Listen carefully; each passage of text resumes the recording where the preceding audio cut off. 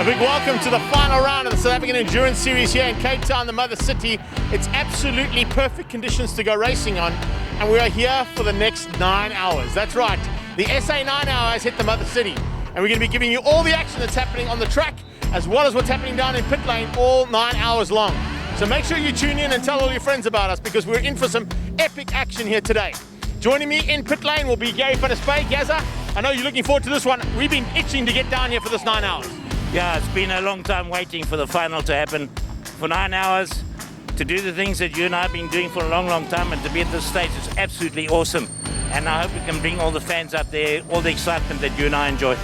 Well, I know Steve Rhodes and his team are going to give us great action on track as well, but of course to help me with the commentary for 9 hours, it's not easy to do, but it's great to have Francois Butler here, buddy. You've had a little bit of a warm-up the session this morning with some of our local categories, but looking forward to this big one. Greg, yeah, I'm looking forward to it. 9 hours. I've got an 8 hour next week of motorcycles, so I'm just getting in tune for next week. A lot of international drivers here. I mean, we've got the likes of Sorrel, we've got Blinkemoolens here. You know what? I think with the amount of cars and the caliber of cars that are here, if we're not going to have excitement this afternoon, we might as well pack our bags and go home now. Oh, exactly. There's going to be some epic action. And in fact, it's about to start. As you can see in the background, the cars starting to come to the grid for the grid formation. We managed to catch up with some of the teams yesterday to find out what their plans are. Let's go and have a chat to Saul Hack and Andre Besaidno to see what's going to happen with Team Perfect Circle. We'll then go to Nick Adcock, Michael Jensen and Dean Fenter, the current champions in this category. They'll be looking forward to participating for the first time in 2020 with the South African Endurance Series. And then we've got both the Francos, Franco Scribanti and Franco de Matteo, the championship leader. Let's go and find out what their plans are for today. So it all looked like it was really good for the Team Perfect Circle Polo Super Cup GTI, but unfortunately, looks like a little bit of damage to the car. Saul, what happened in that qualifying session? You were going so well, looked like a possibility of a top 10, and then this happened. Yeah, the lap time we put in was pretty close to what we did in practice, and then I saw something come off the Scribanti car, and obviously I couldn't work out why we had dropped off the pace, and I got out the car and I see that something's gone on with the wings, so the car behavior completely changed actually. Even though it's quite a small little wing, I think it does something to the handling and performance, so it's unfortunate these things happen. Yeah, we'll see what happens tomorrow in the race. It's a long race. 9 hours is a long race, that's for sure. The cool thing about it is at least you've got the pace, you know you're capable of running in that top 10 the whole time, and it's been a good season for this little car so far. Yeah, 100%. I mean, there's some crazy cars here. The fact that we're even talking about a Polo in the top 10, I mean, come on, what are we talking about here? You know, it's really impressive what this car can do. So, you know, let's see. It's a long, long race. We're going to have long stints tomorrow. It's going to be lots of hard work. We're all human here, so mistakes will happen. And let's see what happens after 9 hours. Tomorrow.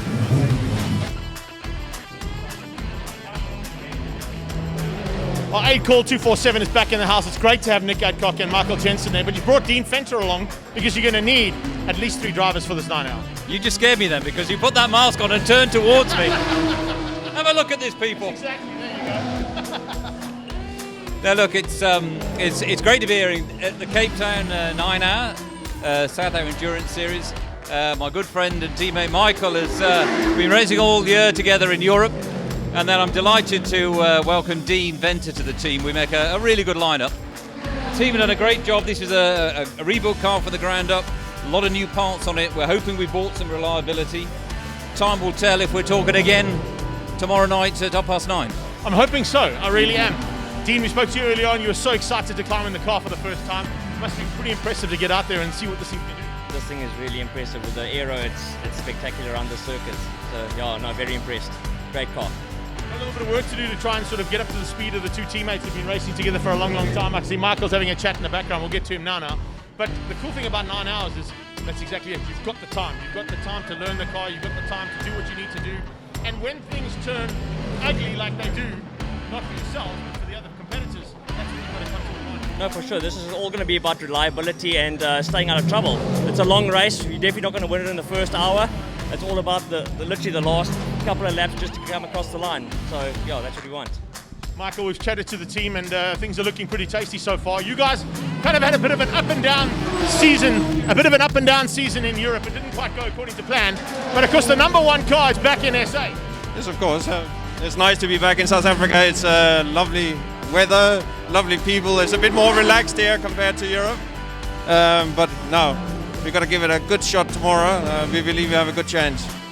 You found the pace, which is really cool. I think the pace is important, but it is very important not to run that pace all 9 hours. Well, I think it's going to be impossible to because there's so much traffic out there. Managing that, keeping consistency, as Dean said, staying out of trouble. Don't hit anybody, don't get hit by somebody else. Keep out the pits as long as we can. If we're still running cleanly at the end of the 9 hours, we will have won. Is there a possibility that the number 1 car is going to take the first SA 9 hour? We'll have to wait and see in a few hours' time. Come and join us, we'll see you there. Once again, this team has just proved to be the unbeatable factor, and the time you just put in now, I think even Mark Gold's watches would have battled to time you.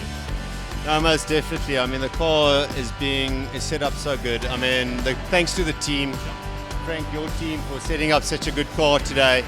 It really hasn't missed a beat. It's trailing, and yeah, we're just glad. We're all excited. To be quite honest, we're all on very similar pace. So it was basically we had to take a pick out of the hat who was going to qualify. So that's You draw the short straw, is that it? I do want the short straw. So, but yeah, no, we're happy, Greg. Absolutely. Look, it's important to get those fast times in now, but it's not really that important tomorrow, is it, Frank? No. You know, the quicker that we go now, when we back off, we've got less to back off to make a comfortable car. So that's why it's important for me to have such a fast car, so that we will, in a lot of backing off, still have a fast car. And that's what it's all about tomorrow, yeah. It's the first time for you in the car. It was a big surprise this morning. I think your words were you expected to be frightened, but you didn't expect to be that frightened. Yeah, no, listen, I mean, Franco and his team, they've built an unbelievable car here, and I sort of had an idea in my mind coming here. I mean, yesterday afternoon I got a 10-minute session. It was my first time out in the car, and I had a sort of expectation, and well, I was off by about 1,000%. I mean, it's an incredible piece of machinery. What these guys have done is, I mean, to get in a car that is so fast and it's set up beautifully and feels comfortable from the word go. I mean, I don't have enough words to say for these guys what they've done. It's just brilliant. I'm going to ask you for one more word before I go back to you. Last year at Killarney now, you were on the outside looking in. Of course, you've got all that experience that you're going to bring to the team tomorrow, having looked at what happens and the connotations that can happen during 9 hours. What's the most important?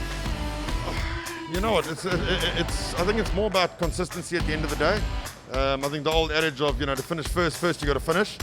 So, as a team, we've kind of got a delta lap in mind, but obviously, we'll sit with the engineers and the computer fundies and that tonight and sort of, work it out. And then at the end of the day, it's, for the three of us to sit within that plan and give ourselves the cushion that, should something happen and we need to push, we know, as Silvio said, the three of us all seem to be relative, so whoever's in the car at the time, obviously, if you get the go thing, we can go. But, the main prize is to bring the car home first.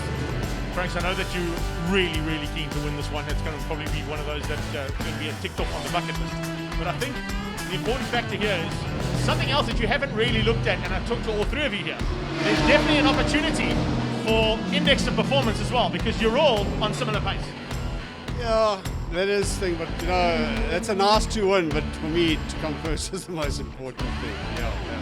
And I know that you've got two very seasoned campaigners alongside, plus family, so it's all worthwhile in the end. No, we got the correct team here. There's no question about that. That's why I called Dino in. I mean, we've raced together and against each other enough to know what it's all about and what's got to be done, and have enough cushion in the bag, as he says, to pull out the stops at the end if we have to. But only if we have to right at the end. We've got to stay in the plan. Silv's, final word from you. I know the strategy side of things is a big factor when it comes to 9 hours. Not giving away any of the secrets, but how things are going to work for tomorrow. Who's who in the zoo? Yeah, so I'll be starting the race. We're going to obviously try and go out and stay out for as long as we possibly can until we get a fuel surge. And yeah, I don't want to give away too many secrets, but the plan is, I think at the end of the day, is to, obviously we won't be going at this pace, we'll be going substantially slower. But the goal, Greg, is to finish. If you don't cross the finish line, you're not declared a finisher. So for us, obviously hold the lead, pull a gap, and bring it home safely. There's a lot of cars out there, 51 cars.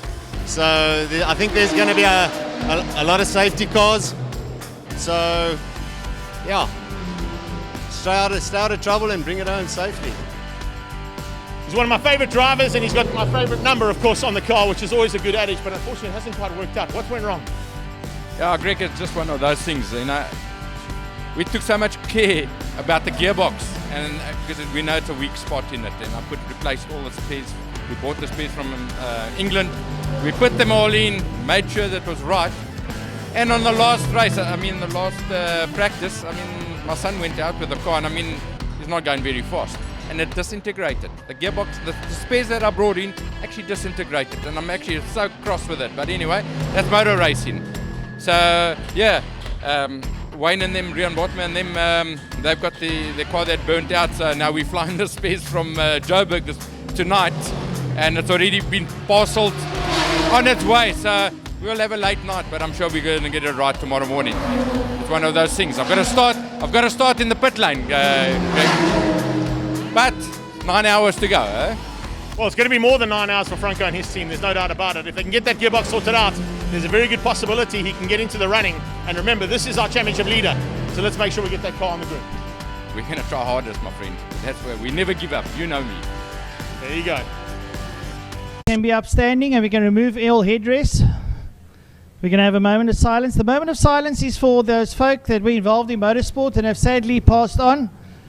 The first person that we'd like to mention, and why we had the motorcycles out on track, was the young Dale Field. Dale was part of Killarney for a good couple of years. He was always fondly known for his number 80 motorcycle, himself and his brother Shane that used to ride. He held a lap best time of 1 minute 12 seconds around the circuit. He used to race superbikes. He sadly passed away during the week, so we want to post our condolences out to Shane and the rest of the family. We'll know them fondly for Field Family Cupboards, and a lot of their work is here still in the pit lane to be viewed. Second person that sadly passed away is Umiapi Skolts, better known from Union Signs and Union Cycles, always proudly involved in the oval track racing. Also sponsored Francois Miller in his BMX days.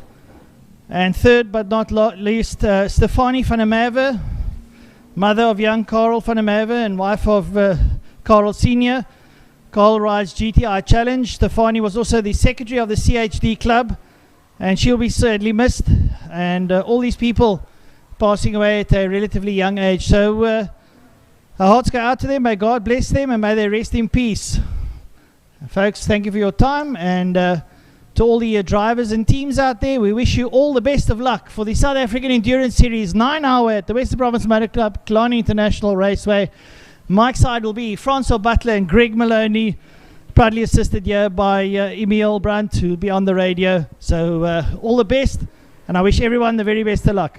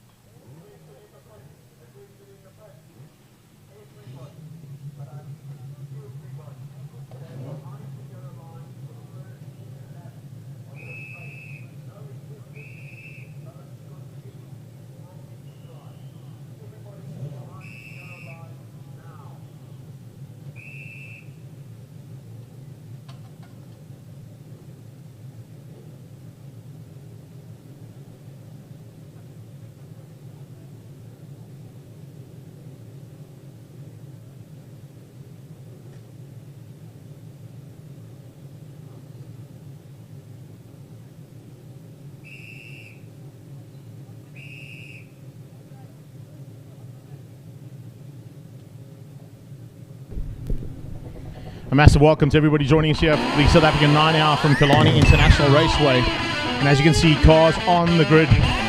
It's not the Power Series, but there are a couple of Power Series drivers that are in there. And the South African Endurance Series is now about to finalize 2020's very difficult season. We have a B26 Chevron on pole position with Sylvia leading the field off as they head down towards turn 1 behind the Haval safety car. And he's followed very closely after yesterday's qualifying by Steve Humble in his Judd-powered pull beam. Behind that is the outgoing champion Nick Adcock in the Ligier. And of course behind the Ligier you have got first of one of our international competitors for this weekend. And great to see that Cape Town, the city, have come to the party on that team as well as part of Team Lamar Racing.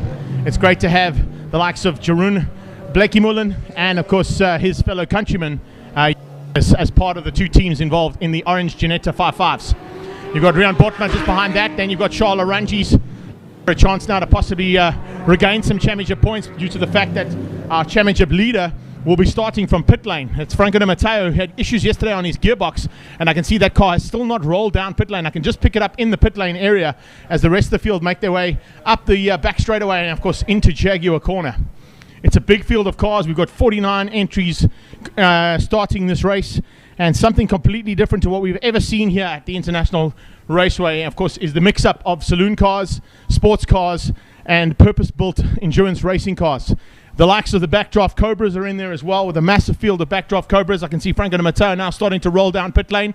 He'll be ready to roll out just behind Andrew Colbert, who looks like he's also been stuck in pit lane, along with Brian Martin in the Backdraft Cobra, who have not made it out on time. I know Colbert and Brian Martin were supposed to start from the only car that was given to me as a pit lane starter was Franco Di Matteo, so he'll have to wait until the entire field has gone through before they let those three cars out, led out by the big Express Freight Porsche of Andrew Colbert, the Backdraft Racing Cobra of Brian Martin, and then Di Matteo Racing's Franco Di Matteo, who'll be partnering up with Romano Sartori and his son Marco this weekend to try and take the South African Championship. Now remember, the championship points are double, and I'm not quite sure if my fellow commentator Francois knew that, but because of the length of the race, anything 6 hours or more, they double the points value and gives the guys an opportunity of scoring 100 points today if they take the win. Remember, in order to take a win at the series, you have to cross the line and take the checkered flag. You can be 30 laps ahead. If you don't pass that checkered flag by the time it comes out, null and void. You are a DNF. So there's a big change up there for that as well. I'm going to hand you across commentator for today. It's great to be working with him again. He, of course, him and I did the World Rallycross here over the last 3 seasons. Our other two fellow compatriots in terms of the people Mike's side at this circuit have made their way off to go and do something, I don't know, oval track or that one where they only turn left, something like that, yeah. But Francois, it's great to be here. The race is about to start, and we're in for an epic battle here. Now remember, a lot of these guys are going to try and push it to the limit from the start to build up a bit of a manageable gap. That's what we've seen all season long, particularly with the Scribantes, and now, of course, with them on pole position and Steve Humble alongside. You know how hard Humble is going to push them to try and maybe upset their strategy. I think that's going to be what we're going to be seeing.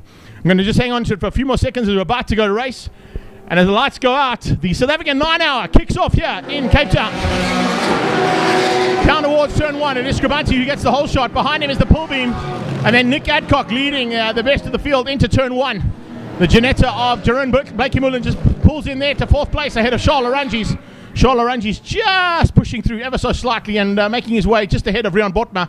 Botma ahead of Kisveta. Then you've got that awesome pack of cars behind. First of the saloon cars, though, incredibly, it's Charles Oranges in the Lamborghini, but that, of course, is a GT3 car. But the first of the saloon cars there is Saul Hack in Team Perfect Circle's Super Cup GTI. Yeah, Greg, it's lovely to have the mix-up of all the different cars here. Scribante running out front there. Steve Humble with the pull beam sitting up behind him. That purpose-built race car with the Judd motor in it. Very quick. We hope the endurance is in there for it, but we know Humble, he can build cars. Nick Adcock is out there in the Ligier. We see the first of the Ginettas. And, well, already they're starting to string themselves out. They will, obviously, as the day goes on, the 9 hours, which is basically a day in terms of racing, sort themselves out. They will be lapping. It'll start getting a little bit interesting. Already we see Scribante is on the loud pedal, lights ablaze as he crosses the line. And down into turn number 1. We see the Nick Adcock, Michael Jensen, 24/7 Ligier already sitting up behind the Ginetta. The Lamborghini sitting there up behind him as well. That's the purpose-built car. That's Charles Rangi's. And nice to see that we've got a young lad from Cape Town that will be riding out on that car today, Andy Rackstraw. Andrew, only 15 years old, and he's ready to race. He's a Formula 1600 champion. Lovely and a great, very well-equipped karter. So he has the opportunity to ride in that car. And I think that's going to be very exciting for him. We've got a lot of backdraft roadsters out on the circuit. It's a lovely resurgence that we've seen in the roadster category, Greg, to have all these backdrafts on circuit. Yeah, no doubt about it. It's definitely one of the big things that's happened for 2020 is, of course, Tony Martin and Brian Martin bringing this entire pack of Class E competitors. Also had a recovery vehicle on circuit there, so not quite sure what was having to be recovered. But up front, as you can see, starting to lead things out there is the pull beam ahead of Silvio Scribanti. Scribanti won't be too concerned about the lead there for Steve Humble. Up into third place now, good move. Already Blakey Mullen in the Janetta G55, and then behind that, it's Nick Adcock and Charles Rangi's. So Rangi's now starting to put the pressure onto the back end there of Nick Adcock. But of course, we won't talk too much about pressure right now. If you look at the lap times I did in qualifying yesterday, we got a 109.2 out of Silvio Scribanti for the qualifying session. And his cousin Dino did a 10.4. Franco did a 9.5, I think. So they're all in amongst the ability to lap really quickly. Unfortunately, though, you can't lap quickly for an entire 9 hours. So they've got to back it down to between 80 and 85% of what the car's capabilities are. And if that's the case, the 13s and 15s that they're doing right now is on song for what they need to be doing for 9 hours. Well, last week we race here, and Steve Humble put that pull beam around here in a 108.3, just to give you an idea of the speed. Now you see he's got ahead now of Scribante, so I don't know whether he's going to try and stretch his legs and build up a bit of a buffer, so that when they do a lap stop, that he has time to play with, creating a little bit of early comfort. Like we know, this race is not won in the first couple of laps. It's about dexterity and staying out there and making sure that you can take it to the flag. But like you can see, Humble is pedaling the pull beam. Scribante is trying to stay in touch. And we notice the first of the saloon cars, the Paget Racing Lamborghini, setting an early pace up behind the 8-Gold 24/7 Ligier. Now, one wants to know now, is it going to be a saloon car or is it going to be a purpose-built car that actually wins the 9 hour? I think where that will come in is in terms of pit lane changes, tyres, fueling, how much load they take, etc. So Greg, yeah, I think it's going to be very interesting. Like we say, to talk for 9 hours, it's beyond anything that's humanly possible. But the mixture of the cars, I think, will make it very interesting for us. No doubt about it. Also, just give a heads up to our team downstairs, Steve Rhodes and his team. I know you guys can hear the commentary, but what we definitely need to do is get some kind of communication up here to us.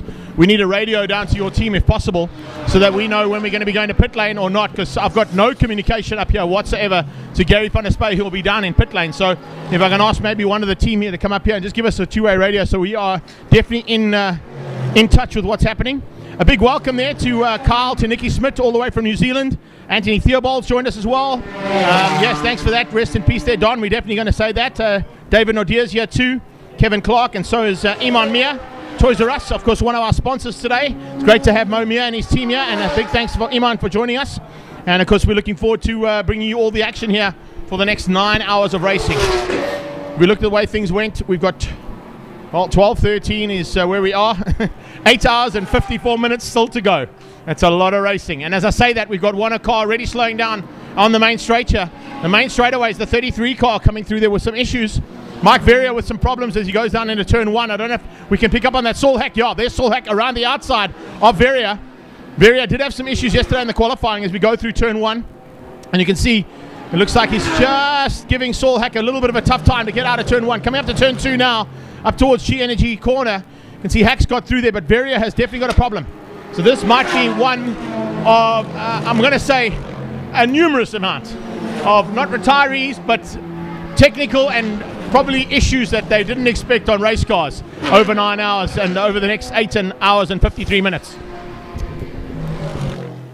It is unfortunately a race of attrition, Greg, and your car might be prepared 110% correct, but there's always little gremlins that creep in somewhere. Just that something that you overlooked, or maybe the grade of the wire wasn't correct, or whatever the case may be, it tends to give up the ghost, and then you got to go back into pit lane, scratch around under the hood, and try and find out what's going on. We see going down into turn number 1 there. The Ligier is still leading out the Lamborghini. The Ginettas up front. And the Pilbeam and Scribante's car are going down into turn number 3. Now that Pilbeam is really rocketing around. I don't know what the whole extent of their race strategy is about. But like I seem to think is that they're trying to build up a buffer so that the pit lane changes become that little bit easier. It's pretty much like Formula 1. The guy is leading out. He's got a 54-second lead. He goes into pits and he manages to undercut and come out front. And I think that's what it's going to be. The other big factor to take into account, of course, with 49 cars on the circuit, Francois, is the fact that we're into, what is it, only 4 laps and into traffic. So it's now traffic for the next 9 hours. So if you think Cape Town traffic is bad on a Friday afternoon, do yourselves a favor, you ain't seen nothing. If you think Joburg traffic is bad, well, don't even think about it because you're nowhere near. The Pilbeam here coming down the main straightaway, down towards turn 1. You can see already stuck behind a couple of small, slower cars. Heading down towards Cape Town corner, of course, you can see some issues already there for the Ginetta too. So it's literally going to be 8.5 hours of fighting traffic for the lead cars and finding the cleanest laps that they can find. If they can get through on those clean laps, that of course is where we get into the thick of the race action. It is a Just for Sleep 9 hour, the SA 9 hour here, and a big thanks once again to Bigfoot Express Freight and to the Toys R Us team for helping us out. Looks like safety car, our first of many, I'm sure today. Safety car has been called. Our Haval Edenvale and Haval South Africa supporting us, and a big thanks to, of course, Haval in here in Cape Town for helping us out too. They're supplying us 2 safety car vehicles. It heads down into turn 1, and it looks like it might be one of the Ginettas parked on the exit of the kink. So if our camera crew can maybe pick up on that one, it's just the, well, you can actually see the yellow flags waving on the top right-hand side. That's turn 2. As we come out of turn 2, you're going to see heading towards turn 3, we should be able to pick up the car on the right-hand side. It's one of the Ginettas. In that shot, you'll just see it on the right-hand side with the yellow flags waving underneath the Bigfoot Express Freight banner on the top right of your screen. There it is on the left of the screen right now. That's the car we're talking about. I'm not quite sure if that might be Andrea Bates' car, if I'm not mistaken. That could possibly be Andrea Bates' car. But it also gives us a big welcome to Tyrone Alberts for joining us as well, all the way from Alberton. Leandro Scribante's in the house too. So is Wade Wilson, watching all the way from Auckland, New Zealand. Welcome. It's about, what is it about? It's probably about 10 to 12 there at night. So a big welcome to you, mate. Thanks for joining us. And Sinette Duntu's in the house as well. Hello, Sinette. How are you doing? You can see your boys are piloting around here quite nicely. She's got some work to do for next weekend, of course, setting up not only Team Perfect Circle's hospitality and all the aspects that are going to be covered for there, but Team Perfect Circle competing this weekend in the Polo Super Cup GTI, built by Volkswagen Motorsport. But next weekend, of course, we'll be in the Lechner Racing and Saul Hack Racing Team Perfect Circle Porsche in the Killarney 9 hour as part of the International Continental GT Championship that happens there next weekend. So we're back-to-back with 9 hours. I know that Francois is back-to-back with 9 hour and 8 hour bikes, but just check that mic. Francois, let's see if it's working. Testing 1, 2. Yeah, Greg, it's best of both worlds. Thank you, Terry, one of our young ladies that's brought up a extra mic for us. We had a bit of microphone issues. Nice to be back on board. Greg, yes, 9 hours of motorcars and 8 hours of motorcycles. That 8 hours also a little bit international. We got the likes of Johnny Towers, the XRST owners, out here to come and to finish championship. Awesome. We have got a lot of the local riders, guys from up country. I don't know if the likes of AJ Fenton and those crowd will come down and come race. I know Greg Geldenhuys is coming down to join Trevor Westman. So it's a very broad thing. We might have our lads out from Mauritius. They usually come out every year to come and race. So looking forward to that. We don't have any live streaming, but what I'll do is I'll keep you posted when you're up at Killarney and let you know what the standings are during the course of the race. Yeah, that'll be awesome. Yeah, so that you can maybe let the folk know up there and vice versa. I'm not there at Killarney to see that 9 hour. Trust me, I'm itching worse than a bad case of the measles to go up there. Yeah, it's going to be a big one. There's no doubt about it. Matthew Wadley's just joined us as well. Massive thanks to you guys. Brendan Kelly, thank you so much, buddy. That Scribante Chevron hopefully can last the 9 hours. We saw it do a nice job, of course, at East London and in PE. And looking forward to seeing whether or not it can get anything sorted out. Looks like getting information from Johannesburg. Thanks, Sonette. It's pouring with rain there, so thank goodness we don't have the rain down here, because I can tell you something from what we saw in East London and in PE, the rain is a major factor when it comes to endurance racing, buddy. We've got a bit of smoke coming out of one of the cars down there. It looks like, yeah, a little bit of issues. Yeah, definitely some problems there on one of the Cobras in pit lane. And it might give us an opportunity to go down to pit lane for the first bit of action there. I'm not sure if Gary is down there yet because I've got no communication to my director, which I would love to have.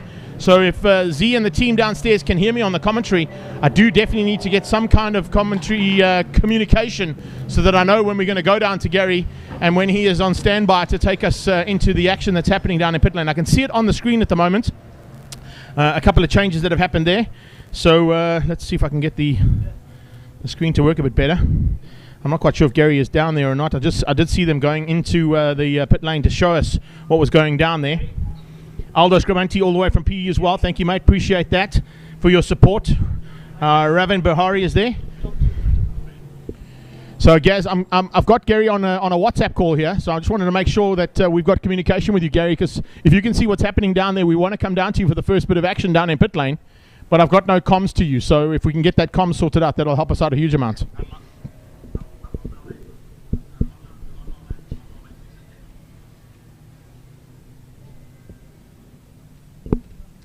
So as you can see, cars circulating behind the Haval safety car at the moment, led out by Saul Hack. He was the first car picked up by the safety car.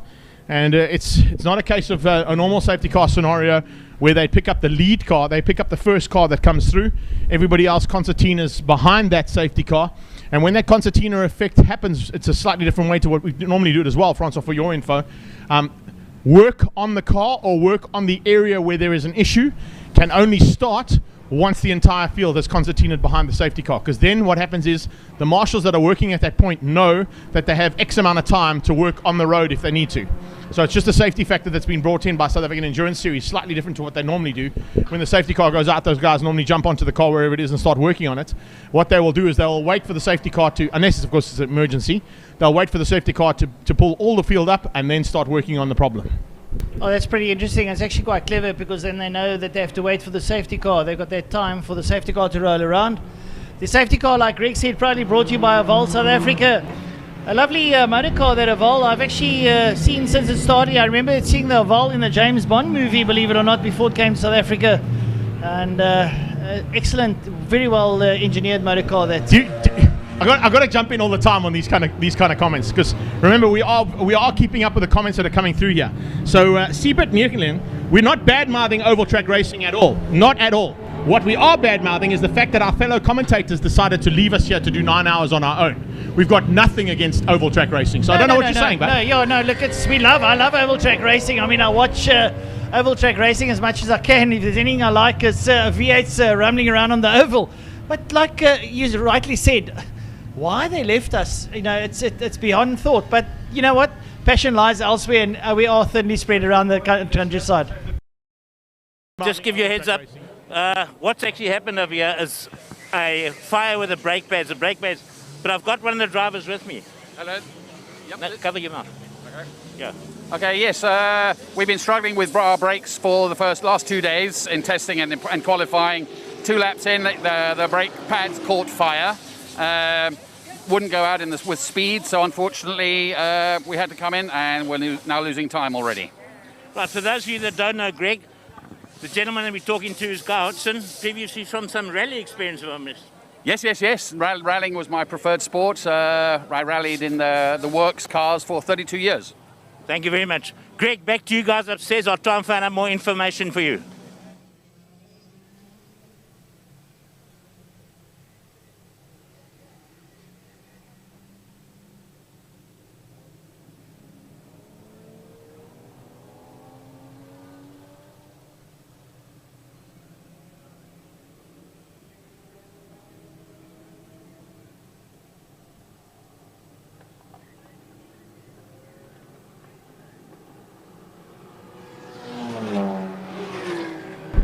Right, we're back in racing. It is safety car back into the pit lane area, and Saul Hack now leads out this field down towards turn 1. Right behind him, it's Sun Moodley in the Bigfoot Express Freight Porsche, one of our co-sponsors for the day as well.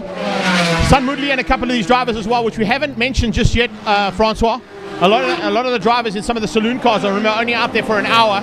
There's an hour endurance race built into the 9 hours, so there will be a couple of cars after 1 hour is completed, leaving the pack, coming back in and relaxing and enjoying the racing from the sideline. They won't be participating in all 9 hours, so we'll watch for that. At the moment, if I look at the way things are going on our timing monitor, which I've got to wait to refresh because it's quite lucky when you've got 50 cars and there's 5 screens and they just keep ticking over all the time. I would say, from the way things stand and how we see it out there, I'm just waiting for the next turnaround because it'll be the last car, and of course, is the backdraft Roadster of Maximo Racing, the number 46 car in Class E. But as the timing monitor clicks over to the first ones, I just want to run through that field and see Sun Moodley. Yes, definitely leading that one. So Moodley leads out at this point in time in terms of the hour endurance race, which is just for the first hour of the 9. One of his teammates, it's one of our iRacing proteges, Andrew Colbert, is sitting in the other Bigfoot Porsche out there. He'll also be partaking in that one. Well, that 1 hour, like we know when we had the last 6 hour, they also had the 1 hour built in. And it was very exciting because suddenly you see the scuffle after an hour taking place. You get the checkered flag, but the other cars still race, and then they pull off the circuit. And then you suddenly see like these breaks in the field, and then that upping of the ante in that second hour. And only about the third hour do you actually see them then start finding their place. 100%. That's kind of how we saw it happen last year at Killarney 9 hour as well. And the one big factor we need to take into account, which a lot of the teams have gone ahead and done, just take into account the championship leader, Franco Di Matteo. Di Matteo was the team manager to Stradale Motorsport at Killarney 9 hour, which was Charles Rungees, Craig Jarvis, and one other driver, Stuart. That's right. So he knows what a strategy that you need to put into place to run over 9 hours is, okay? The same thing applies to Silvio Scrivanti and Franco Scrivanti, who would pilot that B26 on their own over the last 5 rounds of this championship. They've now brought Dino in. Last year, Dino was the spare driver and eventually became sort of the team manager as such. He wasn't really. He was actually the reserve driver for Team Perfect Circle, but his involvement with that team also has given him a little bit of an edge to see how you've got to work out your strategy for 9 hours. So it's certainly something you need to be taking into account as we're into the thick of the first hour here. No, look, the Scribantis are a very professional outfit. I mean, I've watched them over the years. I had them at Mazda, I watched them in Durban. They've been here when they launched that Porsche that they'd built here, and I had a chat with them again this morning. They're very calm about their way, but people don't realize that the 9 hour is probably about 6 months in the making of prepping the car. As we saw, Scribanti just came out of pit lane now, so they popped into pits. They might have done something to the car, changed the driver, so we didn't see them come into pit lane. They sneaked in and sneaked out, Gary. Yep. I mean, Greg, that's how quick they are. So same driver, still Silvio. So maybe just coming in for a little tweak on that car. One factor that we didn't really take into account for this weekend, usually at this time of the year down in Cape Town, we're not sitting sweating in this commentary box like I am, brother. So it's a slightly hotter day than I think a lot of the teams expected, which is also a huge factor. Ambient temperature means track temperature goes up, which means tire longevity has to be taken into account. Fuel, when you put the fuel in, when you come in for those special stops, and maybe that was just an unplanned stop, but a change in strategy because of what's happening on track. And after that safety car, it might be something that works out in their favor. Well, it's a cool afternoon. It's only 28 degrees in Cape Town today. So, and you know Cape Town, if the wind doesn't blow, you die. So that's the one cool thing is that we can sit down and do this. We don't have to stand for the whole 9 hours. I can tell you that much. Fortunately so. Greg is not in the habit of standing. When he sits at Kyalami, he's behind a couple of monitors and he has it all there in front of him. We've got that one giant monitor. Wish. Wait till I send you the photo of where I'm working from next weekend, okay? It's got nothing like on what we got here with Steve Rhodes and his team.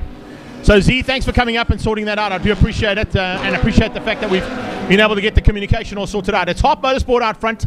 Anthony Reid in the Ginetta in second place at this point in time. So international drivers, and there's 15 international drivers that have joined us.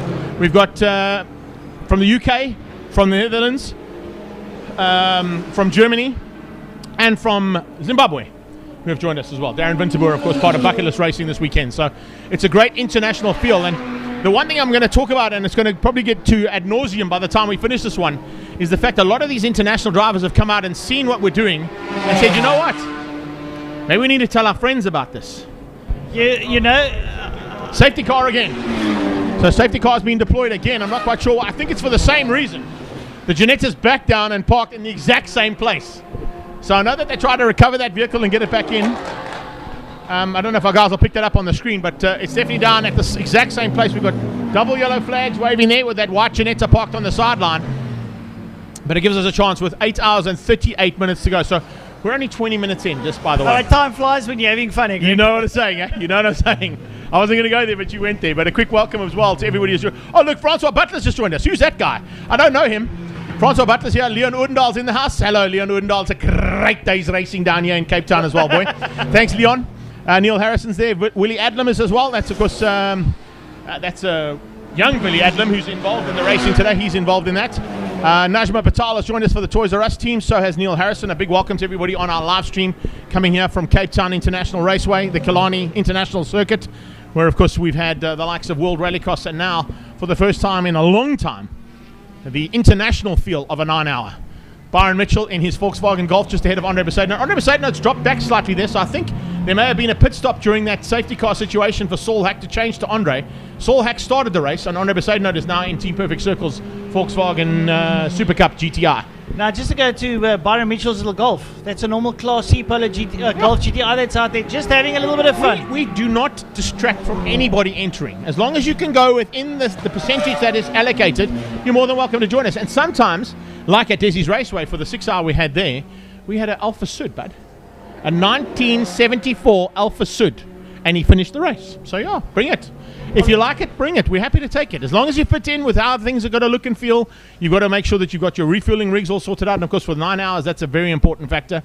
The one cool thing about it, which we can educate the people that are watching us on YouTube and on all our Facebook feeds, is the 1 hour has a compulsory stop for all the competitors. They've got to come in for 3 minutes. They're allowed to do a driver change. They can do tire change. They can refuel if they need to.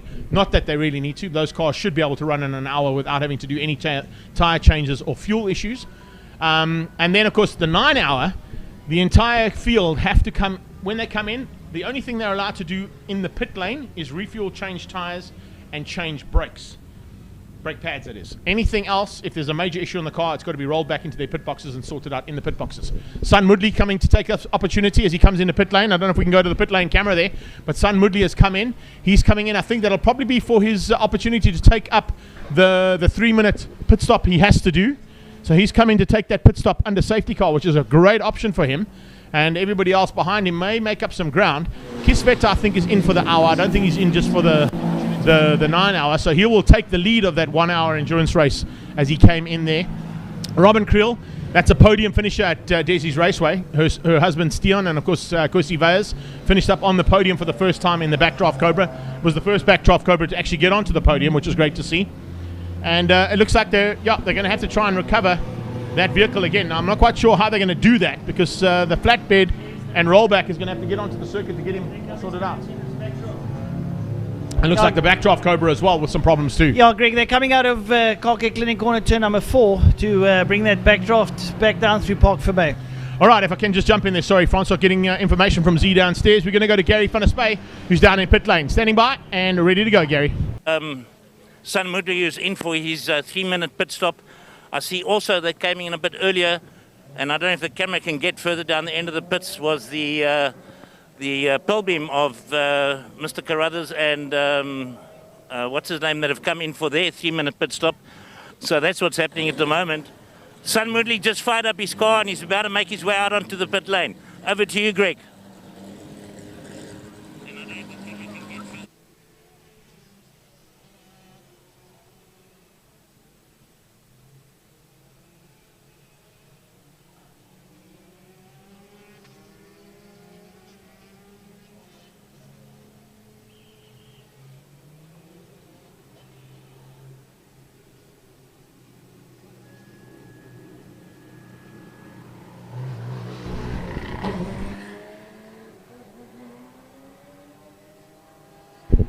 Thanks, Gary. Yeah, just picking up on the action that was happening down in pit lane. Of course, there's going to be a lot of action in pit lane over the next 8.5 hours. So expect us to be going back and forth there all the time. We are trying, of course, a communication via WhatsApp. So to everybody out there watching us via the WhatsApp channel, just or via the internet channels that we've got going, we will give you as much of that action and hopefully be on cue for the changes between myself and Francois and, of course, Gary van der Spey down in the pit lane area. He'll be our pit lane consultant today. and ensuring that we pick up on all that action. So that's how it's going to be working throughout the time. So a massive thanks there to them for the team effort that's been put down there by Steve Rhodes and his team downstairs. It's incredible to see the infrastructure that's put in place here for the coverage of the Killarney circuit. I know that you guys have already been doing it on the Power Series days and testing the system out, but it is truly spectacular to see. I think there's 15 cameras around the circuit, including the one in pit lane, which is probably the most amount of cameras we've had all season long to cover events like this. When we went to SWAT Corps, we had 5 cameras, and we eventually ended up with 2 because 3 of them went down. So it was pretty interesting to try and talk with just 2 cameras and take a whole lap of SWAT Corps with just 2 cameras. It was fun. East London, we managed to get away with 5 cameras, and that worked out really nicely. PE the same. Desi's Raceway, we also ended up with a couple of camera issues, but those all got sorted out too. So it is fantastic to see a team like Steve's downstairs that gives us the kind of footage we're able to give you guys. And I can see just from the comments that are going out there, everybody pretty happy with what's been happening. A massive thanks to everybody for the support as well. Please do us a favor though, wherever you are watching this, whether it's on our Facebook channels, if it's on the shared channels and the cross-posted channels, or even if it's just on YouTube, just have a like and definitely share it for us as well, because we want to grow the sport. We want to grow the coverage for the likes of Just for Sleep, Toys R Us, Bigfoot Express Freight, and all the sponsors involved today on the cars as well as on the circuit, because without them we can't go racing. So the more leverage we get out of this, the more exposure we get out of it, and of course the more engagement we get on social media, the better it is for the sport. Yeah, it's always important that the sponsors get a little bit of visibility out there. So like Greg rightly said, if you want to share it to one of your other pages that we're not paid at, go and share it by all means. It's live, it's for free, it's for your enjoyment, and all we're trying to do is just keep you entertained and keep you rightly informed. The pace car is pulled in and it's a green flag, and we're off and back on the road. Out front, Anthony Reid in the Genetta G55, Andy Rackstraw in the Lamborghini Gallardo is lying in second place, Silvio Scribante in third. So the usual suspects up there, Greg, but I'm sure it's going to change. Just picked up on the bottom right of the screen as well, Adcock in pit lane. So Nick Adcock coming in for an unscheduled stop as well. That's going to drop him out of the field slightly, and we'll wait and see if there's any issues on that car or not. But Adcock came in for definitely an unscheduled stop there for him. But great to see, of course, him pushing as hard as what he was. I just saw him on the last screen there, so that would have been about 30th place that he's dropped down to with that unscheduled stop. So whether it's an unscheduled stop or not, we don't know. Car slowing down in the oval as well. One of the cars there looks like a little bit of issues there coming in. White flags out for that slow car. I think it might be the Nash. It might be that Nash special. Yeah, it could be the Nash there. I think of Andrew Horn. And if he's got some problems, he's going to try and nurse that to a safety or a safe area to pull off on. Good possibility, though, of a third safety car being called for.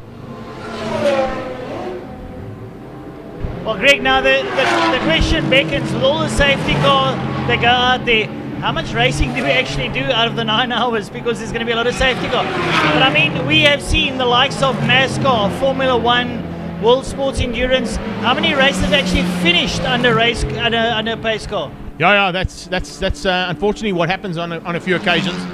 The wet race we had unfortunately finished up under wet, and with that wet conditions we had to go to safety car for the last couple of laps, which it's not really what you want, but in terms of the ideal being the safety is that's the paramount when it comes to the drivers and the vehicles that are on track. So you don't want to be risking anything that may be a bit of an issue. With a safety car possibly going to be deployed now, it looks like the pull beam is coming in as well. He's just pulled into pit lane, and as he pulls into pit lane, we're watching down that the back straight towards Jaguar corner, the slow Nash Sport Special. And if I'm not mistaken, I think it's the only one here this weekend, which would be... It's a possibility of a little bit of overheating there as well. You can see there as well a little bit of action there. JP van der Walt, one of our drivers actually involved in the event, has actually just joined as well. So sitting third in class at the moment, and he'll be, of course, itching to do some work in that car too. As you can see, the 8 call car has dropped down to 36th place. And I know that we don't have timing up on the live stream like we normally have, but if you do want to pick up on the live stream and the live timing, it's ZA timing. Just get onto zatiming.co.za, and on that you'll pick up the live timing directly here from Killarney, and you'll be able to pick up on the action that we're seeing on a big screen in front of us. So down the back straight, you can see it is Andrew Horn. It's the Xena man there. Xena Chemicals top man making his way down that back straightaway. I think he's just trying to nurse the car to get it back in the pit lane. Whatever the issue is, he's not able to put the power down, and there you go. As I speak, they've changed it. We have got timing on the screen. These guys are amazing downstairs, eh? You ask for something, bang, it happens.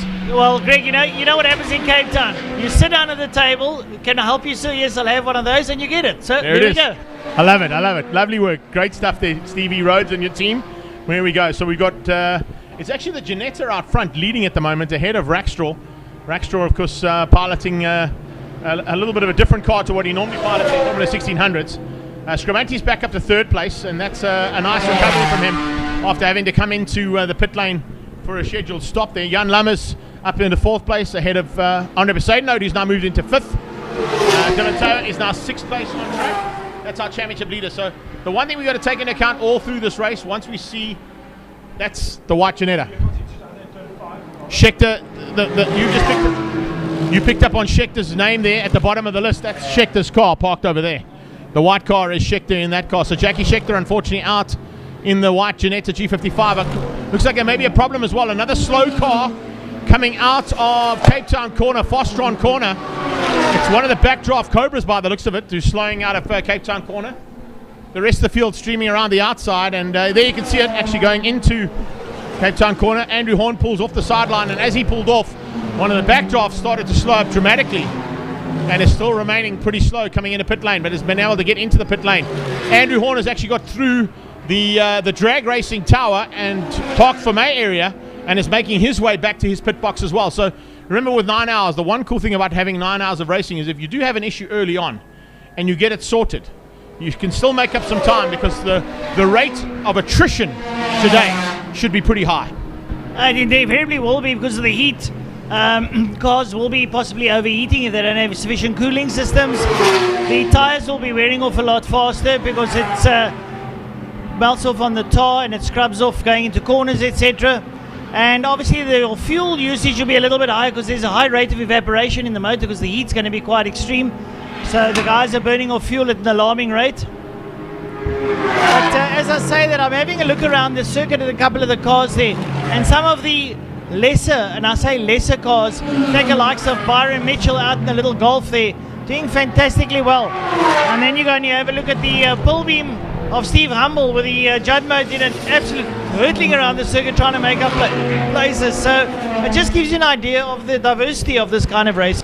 Yeah, the Pilbeam actually into pit lane at this point. We saw him come in just before this, that issue with that Cobra. So he's probably come in for a stop of some nature. Whether it's a scheduled one or not, we'll have to wait and see. Some questions being asked on the sideline from a couple of them, or another one from Seabirds again. Looks like one of the Porsches stopped at the bottom there as well. I just saw on that last shot the driver getting out of the Porsche. It's the blue and white Porsche that normally races in your GT class. I'm not quite sure who the driver is of that one. Maybe you'll remember. I think it's number 72 if I'm not mistaken. So it's a white car with like sort of blue flicks on it.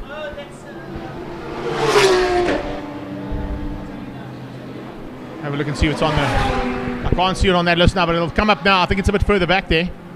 Not on those ones. It'll probably be the next screen because we've got 5 screens of timing that come up in front of us. So we've got to wait for each of the screens to flick over.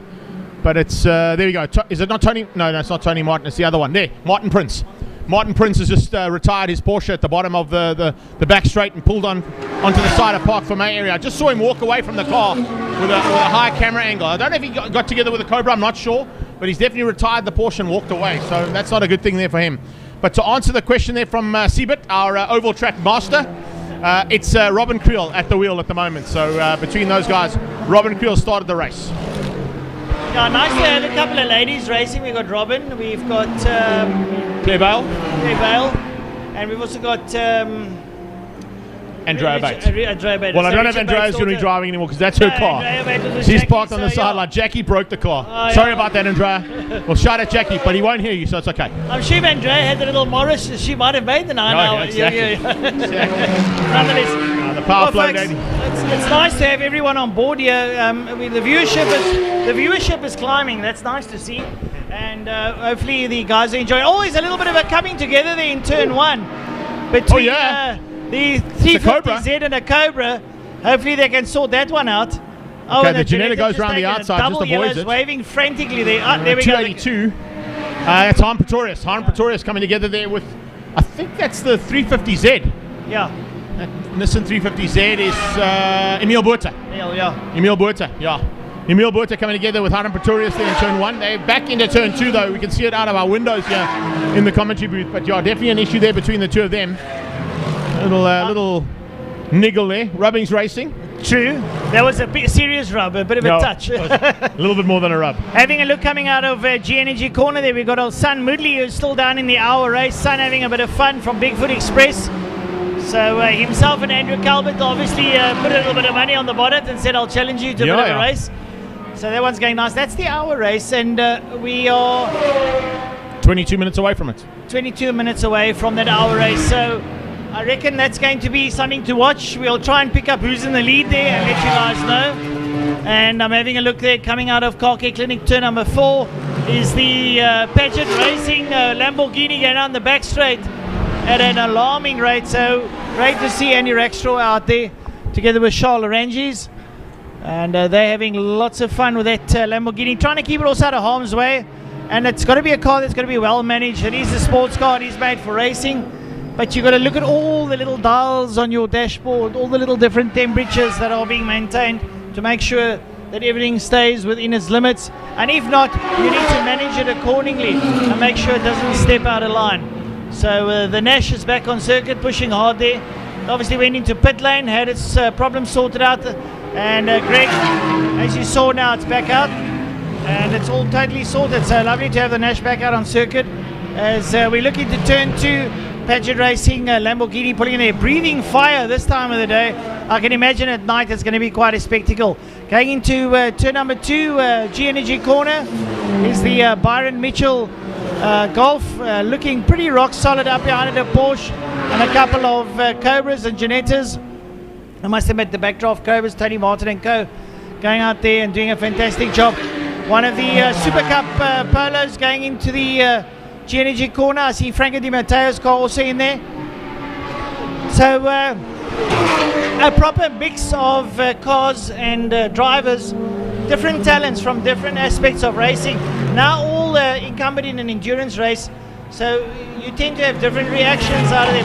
And I think that's what makes it interesting. It's like playing a game of chess. You don't know what the next move's going to be. No, that's exactly it.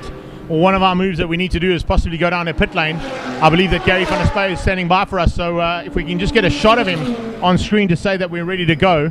But I do believe that he is down there with a bit of information that's happening down there. Okay, maybe not. That's just been cancelled. We just got the WhatsApp coming through there. So no, Gary, you can stand by. We'll do all the work, Gary. Okay, you look good in pit lane, bud. That's what we'll do. We'll do all the work. Okay, gives us a chance to quickly catch up with some of the other guys who've joined us as well. Martin Prince, Greg Maloney, thanks John Williams. So I had to wait for the timing monitor, but you weren't as quick as the timing monitor. So we appreciate that one, John Williams. Sean Uren's coming. Thank you very much. All the way from Ireland, to be sure. And they're top of the morning to you. Well, it's the top of the morning. Yeah, it's about, no, it's a little bit, it's still in the morning. No, it is. It's about 11 o'clock there. So thank you very much there to Sean Uren. Iman Mia's there as well. Raquel Kerry, Leah Mia, and all watching from Dubai. So we got Dubai, Ireland, New Zealand. I know that the whole of you are watching as well, because there's some big fans for, of course, Jan Lammers and all his friends. Who else we got who's just joined us here as well? Yeah, that's basically everybody else that's joined us here. So a massive thanks to them. Yes, and it is rubbing is racing, you know. That's what I had to say, because I got a couple of comments thrown my way about the rub. It wasn't a rub. Yeah, we all know what a rub is. So rubbing would be good, but not right now. I don't know. We could probably hire somebody for a rub. I don't know. Yeah, get the best that we get money can buy. At the moment, down at Killarney International Raceway, down in Cape Town, some fantastic machinery out there. I shudder to think what the total monetary value is of all the cars out there. We've got everything from Porsches to Lamborghinis to backdraft roadsters. We've got the Janettas out here. We've got a pull beam with a boat in. One of the backdrafts going very slowly up the KFM straight up towards turn number 4. I'm not sure which car that is. We'll have to try and pick it up later. But like Greg rightly said earlier on, this is going to be a serious race of attrition. And I think the big thing that plays aspect here is the heat. The heat is going to be the determining factor of the race. All right, so as we stand at this point in time, coming up on the screen, it's Reed from Rackstraw, Scribanti, Lammers, Timoteo, Besaidon at McDonald. The sport car there, and Clark ahead of Momia in 10th. So the Toys R Us Porsche there in 10th place. Riddell ahead of Thomas Morgan. Then you've got, I don't know who E is, but 14 is E. Mornay Jurgens in 15th ahead of Brad Scorer. Then it's, I think, Brian Martin. Barry Engel just ahead of Gary Kishrit. That's your top 20. But what I was asking is for our team downstairs just to pop up the hour endurance, because we got 17 minutes of that hour endurance, and maybe just WhatsApp us if you can just pop next door to the timing guys and just ask them who the top 3 are in the hunt for the hour endurance race for the first part of this race. That would help us out a lot. Thank you so much. Right, Gary's ready for an interview. So sorry to jump in there before you jumped in. Let's go down into pit lane and catch up with Gary van der Spy.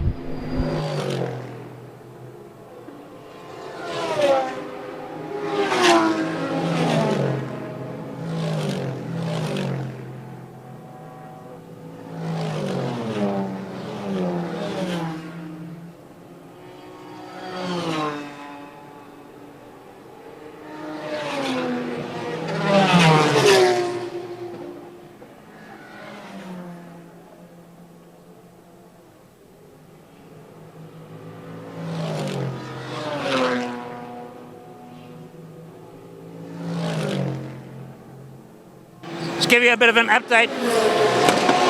Right, we managed to get into pit lane, and we have a serious problem with the number 1 car, which is the 8-call Ligier 53 Eva of Nick Adcock and Michael Jensen. They have an overheating problem a little bit earlier.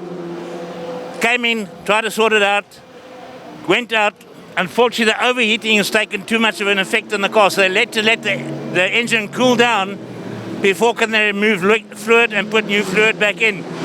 So let's hope it doesn't hamper them too much, but I think at this stage they've lost a good 5 to 6 laps on the leaders of the event. And over back to you, Greg.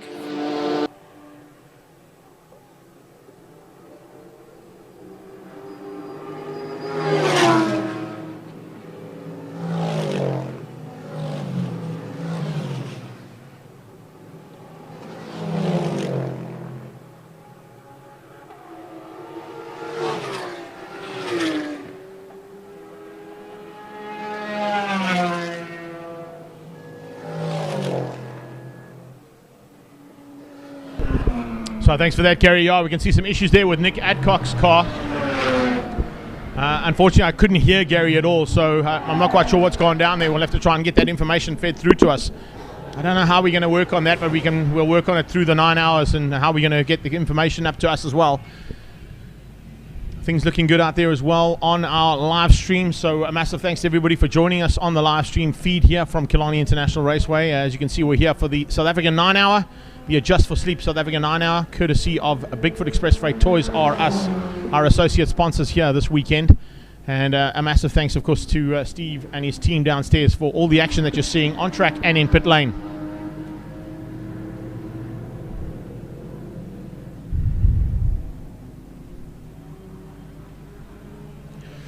I know the audio was out there on the stream, but what we tend to find is on the stream there's a bit of a delay.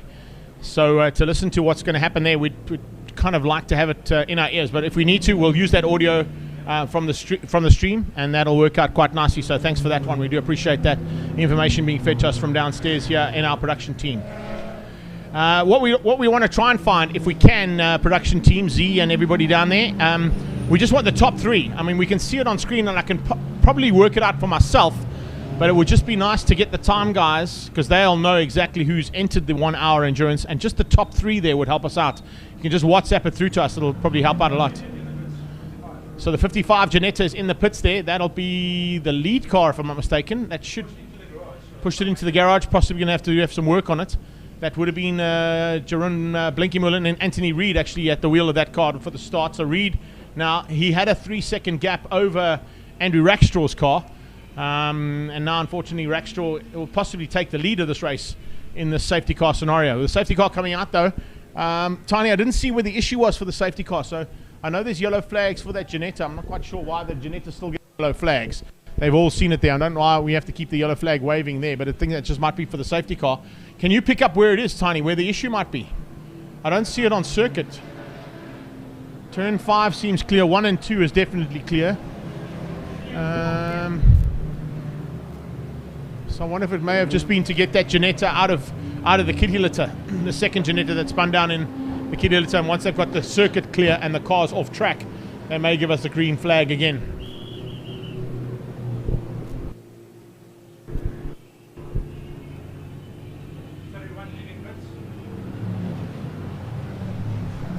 Car 31 making its way back onto the circuit. Remember, they've got to try and stay on the right-hand side of the pit lane exit to ensure that they don't. That's Andrew Horn. Thanks for that one, Tiny. So they've got the Nash sorted out. So the Nash Sport back on track again, and Andrew Horn behind the wheel. Looks like they didn't change the driver. They just fixed whatever the problem was on the car to get it all sorted. Unfortunately, with this kind of racing, as you can see, as Bernard Coetzee has just joined us. How's it, buddy? Good to see you here. Thank you for the support there, and thanks for the nice comment. What you're going to find is Paul Reckberg has also joined us too. What you're going to find with this kind of racing is there is a massive rate of attrition, and with the amount of traffic you're going to have to deal with, we spoke about it from the word go. Literally within 3.5 laps, the lead cars has hit the back of the field.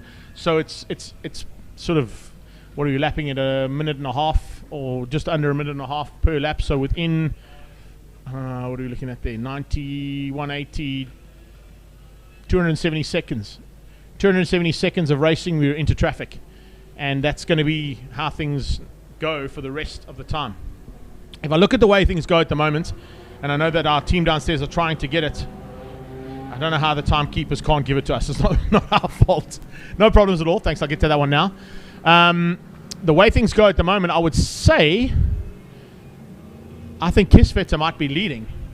If I look at how the timing is, if we can ask to put the timing back up on the screen again, it'll give us a chance to look at that.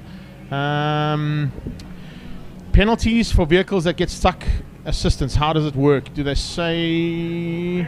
Okay, so if a car, in other words, if a car gets stuck out there, are they allowed outside assistance? That's kind of the gist of that question, I would say. Yes, they are. If the car is stricken and can't be moved, they have to wait for the flatbed or it to be towed back in. If the car is damaged badly and it requires a flatbed, the flatbed... Oh, that's Harry Arangi's. Harry Arangi's pulling out right in front of us here on the main straightaway in the 350Z. And he is out of this one. So on our next shot, you may get to see the stricken Stradale Motorsport 350Z. I'll come back to the penalty thing now, guys. Sorry. We'll just go to what action we see. There he is, pulling to the sideline and off the circuit. So some problems there for the Stradale Motorsport 350Z of Harry Arangi's. He's trying to get it started again and get it going again, but unfortunately it looks like that might not be starting again. So back to the question that was posed to you, Francois. If the car is stuck on track somewhere and can be recovered or get started under its own power, and there's just the driver helping out, it can get going again. If it's stuck and requires to be towed in, and a safety car situation is normally a result of that, the car can be towed back to the pit box with no penalty. If it's broken and can't be towed, it'll be put onto the flatbed, and it is then put onto load off the flatbed in the area between pit entrance and the Park for May area.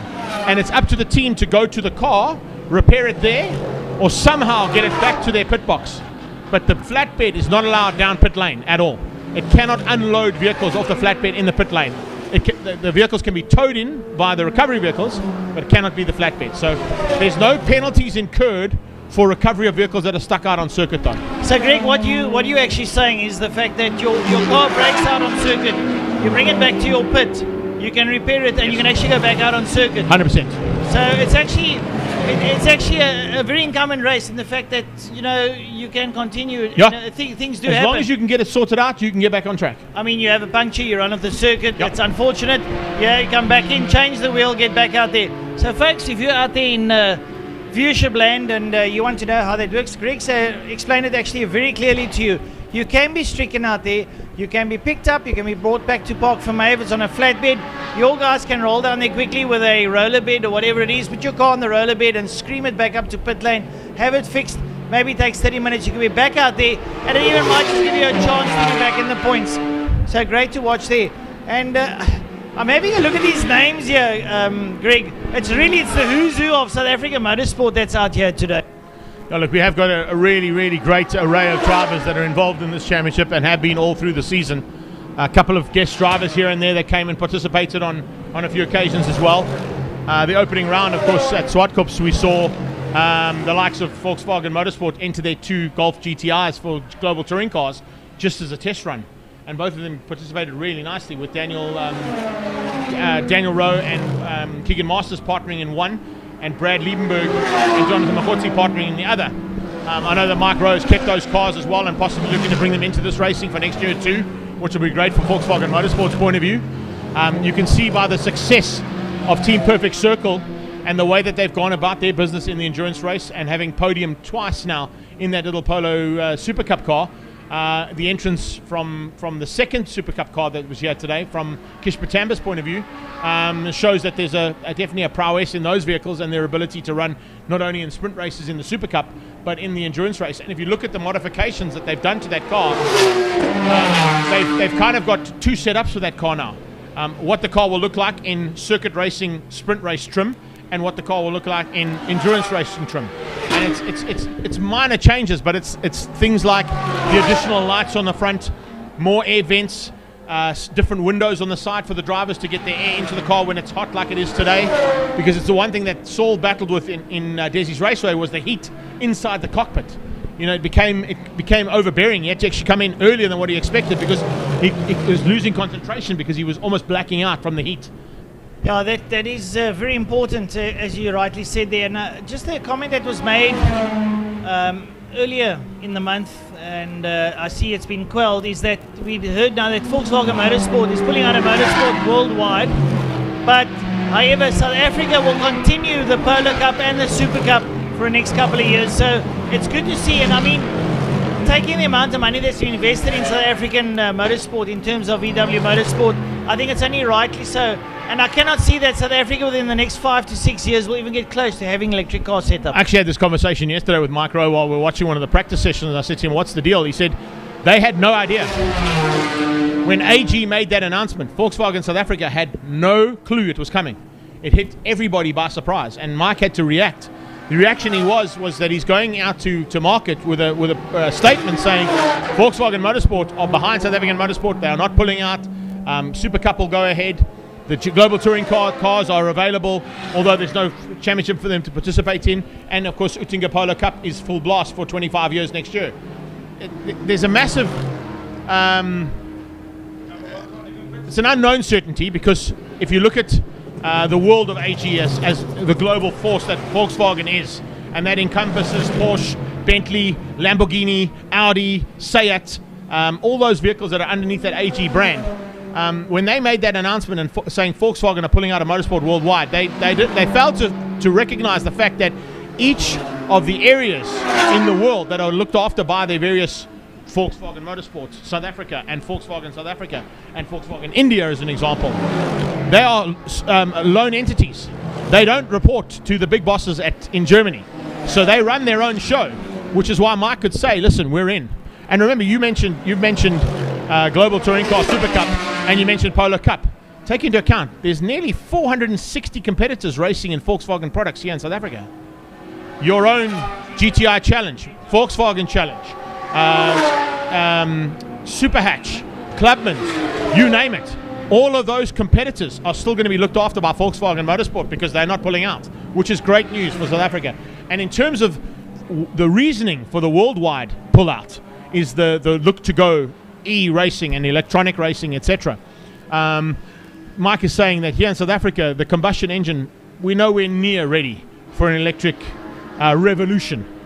It was a very strange statement in the making, Greg, because we just see now that Audi is going to be going into Le Mans. I mean, as we know, Audi is an arm of VW, which is, it's a sort of a derogatory type of statement. So look at the way, and it's quite interesting, because I saw that as well when Mike mentioned it yesterday. I said to him, but hang on a second, Volkswagen have pulled out.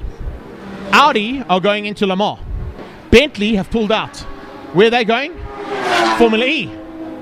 So it's I would say it's more of a restructure of the big brands involved in AG. Porsche haven't said anything yet. It's the one factor that we can't take into account. But of those 5 big brands, they've just reshuffled and gone to different areas. So, yeah, I think the emphasis for Volkswagen is probably going to be World Rallycross and World Rally Championship. Bentley are going to go to Formula E, or to the e-racing in Formula E. Audi are going back into Le Mans, so endurance racing is covered. So each of the big arms out of AG are just changing where they are currently and possibly moving to a different area. Yeah, it's very interesting. But obviously now the man on the street has reads a statement, says VW is pulling out of motorsport, and he goes, oh dear. It's not actually, like you rightly say, it's not an oh dear. It's basically a global statement. It's a blanket statement to say that we are taking petrol out, we're replacing petrol with electric, but in certain facets. It's like that. It's like the lockdown. We get a lockdown statement, but the week later we get all the little breakdowns to say what it's about, then we understand it. I think that you will find as time goes on that Volkswagen will eventually bring out all the statements. You know? Exactly. But just to give us, sorry to jump in because we only got 2.5 minutes to go, but just once again down to Z and the team, we definitely need to try and find out who the top 3 are in the hour endurance race, because we've got 2 minutes and 22 seconds left, and of course there'll be a stationary checkered flag put out at the end of the hour endurance race. So we just kind of need to see who's possibly in the running there. I would say it's the Martini Racing Porsche of Gary Kisvetter. As you can see, wow, Steve Humble down the main straightaway there, having a little bit of a hassle to get through on some of the slower cars. Arungis goes with him into turn 1. So as we see the action into turn 1, just a call out once again to our team downstairs, we definitely need to try and find out who the top 3 are in the hour endurance race. Right now, I would say it's Kisvetter. He's the first of the endurance cars, and then Sun Mudley, and then Colbert. So I would say it's Kisvetter, Mudley, Colbert. So we're looking at the Martini Racing Porsche. It's the blue, matte metallic blue Porsche with the green Hulk wing in second, and then it's the silver, yellow, and turquoise Porsche of Andrew Colbert, who's in third place at the moment. So it's Porsche 1, 2, 3 for the hour endurance race, with the demise of the likes of Harry Arungis, unfortunately. Greg, now as I was saying, we have the likes of a couple of our drivers here today also partake in iRacing. And how's things looking on your side with the iRacing now that's going to be taking place? Yeah, we've had a bit of a slowdown on that one because what we did is we consolidated on the last one that we did, putting things together and trying something slightly different. It didn't quite work out with our superhero one. And then, of course, we went and did the Silverstone, which worked out very nicely with the GT3 and GT4 cars. After that, we actually got to have a meet and greet with all the drivers, sponsors, and people involved in the Solidarity E-Race for the last 5 events. And the meet and greet kind of was a bit of a networking session between the sponsors, the competitors, the organizers, saying, what do you guys want? Where should we be going? What should we be doing? And the nice thing about that is there was a couple of really nice ideas that were thrown out on that evening. Ross actually phoned me just before we started this broadcast and said to me, how's it going? Good luck for the day. So I think within a couple of weeks' time we may see an announcement here or there to say what's going to happen for the 6th edition of Solidarity E-Race. But the cool thing with what we did is it's not what you guys are doing on a weekly basis. We don't want to get involved in the leagues that are running weekly, monthly, etc., etc. We're quite happy that those guys continue doing what they're doing. We want to come into the market on maybe a bi-monthly or even monthly basis, saying, here's a big event. Come and join us just for that one. And spend your time with us, raise some funds for a good cause, and let's go racing. So Solidarity is on a bit of a pause at the moment, but there's some big things coming in the very near future. Oh, it's great to hear. Well, as you know, on a Monday and Wednesday night, myself, Gary Fleming, and Frankie Ennis do a little bit of iRacing, which you can watch online. We've got the Monday nights, the short circuit, then we have the Sports and GT on a Wednesday night. So the flag's out for the hour. I don't know if we've got a shot of that flag. If we can come to the shot of the flag, and maybe just, here we go. Porsche's coming across the line, and formation flying there for the Bigfoot Expressway team. Great stuff there, Stevie. There you go. So we didn't quite get the leader going across. I think we missed out on that Martini Racing Porsche of Gary Kisvetter. Or did we? Okay, yeah. So he's gone through turn 3. He would have been first. And then it was formation flying for Bigfoot Expressway 2 and 3 on track there for Andrew Colbert in third and Sun Mudley in second. That should give Sun Mudley the Hour Endurance Championship for 2020 as well.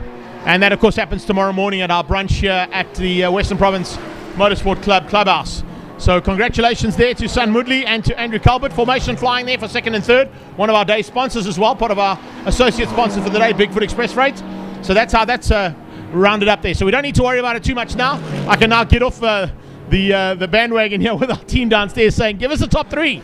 We kind of worked that one out. 169 leads out at the moment. And that is the Harp Motorsport machine. But I don't think he's involved in the hour endurance race.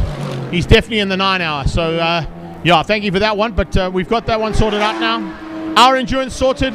First place, Gary Kisvetter. Second place, Sun Moodley. And third place, Andrew Culbert in the hour endurance race. That's our top three. But we continue racing now for the next 7 hours and 57 minutes. Well, we'll pick up the leaderboard now as it scrolls over to let you know sort of who's where in terms of what's happening. As you can see on there, Anthony Reid is up front there. Rackstraw in second place. Scribante's moved up in third. Di Matteo, after starting in the pit lane, now finds himself in fourth, followed by Andre Besaidnout. So there's a lot happening out there. And, well, Besaidnout in that Team Perfect Circle Polo, they're really going to be motoring around. And funny enough, that is just, well, we want to call it a standard saloon car. We know it's purpose-built for racing, but it is in essence a saloon car. It's a Polo. It's a Polo. Just think about that. Yeah. It's a Polo. Yeah. In fifth place overall amongst Porsches, Ligiers, Lamborghinis, purpose-built endurance racing cars. Just shows you what South African motorsport can build and what Volkswagen South Africa can build in terms of a race car. No, it's a fantastic little car. I mean, Polo Cup has been around for absolute years since I. 25 years next year. 25 years next year.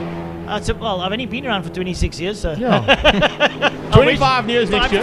It's actually a big year for motorsport for Volkswagen next year, which is kind of good that they made that announcement. Polo Cup is 25th anniversary. Polo GTI celebrates 25 years in existence, and it's 70th year of Volkswagen in South Africa in motorsport next year as well. So it's a big year for Volkswagen next year.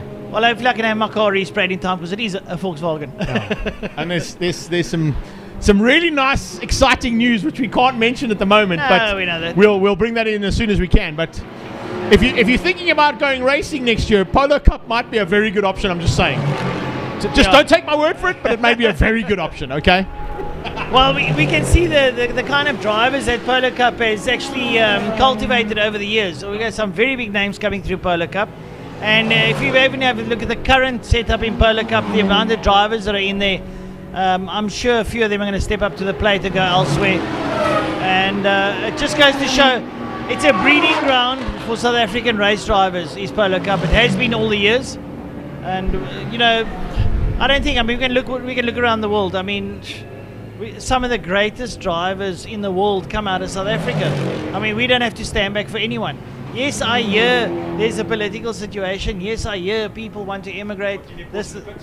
Well, that's Kisvet is finished. So David Kisvet is finished race. Kisvet is finished and pulled in the pit lane, but I've just seen Sun Moodley fly across the line. I don't know if Sun Moodley saw the flag. That's the one. There's the other one. So, Tiny, I saw you. I know you picked up on Culbert's car, the Bigfoot Express Freight Porsche, but remember there's the other one, Tiny, into turn 2. So you've got the blue one, the matte metallic blue one with the green Hulk wing on the back. That's Sun Moodley still flat out racing. So has he decided to stay out and maybe become a teammate to Culbert and participate in the 9 hour? I don't know. We'll wait and see if he comes in. He may be just out there for a couple of laps just to cool the car down, but the pace he came past us now, that's not cooling the car down. No, I think that's just trying to cool himself down with a bit of wind from the forefront as he makes his way up into turn 4. And let's have a look, see how that one works out. I wonder if that Porsche down in turn 5 has been recovered. So we'll have to see. There's a Toys R Us Porsche that's on the circuit. Oh, Adcock with a problem down the back straight away. Coming up on the back end of one of the, I think it might have been Mo Mia in the Toys R Us Porsche. That gave Adcock a little bit of a run for his own. There you go. Sun Moodley pulling in the pit lane eventually, realizing, oh, hang on a second, the hour's done. Yeah, no, I'm done now. I can go home. A cup of tea would be nice. Adcock had a big problem there with Mo Mia in the Toys R Us Porsche. He actually got forced onto the dirt just before the braking markers at the bottom of the back straight. So that would have been a big moment there for that car. It's a big factor that we've spoken about all season long in the 5 rounds of the South African Endurance Series, is looking at the height of the vehicles. So you've got beg your pardon, a high vehicle like the Polo Cup Super Cup GTI. Another example, one of the Golf ones, or possibly the Porsches as an example, as a higher car. Okay. Then you've got the low-slung Nash Sport, the low-slung Sports 2000, the Ligiers, the Pullbeam, that are very low cars. Sometimes you get caught out, I think like Momia just got caught out now, not seeing that very low vehicle behind you. And if you come up on a slower car, I think as the faster car's driver and pilot, you have to be well aware that you can't just dive and go, because he may not see you, and then you get turned in on, and then it turns into tears. So it's definitely something the drivers have to be aware of. It's not only that. We've been looking at Formula One now over the year, and all the little things that have been happening, the accidents, etc., etc. One doesn't realize that those low cars have what they call a floorboard on it, underneath, an aero board. And they sometimes go over a shoulder or one of the oncos, and those boards break. And it upsets the whole car. You've got to come back into pit lane. That is actually the aerodynamics of the car. You need to bring it back into pit lane. Well, as a prime example was yesterday in qualifying. Saul was qualifying the Team Perfect Circle Polo Super Cup car, and his Team Perfect Circle stablemate, Silvio Scribanti, went past him, picked something up on the circuit, flung it up over the roof of the car and hit the back wing and shattered the back wing completely. So it's a monocoque wing that goes. So the top of the wing literally flipped right off, and there was about half a meter of wing left on the car. And with that half a meter of wing, it disrupted the ability of the car completely. Performance went down, aerodynamics went down, and he went from doing low 19s back into the 20s, and he was looking to possibly even get into the 18s for qualifying. So yeah, exactly what you're saying. Those kind of situations can cause some problems. And speaking of problems, we have another safety car. Well, everybody's flying up for the safety car, and pulling up there. Behind the safety car is Scribante, and I see Di Matteo up there behind him. So Franco, like I said, out of pit lane, now finding himself very high up in the field. And like you rightly said, Greg, Franco Di Matteo is a strategist of note when it comes to these endurance races. Well, we were speaking about e-racing. Eli Bagara has just joined us from the Solidarity e-race team. He was one of our drivers. He's based down in East London. I've got a massive amount of support coming out of Mo Mia's team. I mean, I think the entire, all of Dubai, everybody in the world of Mo Mia, and of course Rajin, his teammate, every person that is in their family worldwide is busy watching them here, which is great to see. Joe DeSantis has joined us as well. Team Africa Le Mans looking good. And a big good luck to Rian Bortman as well from him. Barry Nell has just joined us once again. And Greg Walker coming into the mix too. But a big welcome to all of those guys who are all watching us via our live stream. I did see a comment on one of the comments that was just filtering up here asking for the results. We are putting the results up on the side of the screen systematically and at various times during the race commentary. But if you want to be watching the race and you want the live timing at the same time, it possibly might be a good idea to log on to zatiming.co.za, click on the live timing link there and pick up the live timing for yourselves. We're not running live timing all the time. One of the issues on the cars that has just been pulled into pit lane there, that is the Bucketless Racing and Kishpatamba entry there. It's the second of the Polo Super Cup GTIs. And it looks like it might have had a little bit of an issue out on circuit, maybe a little bit of rub and touch there between some of the drivers, and it's come back into pit lane to be sorted out. So yeah, if I haven't mentioned everybody who has commented on there, we have got 219 people watching us at the moment, and that's just on the iLab platform. That's not picking up on my own page or on any other pages we cross posting to. So a big welcome to all of those people as well. Thank you for your support. But remember, as I said, please like and share this post to everybody that you know, so that we can create a massive amount of coverage for this. It is the first time we're doing a 9-hour down here as part of the South African Endurance Series, and it's of course building up to potentially what's going to become another big event every single year here at the Killarney International Raceway, where we can bring the 9-hour here and possibly bring out more than the 15 international drivers we currently have piloting their vehicles at this point in time. Right, looks like Gary is down in pit lane for a little chat there, so I've got a WhatsApp coming through there. So Gary, if you're ready to go, we'll hand down to you. We got the safety car and find out what's happening down in pit lane. Right, back to Greg in the pits. Everybody else out there, welcome back to the pit lane. keep you guys up to date, just to give you some heads of what's happening. Unfortunately, here we are looking at the number 17 BMW Z4 GT. They've broken a prop shaft. They're going to put fuel in, see if they can repair that. We've had 2 leisures with overheating problems. The car number 1 of Nick Adcock and Michael Jensen, that's been in and out of the pits. A lot of overheating problems, small leak. Maybe they managed to fix it. Let's hope the teams managed to get it done. The car is back out on circuit, and let's see what happens with that. Then we also have the number 078 of Auto Investments. 078 of Auto Investments, also having overheating problems. And then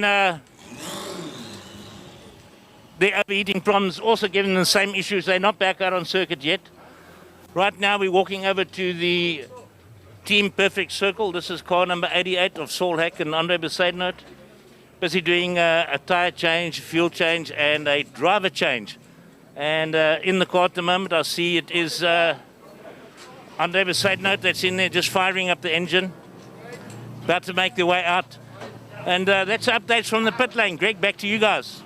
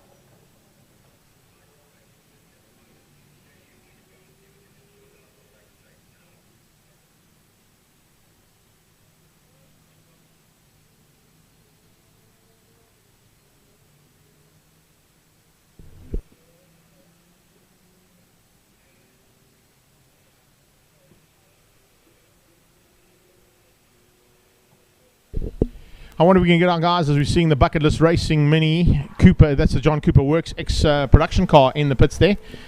Whereas Chris Budnick and, of course, Darren Winterboer piloting that car. But I'm just going to ask our team downstairs just to pop the timing up for us again on the screen so we can see it, because we're battling with our timing screen up here with 4 different screens changing all the time. It's not always easy to see the top 20. Maybe we can just run through that top 20 while we have got a safety car scenario. It gives us a chance just to run through how things are standing. As I said, to people watching on the sideline and watching, of course, via ILEB and all the cross-posted Facebook pages, there you go. Currently, it is Silvio Scribanti at the wheel of the Scuderia Scribanti B26 Chevron. 3 seconds ahead of Anthony Reid in the Ginetta. Then it's Andrew Rackstraw. He's 30 seconds back ahead of Franco Mateo, championship leader in 4th place, in an ideal position right now. That graphic came off a little bit quickly there, so if I can just ask you to pull it back up again. Just want to run through the top 20 there while we've got the cars circulating behind the top, or the Haval safety car. The graphic came up. I'm going to wait for it to come back up again. When it does, I can run through it one more time. I got down to Andre Besaidnout in 5th place there. He's ahead, of course, of Colin Ellison in the first of the Backdraft Cobras. Mo Mir in the GT3 Porsche is there just behind him. And then, of course, we go to Clark. Steve Clark is in 8th place. He's, of course, piloting the second of the Backdraft Cobras there. Steve Clark, the teammate to Rachard Rutz. Nika is in 9th place, just ahead of Yuri Swart. Then it's Erasmus Darren Winterboer, who's in pit lane, as we just saw now. Tim Riddell ahead of Claire Vale in 14th, our first lady driver. Ollie Broom is up into 15th place there, ahead of Jabir. Suresh Jabir there in 16th place, ahead of Byron Mitchell. The Golf 1 is 17th on track at the moment. That's an incredible drive there from Byron. Sun Moodley still out on circuit, but of course he's completed his 1 hour, and Gary Kisvetter also in the 1 hour. So it'll be Byron Morgan who will eventually move up ahead of Sun Moodley. And then, of course, behind that, would be Pretorius. That's Hiram Pretorius. Then it's the Sport of a 169. Culbert in 24th. And of course by, I think that might be Mohammed Dangle in that machine that he's piloting today. So that's how things stand in the top 20, as you can see. But the top 20, if you want to be watching the entire time on the live timing, get onto zatiming.co.za and you'll be able to pick up on the live timing as well as all of our action that's coming through here from the Killarney International Raceway. It's the South African 9 Hour, courtesy of Adjust for Sleep, Toys R Us and Bigfoot Express Freight. A massive thanks to all of our associate sponsors being involved in this one. It is great to be here and Mike's side on this epic adventure of 9 hours of racing. Godfrey Rademacher has joined us as well, back in Somalia. Big up to you there, G. Thanks for joining us on our live stream. Also picking up on Barbara Siegel.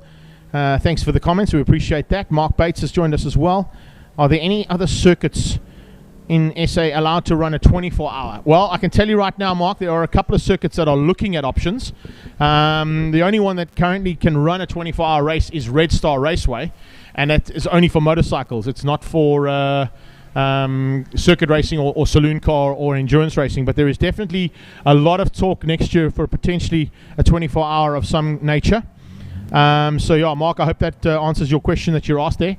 Right now we don't have any circuit that is certified to do 24 hours because, of course, with a 24-hour race you need to build in lighting at crucial parts of the circuit, and having done 5 24-hour superbike races at Red Star Raceway myself, I can tell you that it's a big undertaking. And of course motorcycle racing makes it a little bit easier to deal with because you've got more competitors, yes, smaller machinery, so you don't need as much space. But if we had to take into account running 24 hours, the bills would be a little bit higher on these race cars as well, because you'd have to take into account that you're going to have a lot more fuel, a lot more tires, and a lot more brakes that you're going to go through. And it's certainly something that is being touted for 2021, possibly for 2022 though, I would say more than 2021. But stay tuned. I can see Barbara Siegel's also joined us all the way from Dublin in Ireland, so thank you, ma'am. Thanks for your support. We do appreciate everybody who's coming to us from all around the world. So we are literally catering for all around the world. You can see the recovery vehicle down the back straight there, just trying to get that car back out of harm's way. And I think there may be a bit of an issue there that's got to be sorted. More than that, they just I think that might be the sport. It is. It's the Sports 2000 of Gerald Wright, Philip Mayer, and their third driver. I can't remember his name at this moment. It'll come to me. I've got to try and remember all these names, sponsors, cars, what they do, who their mom is, and where she has her nails done. It's not the easiest thing to do in the world. Rather you than me, because my memory is lacking. I can't remember what I ate for breakfast. Yeah, you were talking about the 8 hours and the 24 hours, like you rightly said, lighting. And I mean, we're going to go into the dark with these cars, and you get to certain parts of the track where there isn't the greatest lighting, or ambient lighting for that matter, and you're only reliant on the lighting of the car. Now, we were down in pit lane a little bit earlier having a look at the cars, Greg and myself, and some of them have got some of these xenon searchlights on the front of their cars, just to create a little bit of whiteness in you. We know those lights don't penetrate as good as a normal hella light does, but they create that whiteness in front of you so that you can sort of see. But they're lucky if they've got 50 meters ahead of them that they can actually see, and they're doing a speed of 180 to 200 k's an hour. And trust me, when you come into a little dark corner and you cannot see the whole circuit, you really have to have your P's and Q's in check. Yeah, 100%. And the better the lighting on the car, the better your opportunity is of getting that corner right, or watching out to avoid cars in front of you as well who might not have the greatest lighting available. The one cool thing that Andrew Eva has done as part of the scrutineering team is he's gone and literally pin perfectly checked every single car's lights, whether it's tail lights, brake lights, and the front lights. The guys who've put those additional lights on have also been warned that if they come loose at any stage, they will be black flagged and told to come in, or black and white flagged, told to come in to sort those out, because you can just imagine it's probably about a 20 or 30 kilo set of lights there. If it comes rolling off and goes flying into one of these open cockpit cars, it becomes a big danger factor too. So all of that has been taken into account. So safety is always paramount when we talk about South African endurance racing and this series that has been running now. As you see the Janetta back onto the circuit and making its way down there. It's definitely the Wright Motorsport Sports 2000 that's got that problem. Now, Gerald Wright and his teammate Philip Mayer have had a phenomenal season. They were just off the podium at Desi's Raceway. They were not too far off the podium at the 2 other rounds down in the Eastern Cape.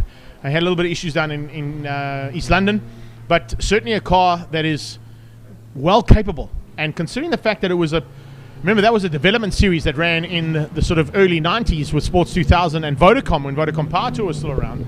They built those sports cars basically to develop talent from the previously disadvantaged communities. And the likes of Guguzulu came through that ranking and ended up where he got to, the late great. That car there, only a couple of months ago, they found somewhere in Johannesburg, which is always a good place to go hunting if you're looking for that kind of thing. Opel Superboss engine. And that's what's in the back end of that thing. So with that Opel Superboss engine, that car is capable of lapping Killarney in 1 minute 20s. And for a little plastic, as they used to be called, the plastic pig, it's pretty decent.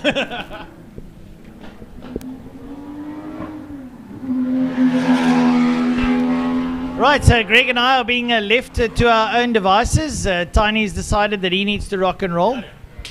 And, well, it's not the end of the world. We will monitor the radios and obviously the social media. I love all the stuff coming through on social media. And Carol Swimbanks from Wyk is watching, and Sandra Bakari's family. Carol, welcome for joining us. I see Marco Busi as well, Wimby van der Walt. Yep, thank you very much, and we're glad to have you all on board. We sincerely hope you can enjoy the racing. We're currently under safety car conditions, and it's going to be racing pretty shortly as we're just trying to recover that car on the back straight. That Sports 2000, once that's recovered, the safety car will pull off the circuit and we'll go racing again. As you can see there on screen, they're going down the back straight. And there's a mixture, backdrafts, Dash 2000s, there's Polo Super Cups, there's Honda Civics, there's Ligiers, and there's even a little Golf Mark 1 out there. That's the Byron Mitchell Golf 1, currently lying in 17th place and doing exceptionally well, or 11th place, sorry for that, 11th place. And I can assure you, it's going to be still lots of racing. Well, we're already an hour and a half into it, which is a nice thing. 7.5 hours to go. And I must admit, time's flying, Greg, because we're having fun. We're trying to have fun. We're trying to keep everybody entertained and looking at what's happening on the circuit and the variables that are starting to come into play here.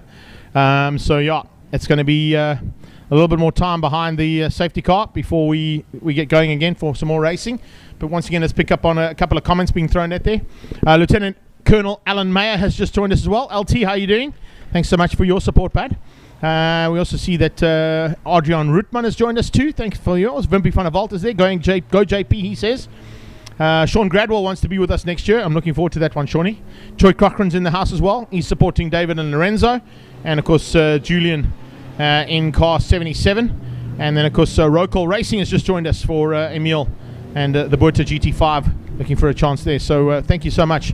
David Nodier, thank you for the link that you put up there for the live timing. We do appreciate that. Yeah, if you are watching and you want to see the live timing at the same time, just get onto that link that David Nodier has put up, and hopefully we'll get to see exactly what we're seeing in front of us. But remember, we've got one screen, and that screen flickers between the top 20, the top 15, then to the next 15, then to the next 15, and then, of course, finally the last car on circuit. So there is a couple of cars that, of course, have now retired, and you'll see them at the bottom. Harry Arangi's being one of them, Ferdy van Niekerk being one of them. Jan Lammers, I see, is also one of the cars that possibly is retired, or it's just in pit lane being repaired. It's got a red dot next to it, and I think it may be back on track.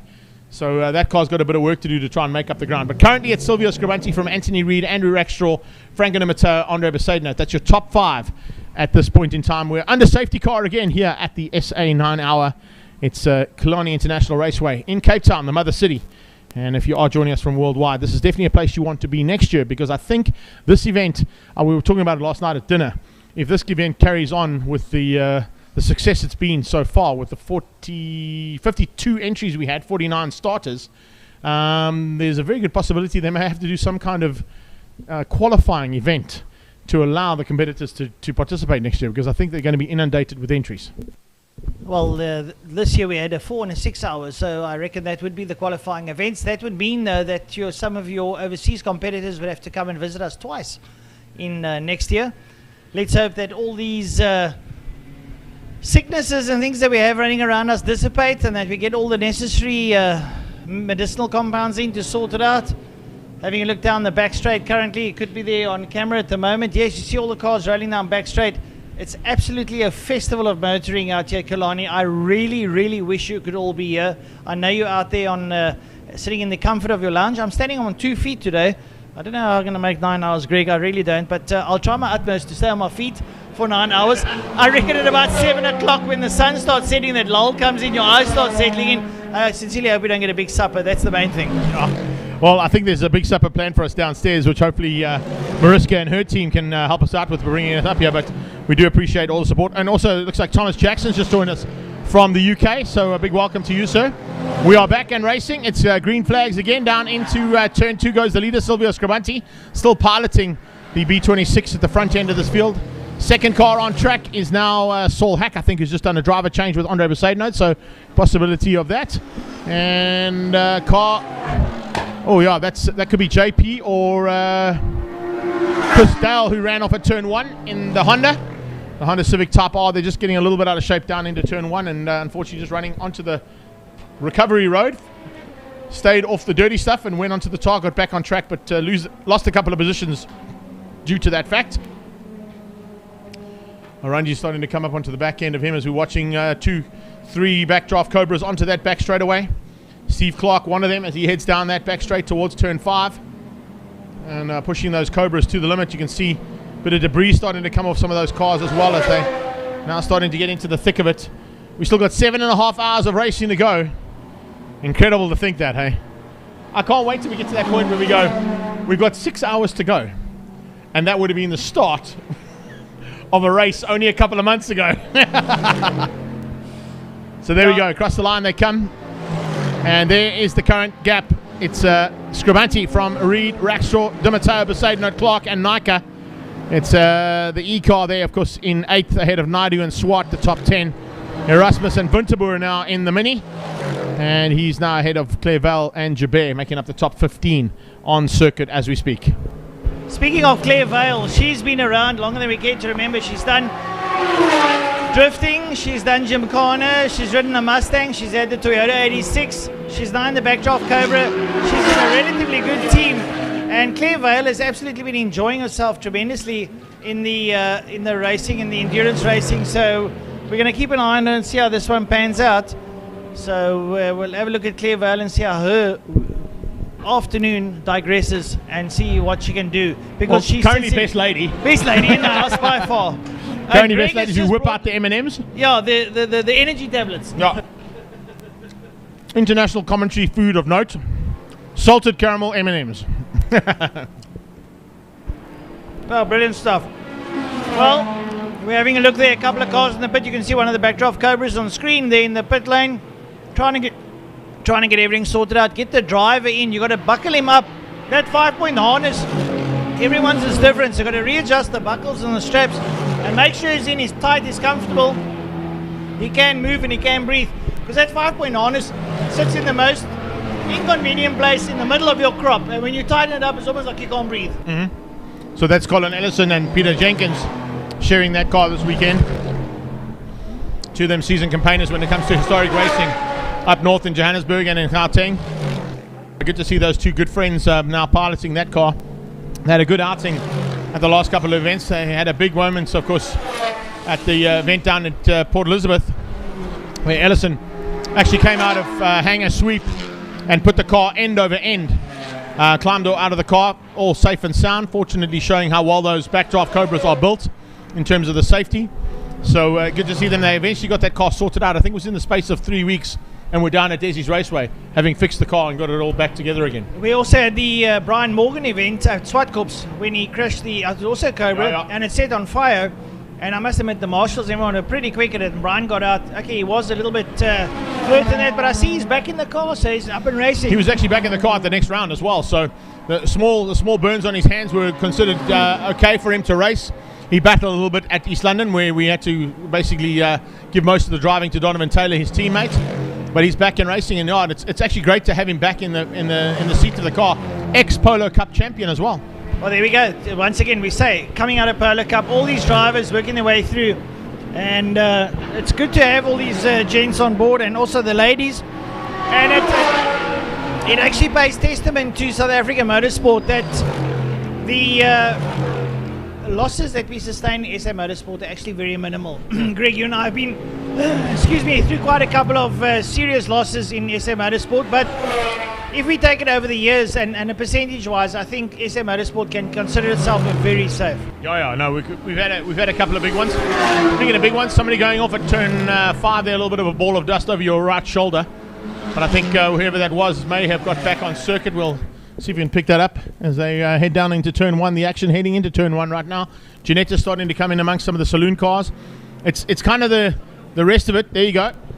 Somebody coming off at turn 1 as well. Is that the Porsche? Yeah, that's the Toys R Us Porsche that went off at turn 1 there. Back on track though, after little moments. What you're going to start to find now, we are an hour and a half into the race, and most of these guys will be looking to possibly push the cars to the 2-hour mark before they start to do any suggested schedule changes. Safety cars would have changed the strategy there slightly, but if you look at the way things have gone in the past for these races, the 2-hour bracket is kind of where things start to happen in pit lane. Driver changes, refueling, new tyres.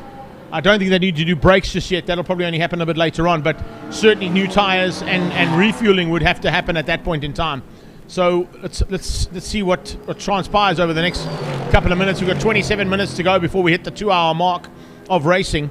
But I think the one cool thing about it is, just going back to our comments on the safety side of South African motorsport, yeah, there have been some big moments. There have been some sad losses of life. But in general, I think we're in a pretty good environment to play and do what we do.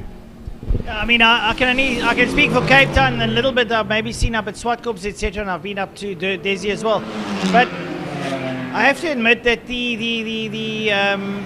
rules that are in place in terms of the motorsport pay testament to the game, because when something happens, the powers that be usually act relatively quickly. We have the problem eradicated and we get back out there.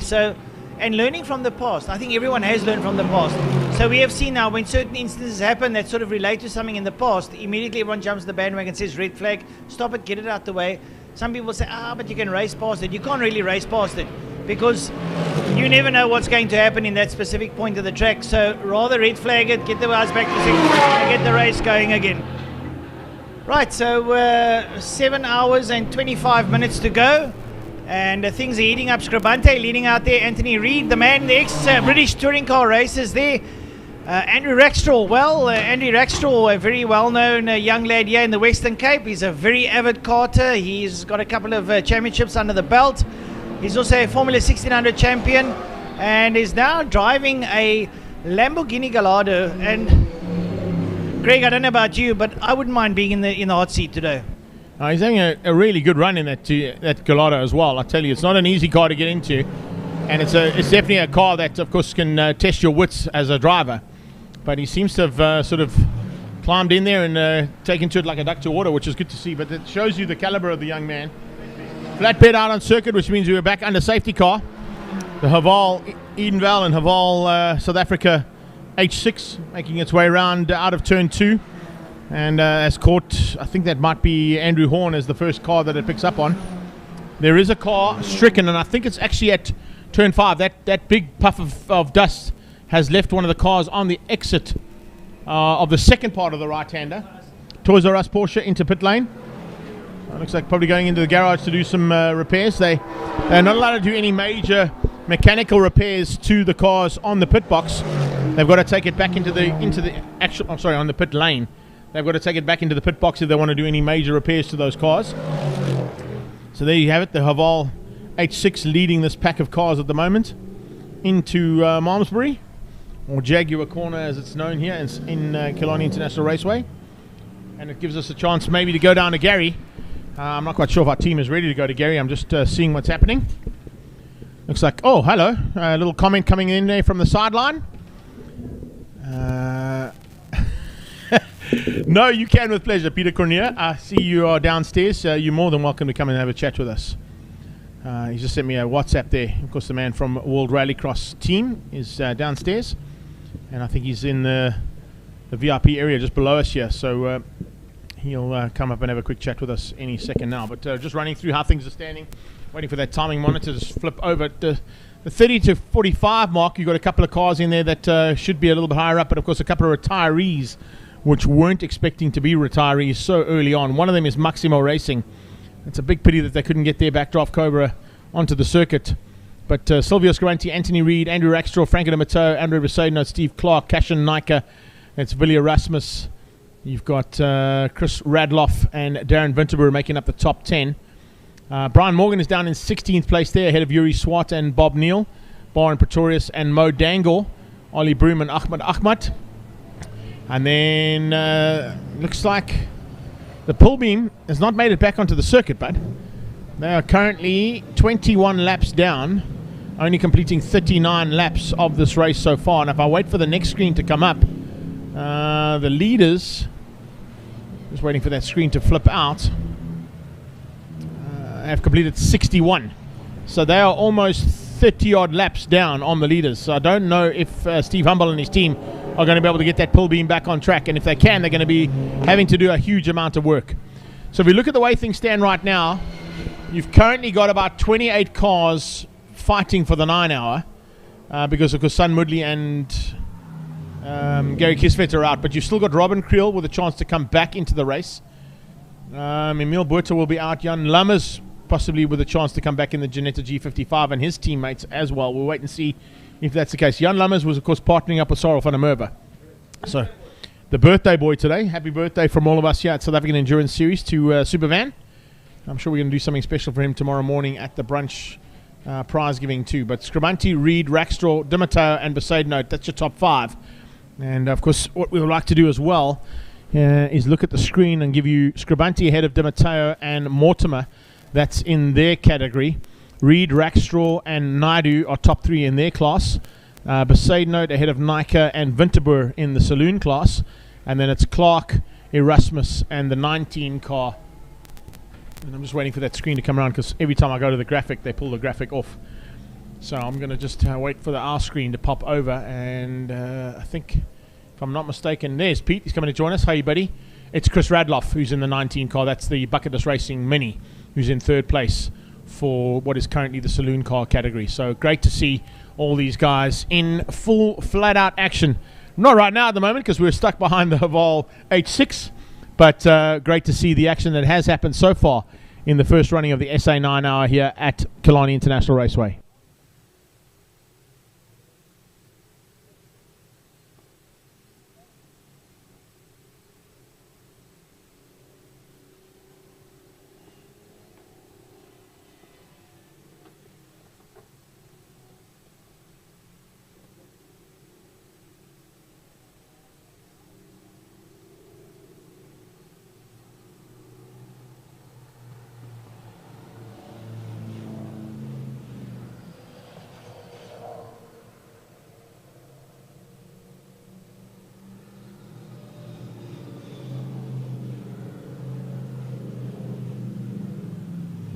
So action continues at the SA 9 hour. Team TRU are on fire. We like to hear that, Bernie Nelson. I like that one. If we're buying toys for the Christmas, let's buy it from Toys R Us. Good idea there, Richard Daly. Thank you for that. Let's support the guys that support South African motorsport. And I'm sure you might be able to find some special little things at Toys R Us down here in Cape Town if Mo Mia's got anything to do about it for this season, the festive season that has, of course, just kicked off here for 2020, and hopefully it'll be a little bit more of a festive season than what we've had all year. We can maybe just forget about all that other stuff that happened during 2020 and just enjoy the festive and holiday season as we get into December now and the last part of racing here for 2020. It's the final round of the South African Endurance Series. If you just joined us on our live stream coverage, a big welcome to you from all around the world. We've got people in Ireland, Dubai, New Zealand, America, Europe all joining us as well. Paul Simon is asking, is there a limit to how long? Yes, it's a 2-hour stint. You're allowed 2 hours in the car and then you have to change. So that's why I said the 2-hour bracket is the important one. The stints the drivers are allowed to drive are, of course, 2-hour stints, and it gives us an opportunity to, of course, give the other drivers a chance to come in and have a recovery time. So that's where they basically are at this point in time. Big up so far to everybody that has participated and has finished for the day in the hour endurance race. So well done to all of those drivers. I know that you guys are probably sitting back and enjoying what is going to happen now for the next 7 hours and 18 minutes of racing. We're coming very close to the end of the first 2 hours of racing, and of course we're still going to wait for the first 3 hours of racing before I can say, you know what, if we were at Desi's Raceway right now, we'd just be starting. That's how bad it would be. Yeah, but the upside of it is you're not sweating as bad as you would be in Desi. Oh no, Desi actually wasn't too bad because it was overcast on the day, so it was that sort of south coast humidity with a bit of overcast. Just outside. But it wasn't the bright sunshine. So we still got roosted because of the stupid UV factor that comes through that overcast cloud. But it was a lot cooler than what we expected. Although, I've mentioned the fact earlier on that modifications have been done to Team Perfect Circle and to the other Super Cup GTI in terms of the air into the car to allow the drivers to cool down because of the cockpit getting so overheated. It's built to do a 15-20 minute sprint race, and it's never been touted as an endurance car. But now, with the success of Team Perfect Circle's cars, I think Mike's got about 4 or 5 cars that are on order so far from Volkswagen Motorsport for next year to participate in Super Cup and in the endurance racing. Well, I'm hoping that Super Cup will kick off, Greg, because it's almost like a sort of a one-make formula, which makes for interesting racing. And we know how exciting one-make formulas are. Down here we've got the ABVs, the Masters V8s. We've got the so-called plastic pigs behind them. They don't like to be called that. The supercars, they do fantastically well.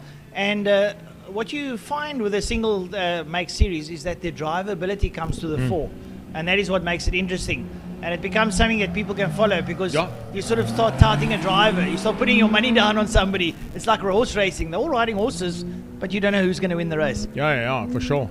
And of course, in those cars, you've got to sort of have a look at the cars, the different colors of the cars. Otherwise, you're never going to know who's who because they all look exactly the same. Correct. But going back to what we said earlier on in terms of the Polo Cup as a great example of a single make series and a success in its own right going into its 25th year next year, I think you hit the nail on the head in terms of its ability to bring out great drivers, because when the cars are exactly the same and the marks are exactly the same and the tires are the same and the fuel's the same, it's the ability of the driver that then comes to the fore, and whether or not that driver is able to get to the front end of a competitive field like Polo Cup is at the moment. You look at Polo Cup and where drivers have gone, the likes of the Van der Lindes, the Peppers, Jeff Kruger is an example moving up into Super Cup, Brad Liebenberg, multiple champion, moving to Super Cup as well. Those are the kind of guys that you go and say, well, there is the best drivers in the country in South Africa. Now they go on to become some of the best drivers in the world, and their abilities in saloon car racing and even in single-seater racing, if they decide to go that way, the nurturing that they get out of Polo Cup is definitely worthwhile. Now you look at what Volkswagen have done and said, okay, well, we've got Polo Cup. To step up to what would have been, and I don't know if it's ever going to happen again, global touring cars as the premier category, and I say that in a very soft inverted commas, there needed to be a stepping stone, because to go from Polo to a GTC car was a big step. So that's when Volkswagen jumped on and said, let's build a Super Cup car and give that little bridge, give it a 600cc as an example in terms of what we love the most. You go from a 150 or 300 to 1,000, it's not going to work. Put a 600 in there, give them a chance to get a little bit quicker, which is exactly what the Super Cup category has done. But in fact, the success rate of Super Cup so far, due to the fact that they've built 14 cars and they're all competitive and they brought back a couple of really big names in South African motorsport, shows you that stepping stone could potentially take over as the premier class for next year. Well, it'll be nice because we do lack something that's just above Polo Cup. It can't always be something greater and bigger. We go back into the old days, and we love to dwell on the past. We had our Westbank series and our Vodacom Pro Tour as well, and I believe something like that might come back next year. I believe we're going to have 2 formats next year. Good possibility. There's a good possibility of that, so we look forward to seeing that. But you're talking about, and we're talking about the drivers that emanate from this kind of thing. And one of the names that you touched on that I'd like to chat about is the likes of Tasman Pepper that went into the ladies open-seater racing, the World Cup of ladies racing. And I think she did exceptionally well. No, for sure. Tasman Pepper is a great example of a lady who's come through the Polo Cup ranks and done an incredible job. But you don't necessarily have to go that route as well. You've got Naomi Schiff, who's done a great job as well. Didn't quite go through Polo Cup, but also has done incredible stuff for South African. Fabian Lance, who's one of our top karting ladies. Yeah. An interesting point that was thrown at us as well in this discussion from Paul Bedford, who's watching us from where he is. He's probably up in Johannesburg at his home. He's normally part of our production team downstairs, but of course with Steve and his team, we didn't need to bring Paul down here. but he threw in a thing saying, Super Polo, the Super Cup Polos took a win last weekend in PE with both Nick and Patrick Davidson in a Super Polo, a Super Cup Polo GTI. So not only have they been on the podium at National SA Endurance Series level, but they've been in the local regional 3-hour endurance races as well, showing, as I mentioned earlier on, the prowess of that car, how good it is in terms of being a sprint car, as well as a big contender in endurance racing as we go back into full racing now. Green flags again, and back down towards turn 1. Right, folks, so we go back racing as the leading cars make their way down into KFM corner. You see the G55 Janetto together there with Scribante, and then the Nash sitting up right up behind him. So they make their way now up towards the G Energy corner. Then one of the Cobras making his way also up into G Energy. And Scribante not hanging around. Yeah, interesting point of that overtake right there. That means Scribante has now lapped the entire field. So, and I think it might be for the second time. I just want to check on that on the timing monitor, but I think it may be for the second time. So Scribante's car is going so well, and if they can nurse that car to the end, it's definitely a race winner in the mix there. I don't want to give it the commentator's curse because it took 4 races for them to get to the top step of the podium at Desi's Raceway. But at Desi's Raceway, that thing was on song like you've never seen. And of course, with the amount of development that's gone into that car, no, it's the first time. So it's 65 laps now. He has now lapped the entire field, and it's taken him 1 hour and 48 minutes to do that. What's he going to do in 9 hours? That's exactly my point. That's exactly my point. 1.5 times 2 is 3 times 3 is going to be lap him 6 times. Possibly lapping the entire field 6 times in theory. That's the point. Yeah, that's quite incredible to show. Look, the car is quick. It's capable of doing 1 minute 10s around here. We'll have a look, see if we can pick up the times of some of the other cars, what they're doing around here. The likes of Rackstraw, De Matteo, they'll be pedaling around probably in the 115s, 118s. Unfortunately, at the moment, from what I can see, the pull beam is still in the garage, being repaired. Maybe you and I can later skittle down to pit lane and see if we can get a little bit of juice on what's happening down in pit lane. A couple of the cars that have rolled in. One of the cars that's been touted on our comments here, I don't know if it was like a tongue-in-cheek one, but it was coming from Bernard de Gabea. He, of course, is involved with the BMW Car Club Racing Series. He's saying, who's in the grey BMW? It looks really good. I think that might be Wayne Lotter. That's Wayne Lotter. That's a Cape Townian. But thank you for the kind words all the way from Johannesburg. Yeah. David Nordier's already jumped in and said, no, it's definitely Wayne Lotter and Steve Truter. Maybe they need to come and race in the Bridgestone BMW Car Club Racing Series. I think you may need to send an extended invitation to them and maybe make it a countrywide thing. Annelies Martins has just joined us as well. Of course, Lonica was involved in the race at East London Grand Prix circuit.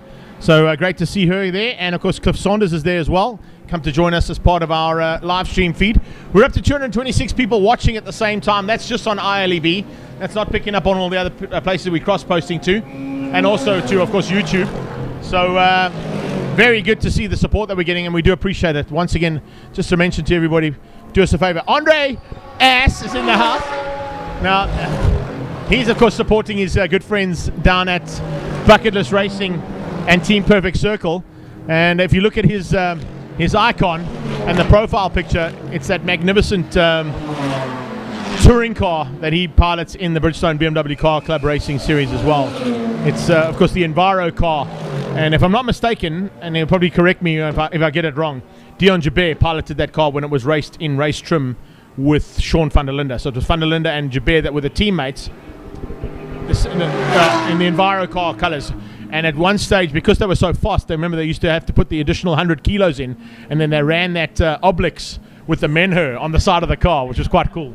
So if I'm wrong, you can correct me there, Andre, but I think I might be on the button on that one. Yeah, I remember that. That was one of their touring car BMWs that eventually became one of the normal race cars. And nice to see that a car of that age is now still in that BMW Cup up in Johannesburg. He actually was asked by Ahmad and by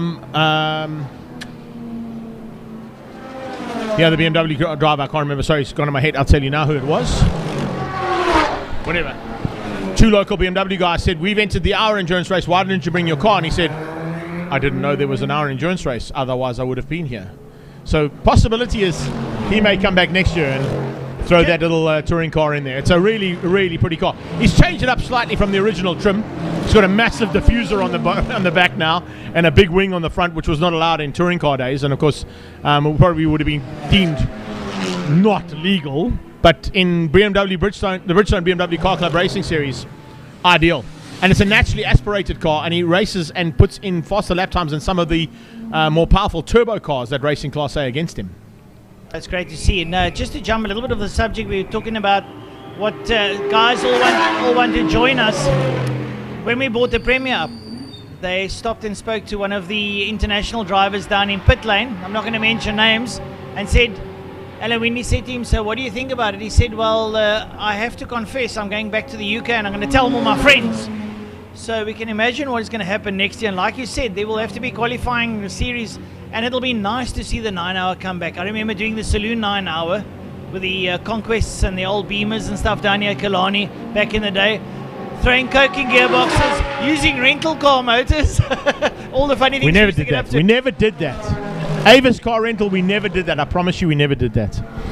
All of that was done by Robbie Smith, Tony Viana, and Jeff Goddard. We never did anything. But I can tell you right now, I think there was a couple of Opals that had some maneuvers pulled. Grant McCleary, I know he did that on a few occasions. Michael Briggs did that as well too. Yeah, so we won't go there. I know there always used to be a call out, and it was when Roger McCleary was still on the mic here as well. He would be saying, if there are anybody in the audience who currently has a Opel Superboss or Opel Kadett 16 valve, please can you come up to the commentary tower, because they're looking for spare parts in the Opel team. Oh, that's really cool. So we're getting Instagrammed here by Pete Grenier as well, hey? We're going out on the World Rallycross page there, I think, hey? Oh, there we Telling go. the guys that they should be here racing with us. They should be. Next year. How bad is that, eh? You know, next year we're going to have to do rallycross with rubber gloves, because they're electric cars. Yeah. So we don't Exactly. Can't touch them. Apparently it's quite a shocking event from what I hear. Yeah, you have to be very careful, though. You have to be very careful. It's going to be amazing, though, because, I mean, you watch what those cars are capable of doing. I mean, the normal rallycross car does 0 to 100 in like 2 seconds.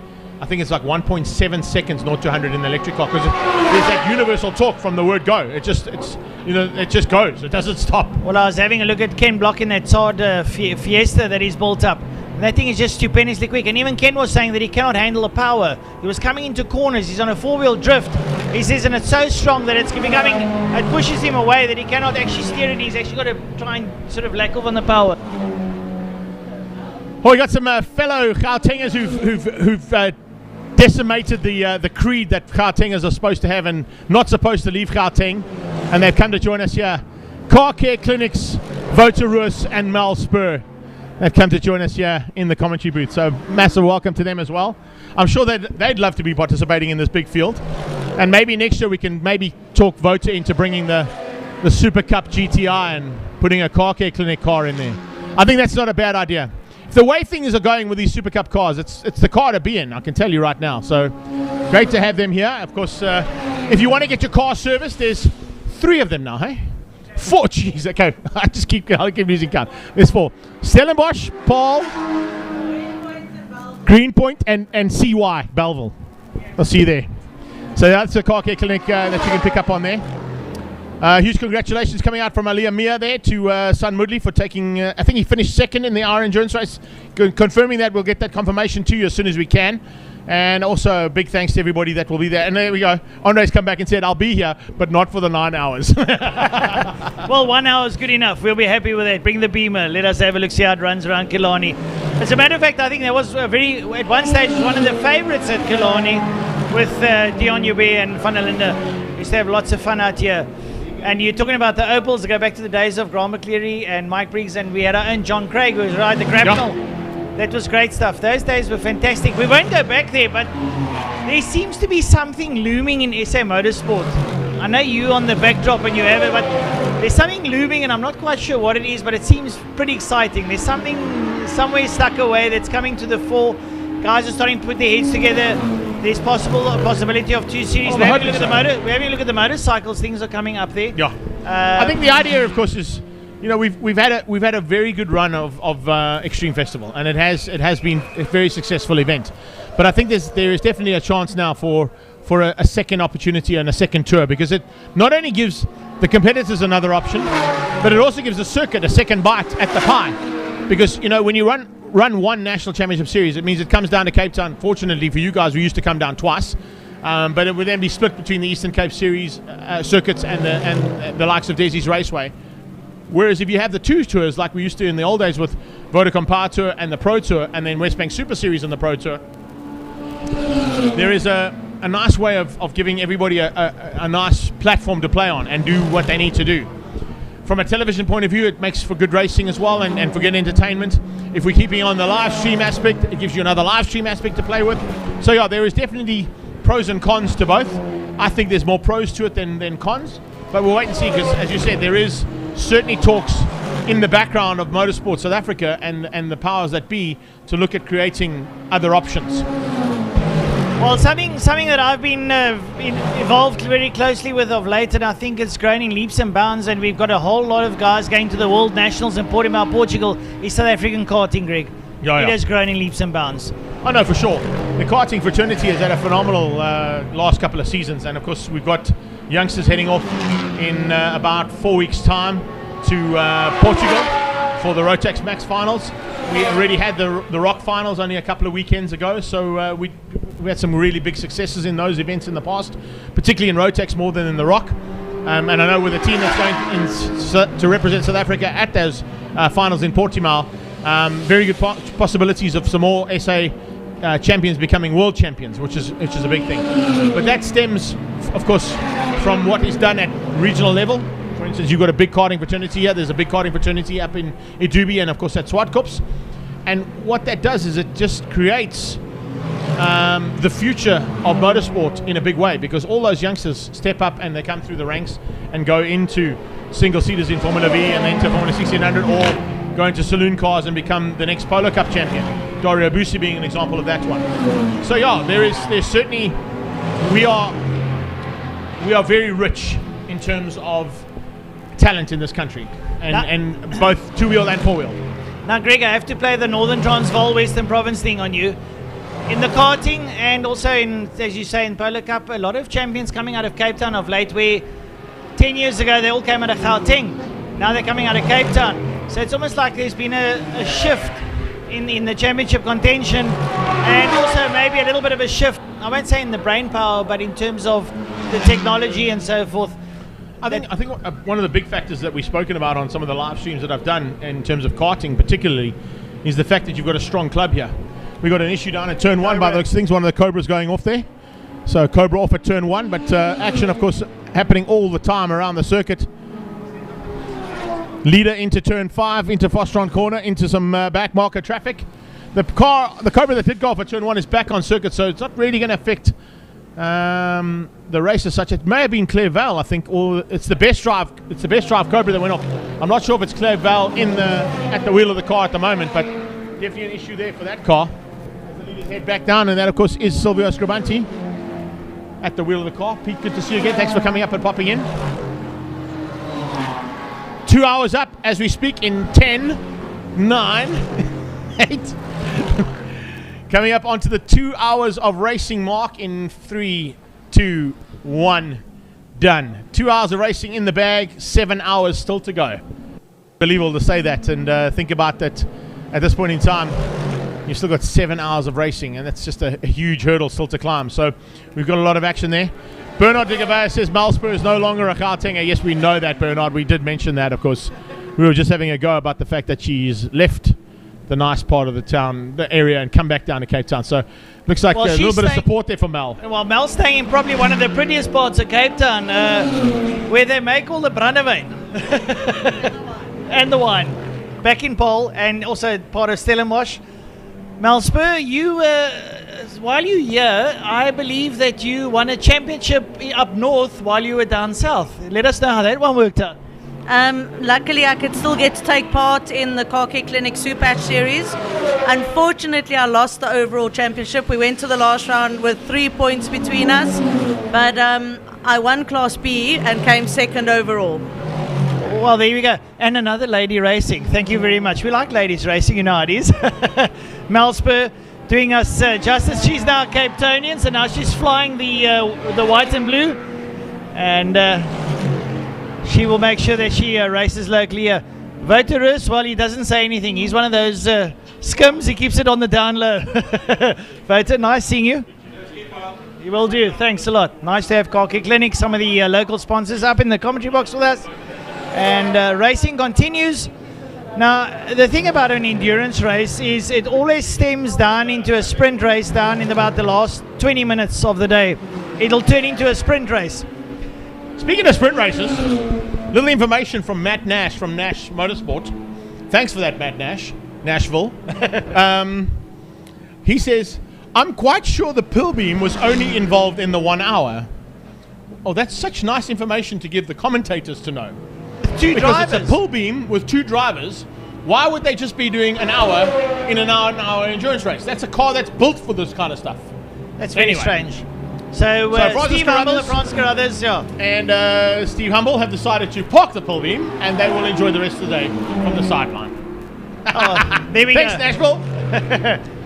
Thank you, Mr. Nash, for that one. Great to be up to date.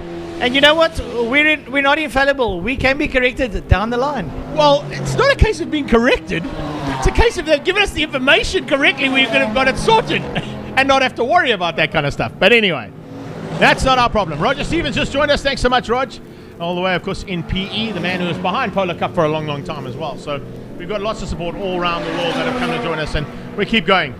Cape Town is better than Gauteng. That's what I got told from David Nordier.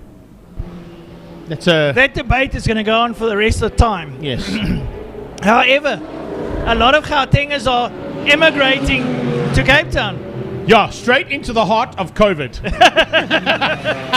No, but we're not scared, eh? Greg, we take it on the nose. Yeah, we had Premier Alan Windy here today. I got to admit, though, and I thought it was, and I don't want to talk politics or anything, but I think it was a very bold step when the state president said to the premiers, what do you want to do?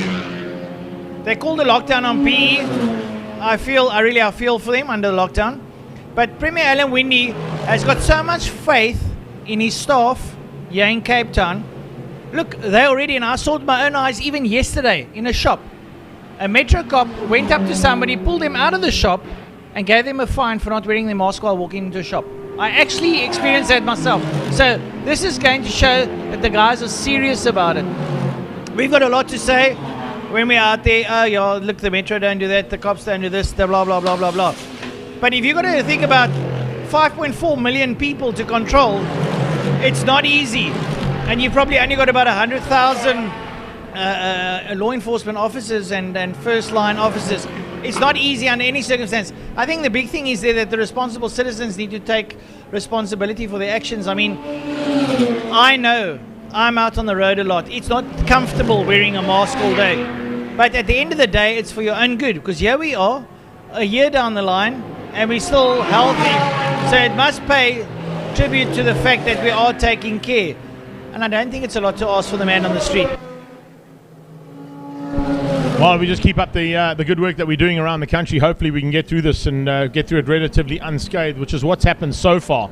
Speaking of unscathed, a couple of maneuvers up through the field. You can see Darren Winterboer and the Bucket List Racing Mini starting to get into the top 10. And we're down to 27 competitors currently lapping. Mark Owens in the backdraft roadster still got a chance of coming through. So is Philip Meyer and Rian Botma. But they've got some work to do on those cars. They're still being classified as competitors. They don't have the red flag next to their names on the timing screen. Those are the guys who, of course, haven't been able to complete the 9 hours of racing, or who have just been out there only for the hour endurance. So Silvio Scaranti, Adrian Dalton in the Lamborghini has now moved up into second place, of course partnering up there with Andrew Rackstraw.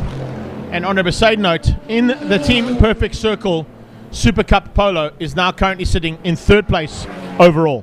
Well, we see the Class E car of Yuri Swart, Jonathan Thomas currently up there in 16th position.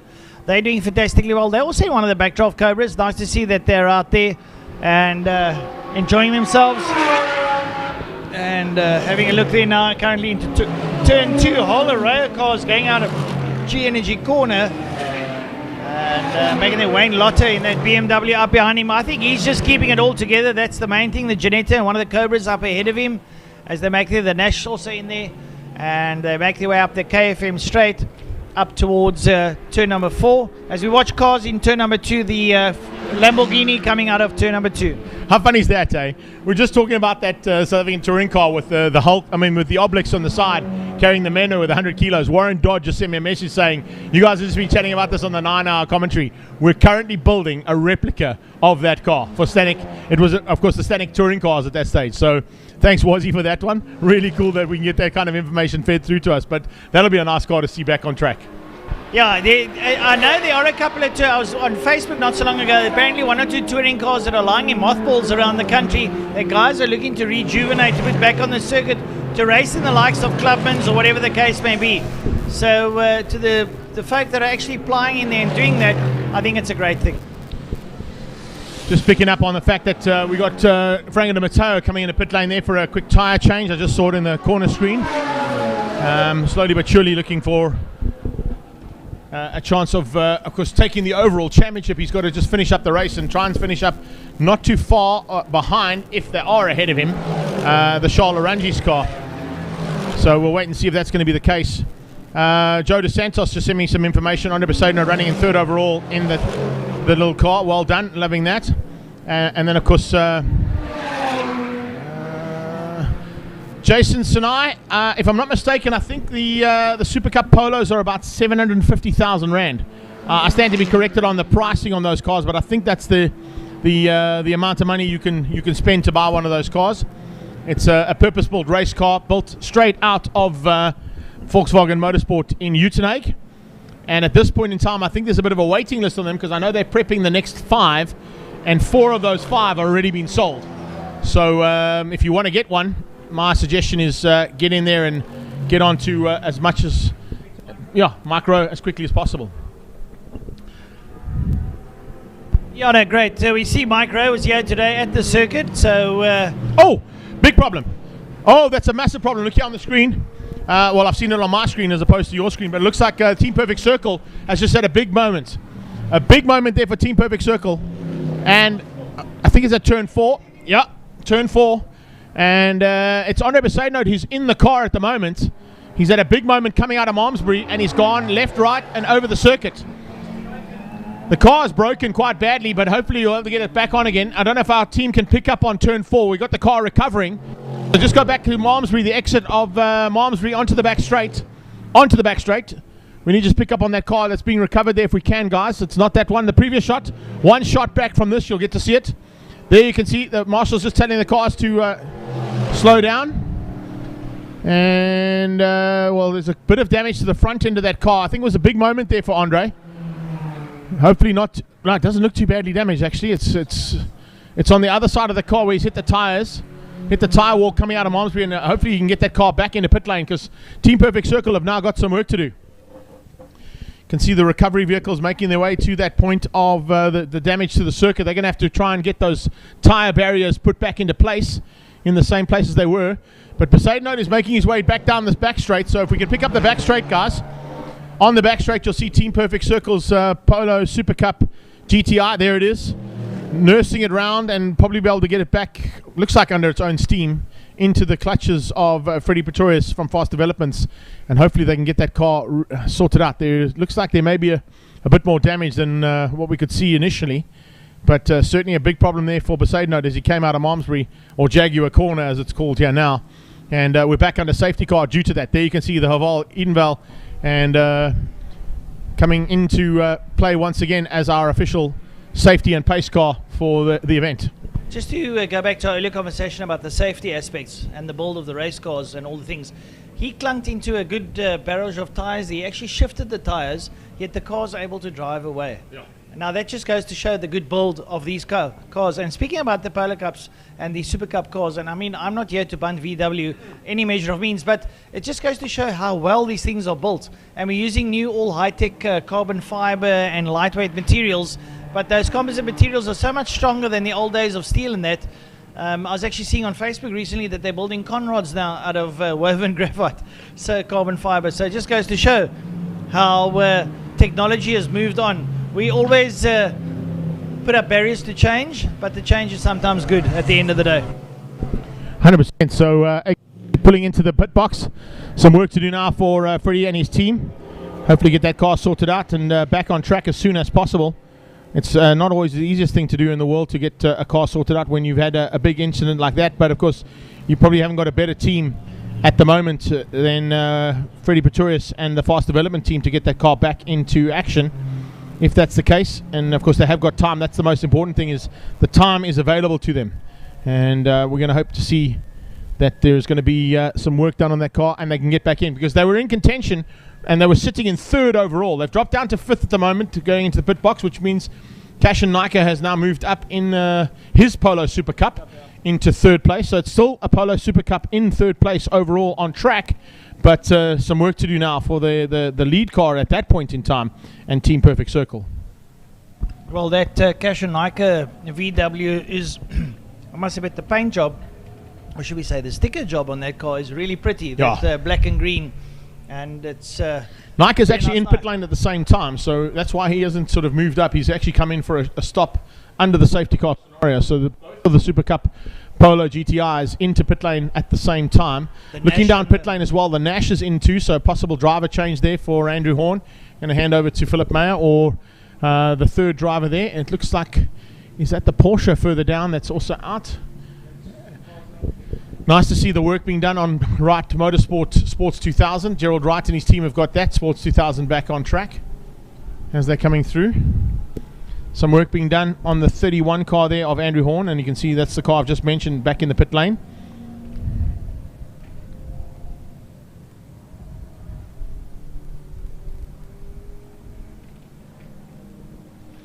Great job there from our marshals to get those tyre barriers put back into place as well. And you can see them just sorting out a small amount of issues there too.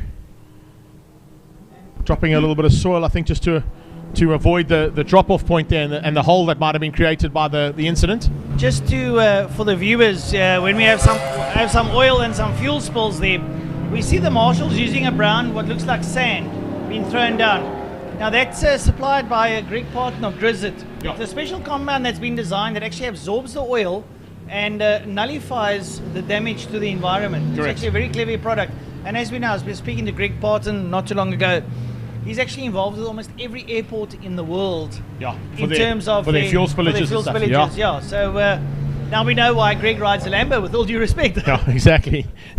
And why he gets flown out by Lamborghini to go and get his new car. Correct. Right, Paul has just joined us as well. Good to see you, Paul. That's one, of course, Jan Lammers' top fans. Unfortunately, I've got some sad news for you, though, Paul. Jan and his team have retired that car a while back. I know you battled to get up onto the live stream, so I've just dropped you another link, and hopefully that one has worked.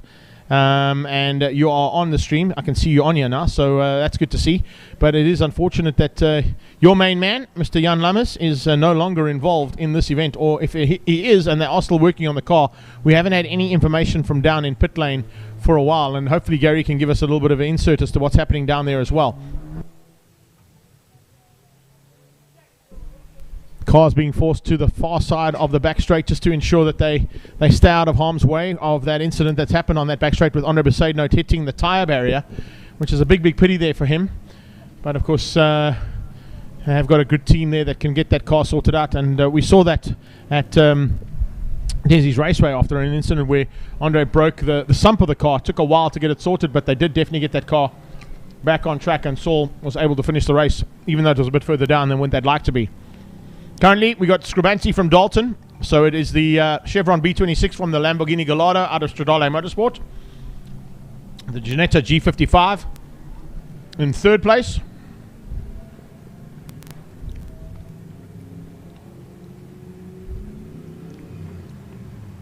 And as I say that, on cue, Gary van der Spey is waiting down in pit lane. So he just sent me a message now to say that he is good to go. So let's go down into pit lane and see whether or not Gary has got any information that we're not able to pull from the current action on track. Gary, are you down there waiting for us to go?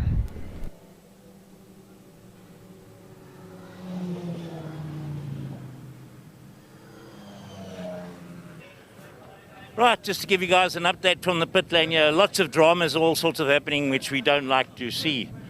One of the first ones is, unfortunately, The BMW Z4 GT car, which was the green one, is retired out on circuit. That car's stuck there in a very safe place. Apparently a prop shaft broken. Then the number 078 of Auto Investments, the Ligier JS53, it's been losing water too fast, and they've decided to retire the car. The car behind me over here, the other one, which is the current championship leader, has had a starter motor failure or a starter motor problem, which is causing heating issues inside the compartment. So every time they want to come in for a pit stop and then go out, they battle to start it. And one of the things you're not allowed to do in the endurance racing is push start it down the pit lane, otherwise you get a drive-through penalty. If you do it more than 3 or 4 times, they could ask you to please leave the circuit. A couple of other things, Saul Hack in the car, the GT, Perfect Circle car number 88, which is Saul Hack, and Andre, the side note, ended up with a front puncture on the right-hand side, came into the pits for a pit stop, and going to find out, see if they can repair what's faulty, and then see if we can get the car going out again. Gerald Wright in the plastic pig, as we call it, which is the blue and yellow Sports 2000 car, had an altercation with the Lamborghini. They've managed to get that car fixed, and they back out on circuit and circulating. So from pit lane, that's the biggest update I have for you guys. So back to you in the commentating box.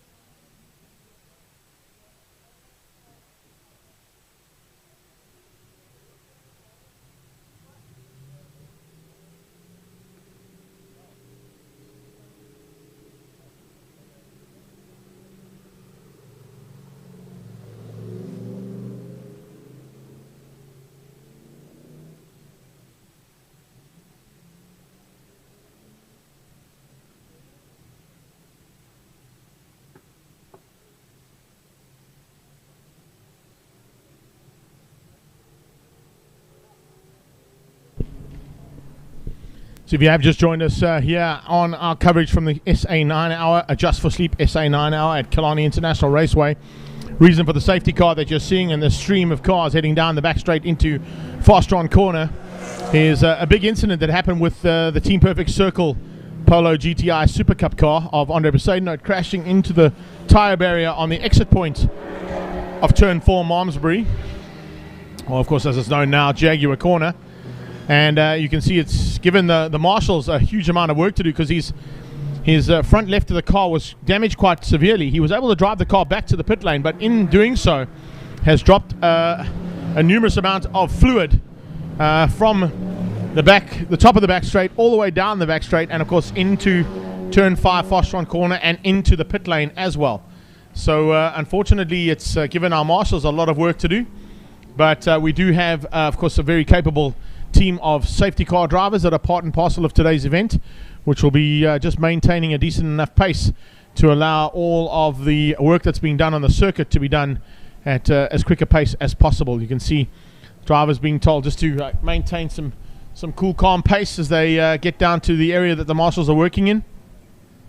The drivers were also told in their briefing that if there is a safety car scenario, then they need to catch up to the back end of the concertina as quickly as possible, so that the marshals are aware, and it's something that we've done in South African endurance racing from the word go, of when the marshals can work on the circuit and how long a break they've got to work on the circuit before that safety car comes back round again.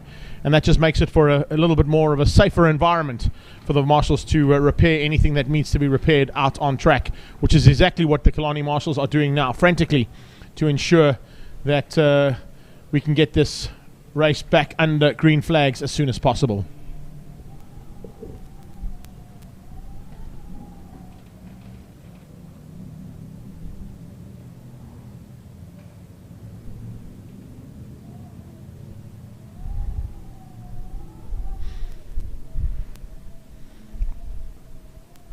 The Romano Sartori and Franco de Matteo car currently down in 16th place, having completed 72 laps.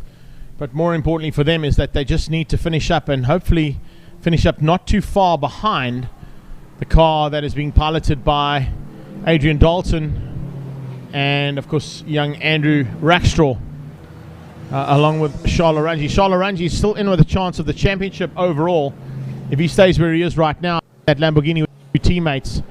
Currently sitting in second place on track, Anthony Reid and Paul, just to give you information there from the Netherlands. The Anthony Reid and Jeroen Bleekemolen car has now dropped to third place. So apologies there for my incorrect comment. I thought they were second, but they've now dropped to third, sitting there in the 3 spot behind, of course, the Stradale Motorsport and Paget Racing Lamborghini. And of course, still leading things out overall, none other than Silvio Franco and Dino Scribanti in the Scuderia Scribanti B26 Chevron. For those of you who've never seen that car in action, that B26 Chevron is powered by a twin Suzuki 1300cc Hayabusa turbocharged engine. So it's a unique car in the world, there's no doubt about it. And of course, its capabilities are really, really cool. Put into a V8 format, of course, but twin Hayabusa engines in that car. So running a Suzuki motorcycle with turbocharged iridium in the Suzuki Hayabusa in its own right is a machine of note. And now you put two of them into a space frame with some carbon fiber on it, that just turns into something pretty spectacular.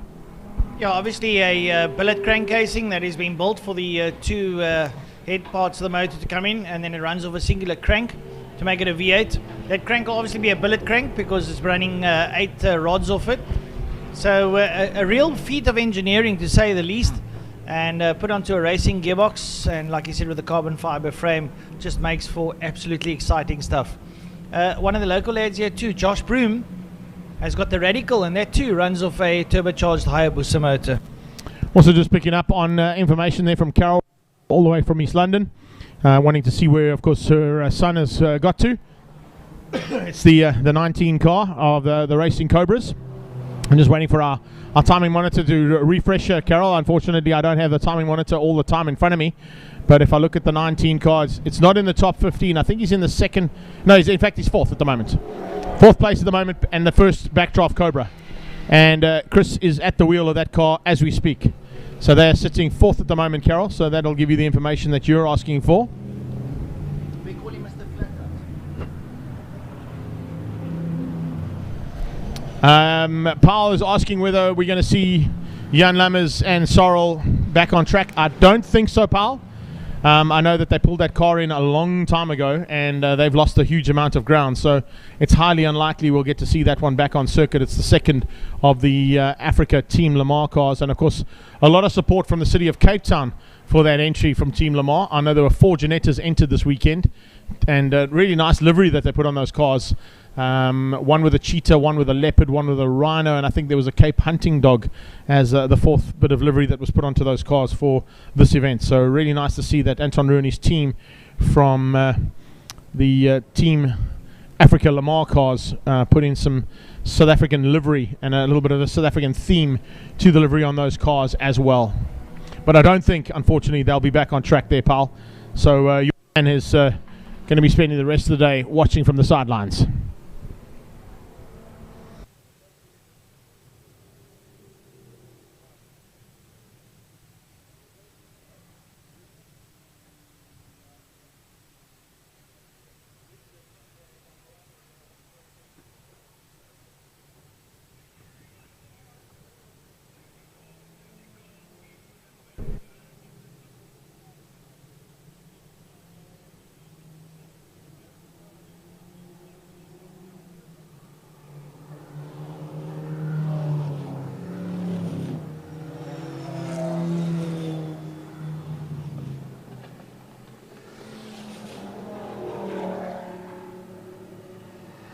Right, so the folks at home, you can still see that we're under safety car. Your leader there, the Scribantes, followed by Dalton as well there, and then Anthony Reid in third. Nika in the Super Cup Polo sits there in P4. In seventh place, we got Darren Winterbu in the Mini. Andre Beseda shows there that he's currently in eighth, but that car's not out on circuit yet as far as I can see. I think they're still busy working on that one, so hopefully they'll be able to repair it. It is in the garage after a little heavy shunt into a tyre barrier. So we'll have to see what they can do in that garage. We are now 2.5 hours into the 9 hour, so we're almost like a third of the way. We're at 3 hour mark, we will be third of the way, 30 minutes to go. As the cars all still run out behind the safety car. And looking down in ninth place, the 555 Janetta still out there with Jeff Mortimer in it. So lots and lots of racing. Now unfortunately the timing screen's still holding the guys that all ran the 1 hour. So the timing screen takes quite a while to click over. We'll get over to the first screen pretty shortly and be able to let you know who sits where. But you saw there on screen Silvio Scribante in first place, Adrian Dalton third, Anthony Reid in third place, Chris Radloff in fourth, Steve Clark 5, Darren Winterbu 6, Mikhail Patamba there in seventh. So that gives you an idea what's happening. Pace cars in and the field take off. And they make their way down into KFM corner. Already one of the Janettas coming up behind the Sports 2000. We see the 8 call 247 Ligier sitting there in third position, trying to work their way through as the Janetta now steps up inside of that car that was running first up into G Energy corner. Janetta rolling around there with the Ligier up behind it, a couple of Cobras there. Lamborghini is in there as well. And see that Silvio Scribante sitting down in about 7th, 8th place. He's going to want to work his way through the field. He's up behind one of the backdraft Cobras as they work their way now out of turn number 3 up towards turn number 4, Car Care Clinic corner, which they had the owners of Car Care Clinic, Mal Spur, them with us. So nice to have the sponsors on board. And going down the back straight now, that Janetta with the Ligier up behind it. Lovely to see the pace of these cars going down. It looks effortless as they go down towards turn number 5, Fostron corner. And the Ligier looking up is the Adcock Michael Jensen outfit. I'm not quite sure who's on board. I think it could be, no, it's have a look, see. Trying to pick up the Ligier. Yeah, the Ligier is sitting there. While they're working their way through the field, here comes the Paget Racing Lamborghini Gallardo. That's Adrian Dalton in the Lamborghini. And keeping an eye there, Silvio Scribante now pulling up behind the Lamborghini into turn number 1. As they come out of turn 1 up the Uber straight, they go. So all the expected folks sitting in the front of the field now. The Ligier there with the Janetta. Then up behind the Janetta, we've got the Paget Racing Lamborghini. Up behind that, we've got the Scribante outfit making their way down into turn number 3. And already the Ligier there of Michael Jensen is making its way now out of turn number 4, working its way down the back straight. The back straight's been resolved of all its oily issues. And off they go. Janetta, that 555 Janetta working its way down the back there. And have a look at Scribante sitting up behind the Lamborghini. Unbelievable to see the pace of that little car as they work their way down into Fostron corner. So racing is back to normal. And 6 hours, 28 minutes left. Adrian Dalton sitting second there in the Lamborghini. Anthony Reid third there in the Janetta G55. Chris Radloff in fourth there. So nice to have Chris Radloff in the first there of the AC Cobras is sitting in P4, doing a sterling job out there. Just had some word there from his mom. Greg was chatting to her on social media. So that's nice to see. And she comes back, she says, thanks Greg, awesome news. So she's watching on the telly and now she can actually see where her son is sitting on number 4 there, the R for Radloff on lap 85. The leader now starting lap number 90. So that gives you an idea We 6.5 hours in, we've done 90 laps, so we're going to be looking close to about 400 laps of this circuit at the end of the day. Well, the whole gaggle of Cobras going into turn number 1. It always looks like it's a Cobra race if you didn't see any of the other cars out on circuit. And we see the Nike Super Cup Polo go back out onto circuit, coming out of turn number 1, working its way up there. Currently down the back straight go some of the leaders. There you see on camera the leaders going down, and that's Lamborghinis, followed there by the Scribante car with the Ginetta, the G55 Ginetta up front there. So he's about to lap the rest of the field again for a second time. Some brilliant racing out there. Some high-speed stuff coming down the main straight here. Nose-to-tail stuff. Ginetta, Lamborghini, and a Hayabusa-powered turbocharged car right up behind them. What brilliant pictures here from Killarney International Raceway on a beautiful Saturday afternoon. I won't say breathless. There's a light breeze blowing, but it's about 28 degrees. We are feeling the heat ever so slightly up in the commentary box. We've got a flat tin roof above us, so needless to say, we are feeling it, but we are being very well looked after by the management of the Western Province Motor Club. So all going well, and the Ginetta coming back there at Scribante as they make their way up now towards turn number 4. The rest of the field going down into turn number 5. And we see these Type R Civic coming out of turn number 5 into the Porsche straight.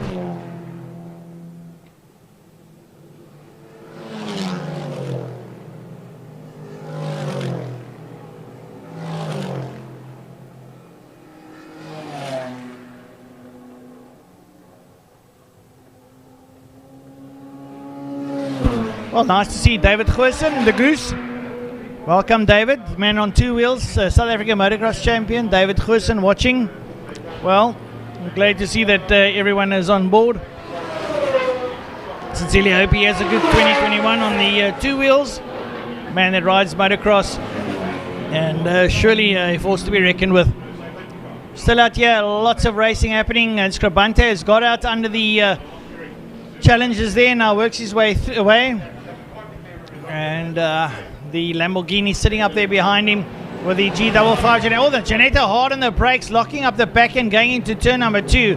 But the guys are pushing now and making sure that they can close up there, trying to stay in touch with the front runners. So everyone working around the circuit are really working at high pace. It's while there's still daylight, you get to see a lot, so you try and make up the most time you can. Once you go into the nighttime skies, well, it gets a little bit difficult. We'll probably have about an hour of darkness. The sunlight will dissipate as we go into it. There could be a degree of difficulty in the afternoon when the sun starts setting down in turn number 5 and possibly in turn number 2 when they will drive into the sunlight. But it's only for a short spell, and hopefully they'll be able to make their way through the corners without any problems. All right, so the cars that are out in circuit are doing extremely well.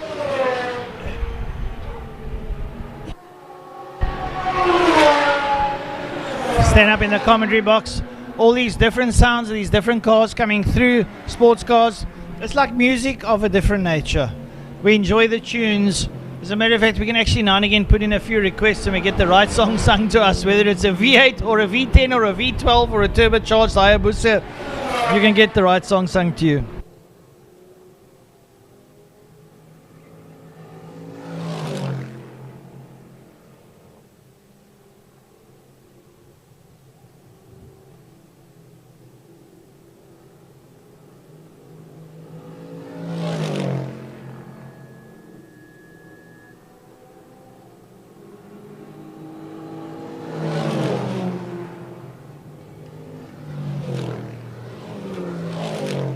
Well, we see one of the Porsches has pulled into pit lane, so they're going to have their cars seen to and get all the necessary done there.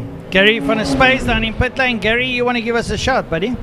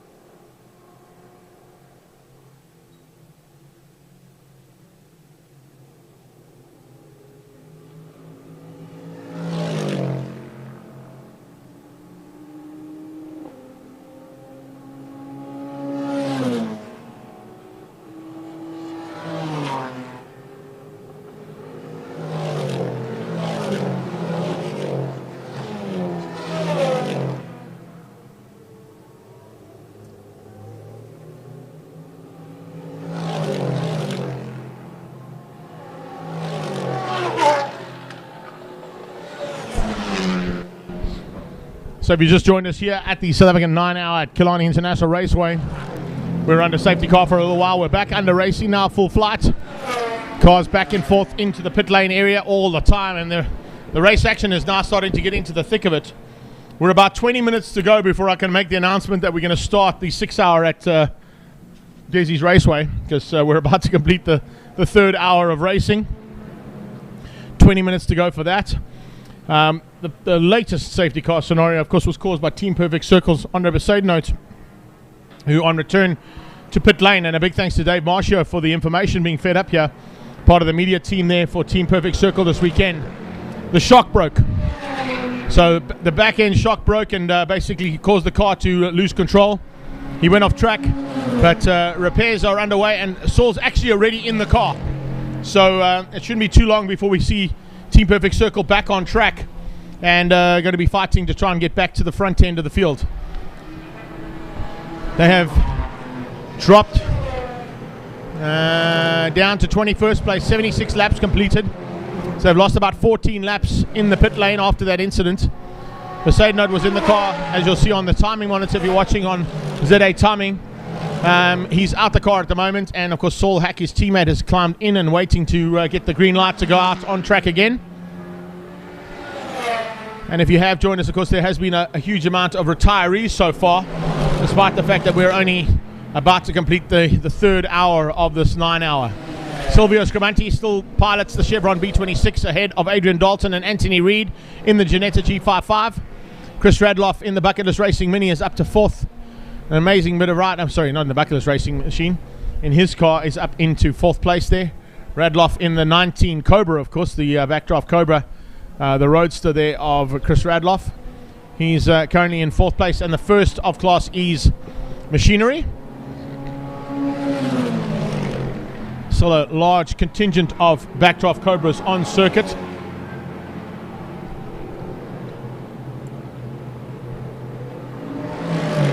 Action coming out of Rose Foundation and up into Malmesbury there. There you can see three good examples of those backdraft Cobras. The Ginetta into turn 4, Malmesbury or Jaguar corner. Cobras down the back straight, full flight there.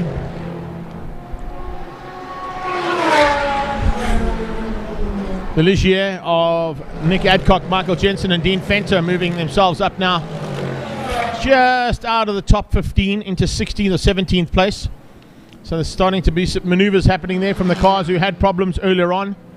Had to go back in the pit lane and get them sort themselves out.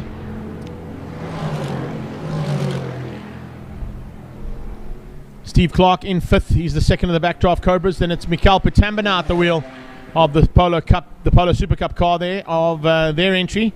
Darren Winterboer in the Mini just behind him. So it's interesting times right now as we've reached almost 3 hours of racing. Also just picking up on some action that went on. Okay, so Dave's giving us the correct information.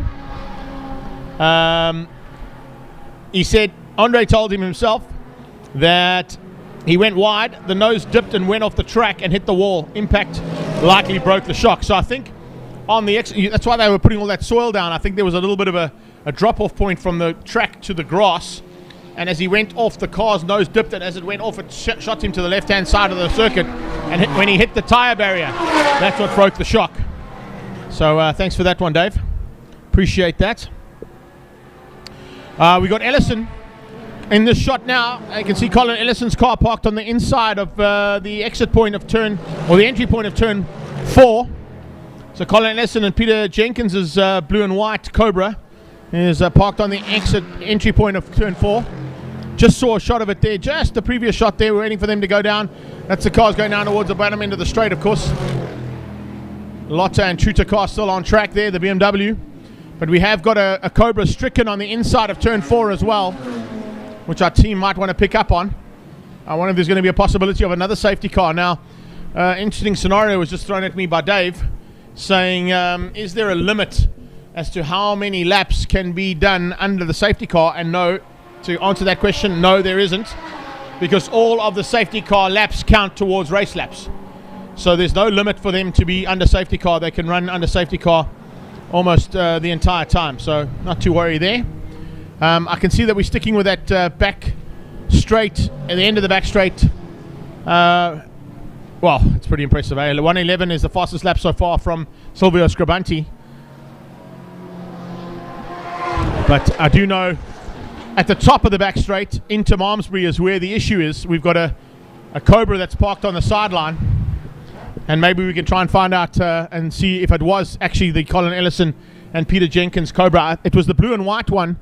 So it's there it is, confirmation. That's the one. That's the shot we want. Just to the left of that. Oh, we went to the wrong shot. No, we're back at turn 1. The previous shot is where we needed to be. And if you just pan left on that one, we'll see that car on the sideline. So this camera can just pan to the left, and there you have it. Thank you guys, great job downstairs. Thank you to our production team. I spotted that car a little while ago, and it took a while for them to pick up on it, but there it is.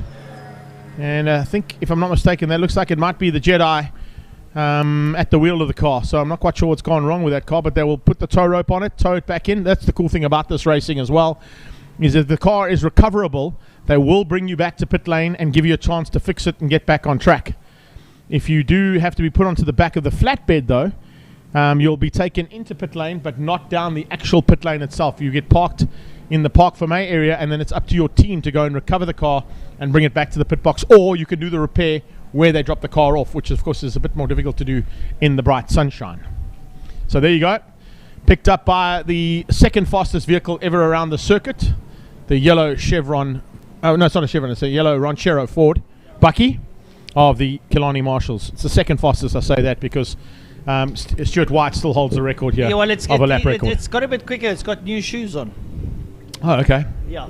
So one of the local drivers decided to sponsor the Marshals with some new shoes. Oh, nice. So the Chev Bucky has got a new set of shoes on it, and that is why Is it a Chev or is it a Ford? I can never tell the difference. Ford Ranchero, yeah. There we go. There we go. There it comes into picture now. Down the back straight, taking the V8 Cobra down towards pit lane to go and get it sorted out as the pace car still remains on circuit. Also looking at 16th place on the timing monitor at the moment, the A-Call 247 with Rico Barlow Racing. Nick Adcock, Michael Jensen and Dean Fenter having had to pit earlier on with a bit of a problem. They've recovered up to 16th place and still continue to tick off the names one by one as they come back into contention slowly but surely. Remember, that is the number 1 car from 2019, so your outgoing champions, it's their first outing in this year's event because they've been overseas racing most of the time, Nick and Michael Jensen. And of course, giving Dean Fenter an opportunity to be part of that team this weekend was a really nice gesture. And of course, a seasoned campaigner in single-seater racing is Dean Fenter, so great to have him as part of that team. But they've got a little bit of work to do there from 16th place. They've completed 87 laps. They're 17 laps down. But with 6 hours of racing almost to go, 6 hours and 12 minutes of racing, still some work to be done for that team, and they could still potentially be in contention by the time the checkered flag comes out at 9 o'clock tonight. Yeah, I think it's a question of strategy, how they're going to play it. Obviously, a lot of those other cars ahead of them will have to stop. They might have a different strategy, be able to undercut and overcut wherever necessary, and make sure that they leapfrog their way forward.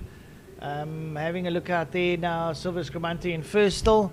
So he's maintaining status quo. He's lapped the whole field twice, to say the least. We said it early on that he had lapped once, now it's twice. How time flies when you're having fun.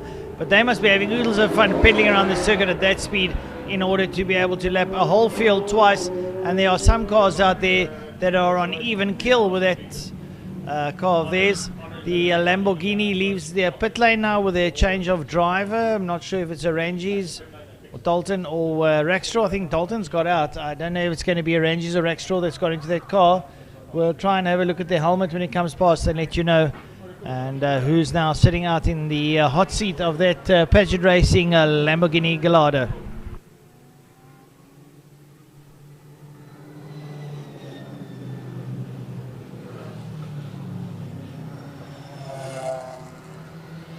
So the pace car is still out on circuit. You can see everyone pretty much line is turned down there into turn number 1. The Evolve working around the circuit. I'm not sure who the driver is of the pace car. We've got a whole array of drivers that take part in the pace car. Michael Tsona is now in the pace car. So he's taking the folk around. And trust me, folks, I've been in a pace car. It's not a question of he just drives around leisurely.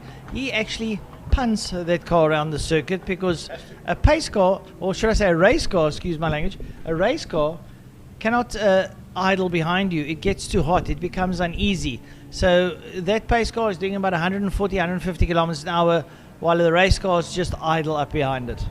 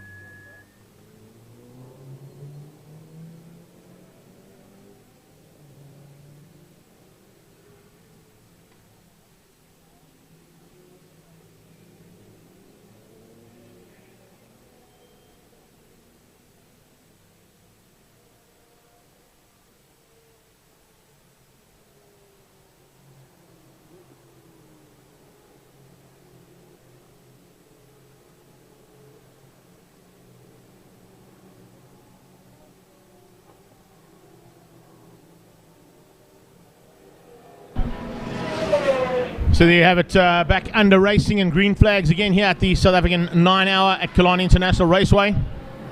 Safety car has now been back into pit lane after a couple of duties so far today. If you've just joined us on the coverage, a big welcome to all of you from all around the world, and thank you for your support. Can give you confirmation, I've got the official results for the 1 hour endurance race, and as I pull that up on my screen, it is... That's the classes. I don't want to do the classes. I want the overall. Overall result for the 1 hour endurance race.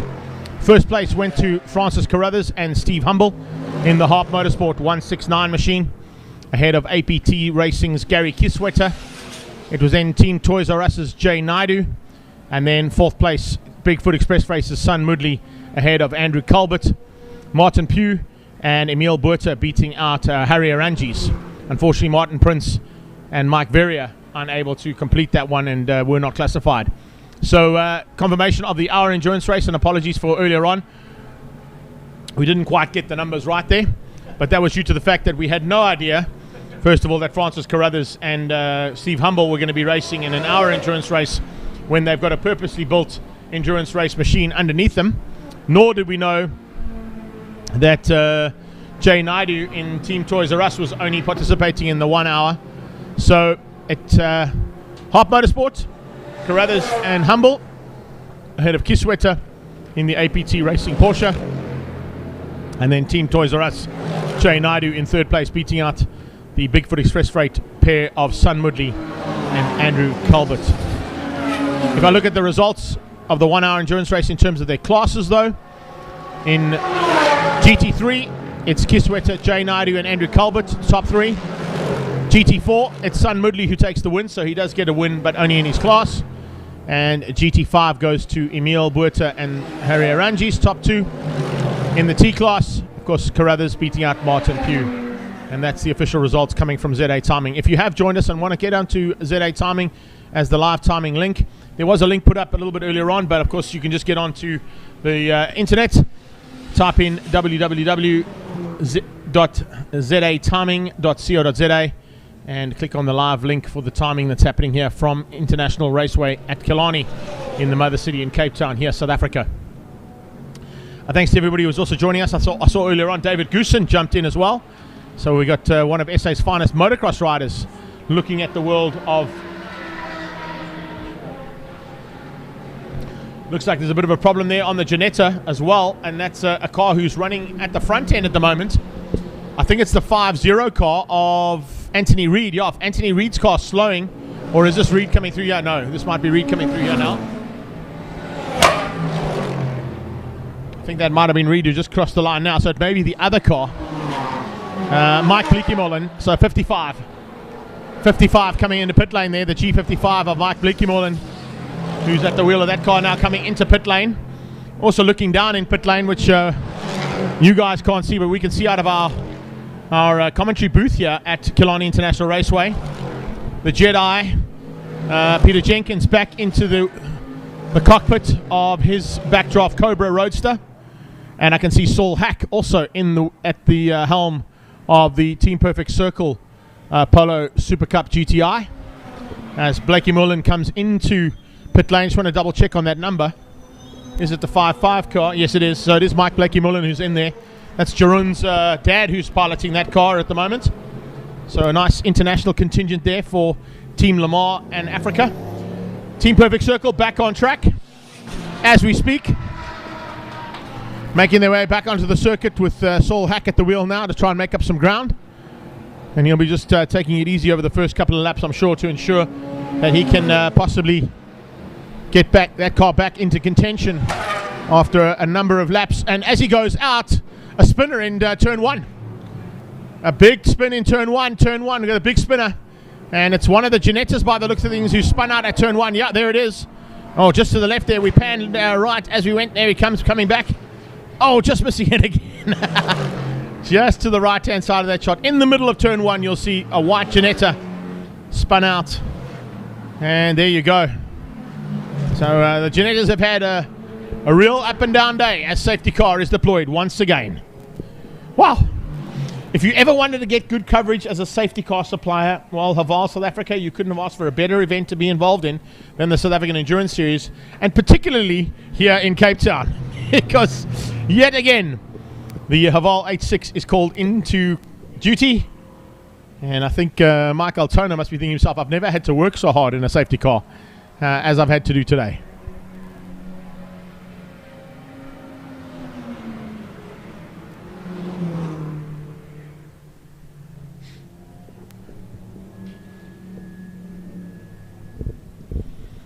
Also, I think while we can, I'm going to ask my guys just to pull up the graphic for the timing so we can run through it.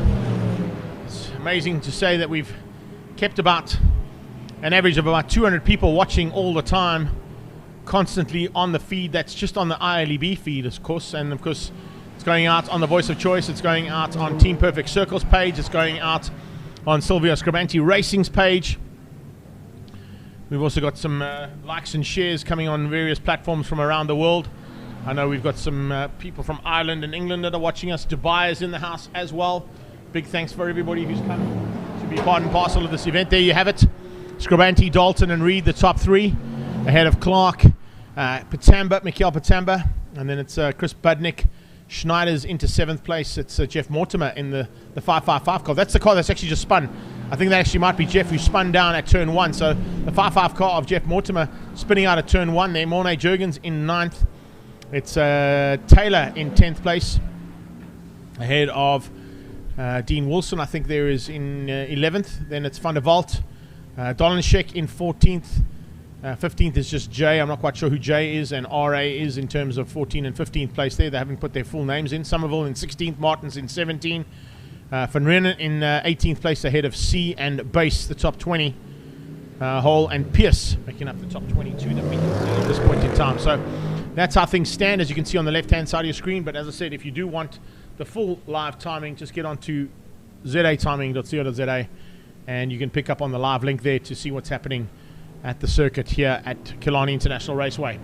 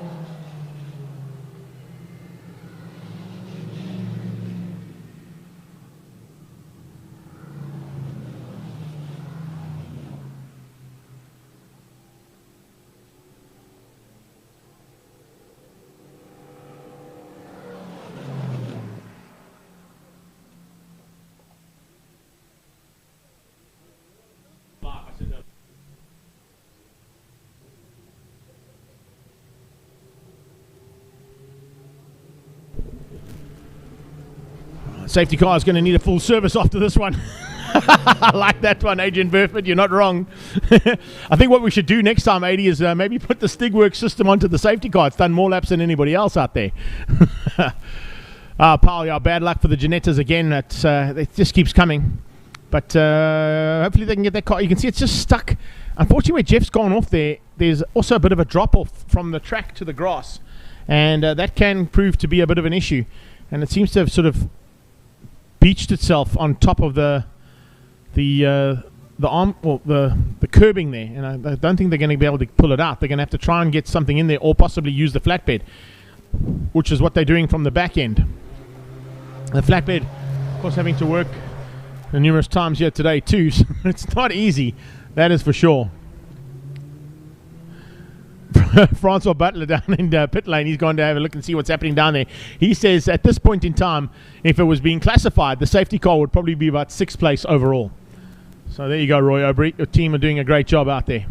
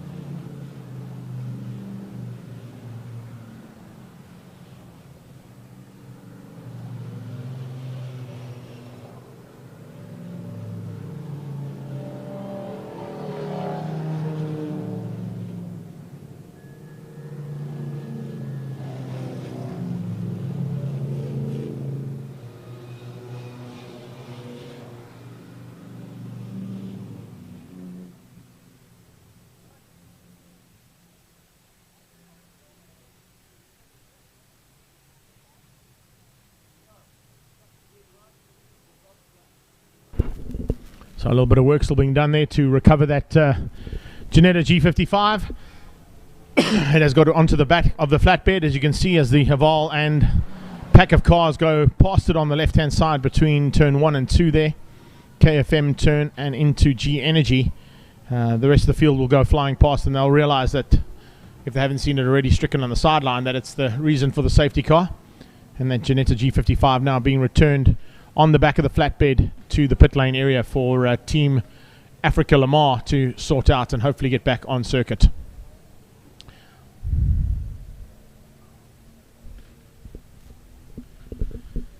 Big welcome to Mark Bates. On a dull afternoon in the UK. Well, we're bright sunshine at the moment with a little bit of a breeze here, Marky, so thanks for your support. Dave Alexander, I'm glad you're enjoying what we've seen so far. And to Brad, thank you so much.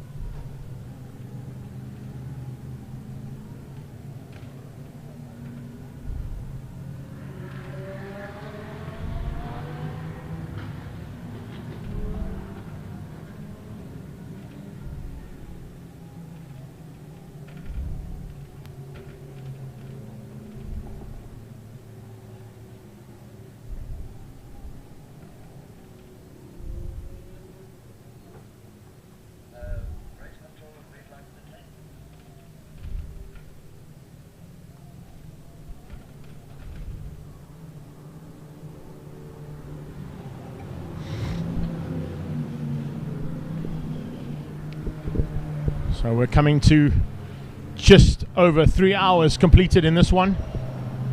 Still another 6 hours of racing, or 5 hours and 52 minutes to be exact. So it looks like there's going to be a lot of work still to be done on circuit, and the amount of traffic that's out there, of course, is always a big concern, particularly when you've had so many safety car situations and scenarios.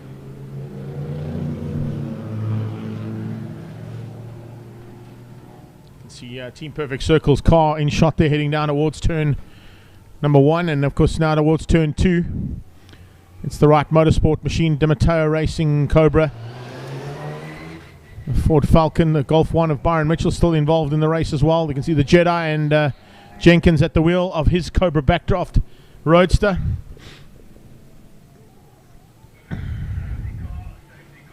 There is the current leader going out of G Energy corner there, the black and orange B26 Chevron of Silvio Scribanti. I think it may possibly be a change up on the driver in that car. Just having a look to see if they have gone.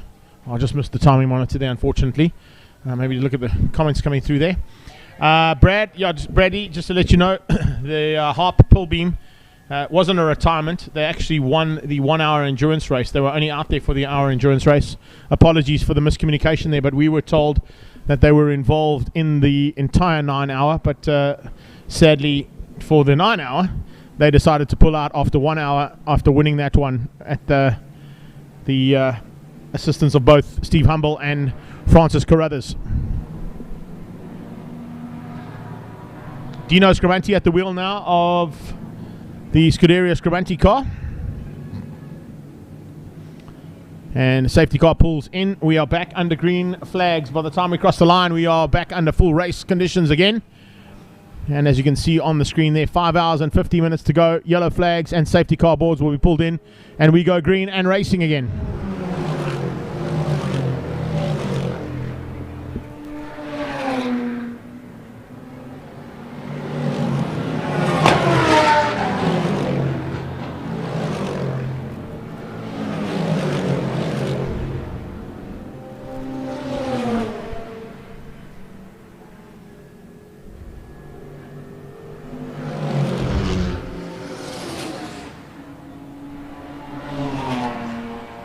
Interesting to see as those cars make their way up towards turn 2 into G Energy corner.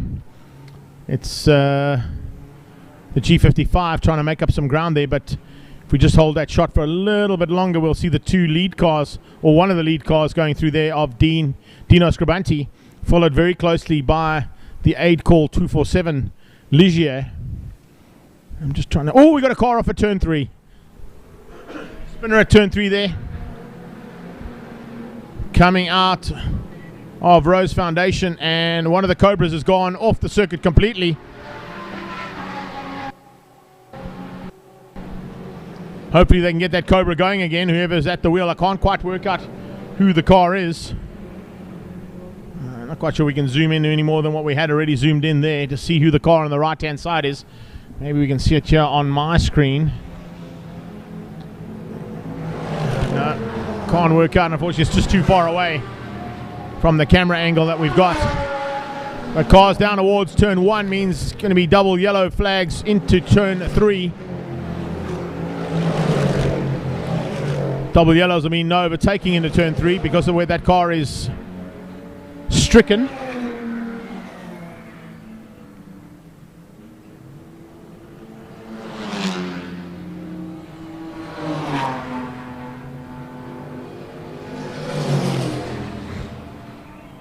First car's making their way down to turn 3 now for the first time to see that car that's in a bit of problems on the outside. Doesn't look like anybody's going to be affected by it too badly.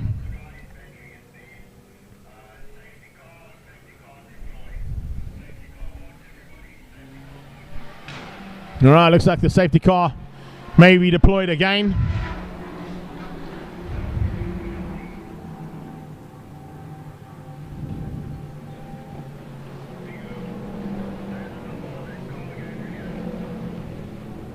Remember, when the safety car boards come out, there's no overtaking, so you're going to have to just filter in. There you go, confirmation of the safety car on track. Boards come out, yellow flags waving to tell the drivers that the safety car has been deployed, and that will be to recover the backdraft Cobra that is stuck down in turn 3.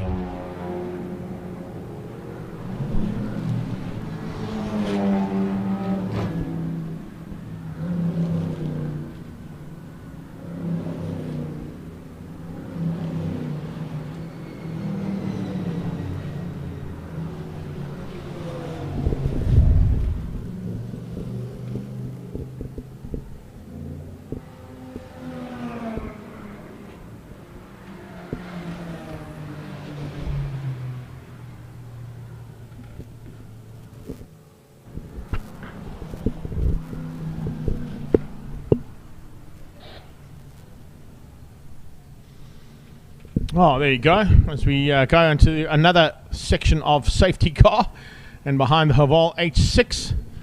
It's good to see that my Pops has just joined us and has joined us as part of our live stream feed here. Welcome to Killarney, Pops. Hope you can enjoy the action so far. Once again, I'm going to ask the team downstairs just to pop the graphic up so we can run through the current standings in the top 20 if we can, guys, as they recover that Cobra that's stuck down at turn 3 out of the Rose Foundation sweep. 5 hours and 46 minutes still to go of racing.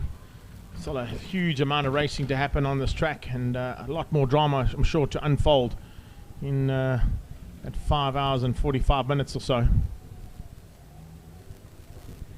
There you have it, Scribanti from Dalton. It's Reed up now, Anthony Reed up into 3rd place ahead of Mikhail Patamba. Steve Clark leading Cobra is now 5th ahead of Chris Budnick. 2nd place in the saloon car class. Schneider's up into 7th ahead of Morna Jurgens and Taylor. It's Billy Erasmus and Josh Dolenschek in 10 and 11. Bob Neal is up into 12th place, just ahead of Jay in the 19 car there. I'm not quite sure who Jay is in that team, but of course it was Chris Radloff who was at the wheel of that car earlier on. Dean Fenter is now up in the number 1 car and 14th place overall there for the Aid Call 24/7 machine, ahead of Somerville and Martins. Then it's Jeff Mortimer. The car has just spun out and gone back into pit lane just before the previous safety car to the one we're having at the moment. And Jeff Mortimer, of course, 80 years old, still piloting a G55 around here at a relatively good pace, leading out on the 7-7 car. And then Doug McDonald in the 19th place in 29, ahead of Base in 20th place. So that's your top 20 as it stands, with a little bit of work to do. 26th place at the bottom of your screen, if you can pick it up, is Romano Sartori. Now remember, Romano Sartori and his teammates, the Di Matteo boys, particularly Franco Di Matteo, has to try and get a little bit higher up than what they are right now, at 72 laps completed with 118 in the lead cars. So remember that if Charles Orange's team comes out and beats Romano Sartori and Franco Di Matteo could possibly lose the overall championship lead with only 5 hours and 44 minutes of this championship still to go.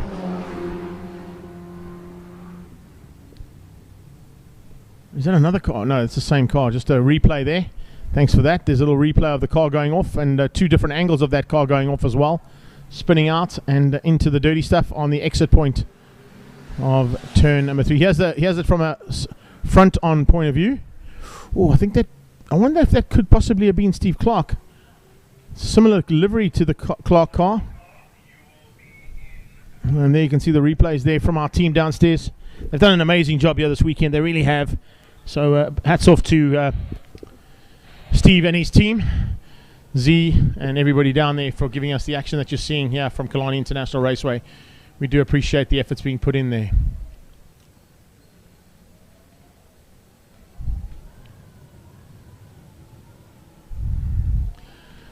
Troy Cochran sending us a message saying happy birthday to Darren Winterboer. That's amazing, because not only is it Darren Winterboer's birthday, Troy, it's also Sorrel van der Merwe's birthday. So we got 2 birthday boys in the house. So a big happy birthday to the 2 of them, if that's the case. So thanks for that info there, Troy. Appreciate it. But we'll add to it and put in the fact that the Bulawayo Bomber shares his birthday with Supervan himself, Sorrel van der Merwe.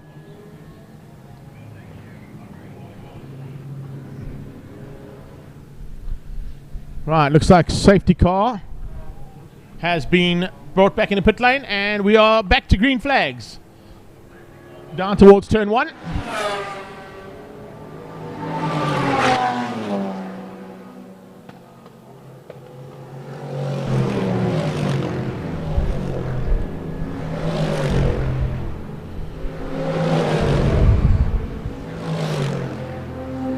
So back in racing, and how awesome would it be if Darren Winterboer could give himself and his team a really nice birthday present.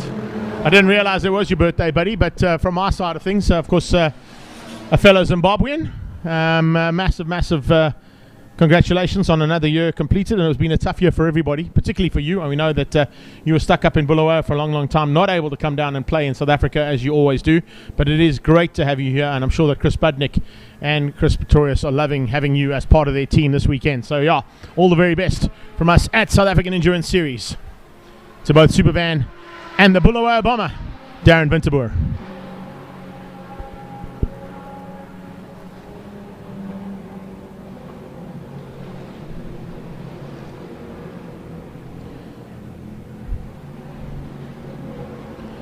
Oh, there's another man who should be playing with us today as well, who's just joined us on some of the comments coming on ILEB.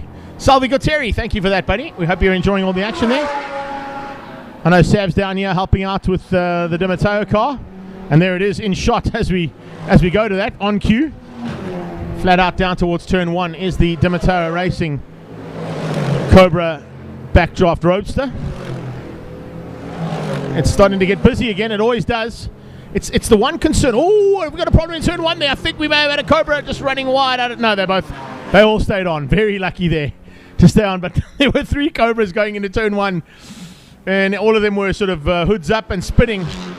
But they all seem to have got. Yeah, they're coming to turn 2 now. Oh, it's starting to get real in there. That's for sure. Great little fight there between the Cobras. 3 of them heading through the kink and into turn 3.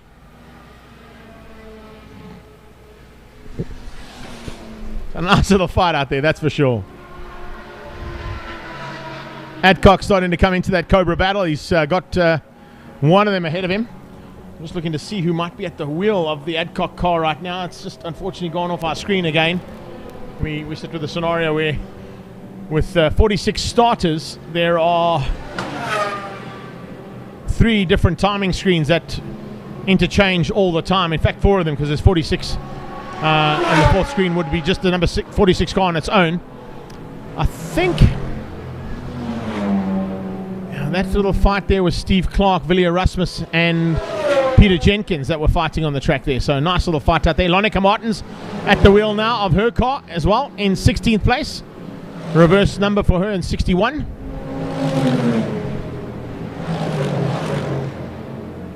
Trevor Graham still trying to recover there in his Cobra. Kurt Bakewell also still recovering, trying to make up some ground to get through on the hour endurance competitors that have finished up a long time ago now. We got 5 hours and 39 minutes still to go, and still a lot of work to be done here in the 9 hour.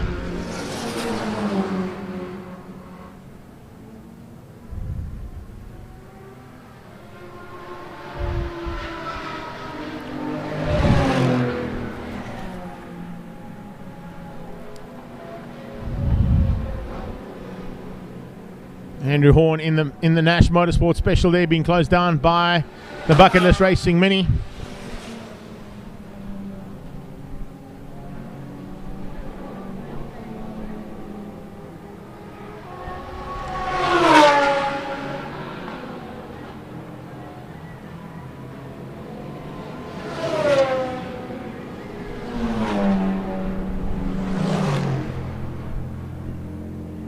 Tineta going through G Energy corner there. Looks like Anthony Reid trying to make up a little bit of ground if he can. Onto the second car there. The Stradale Motorsport and Paget Racing Lamborghini.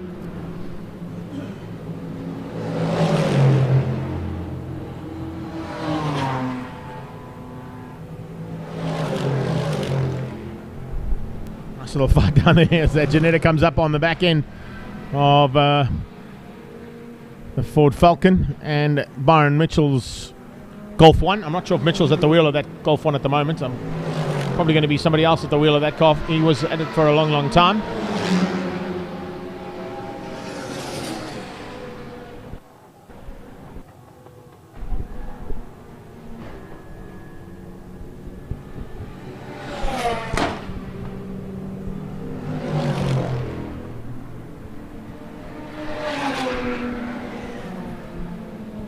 So they got 122 laps completed now by the Scribanti team. They are 3 laps ahead there of Dalton and his squad of Stradale Motorsport.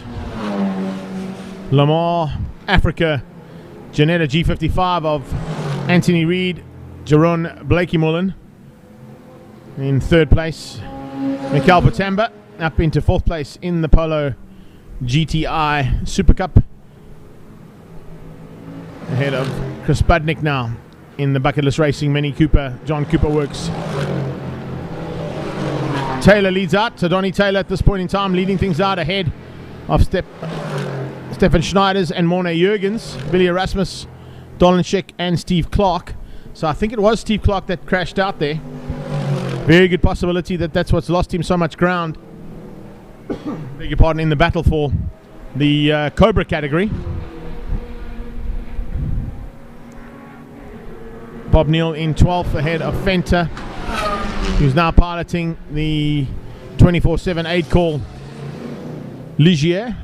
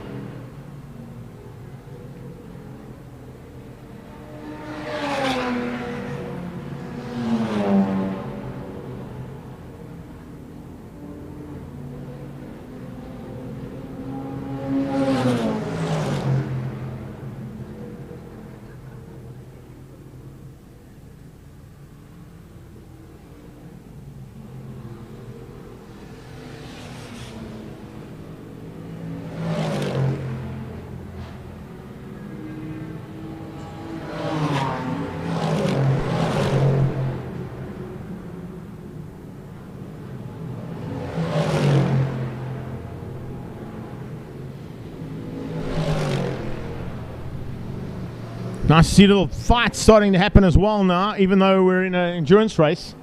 What tends to happen at this point in time is cars on similar lap times or that are up close and personal tend to start having little dices just to keep themselves interested and of course keep the adrenaline flowing and the concentration levels up.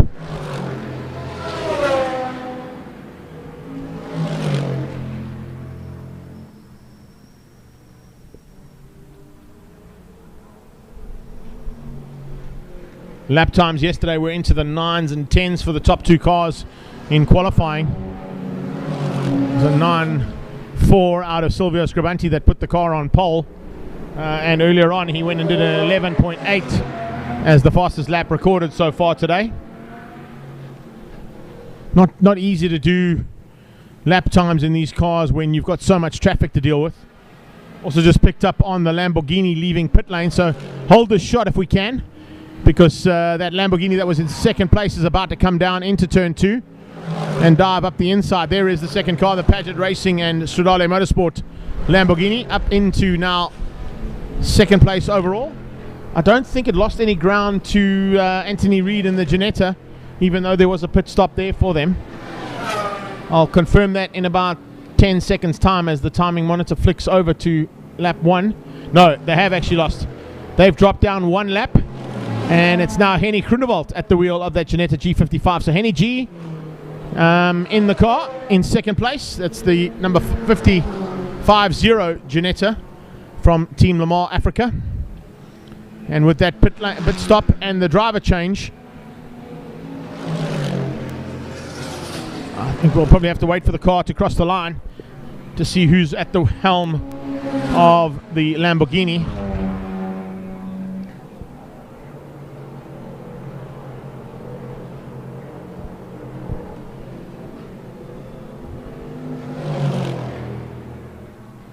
It's Adrian Dalton back of the wheel. So Adrian Dalton back of the wheel now of the Lamborghini as he comes into the fray again. Normally a man who pilots the Extra Shoes Golf 1 and Extra Shoes BMW M3 CSL up in the northern part of South Africa. But now piloting a very capable Lamborghini out of the Stradale Motorsport. And in fact, as I say that, he's come back into pit lane. So down in pit lane, we've got Dalton back into pit lane after only 1 lap out. So is there a problem possibly there on the Stradale Motorsport Lamborghini Gallardo?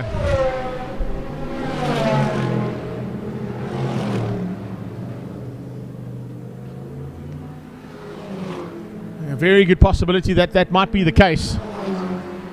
I saw them pushing the car into the pit box, which means they've got to do some work on the car. And that's going to lose them even more ground now to Anthony Reid in the G55 Ginetta.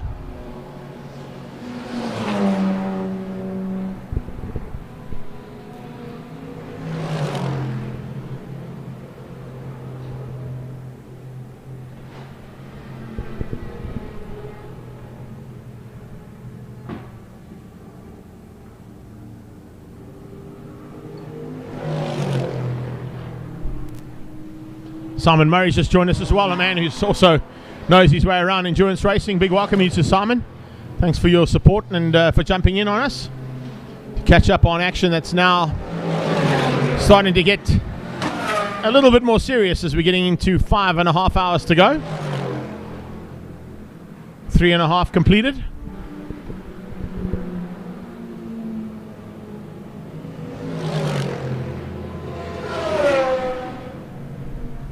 Thanks, Francois. Francois Butner down in pit lane just feeding me some information there on the Lamborghini. Looks like it's broken a side shaft and it's going to have to do some quick repair work on the Lambo there for Stradale Motorsport.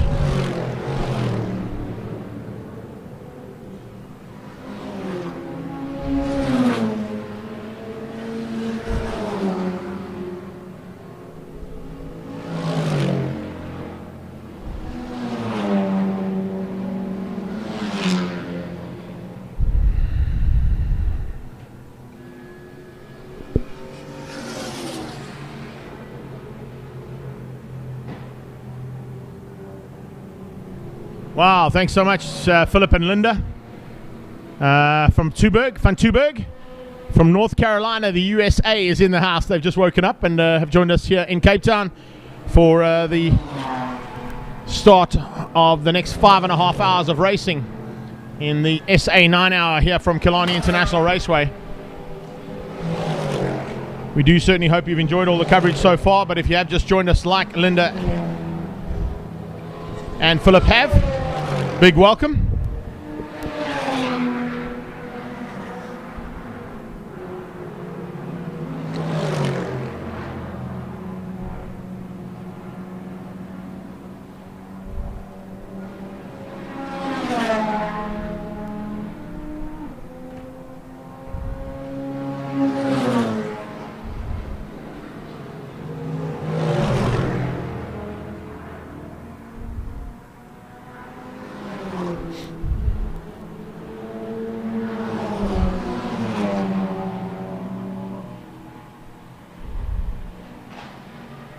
We've still got JP Breedenham starting to make his way back into contention, as well as Trevor Graham in their 2 backdraft Cobra Roadsters.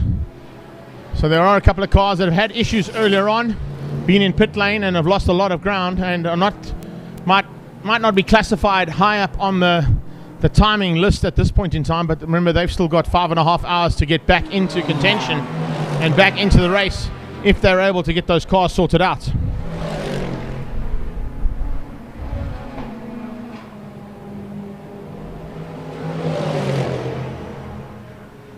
Bit of work being done down on Steon Creel Racing's Cobra as well. Kusi Veyers is part of that team, and of course Robin Creel, his beautiful wife. The 3-person team there down at SKR. But they've got some body work that had to be repaired.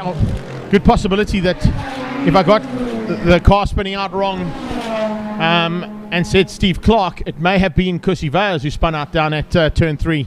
Wonder if Francois can maybe pick up on that too and just find out whether or not that's the case.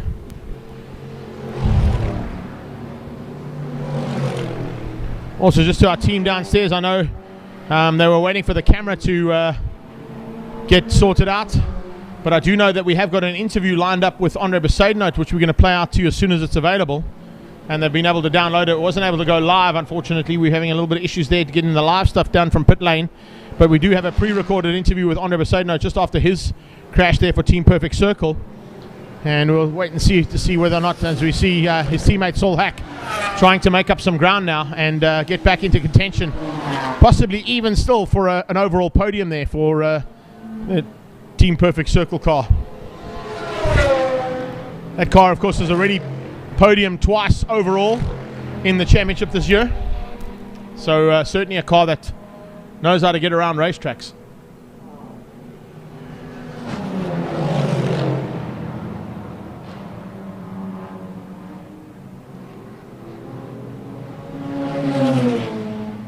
Seeing that car down into turn 5 now, Fostron corner up the inside of one of the Cobras. Just clean done, clean driving from a man who usually participates in, the majority of his racing has been in rear-wheel drive Porsches, but over the season in the Super Cup category and in the South African Endurance Racing Series, Saul Hack has certainly become a front-wheel drive specialist in that little Super Cup Polo.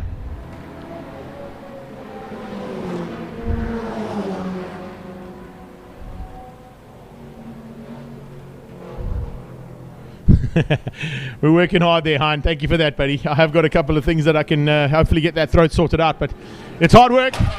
You think sitting in the race car is difficult.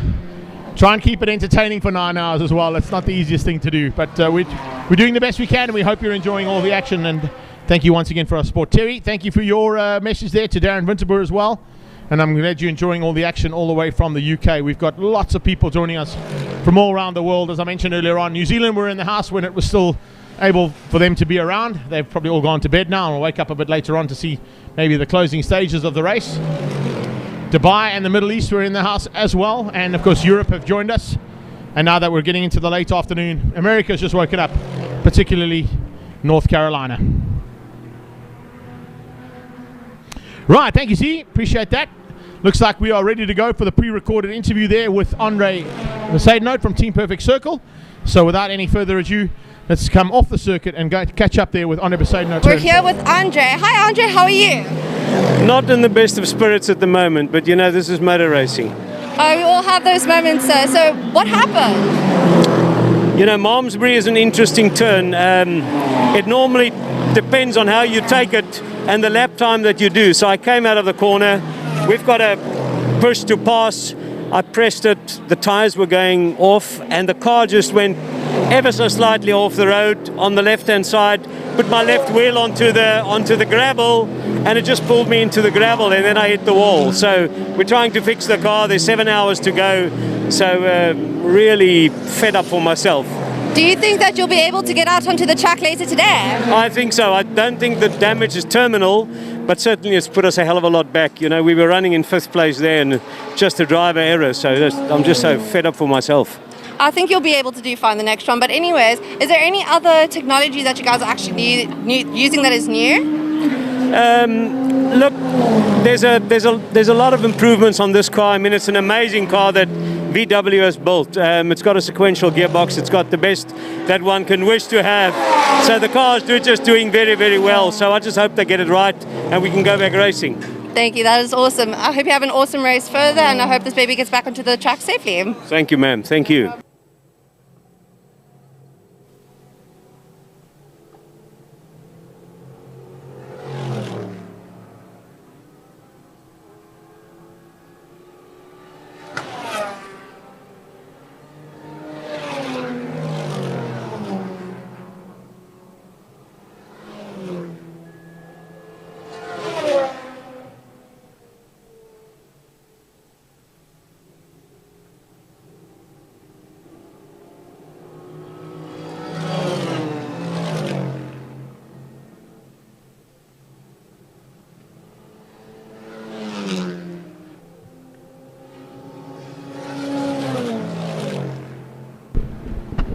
Great to catch up there with the man and the man at the helm of Team Perfect Circles Racing for 2020 there on Episode Note, and of course the man who also spends a huge amount of time and effort and money into the WPMC and Killarney International Raceway.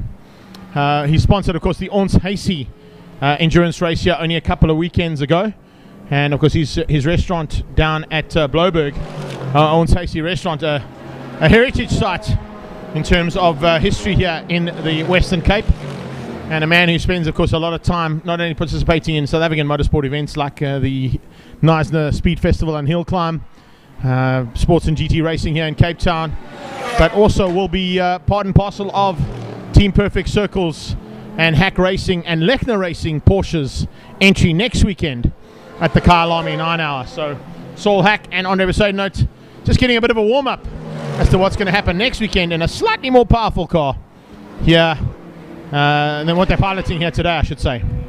So some work to do today still for Saul Hack and on Episode Note to try and get back into contention for an overall podium in the Team Perfect Circle Polo. But of course some work for them, big work next weekend at Killarney at the Intercontinental GT Championship.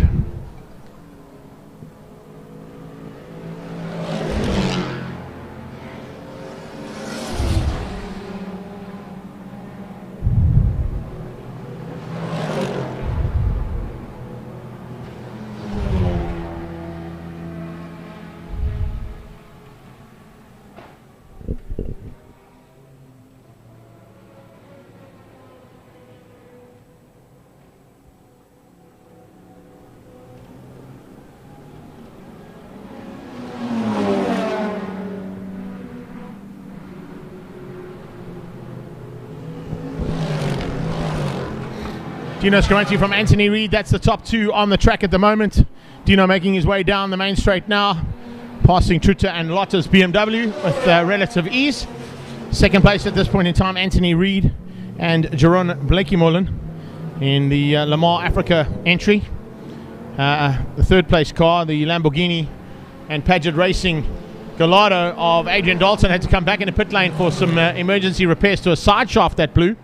So some work to do for them. Dean Fenter keeps ticking the laps off as he completes another lap in anger, and possibly going to be starting to close in on the laps that they lost earlier on in the first part of this incredible 9 hours of endurance racing. We have completed 3 hours and 40 minutes. We've still got 5 hours and 20 to go. So a lot of work still to be done out on track there, and looking forward to all of that transpiring in the next couple of hours. Tuka Mechanicos has also just joined us, so has Kevin De Silva Gonjal. Thank you so much for your support, guys. Jeanette Darroch is in the house, as well as Peter Labskachny. Uncle Pete, good to have you here, bud. Like to see one of SA's finest motorcycle riders, looking to see what happens on four wheels on occasions too. Always a big supporter of our coverage on ILEB and all of the platforms that we're cross-posting on, so thank you for your support there.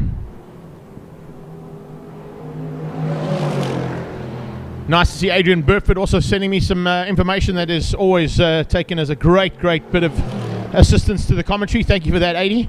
The Stigworks car, of course, being helped out this weekend is Richard Ritz and Steve Clark, and they had an issue with a blown alternator fuse and that's the reason that they dropped back so much. So I am going to probably confirm the damaged car was SKR, which of course is Steon Creel, Kosi Veyers and Robin Creel, and if I'm not mistaken, if I look out my window, if you give me a chance to, that is the car making its way out of pit lane as I speak. So the car that crashed out in turn 3 earlier on, I think is going to be the SKR machine of Steon Creel, Robin Creel and Kosi Veyers. And then confirmation there coming from Adrian from Stigworks saying that the record-written Steve Clark's car had a blown alternator fuse, which cost them the 4 laps, and that's why they've dropped back slightly. So thanks for that, 80. Appreciate the information being passed on from all angles. We do try and keep up with everything that's happening out there as much as possible.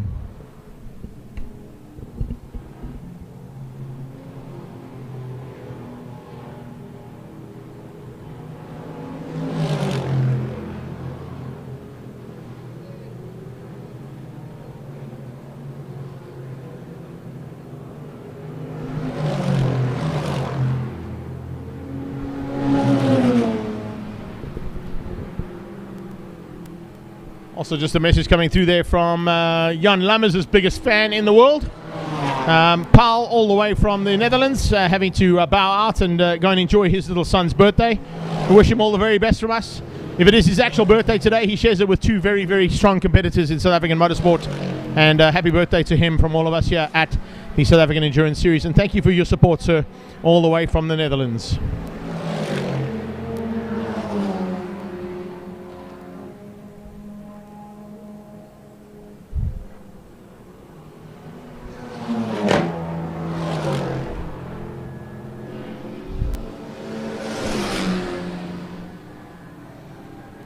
Anthony Reid going around the outside of the Team Perfect Circle Polo Super Cup, and on the brakes down into turn number 1, it's Dino Scribanti closing in on his fellow stablemates out of Team Perfect Circle. He of course was the man behind the scenes and the reserve driver at the Killarney 9 Hour last year for Team Perfect Circle, and now going past the Team Perfect Circle Polo into turn 2. He's about to catch and possibly lap for about the 4th time now. The lead car is catching the second car on track, which at this point in time is piloted by Anthony Reid.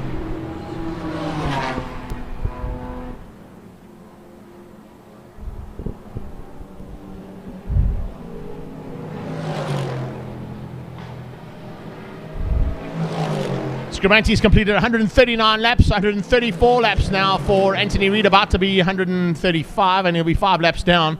Budnick is up into 3rd place in the Bucket Racing Mini Cooper John Cooper Works S. That's an amazing job there from the little Mini Cooper. And certainly something we need to be looking at in the next couple of hours or so. Not quite right just yet, but remember that there's not only the overall championship and the overall podiums for the 9 Hour. The overall championship for 2020 will be decided here today. I do see Romano Sartori, Marco Di Matteo and Franco Di Matteo still piloting their Ligier around after some gearbox issues. Saw them start from pit lane. But other factor to take into account, of course, at one point in time is going to be the index of performance.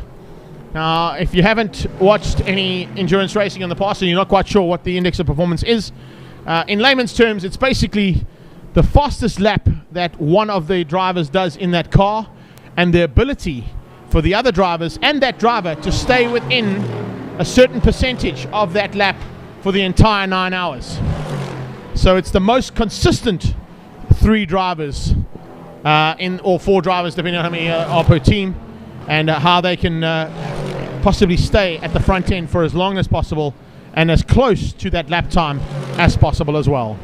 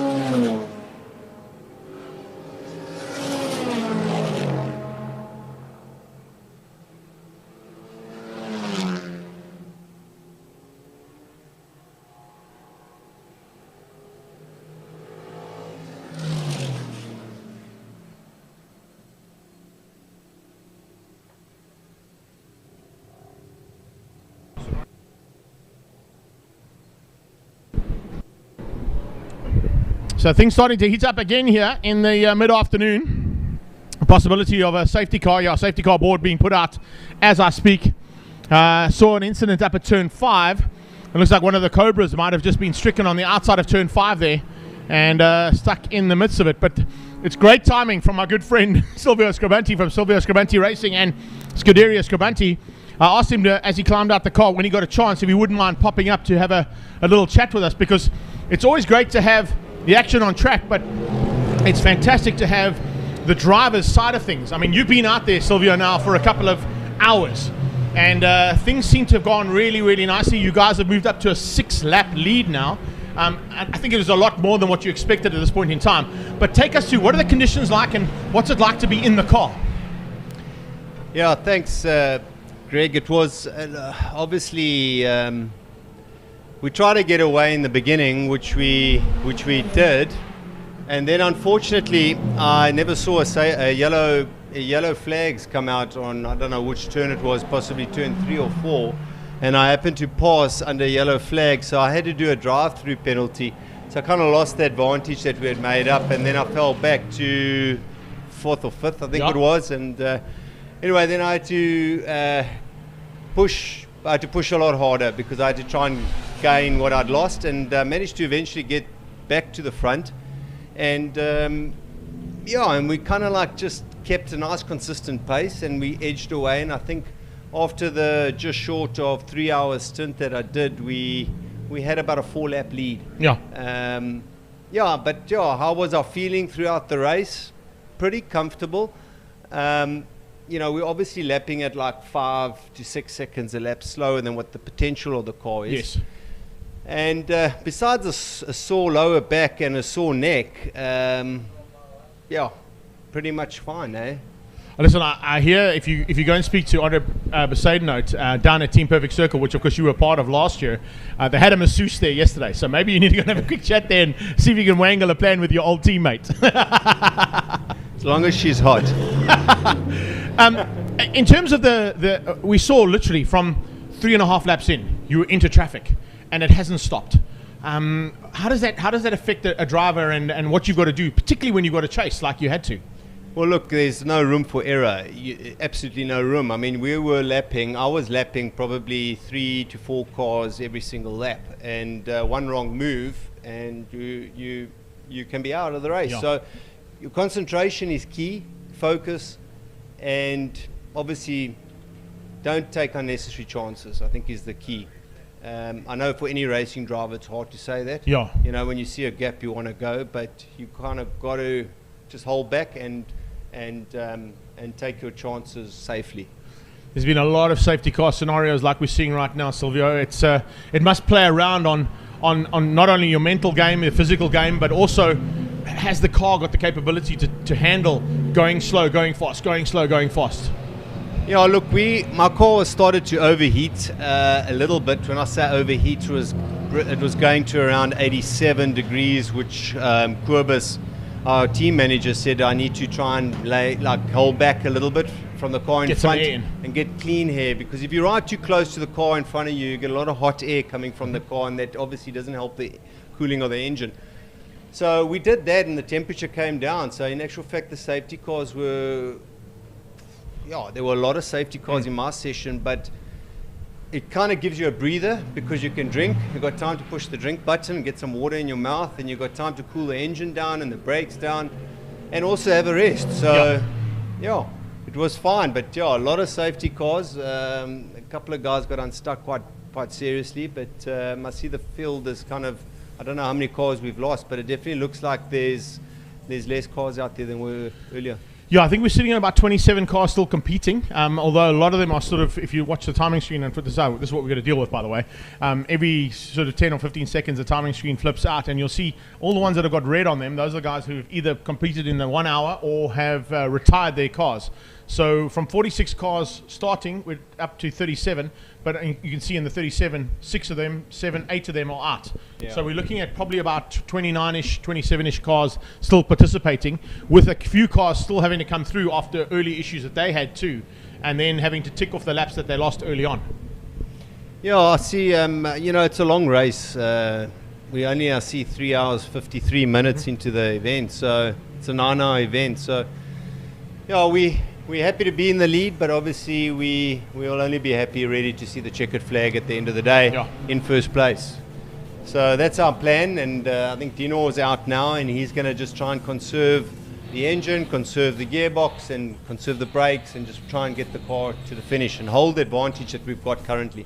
Fantastic. Well, thank you so much for joining us and giving us the insight from a driver's point of view. It's always nice to put that out there, and of course, just want to see if there were any comments coming through for you particularly.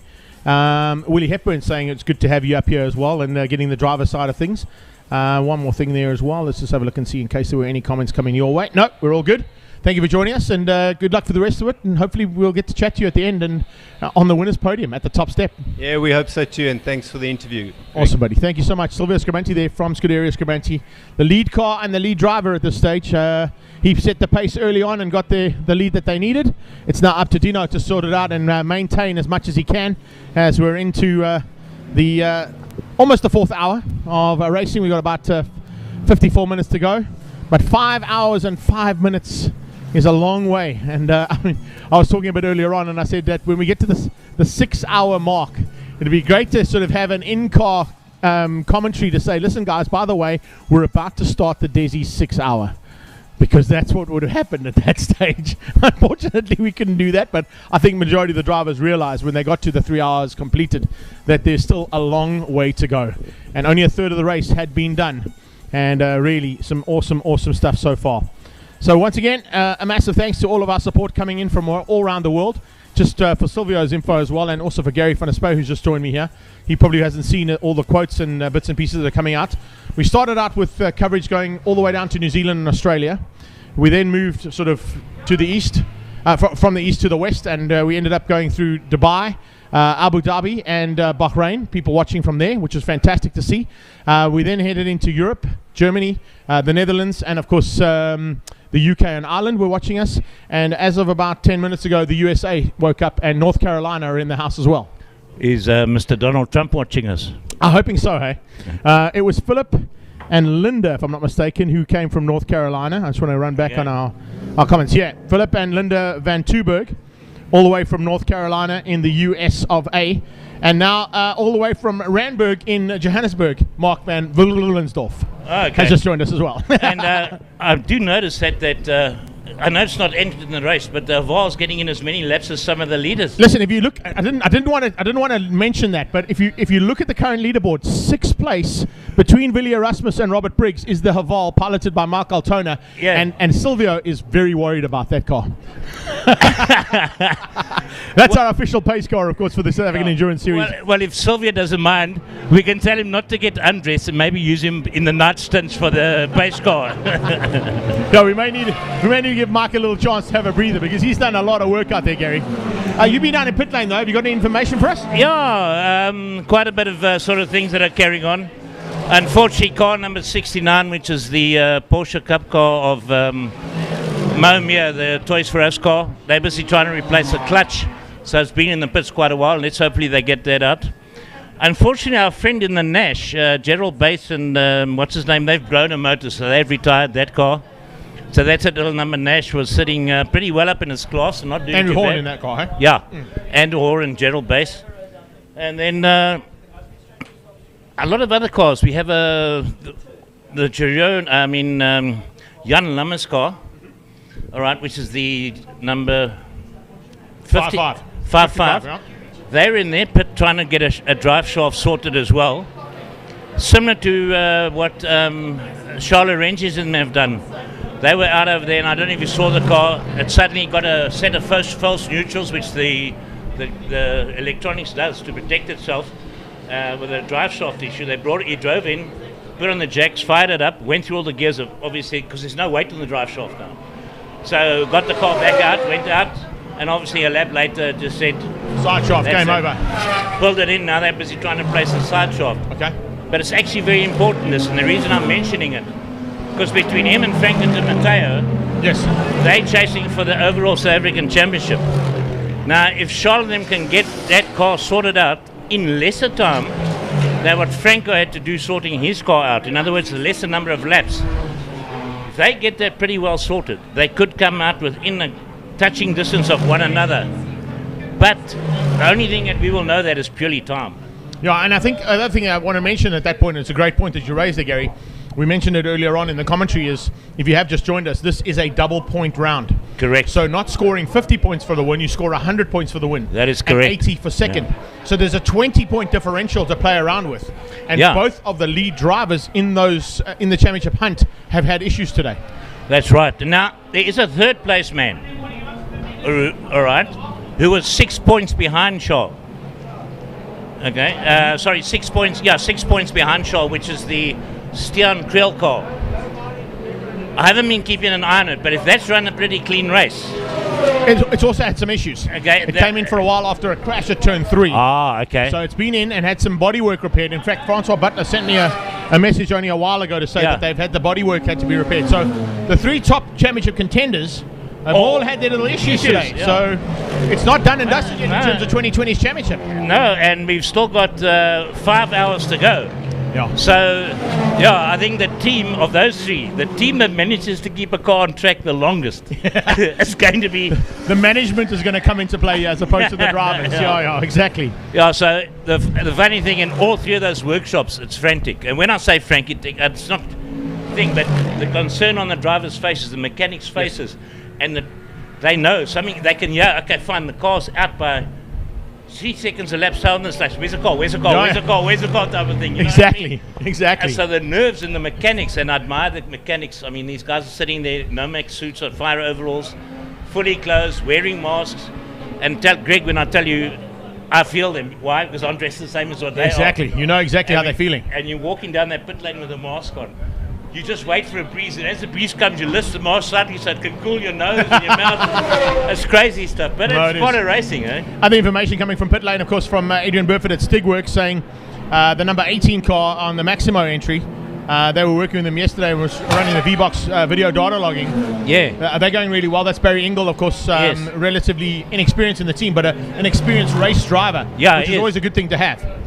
And then one of the other Maxima cars was having a bit of an issue. Actually, 2 of them had a bit of an issue. With one was leaking power steering fluid, and the other one, the power steering failed. But they replaced the second car. They managed to sort that out. The other one with the leaking fluid, they tried to find a reservoir, because inside the power steering thing is a reservoir with a grid in it, or a protection. Stupid word, sieve. Yeah. You know what I mean? Filter, and it's blocked.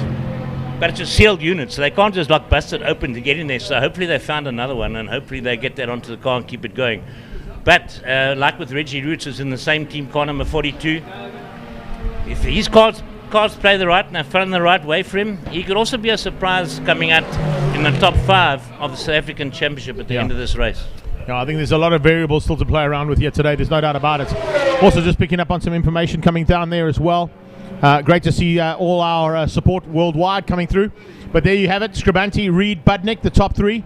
Incredible to see Chris Budnick in the John Cooper Works Special. That's a surprise. Mini in 3rd overall, ahead of Brad Scorer, who's now, of course, piloting with Mikael Patamba in the Polo Cup Super Cup car. Villiers Rasmus now leading the Rasmus team. His car now leading the Cobra Kai, ahead of Robert Briggs and Mark Verrier. Yeah, now Villiers Rasmus and that car number 18, that's part of the Maximo Racing crew, And that's what we're talking about now.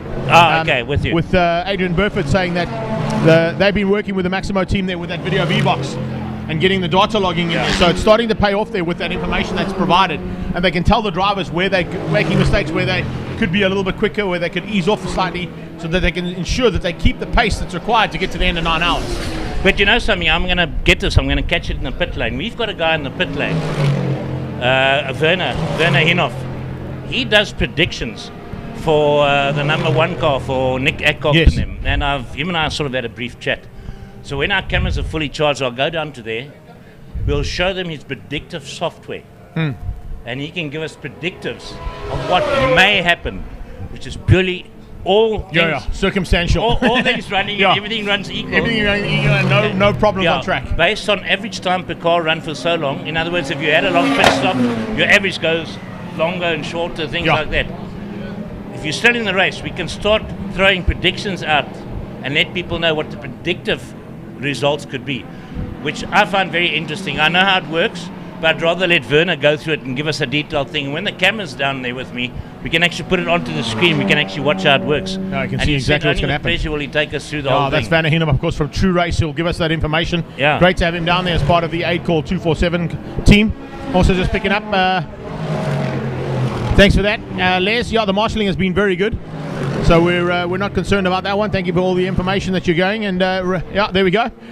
Renier Mayer saying, let's go. Lekker Stian Kriel. So Stian Kriel in with a chance. Outside chance, but still in with a chance there of possibly upsetting the apple cart on the front end of the championship for 2020. That's right. It is. And it was actually quite interesting. On my way up here, I stopped down the bottom of the stairs. And there I had Mike Bleekemolen, Jeroen Bleekemolen, Jan Lammers, and one of the English drivers, I've forgotten his name now. Anthony Reid. Anthony Reid, all sitting down the bottom of the stairs outside the coffee shop. So like perusing how the day's going. And you know the funny thing? I've met all of those guys at Carlo. I think you did as well. Jeroen especially, because he came out to drive the Shelby Can-Ams at one stage. Jan Lammers, I've met him a couple of times with that Benetton F1 car. But it's the first time I've physically seen Mike Bleekemolen in the flesh, although I follow him, on social media. On social media. And then a couple of other guys, like the rally drivers. We've got English rally drivers here. We've got all sorts of people here. Guy Hodgson as well. Yeah. Ex-SH champion, in fact. I think Guy Hodgson, Vito Bonafide were a championship pair in their day. That is correct. So certainly know what to do on the off-road side of things. So if the car goes off track, he'll be okay. Yeah, I actually asked him a bit earlier. I said, so how did your stint go, with or without the navigator? He says, nah, this is predictable. I don't need a navigator. Because he would have told me to turn right at the end of the main straight. Turn 1 is left, yes. Yes. Left-hander, kink. Slight jump into turn 2, which there is, as we all know. Slight jump now into turn 2. Now your co-commentator has just finished eating. Do you think it's rude of me to stick this microphone in his mouth now when he's still got chunks of food which he never offered us? He's cleaning the teeth, so it's fine. He can get in there. Kitchen load. Right, so with 4 hours and 54 minutes still to go in this one, 4 hours and 5 minutes completed. Dino Scaranti still leads things out, and he is now almost 6 laps ahead of the rest of the pack. Anthony Reid and, of course, the Janetta G55 in second place. And it looks like that car is still in contention. Watching, more importantly, the progress of the number 1 car of Nick Adcock, Michael Jensen and Dean Fenter. Dean Fenter at the wheel at the moment. Slowly but surely ticking off the laps, getting back into contention and coming back into, possibly even into the lead lap by the end of the 9 hours of racing that we're going to complete here today. Francois, you down in pit lane? Any information that you picked up on? Yeah, indeed I was. Had a look early on. Franco Scribante and them was scratching around in the back of their car. I see that vehicle's back out on circuit. Possibly a little bit of a half shaft issue that they were sorting out. They're back out there. The Apache Lamborghini was in the pits when I got down to them. And Adrian Dalton was sitting in the car. He went out for 1 lap. He came back in. There was a hell of a clunking noise at the back of the car. They found out that the right-hand half shaft had broken off. So they're busy repairing that, and I think it should be out on circuit pretty shortly. Fortunately, they have spares, so that is the important side of it. And then I got to see 1 or 2 fueling stops. I must admit that what impressed me very much, as amateurs, some of them might have seen, the professional conduct that was being applied, the safety issues, everything. I noticed even the little clamps for the electricity, making sure there's no sparks on the fuel, etc. was very good to watch. And everybody was adhering to all the rules, which I found very, very, very promising. And chatting and listening to what the guys are saying in pit lane, the guys are having oodles of fun out there. I can tell you next year, like we said early on, this is going to blossom into something very big. So it's exciting. A couple of cars out there, a little bit of damages and so forth, but nothing untoward. And I think the biggest thing is attrition and reliability is the issues that need to be worked on at the end of the day. It's great to hear that everything's going according to plan down there for a couple of teams. Couple of teams, of course, still battling to get their cars sorted out after little issues earlier on. But most of the time we should be in for plain sailing for guys that have nursed those cars so far. We heard directly from the lead car and a man who set the pace early on, Silvio Scribante, saying that traffic is a major concern. They're having to sort of be very wary in where they overtake and when they don't overtake. Don't want to chance anything and risk anything. because that could be a bit of a turnaround for the books. Watching as well when the lead cars come through, they're starting to use their headlights, flashing their headlights to warn the other drivers. We just saw as well a comment come complimenting the marshals and the team effort that they've put in. So great effort there from them. And also to ensure that the communication comes from race control to those marshals to tell them, listen guys, make sure the blue flags are out, make sure your yellow flags are out when there are incidents, etc., etc. And they've been unmatched so far. It's really good to see. Yeah, no, definitely doing a sterling job out there. As also at race control, you can hear them chatting on the radios all the time, and they've also got the onboard television like we have, the viewers have out there.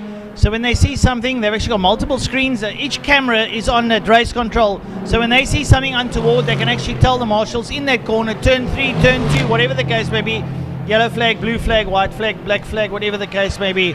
So it's very important. Having a look out there though, the Polos are doing very well. The little Golf of Byron Mitchell and Elroy Weiss also doing exceptionally well. They're just out there putting away. I was having a look at Wayne Lotter's BM doing exceptionally well, but I see they're in the pits now, so I'm not sure what their problem is. Maybe when you go out there and amble later on, you might be able to pick up something. Elroy Weiss up to 14th place and staying there with Byron Mitchell's Golf. On a side note, and Saul Hack, of course, have recovered nicely. They're up to 17th, but also interesting news coming out of Stigworks, our man down there, Adrian Burford. Anthony Reid, of course, at one stage piloted an Opel Vectra and a Vauxhall Cavalier. Here with Mike Briggs. Yes. And then you had McCleary and John Cleland as the other team. So I remember those days awesome fondly. times, That black and yellow Vauxhall standing down here in the pit lane, like it was yesterday. And as a matter of fact, I think they pitted here in the first pits, if my memory serves me well.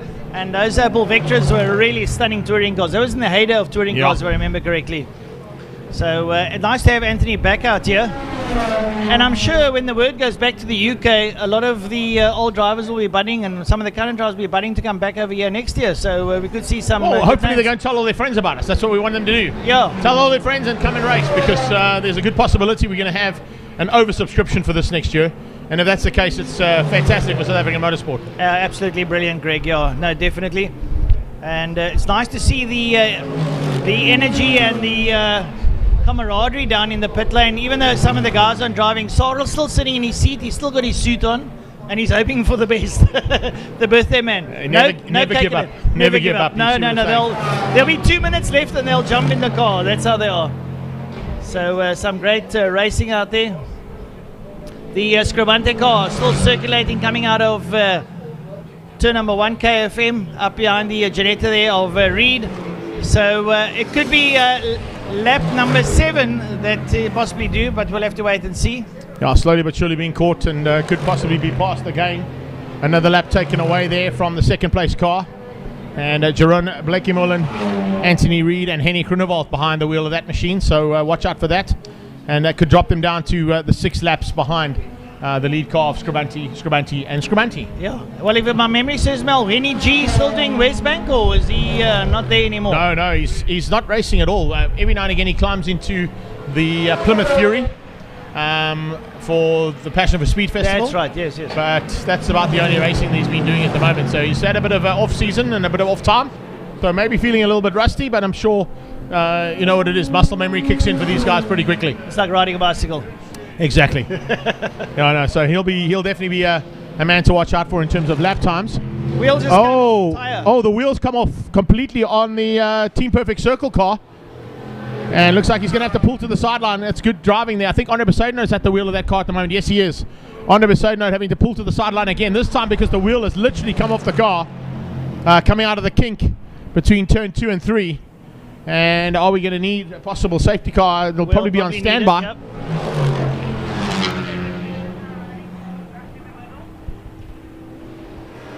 The wheel has come off the car. It's just after this shot. If our guys can pick up on the next camera angle, you can actually see the car parked on the sideline, just to the right-hand side of this shot that we're on now. We just pan right slightly. You can see the car stricken there, just under that Toys R Us banner. And the wheel is continuing still to roll down towards turn 3. That's a big concern.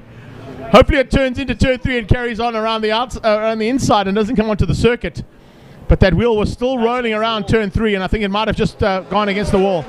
You can just see Besaidno's car parked on the right-hand side of that shot that we're on right now.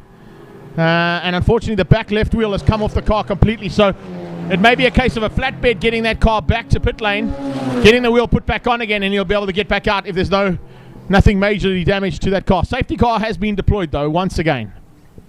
Yeah, a little bit unfortunate of a Saul Hack there and 100%.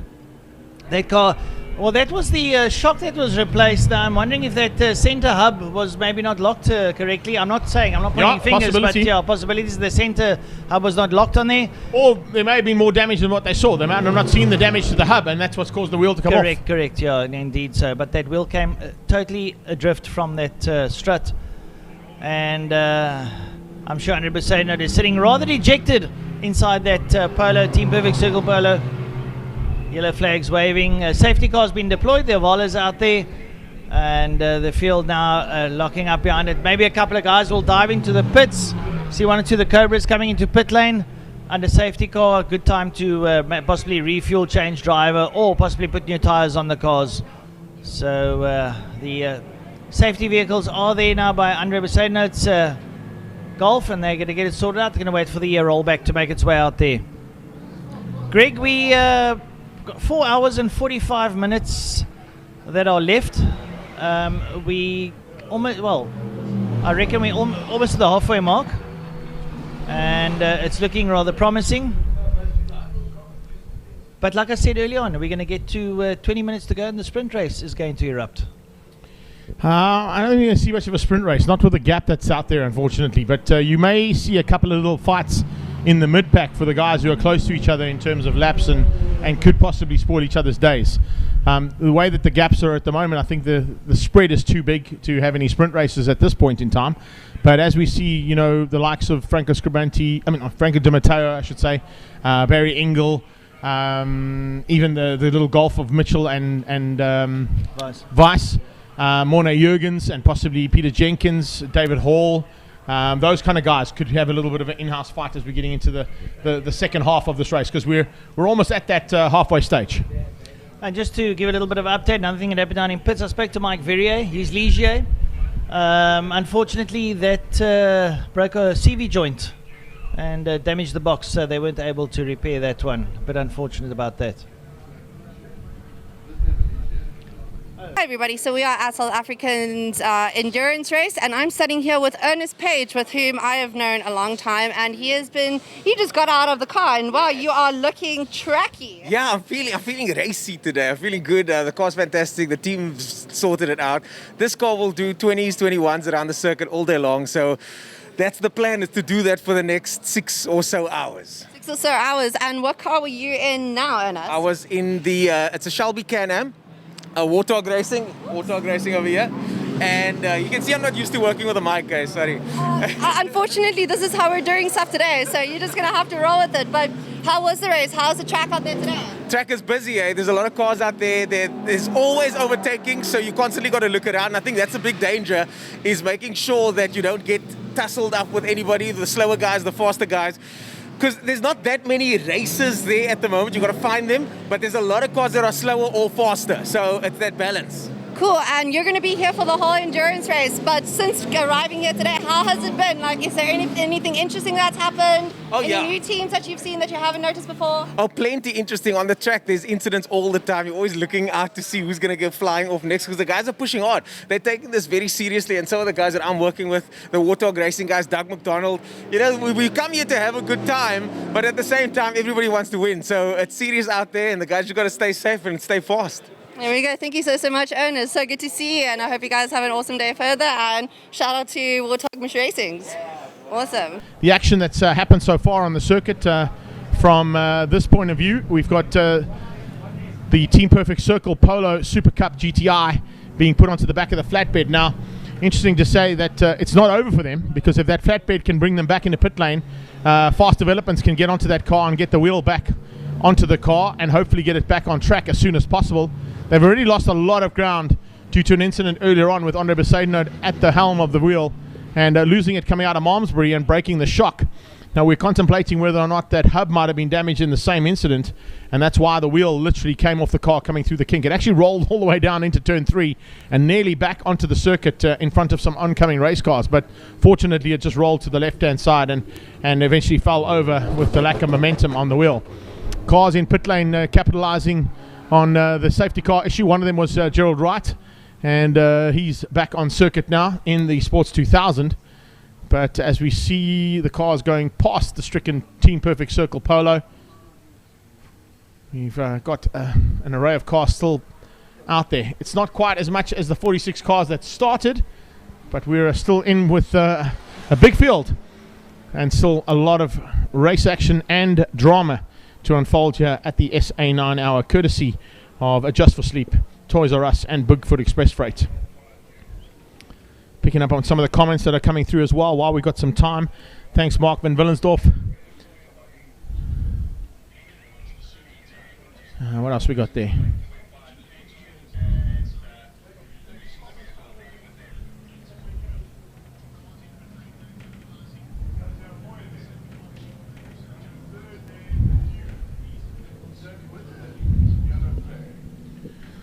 So we're stuck behind safety car now for a little while. Going to get Gary van der Spade coming back into action in a few minutes' time as well, as soon as we've got our cameras recharged, so that we are good to go for some of the action that's happening down in pit lane. Also just picking up on a chance now to put up the overall results so far, if we wouldn't mind, onto the screen, guys, downstairs. We just like to get that graphic up again so we can just run through the current standings and how they are in terms of laps. 162 laps completed now for the Scribanti car. 156 completed for Anthony Reid, Henny Groenewald and Jeroen Blakey-Mullen. Brad Scorer is up there with, of course, Mikael Patamba in third place overall in the first of the Polo Super Cup Polos.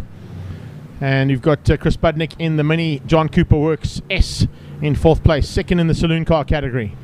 Incredibly to see, the car that had issues earlier on in the race is up to fifth place there. The number one car of Nick Adcock, Michael Jensen and Dean Fenter, only 20 laps behind the lead car. So that's an impressive bit of driving there from Dean Fenter and Michael Jensen to bring that car back into contention.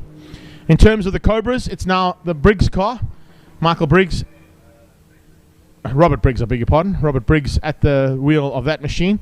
Also 146 laps completed for them. Mark Verrier in second, and it's Steve Clark and Richard Rutz who have moved to third, but 8 overall on track. Ryan Buda and Barry Ingle are 9 and 10.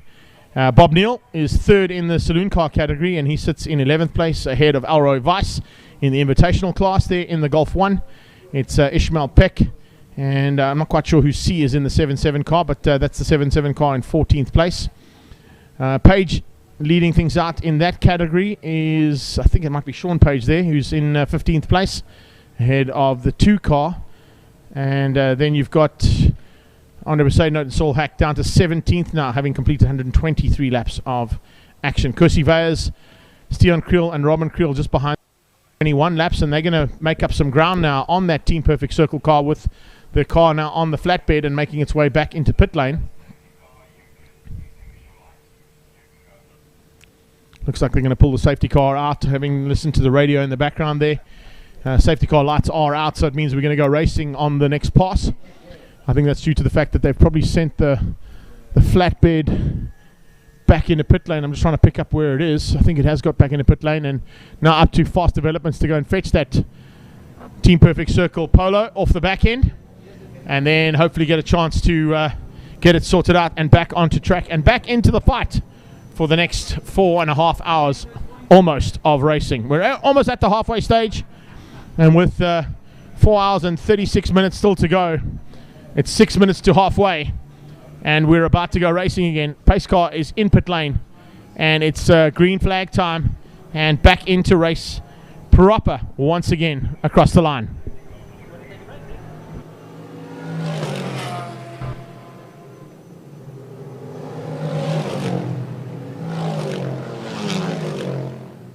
Right, so the cars roll down into KFM corner. The Janetta leads out there with 1 and 2 backdraft Cobras lining up behind it. See the Civic Type R going into KFM corner. They lead up now into G Energy corner. That Janetta looking pretty strong there with Reed in the car as he makes his way down through the kink down into turn number 3. Getting on the loud pedal, trying to work their way out there. The Scribante car, as we know, is almost, 7 laps ahead. That's now working its way out of G Energy corner. That Chevron with the Hayabusa powered powerhouse is doing extremely well, and I have to admit that I was down in pit lane, and I need to say this and say it only once. It is an extremely professional outfit. They've got everything down to a fine tune, taking nothing away from the Paget Racing Rangi's garage. I was in there speaking to Charles and Uncle Harry, and it's almost like they don't get stressed. The car came in, broken half shaft. Charles said, get the spare half shafts next door, let's replace it, jack up the car, take the hood off, get the story underway. And Adrian Dalton stayed in the car. That's how they work. Put the car off, get it done, get him back out there. And, well, I haven't seen them back out there, so I'm not quite sure what has transpired. We can maybe go down to pit lane later or hear there by Gary if he can find out anything. Yeah, I don't think they've come back on track, though, but they're probably still working on the car. Going to double-check everything before they send it out again. And if there is a retirement, of course, they'll probably make it well known to everybody that they're going to pull out of the race. But at this point in time, just a little bit of work to be done down there by Stradale Motorsport to ensure that their car gets back on track as timely as possible. So a little bit of work to be done for a lot more drivers now as we hit 4 minutes to go to halfway. Well, it was very, very nice down in pits to see an old mate of mine, old Richard Roots, Uncle Reggie. And yeah, he's looking pretty relaxed, sitting in his suit with his headset on, chatting to his crew. And I said to him, well, I'll see you at the hill climb next year in the Skyline or the GTR. He said, we're going to try something different. Because I can't find a standard GTR in South Africa.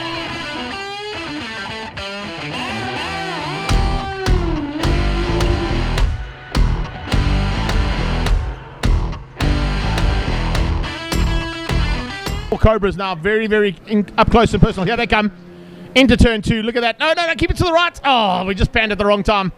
There you go. That's the one we want to watch as they come through there. 4 Cobras fighting hard. It's Di Matteo in there. It's a Di Matteo racing car. And I think at this point in time, who's in that car? Let's have a look and see. Lorenzo Gutierrez at that car, 77. Yeah, Tuka Mechanicos in that little fight. And some great action between the Cobras in the mid-pack. Look at that. Oh, man. It's a big steam train of Cobras coming out of Car Care Clinic onto the back straight. That's amazing. Down towards turn 5 they go again. This should be good. Late braking coming out of the middle car there. I think that may be Colin Ellison or Peter Jenkins in the mix there as well. Oh, and locking the brakes up. This is super stuff. We haven't seen a battle like this all race long, and this is definitely something we're going to focus on for a little while, just to give us a bit of race action. Because endurance racing can be a case of circulating and no action. But we've got big action heading back down towards KFM. It's a nice fight here between these 3 cars. Brilliant stuff on track as well as they go through KFM corner. The 4th car's just lost a little bit of ground there. And they have got Ishmael Peck, Lorenzo Gutierrez, and Tuka Mechanicos in a little in-house fight there for the backdraft roadster category, Class E that is. Yep. And it's not actually a fight for position. It's just a fight on track. They're nowhere near each other in terms of overall. Well, the horns have come out, obviously, when you got someone close to you, and now they're all giving each other a good run for their money. They're spreading out a little bit there. It looks like it could be so if you Lorenzo and then Mechanicos. Yeah, Peck is 143 laps completed. Mechanicos, I think, is a lot less than that. Just want to see where I can pick up on Tuka here, if we can see. Just waiting for that, as always, the timing monitor to flip out on us one more time.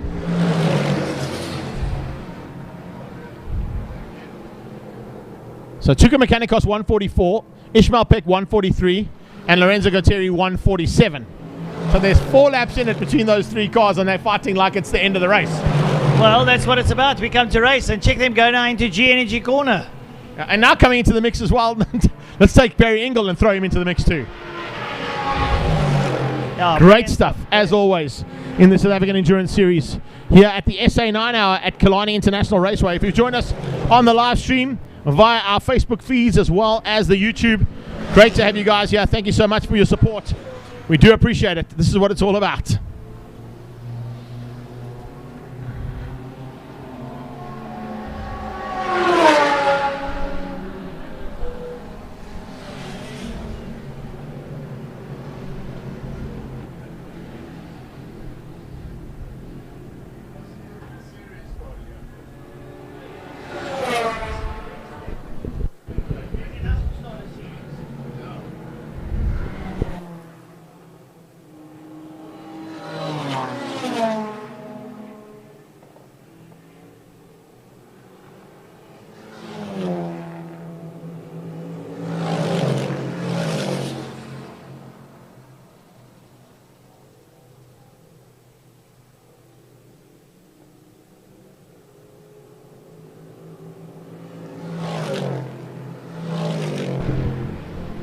Another car starting to come into the mix there, of course, is the Di Matteo Racing Cobra of Julian Familiaris.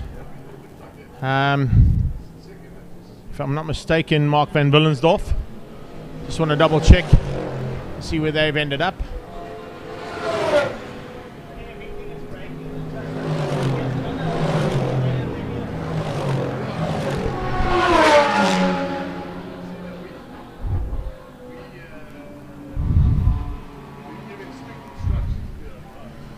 Currently sitting in 13th place there, Mark. Lorenzo Guartieri at the wheel of that car as we speak, so a little bit of work to be done there for that team, but that's we're actually watching on track at the moment. Watching those guys go at it and fight for honours for 13th, 14th and 15th place respectively. A couple of laps in between those cars as well, as I mentioned, but it doesn't look like that's affecting their ability to put on a show here today in the second half of this race. We got 4 hours and 7 minutes to go, so it's a long way before we even see or hear the fat lady in the checkered flag.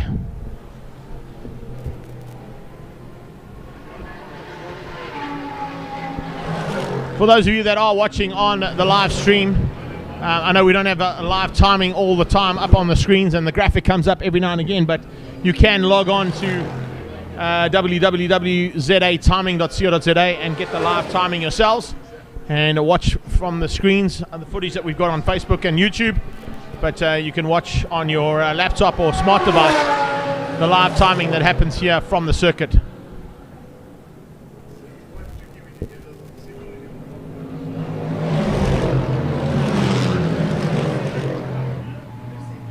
Cobra continues to fight out the 4 Cobras, putting on a show here.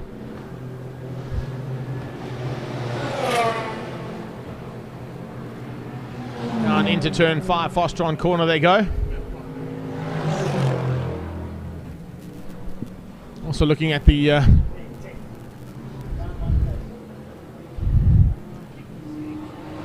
maneuvering happening in that top 10, top 15 as we're getting into the second half of this race proper.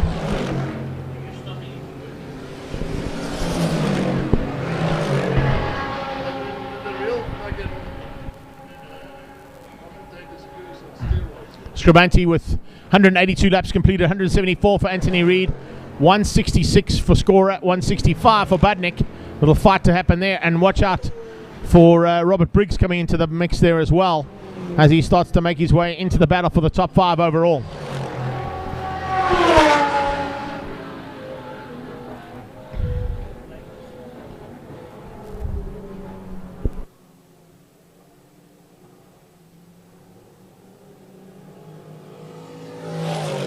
Right, so it's all happening out there, and we have a look there at the scoring on the circuit. Still Scribanti out on lap 182, and Anthony Reid in the Ginetto on 174. Bradley Scorer sits there on 166 laps, and Chris Budnick only 26 seconds behind him. So Budnick's going to be chasing down on the back of Scorer, hoping to do that. Robert Briggs not too far behind him. There we have a shot there in turn 3. As the cars work their way out, thanks to Bigfoot Express adjust for sleep on the 9 hour. There they go into Car Care Clinic corner, and you have a look there at the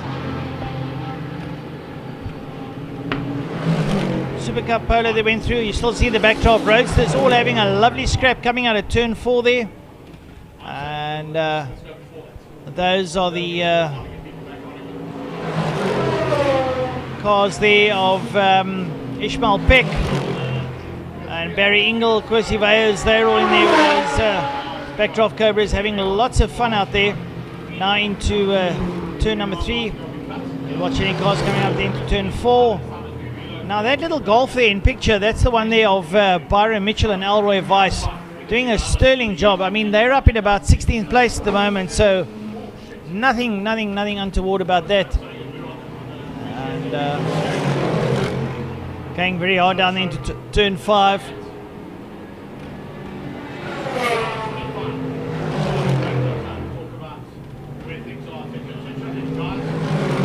Coming through there, some more of the roadsters coming through there.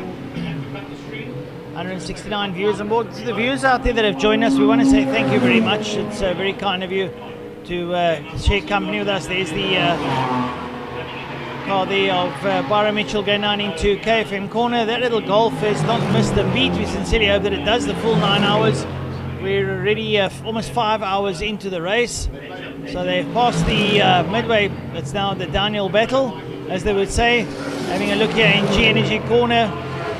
One of the Cobras going through. And here's the Mini going. That's the Mini of Score and them going through. They are really doing fantastically well. This Mini, an one of the saloon cars, now a endurance car. The Blackdraft Roadster locking up the brakes there. You see the smoke coming off the tyres, screeching around the corner. Those cars are relatively heavy. I mean, a big V8 Lexus motor inside those things. So going around the corner, it's a fiberglass body on a pipe frame chassis, a gearbox and drivetrain on it. So brilliant stuff there. There's having a look-see. Is that the Team Perfect Circle Golf that's coming up there towards us behind the V8 Cobras? Indeed it is. They're back on circuit, so they've got that wheel problem sorted. That wheel's been repaired. There's the Team Perfect Circle Golf out there. They've sorted out that problem. They're back on circuit. So let's hope that they sincerely do well there. Having a look behind it now, is that that's the Jensen Ligier going through. The Nick Adcock, I know Adcock's in the pits. I think Michael Jensen is out there at the moment.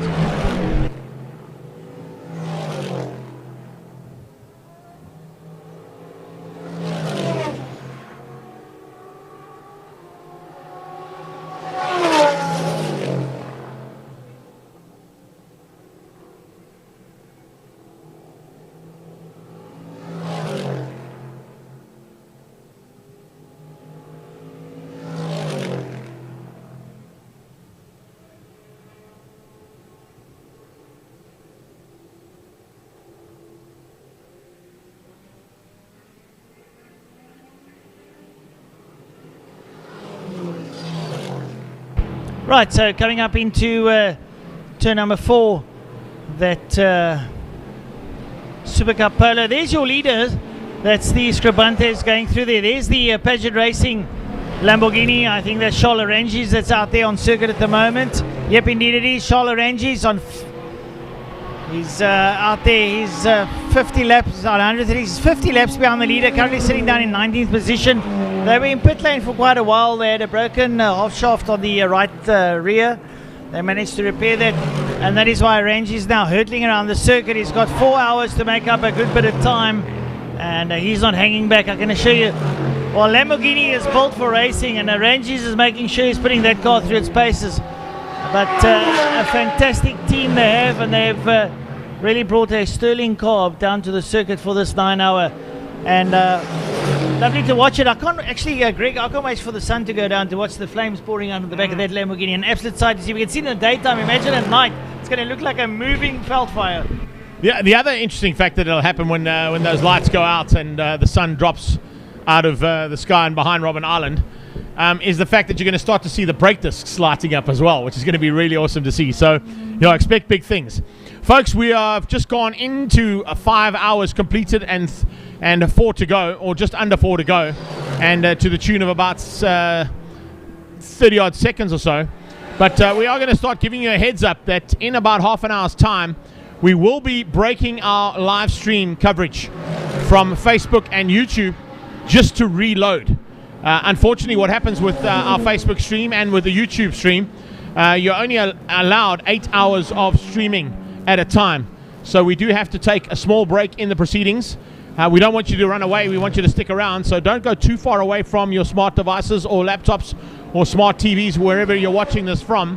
But in about half an hour's time, we will be breaking for about 5 minutes, rebooting, and then coming back on for the last 2.5 hours of race action, or 3.5 hours of race action. So just to give you a heads up, we will be repeating that a few times leading up to the next 20 odd minutes or so. And then, of course, we will let you know how things are going with the proceedings here at the SA 9 hour.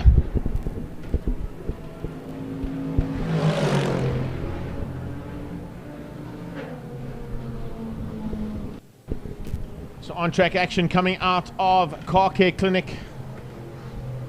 It's the Malmesbury corner. It's good to see that Team Perfect Circle have got their car back on track. I heard my fellow commentator saying that they'd been able to get that Polo back on circuit. It's Saul Hack at the wheel, trying to make up some ground now on a slightly damaged version of his car. And if that's the case, we'll be able to play around with a few of the action or bits and pieces of action that have still got to happen out on circuit.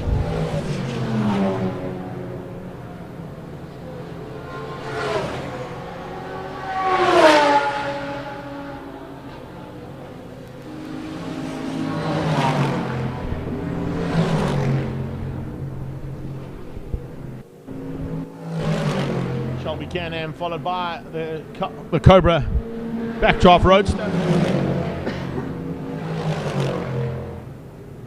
Get out of turn 1 up towards turn 2, coming through on the BMW. Interesting to see that the BMW is still out there of Truta. It's nice to see that they haven't given up. It's all maintaining a relatively good pace around here, is that car.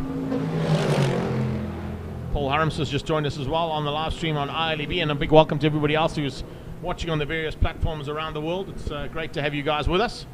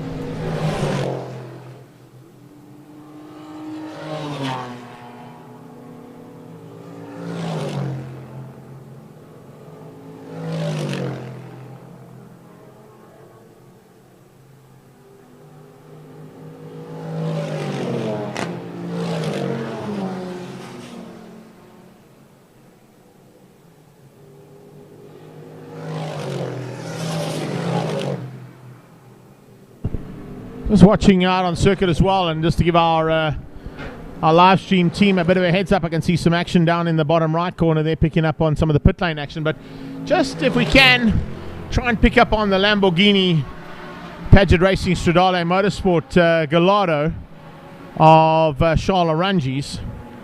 I'm just trying to work out where he is from our point of view as well. I think coming out of turn 5 and onto the main straight, I think in the very near future. Yeah, he's onto the main straight now. Just stay with that shot. There it is. Thank you for picking up on that.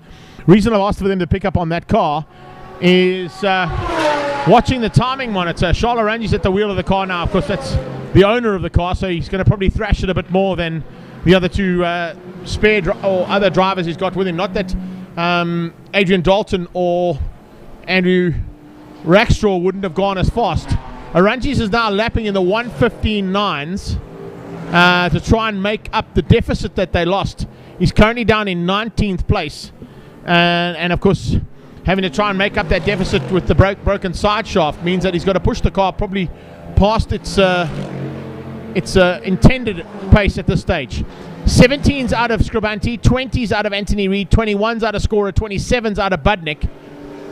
And everybody else is either in the 18s, 19s, or 20s, or high 20s as well in the cars that Arangis is starting to close in on. So Arangis lapping in the 1:15s means that he is absolutely pushing that car. It's not to the full potential of that car, because I think if I go back, and while I'm doing that, Francois, jump in any time to sort of take some of the commentary. We know that I'm just looking at the way that car qualified yesterday. I just want to pick up on his qualifying time. Qualifying yesterday, there it is.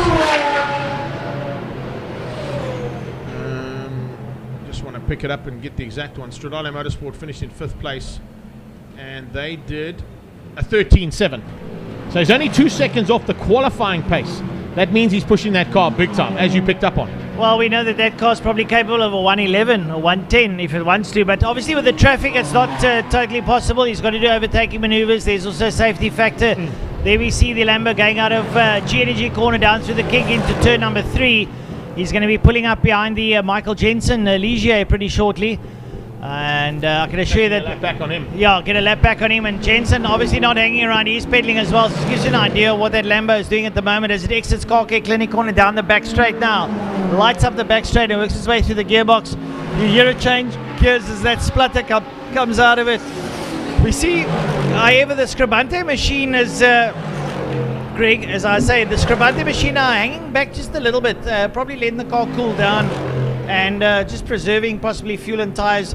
And possibly that falling within their strategy, wanting to pit at a certain time, so they're making sure they're not burning up too much fuel or working on tyres. They're still, however, circulating in a very good time, and they are leading out. They've got about 7 or 8 laps in the bag. I think they've been, Marangi's has unlapped himself. Looking there at... have a look there, see where they are now. Michael Jensen down in 9th place. He's circulating in the 117s. So also pushing a bit, yeah. But not quite the same. I think if I say this, I'll probably get corrected because Michael Jensen and Nick Adcock are on very similar lap times in that car. They can push each other to within a couple of hundredths of each other. Same as what the Scribante boys do in the B26. But I heard it from the horse's mouth this morning, having a coffee this morning with Nick Adcock. He said to me, if I get in my car, I tend to thrash it a bit more. And those were his exact words. So I think if Nick gets into the car after Jensen's stint, there's a very good possibility that the night and or the dusk and night session could see Nick Adcock get that car even higher up than what it is right now. Well, Ranji's in that Lamborghini, still pushing. He's still in the 115s, 116s. He's not hanging around, that's for sure. Trying to obviously make up some time, like you said, for the time spent in the pit lane. And when Scholl gets out of that car, he'll hand over to Andy Rackstraw. Now, Andrew is pretty quick, we know that, as you watch the car go down there into turn number 1. And he's now past the Adcock machine. Sorry to jump in there, but we've got Gary down in pit lane. He's been able to catch up with one of the Scribantes.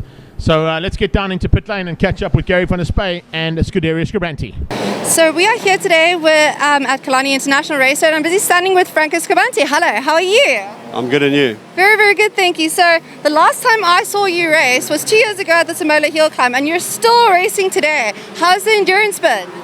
It's good for us at the moment. We're considerably in the lead. We've had a lucky run, but we're still only 5 hours in, so it's a way to go. And who is your racers today, sir? Sorry? Who is your drivers? The drivers are my 2 cousins, Silvio and Dino. And how are they doing today? Well, Silvio went first, Dino's in there now, and I'll be the last guy. So. And you're going to take the championship as always, I see. I don't know about the championship, we're just going to try and win the race. Definitely. And is there any new technology that you've put onto the cars that you're busy trying out, or anything new? Look, it's always ongoing. We've got quite a bit of new aero. We've made the car a lot lighter than it used to be. But it's just pretty much the same old, same old. And otherwise, how's the races overall for 2020? How with the pandemic going on? Look, it hasn't been great, but the racing's worked well for us. We've won a lot of races. We won the Extreme Car Series. So it's been a good year for us racing-wise. And what's the next journey for next year? What do you guys have planned? Well, it starts all over again. We'll be doing this endurance series, we'll be doing the extreme cars, and obviously the hill climbs come back, which is our big thing. So we can't wait to get back to Samola. That's going to be awesome because, again, 2 years ago, you guys did an awesome job there, especially with the GTR and your Porsche. That's fantastic. Any last words you want to tell our viewers? Any shout-outs for the sponsors? No, we're just holding thumbs and hoping to get to the end as soon as possible. Thank you very, very much, and I hope you have a good race after.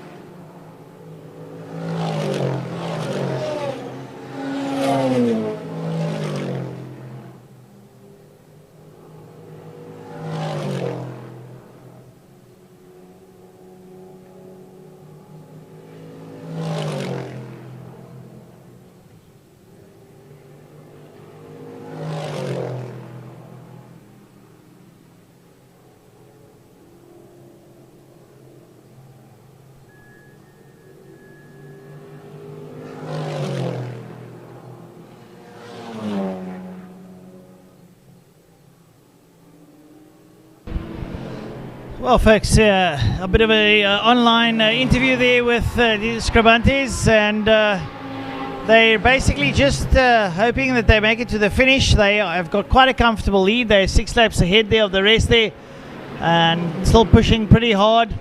We now see the Jensen car up behind Anthony Reid's Janetta down the back straight as they work their way down towards turn number 5. They're having a lovely scrap there going down into turn number 5. Quite a bit of traffic there, and we'll see them exit turn number 5. You'll see the Janetta and the Ligier come out there. There's the Janetta with the Ligier up behind them. See, that's the Scribante car going down into turn number 1. The march, and it's lots of fine racing. Greg, it's I think one of the biggest challenges here, like in most racing, but especially in the enduro, is you're in a fast car and suddenly you get this slow traffic dawning on you. That reaction time, suddenly you just got to light up inside the cockpit. Now you got to start making instant decisions, especially when you're coming into a high-speed corner. No, it's not easy, that's for sure. This is where the nitty-gritty comes in endurance racing, is your ability to concentrate and keep that concentration level and not make crucial mistakes, and ones that can be really vital in terms of where you end up at the end of the day. Looking at some of the information that's been passed through to us via the social media, and of course information coming through as well, it's quite unique to see at this stage of a race, and of course in any form of endurance racing, how the abilities come through from the drivers and how they're able to cope with those scenarios that you get put into. You know, you've got very fast cars with capable drivers coming up on slightly slower cars with equally capable drivers. The differentiating factor, I think, is the ability for the driver in front being passed by the faster car to not change direction, not change his race line, and give the faster car the chance to get past him when he needs and deems it safe and necessary. If you do make a mistake of some nature, it can be costly, big time. And I think that's where we spoke to Silvio earlier on. He was saying it's such a busy cockpit. You're concentrating on what's happening in the car, how it's feeling. Is there a miss? Is there a slipping? Is there sliding? What's happening? How much fuel have you got? And then you're coming up on scenarios like you've just said, where there's slower cars, 4 or 5 of them fighting in their own little battle. Do you risk an overtaking maneuver and bang it on the inside for one of them to turn in on you, or do you hang back slightly and wait for it so that you can get them on the straights, etc.? It's if and buts, You've got to have a go every now and again, and sometimes it works, but it can go wrong. So I think that's the scenario we need to take into account. Just getting some information from Adrian Burford as well from Stigworks, saying Steve Clark is pushing. He's moved himself back up into second place in the Cobra class. Kursi Vey is also starting to come down into the low 22. So you can see the team strategies are starting to come into play now. And if they've lost ground, they're trying to make it up. If they've gained ground, they're trying to manage it, which is the ideal situation to be in. Having the ground gained and managing that ground, as opposed to trying to chase now, because you're now chasing with a car that's 3.5 hours into finishing this race, almost. Well, you were saying, you're talking about the concentration level. So now I'm in a slower car.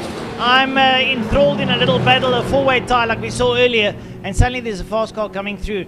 Now you've got to imagine the concentration of the slower driver. He needs to let a fast car through, but he also doesn't want to leave his tie that he has in front of him, because then he loses out a second or two. So given that, and we always talk about the levels of fitness of drivers, race drivers, and it's the old adage of a healthy mind is a healthy body. So they also have to stay fit throughout the year. Spending an hour or two in a car like this, in this kind of temperature, that kind of concentration, they are busy melting inside those cars. I can assure you. You've driven a car. In a closed cockpit car, definitely. Yeah. You've got to take into account. That's why when we saw the safety car, Brad Scorer opening the door of the Polo to try and get some air to filter through. I think a lot of the guys will start to feel it in those closed cockpits if they haven't got the right ventilation in the cars. The open cockpits you don't have to worry about. The only time you've got to worry about that is if there's rain. Then you realize that open cockpit's not the ideal race car to be in an endurance race. But needless to say, it's interesting to see how we're getting to. Okay, it's not quite yet, because with your stupid time and the sun going down here, if you're in Johannesburg or anywhere else in the country, we'd be calling it dusk. But as you can see, the sun is still very much high in the sky. It's not dusk yet. And if we look at the time's 5:30. So I think sort of 6:45, 7ish is where we're going to see the dusk situation come in. Therein is another whole new ball game. It's the visibility factor. And a lot of these drivers, you'll see, will go out if they're in the closed cockpits with no changes because they don't have to worry about visors. But if you're in an open cockpit, you'll see guys changing from a tinted visor possibly to a clear or to a yellow visor to give them the additional vision. Yeah, no, that's very important. I mean, and the big thing that concerns me is coming out of turn 5 and turn 2, which are the right-handers towards the western side. You're going to have a stage where the sun is going to be lying in your peripheral vision. Now you're coming into a corner and suddenly the sun's in your eyes, you're blinded, and if you're in a close battle, it really poses a risk. It's a tight corner, you need to turn in, you've got the sun, and suddenly you get that white sort of feeling in your eyes, and when you look again, there's a car in front of you, and now you've got to make a split decision. Yeah. So there's a whole lot of challenges that are posed during a race of this nature, going from daytime into nighttime, and then again when you come out and go into the darkness, your eyes have to now start adjusting to the light as well. And once again, that now poses a new set of challenges. So an endurance race, I mean, we watch Le Mans. You see cars in the light, they are flying. Some of the lead cars, they go into the dark and whoops, they make a mistake and that's the end of their race. So one factor that I'll bring in a bit later on, I'm not going to mention it now, but I will bring it in eventually. Just to give you information, Les Pantoni giving us information on the marshals. When it's declared dark, the first flags and the marshals have lights to do the flagging. So there's yellow lights, red lights, and a blue light. And that's unique around the world to have a blue light to warn the slower cars that are faster cars coming. How they pick up on that, not quite sure, because all you're going to see is a set of lights coming towards you. So you've got to determine and keep your eye on the race the entire time. So the concentration level not only comes from the drivers and the teams, it comes out of race control, the marshals, the medics, our elusive safety car driver. He's got to have his wits about him as well when it turns dark, because it's a slightly different scenario, as you know. Driving in the dark makes it a bit more difficult. But yeah, I think all of those things are going to start to come into play, and I'll bring in the one that I'm going to keep for a little bit later on. Just once again, a reminder to everybody, in about 10 minutes time, we are going to shut the feed down. We have no choice, because if we run the full 8 hours, we only have a couple of minutes to then go for the last hour, and we don't want to lose you. So in about 10 minutes time, guys, we are going to cut our feed, and about 5 minutes after that, we'll be back up and running on all the same platforms. So please do us a favor, come back and watch and see what's going to be happening in about 10 minutes time when we do cut the feed. I'll count you down, so if you are on and watching, you'll know that we are going to cut that feed and come back to you within a couple of minutes so we can get the second part of this race uninterrupted by a Facebook break. Greg, I just want to say a special word of thanks to the viewers. I went on to one of the pages and just something that caught my eye, 72 shares on one page. Needless to say that those other pages also had shares on their pages, so I think we've gone out far. Well, I'm going to use the old American saying, we went out nationwide. That's like the World Championship of Endurance Racing here in America. That's what they have. They have the World Championship Baseball, World Championship Basketball, and the World Championship Ice Hockey, but that's just because it's based in America. And it's between Canada and the US. Yeah. Occasionally they allow Cuba in, but then Cuba beats them and they're not happy and then they extradite them. They shut the again. border. Yeah. Can't come back again. Keep your drugs and don't come back. If you can get over the wall, you're in. Craig O'Donoghue's joined us, so has Bruce Dantu. Oh, man, who's going to be looking forward to action not only this weekend, but also joining Team Perfect Circle next weekend as well. So his beautiful Mrs. Sonette was with us earlier on, but Bruce is now with us as well, watching the South African 9-hour here at Killarney International Raceway. It's the final round of the South African Endurance Series, and we have got 3 hours and 38 minutes of racing still to go, and some big action still expected in the front end.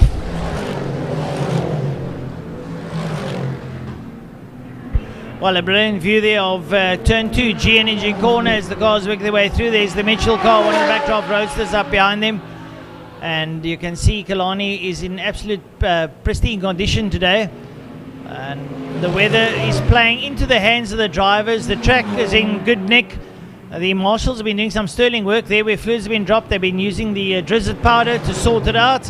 And none of the drivers have complained anything after a race of attrition. Quite a few couple of cars that have fallen by the wayside.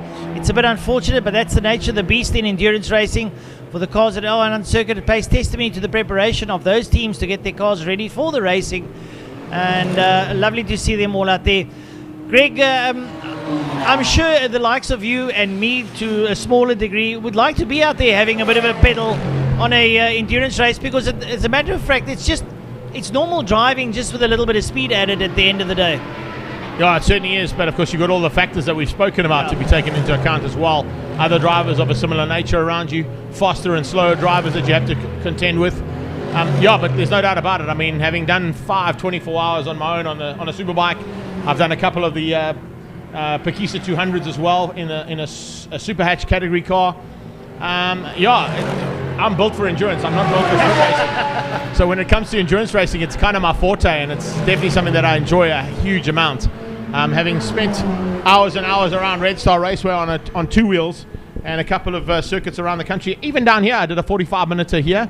I've done an hour endurance race at Killarney, a couple of endurance races at Swartkops International Raceway as well. So, yeah, it's definitely something that I have a huge amount of time for, and you need to have a huge amount of time for. There's no pun intended there when it comes to endurance racing. So, yeah, I think as we're getting into the close of this part of the feed, just want to say, that this is where it's not quite survival time yet. We got about another hour to go before you get into that survival time, but it's starting to get the teams thinking about: do we change the strategy? Do we stick to our strategy? Is there going to be another safety car? What can go wrong? What will go wrong? And what does go wrong is a whole different scenario. Yeah, no, look, it's and you always have something that goes untoward, like a burst tire or something coming loose or whatever, or a piece of debris flapping around the place, and that tends to change the whole setup. Just having a look at the Scribantes, they've got 10 laps in it, so they're pretty comfortable now as their car exits the turn number 5 and comes down the main straight. A 10-lap lead is comfortable, but in the nature of things, anything happens, and then you've got to come into pit lane and you start losing out on those laps. Then you've got to start, like you say, re-strategizing, putting new plans to play, and suddenly your nearest contenders start putting a bit of pressure on you. So 9, endurance racing, not everyone's form of enjoyment, but when you get into it, when it starts biting you, it's like a good book.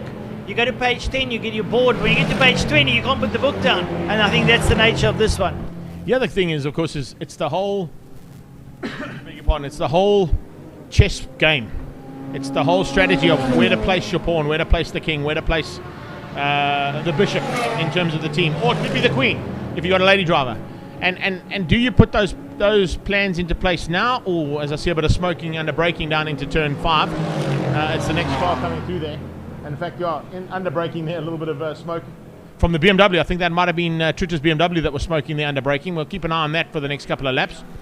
So let's keep a watchful eye on that BMW. It hasn't put a wheel wrong yet, but of course, I was just mentioning the fact earlier on that you're starting to come into the time of a 9 hour.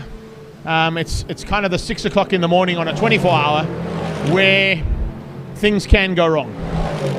Have the cars been prepped to perfection? Is there something that hasn't been tightened? Is there a little switch that's rattling loose? Is there a wheel nut that's a little bit loose and is going to shear off? We saw that on numerous occasions when Alfa and Fiat were behind the series and Mopar were the big sponsors. Brad Scorer will tell you on numerous occasions how many times he failed to get to the finish line because something just would break in this crucial part of the race. So it's as much as I love sprint racing and as much as I love, the whole wham bam thank you ma'am aspect of it, I also love the drama that starts to unfold in this kind of scenario, and particularly when you're doing such a longer event than most. Well, we had a scenario in the I think it was the 6 hour last year with Marcel Angel in the Ferrari. Who literally 5 minutes to go, came into the pits. Pit lane stopped. Pit lane closed. Pit lane closed, and that was the end of his race. It was just a poor decision at the wrong time, and it actually cost him, I think, a second place podium. Yeah. So that's also the thing that we're going to take into account, which we'll be talking about later on, is that with 5 minutes to go, the pit lane closes. If you're stuck in pit lane, or if you've come in on that 5 minutes to go, you will not be allowed back onto the circuit. Now, to reiterate what we said throughout the race, to finish this and be classified, you have to cross the line. You have to take the checkered flag. Otherwise, you are deemed a DNF. So if you're stuck somewhere on track, even if you're 10 laps ahead, if you don't take that checkered flag, you're done. Well, unfortunately, it's not the same like, if I remember, Schumacher, I think, was in Belgium, where he won the race in pit lane. So he crossed the line, because his pit was down the road. He had crossed the lines, he had actually won the race. Yeah, you can't do it because the gates are closed. You're buggered, you're stuck in pit lane, and that's the end of the day. So you've got to be very careful about that final splash and dash sort of affair. Correct. Maybe fill up a little bit more when you come in just before that. Yeah, I think if there is a scenario of splash and dashes and any late pit stops, they will make sure that they've topped up enough, they've checked tyres, they've torqued wheels, they've had a look under the bonnet to make sure that there's nothing else that could potentially spoil the day. But as I say that, we've got 2 minutes to go, which means that once again, ladies and gents, I'm going to let you know that we are going to be shutting down our live stream feed. So all 145 of you that are watching on iLEB, anybody else watching on YouTube, and of course all of the Facebook pages that we've cross-posted to, please be aware that in about a minute's time, we are going to shut the feed down. We are going to reboot it within 5 minutes of shutting it down, so you can come straight back and watch. But the reason we have to do this, ladies and gents, is unfortunately Facebook only allows us 8 hours of coverage. And if we go the full 8 hours, we don't really want to miss you guys and have to do it at night. We prefer to come back within about 5 minutes' time and give you all the race action that's been happening on circuit here, and then take you to the line for the next 3.5 hours or so to go. Greg, I think it's the perfect time to take the meat out of the freezer for a braai.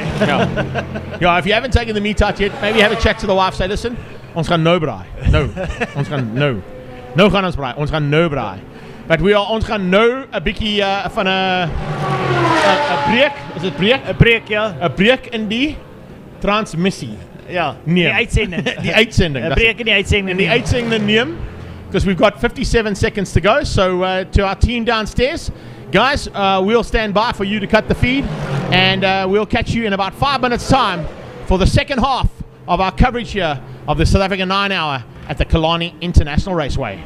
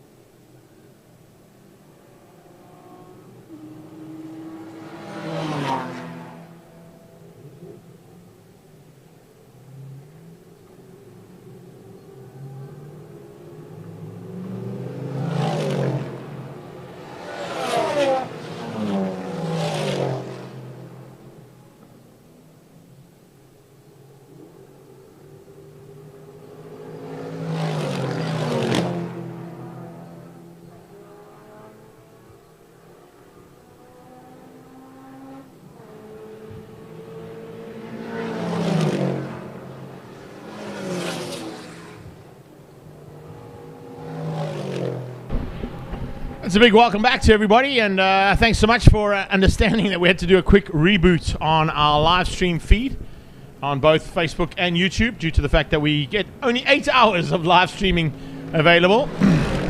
So, little reboot there. Everybody seems to be jumping back on. Thank you so much. And yeah, it's not much we can do about that one. It's all part and parcel of how the live stream feed works with social media. But a big welcome back to the Just for Sleep South African 9-hour here in Cape Town, the mother city, South Africa, at the Killarney International Raceway. Mike's side, it's Greg Maloney, the voice of choice, and Francois Butler. If you've just joined us for the first time, you're going to be joining people from all around the world. It started at 12 o'clock this morning, or this afternoon, I should say, in South Africa, with people from New Zealand and Australia jumping on board, along with all the South Africans that have been with us all day long. We then moved across to the western side of the world, and as we came across, we got people from the likes of India, Dubai, and the Middle East catching up with us, and then into Europe. We picked up on fans out of France and Germany, coming out of the UK and Ireland, and a couple of weekends ago we also picked up, or a couple of hours ago, we also picked up on a couple of guys that have joined us all the way from the United States of America in North Carolina. Eden Thompson has joined us as well, watching from home and having a braai. We did say we're having a braai, hey? We're having a braai. It's no braai. As Eden, I hope you've taken the braai meats out, because I know how these people work down here in Cape Town. I've been to a few braais with Francois, Gary and Frankie, where you only start to put the meat on the braai at about 11:30 at night. And with my physique and my capabilities of not eating a lot of food, that doesn't work for me. I kind of like to eat at about 8:30. That'll be an ideal position to be in.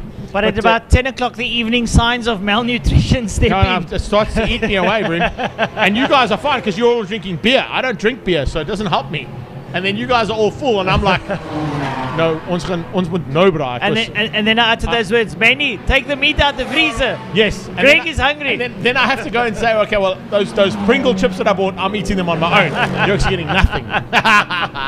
But we're back in racing, and it's all going according to plan. So most of our fans have come back on. I know, guys, a couple of guys are probably taking a bit of a breather themselves. They'll come back and join us for the Dusk and into the night for the 9-hour here at Killarney International Raceway.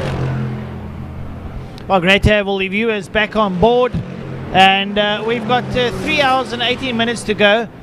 Well, it was a nice quick break. We managed to go down to the bathroom and have a quick splash and dash, as they said. We feel a little bit more alive out there, having a look at the cars out there.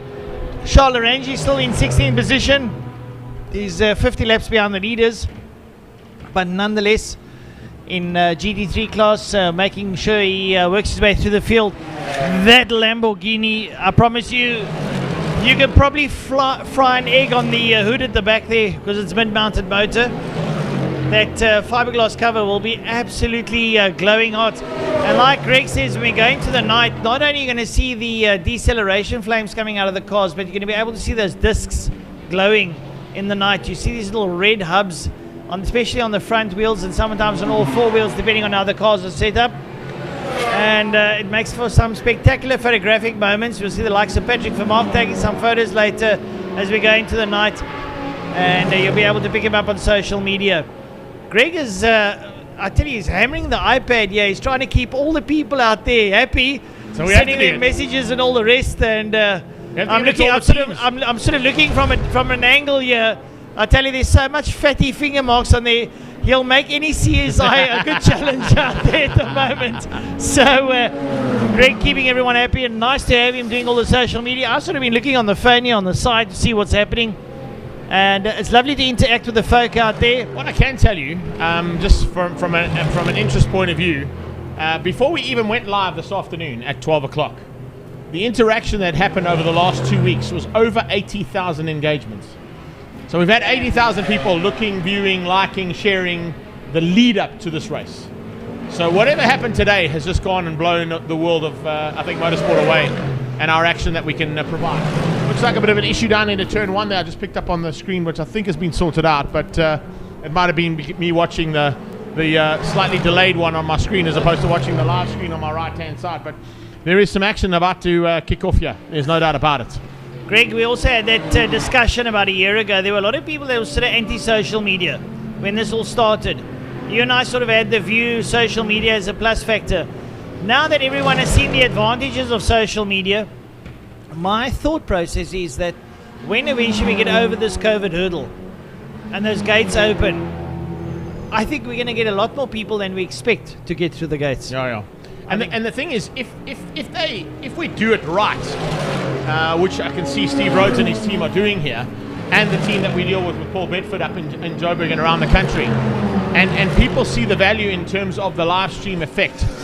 There's threefold. One, you get more people in the grandstands. Two, those people in the grandstands then have the ability to watch areas of the circuit that they can't see if they're sitting in the grandstand at turn 5, for instance. They won't see turn 3 and 4 and what happens there.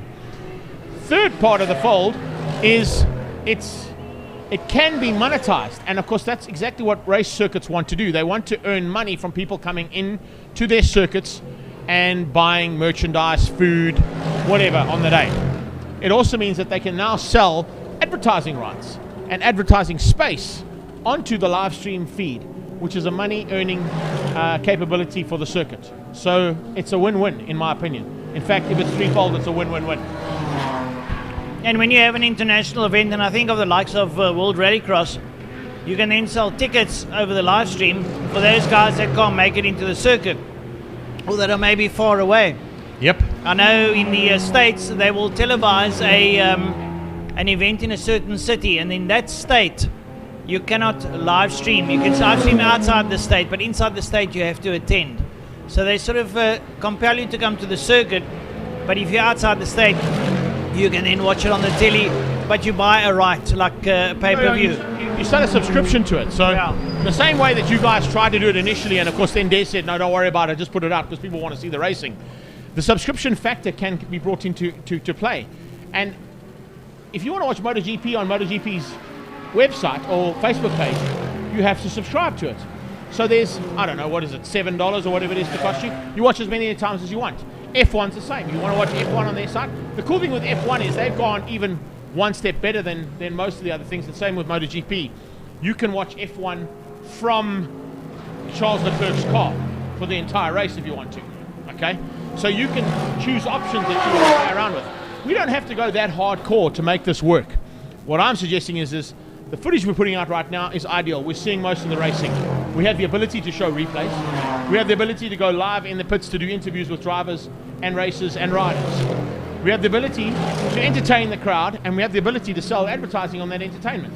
So it's a win-win, as I said, for the circuit. It's a win-win for the sponsor. People are getting engaged. We've got 129 people rejoining us. At one stage today, we're at 275 people watching constantly on the feed. And on top of that, it's all the likes and shares and engagement that happens post-race.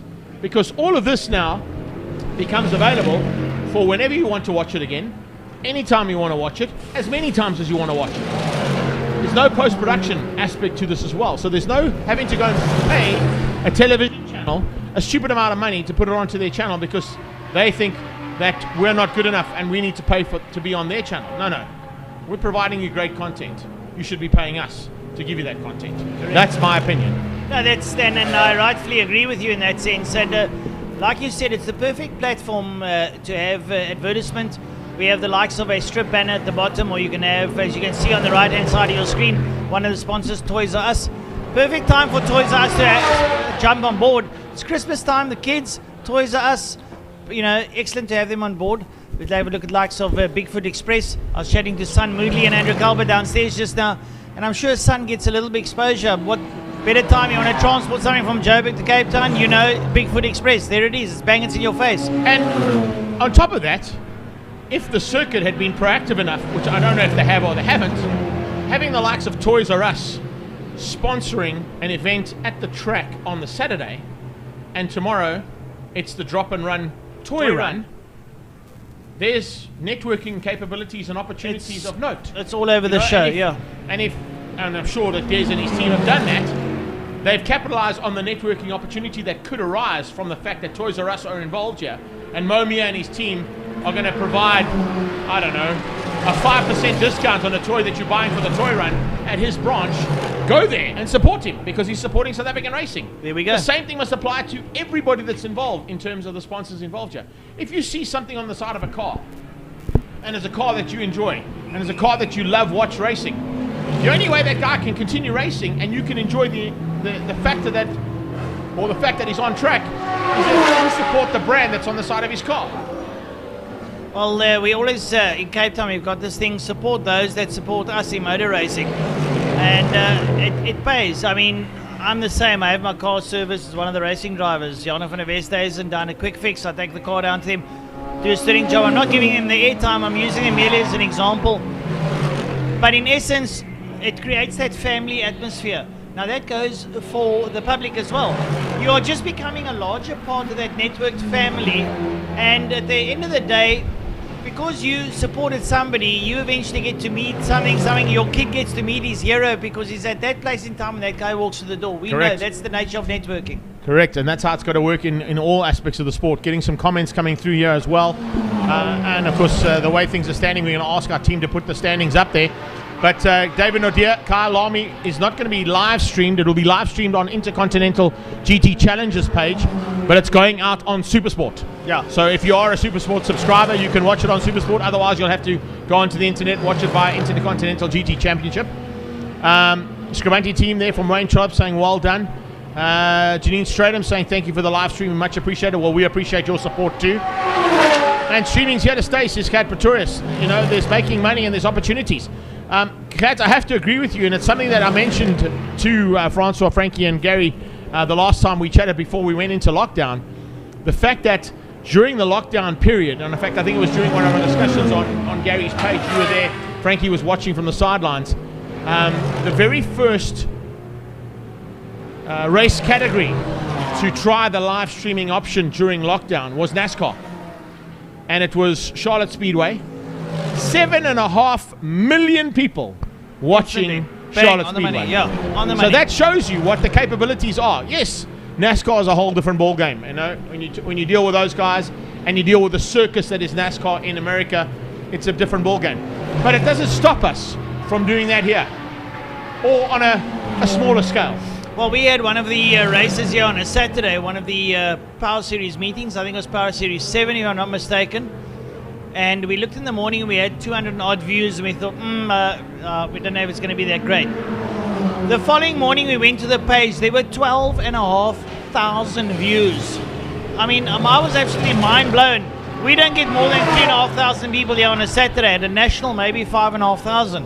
That's what I'm saying. 12,500 views. National days, I think the best national day we ever had here was during West Bank Super Series, and we had 8,500 people in the gates. Correct, yeah. And that was one of the best race meetings that this place has ever had. You couldn't move in this property.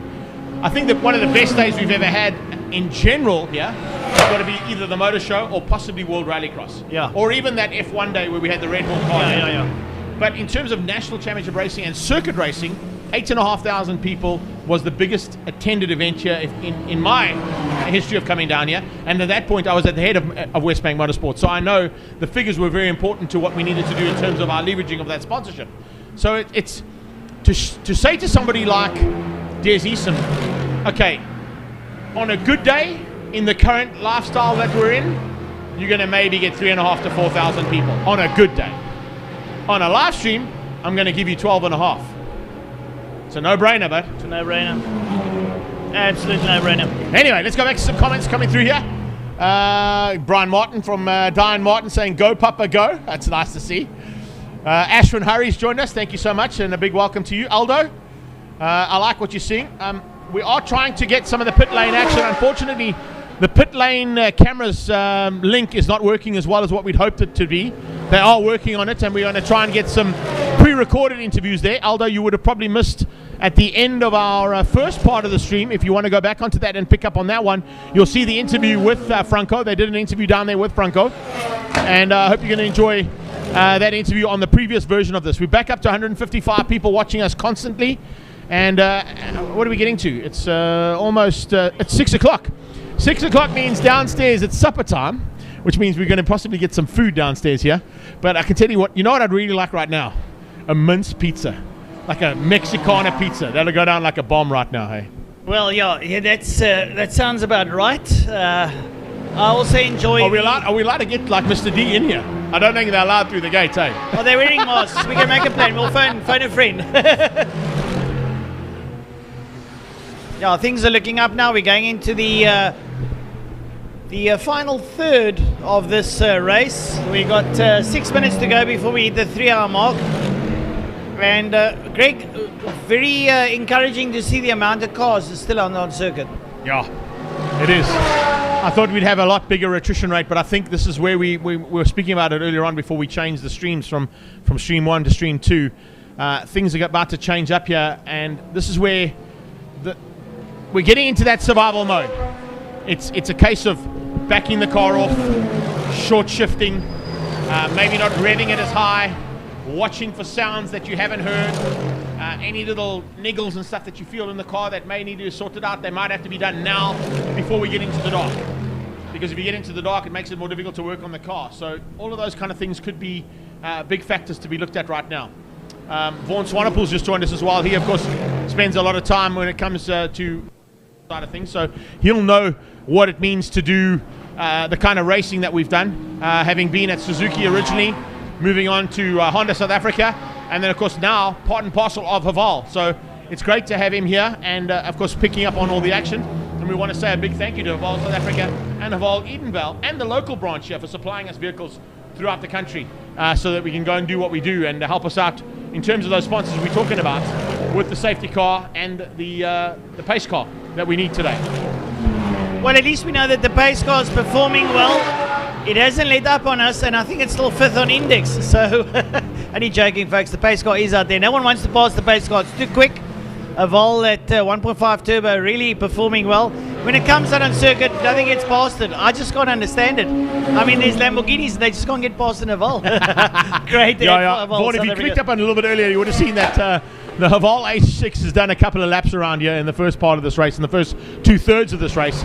A lot of safety car scenarios that have happened, but as you just mentioned now, and I'm not going to put a commentator's curse on it, but I am going to mention it. It seems to be parked in pit lane for a longer time now, because we're seeing the guys backing off, taking it a bit easier, realizing they've got 3 hours to go. Can they get the car to the checkered flag? They've got to take the checkered flag to be classified. So now it's easing off, looking at lap times. Look at the lap times there. 16's now out of Scribanti. He did a 9.4 to qualify. So he's 7 seconds off the pace of what that car can do. It's now just, let's get it to the line. Speaking of that, a very impressive performance there in that Super Cup polo there by Cashin Naika, now sitting in P3. He's been holding off a couple of attentions for 1 or 2 of the Cobras, but doing exceptionally well. So I think they started off pretty sort of middle of the pack, and they've progressively worked their way forward. I think that's we're speaking about the nice livery on the car, but I think they've been doing fantastically well, staying out of harm's way, and just keeping the wheels turning, and that shows you how important it is that they now find themselves in P3. Well, Bruce Dantu, I appreciate the fact that you'd like to order a pizza, but we're not ordering pizzas. I was just mentioning the fact that I'd love a Mexicana pizza right now. In fact, the last Mexicana pizza I had in Cape Town was phenomenal. So we'll wait and see if that's the case. I'm not quite sure what they're doing downstairs in terms of dinner, but we'll get that in a few minutes' time. Mark Bates, thanks for the info. We got about 65 odd people watching on YouTube. He had to change because the casting is a bit better on the YouTube. But I can tell you, Mark, I'm talking about the 153 people that are currently live on ILEB. This has also been cross-posted to the South African Endurance Series page, Stradale Motorsport, Franco Scribanti Racing, Silvio Scribanti Racing, the Voice of Choice page, mine. It's on Team Perfect Circles page as well. And a couple of other guys have shared it onto their own pages too. So there's a lot more than what we're seeing just on the iLab feed that we're watching. Well, I said to you, Greg, earlier on, I went onto one of the pages, I think it was the iLab page, and there was something between 68 to 70 odd shares just on that page. Now they get onto those pages and those people share, so you see how it populates. And everybody on those pages are watching. And that's the best part about it. You know, the idea is that we want to share all of the feed that's going out here and get the engagements up and get the reach out there. Because when you want to pay the bills and you go back to the track and you go back to the sponsors involved in the series and you say, well, you gave us X amount of money, here's what we reached. Can we renegotiate for next year? Because the renegotiation process has to now start kicking in. Are we going to be doing something special for next year? Highly likely. There's a 6 to 8 round championship being touted for 2021 with a whole bunch of variables that we've tried in the past that worked that could come back again. One of them being another 9 hour in Cape Town. Another option is not just a 6 hour race, but 2 3 hour races back to back with an hour break to have cars that have broken in the first 3 hours a chance to fix and get ready again for the second 3 hours, which we did at Pekisa in 2018. So those are the things that this series is playing around with and touting and looking at entertainment value and what we can do to, okay, if we don't get people in the seats right now, what we can do to make it entertaining on track. You know, is there something during the race that we can throw in that gives you an extra point? Do we do a super pole? All of those factors are being played around by management and possibly going to be thrown in for 2021 as options for the teams to sign off on, and when they do, implement it. That's how they do it in SA Endurance Racing. They don't mess around. They say, do you guys want this? Yes. Majority vote? Yes. Right, bang, there it is, let's do it. If it doesn't work, next time we pull it, we say, okay, it didn't work, we'll try something else. It's great to see. Oh, it's great, and I can tell you something for nothing, that looking towards next year, if the 9 hours much the same time, maybe a little bit earlier in the year, say sort of October, November, and we do have spectators, I can assure you we are going to have a healthy crowd here if we see what we're seeing here today. Of course. Can you imagine next year, 9 hours at Killarney with spectators allowed back in the circuit? This place will be rammed. And if they do it correctly, which is what Kyle Army tried to do last year with the 9 hour, and unfortunately couldn't do this year, but would have done had they got it right with no COVID. You need to take into account the historical factor of this race and the Kyle Army 9 hour, and allow the people like they used to camp out. Get here on Thursday, put your caravan up, put your tent up, and stay for the whole of Friday. Watch the practice sessions, watch what unfolds. Stick around for the curtain raiser races on the Saturday, and then stay right into the night. Oh, having a look, looks like we might have had a bit of issue down in turn 1, or was that just a replay? I think a car's gone off down at turn 4 there. I'm just watching to see. On the feed right now, I think the car might, no, it is, there it is. It's the Team Perfect Circle car again who's come in turn 4. So sorry to jump in there, folks, but some battle-scarred Team Perfect Circle Polo. And once again, it's gone off track. If I look at that car, it says Team Perfect Circle, so I would have to say it's Saul Hack at the wheel of that car, and it's a flat front by the, yeah, it's Saul. Is it Saul? Just having a look at the camera work there as he came past. Open face helmet, yeah, it's Saul at the wheel of that car. So another issue there for Team Perfect Circle as they've gone off down at turn 4. And yeah, a bit of a pity there. They've had a tough time of it, haven't they? They've had some serious bad luck, and it's not 100%, and now Saul as well. They're both having a turn, so a little bit unfortunate about that. Hopefully he can get that car back to pit lane and have it sorted out. And I think it's possibly a flat tire. He's standing out, he's hanging out on the outside of the circuit. Going down now into turn 5, you'll have to cross the circuit and work his way back into pit lane.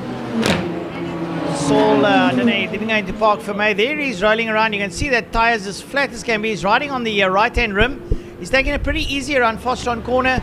Like I said, you have to cut across. Now, I just mentioned the fact that it's the time where they need to start looking at things going wrong in the car, possible little niggles here and there. Maybe tyre wear is a factor. I can tell you it's something that's caught them out here slightly with that Dunlop tyre that they run. The tyres that they have been running on the car are kind of sprint race purpose tyres, but they've pushed them to the limit and maybe pushed them over the limit now, which is why they're going to have to come in for a quick tyre change there yet again for Team Perfect Circle. So we'll wait and see whether or not we can get Perfect Circle back out on track again. Also just picking up on a few of the comments that came through there afterwards. Mornay Fenter from Moto Timing says to me, are you going to wash that pizza down with a pink milkshake? You damn right I am. You know that. That's how we roll. Well, just to let him know, strawberry milkshake's the only way to go after a race day. Well, you almost got your wish. We're getting curry and rice. It's pretty close to Mexicana pizza, Yeah, but it's no cheese. Yeah, it's not as mind-blowing as the pizza I had here the last time I was down here, so we'll see what happens. Anyway, awesome stuff from Willem Boyson. Angelo Marsiglia, watching from our pits, second overall and leading the class for Team Africa Lamar in the Ginetta. Thank you, Angelo. We support, and thank you for watching us from downstairs. Therein is another option that we haven't spoken about with the live stream. It gives the teams a chance to see what's actually happening out on track as well, and to see what could particularly happen in their teams and classes and where the guys are that could potentially be a threat to them. I went past one of the pits. They've got a big screen TV up, and they've got about 12 chairs surrounding the TV. Everyone's sitting around watching the telly instead of hanging out the wall. So from the comfort of your own pit, less to say. Oh, well, Salvi, if you can get us an Italy pizza bread, I'll take it. I can tell you right now. Tiny's joined us again. He was with us earlier on, and Emil has come back on to watch. Camping next to the track, that's what we want to be looking at. It's a little bit windy. It's not too bad, actually. So, Nathan, don't worry too much. It's not as bad as it was on Thursday when I landed here in Cape Town. 45 k/h winds when we hit the deck on Thursday evening. That was fun and games. We got that little jumbo sideways on the track. Is pits for the final change. I don't know if it's the final change. I know that they may split that last gap between the three drivers, but yeah, he did go into the pits for a little while there, Dwayne. So we'll keep an eye on that one. And yeah, that's the other cool thing about doing live streaming is Moira Thompson has joined us too. Thanks again for all the support and our ability to interact with the fans. And that's a big factor that we're speaking about when we talk about fans in the audience on the grandstands. If the circuits and the promoters of the race day get their job done right, interaction with the fans while you're live streaming is a huge bonus. Well, you know, when they have competitions, etc., on circuit, that you can actually have a competition and guys can actually then live sort of communicate with you and give answers to questions and stuff, and then that's easy. The old days we had to pick a ticket and the guy to come. Now you can actually send him a message, say you want a prize, come get it, or come get in the car for a drive. Come to the office and take the drive through or the drive around that you got. We got a couple of replays there of Team Perfect Circle going up, but there you can see Scribanti from Henny Grunewald behind the wheel of the Ginetta now. It is 6 laps between the two of them. Another 8 laps down to Cashin Naika, Mikhail Batamba, and that's, of course, the Polo Super Cup car. Behind them, it's Chris Pretorius at the wheel now of the Mini, the John Cooper Works Mini there in 4th place. Michael Jensen at the wheel of the number 1 car now, only 1 minute and 9 seconds behind Pretorius, so very good possibility that Jensen, Adcock and Fenter are going to get into the top 3. Well, we're going to we see how that one pans out. We've got 2 hours and 53 minutes left. Anything can happen. Like Greg rightly said, this is now the survival time. We're into the final third of the race. And we're now doing a 3 hour, Greg. It was a 9 hour, it's now 3 hours. It's the 3 hour has started. So if you have ever done a 3 hour endurance race, you've just started it, guys. Despite the fact that you've completed 6 already. 6 hours already. Well, good to see some of the cars on the circuit. Have a look at the Byron Mitchell car now diving down into turn number 1 and making its way up the Bear Straight there towards G Energy Corner behind one of the Cobras. And Greg, we've got to get this onto social media. When last have you seen a plate of curry looking like this? Oh, it looks very good, hey? So what we're going to do, ladies and gents, is we're going to leave you with the sights and sounds of what's happening there. Both Francois and I are going to have a quick break to get some dinner into us so we can have a little bit of energy for the rest of the 3 hours of racing that are going to happen. But we'll keep an eye on what's happening on circuit. If anything does happen that is notable, we'll jump back in. But if you wouldn't mind, we're going to give you a couple of minutes of just sights and sounds here from the Killarney International Raceway and the South African 9 hour. Hi there, so we are at the South African Endurance Series and we are with doing the warm-ups today. And we are with Henny Grunewald. Hi Henny, how are you today? Very well, thanks yourself. Very, very good, thank you. I wanted to ask you, how is the warm-ups going today? What is the plans for today? Well, the 9 hour starts at 12, so this is our last opportunity in the warm-up just to go and check final balance on the car and to see if we have to make a small adjustment to get some good consistency for the long race. And so we're going to go and do a scrub on some new tires now, and hopefully we're going to be in good stead for the race. And is this something new that you've set up? Sorry, I missed that. Is this something new that you've set up for this specific race? Yeah, when we arrived to the track yesterday, we were struggling with a bit of balance. We had some oversteer issues. So, you know, as the day progressed, we got the car better and better. And Jerome did the qualifying and he put it on pole in class. So I think we're looking good to be competitive. So So we are here at the South African Endurance Race in Cape Town at Killarney International Raceway, and I'm standing here with, sorry, what is your name? Michael Steven. Hi there, Michael, how are you? Yeah, we're having a good day so far. That's really, really good. So what team do you race for, or you say Kitama Racing? Yeah, we're Tampa Racing M Sport in the Super Cup. Things are currently going well, lying third overall at the halfway mark, so looking good and yeah, important to get to 9 hours. Cool, and how long have you guys been racing at the circuit? I've probably been racing for about 35 years, somewhere around there. Slightly different role today. Normally I'm in the car, and today we're overseeing things, and hopefully we have a good day in result. And then who are the drivers for your team today? Bradley Scorer, Mikhail Patamba, and Kishan Naika. And where do they place on the hierarchy in the motorsport scene? So the two youngsters, it's almost one of their first endurance races together, and Bradley's done quite a bit of endurance racing, so it's a fairly new team, but showing what they can do, and currently running P3, so hopefully we can keep it there. Cool, that's really awesome. Thank you so much.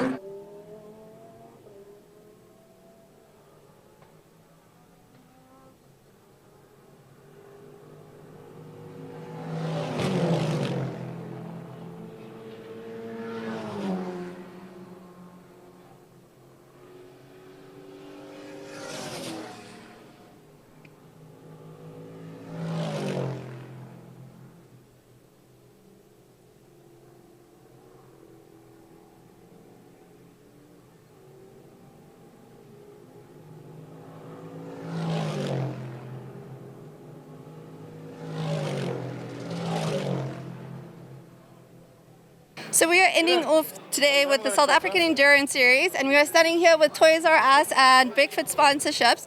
Hi guys, how's it going? Hi Kira, all good yourself? Lovely. Very, very good. So I see that you're busy racing the Porsche today. What's wrong? Well, yeah, I mean, we did well for about 2 hours or so, and then we had a clutch issue, so the car's in and almost done with changing the clutch, so hopefully we'll be back on the road in the next 20 minutes or so. And what is your role in all of this, sir? We raced the 991 Cup, and we did the first hour, and finished off third. Yeah. And what is the goal for today? Well, to finish the 9 hours, so that is the key, I think. To try and finish a 9-hour endurance is not an easy task, I think, anywhere in the world. So, yeah, but we've got some good teams and some good guys out here. So let's hope we can get us out there back on the road again and to try and see the checkered flag at 9 o'clock tonight. Awesome. And do you know any of the drivers that are racing on his team today? Yes, we're all friends. All of you guys are friends? Oh, 20 years. All 20 years? Okay, so you guys have been in this scene for a while. Right, team. So, yeah, what is the aim for the rest of the day other than getting the checkered flag? Is there any new technology that you guys have put onto the cars that you're testing out or you want to get any results from? Well, we put in a new dash display, which hopefully helps us see how fast we are going or what's our lap times like. That seems to be working quite well. We've got some in-car communications, which is working as well, and that's excellent because it's a long time to be out on the road, and if you have to have some type of communication with your pit crew. So yeah, but that's working really well. A few little things every time we go out, we try and improve on. And how long have you guys been coming to these sort of events? Well, I did the whole series this year. This is the last one. I missed the first one, but I possibly am leading the championship. So we'll do it again next year. I didn't do usually it's a 4-hour, and I shared with my friend, Andrew. And this year, the last race was a 9-hour. So I couldn't get a third driver on time. So that's why I both did the hour. Okay, that's awesome. Cool. Is there anything you want to say from Toys R Us or from Bigfoot as the sponsors for today? Well, I think I'd really like to thank Western Province Motorsport, Roger from South African Endurance Series, and Gary for putting all this together with the live streaming. Of course, our families are down as well, so thank you to them for coming down. The guys from Fast Racing Developments in Johannesburg who are maintaining my car, and all my mates who are all the drivers. And we came down from Durban, so it's a whole big family that's come down to try and enjoy the first 2 weeks in Cape Town. That's awesome. And for you, sir? I want to thank my engineers, my truck driver, all my friends that came to support me, And and my company, they always help me when I need cash. Yeah, so it's been fantastic. Yeah. Cool, that's awesome, guys. Thank you so much for the interview, and I hope you guys have a good day further.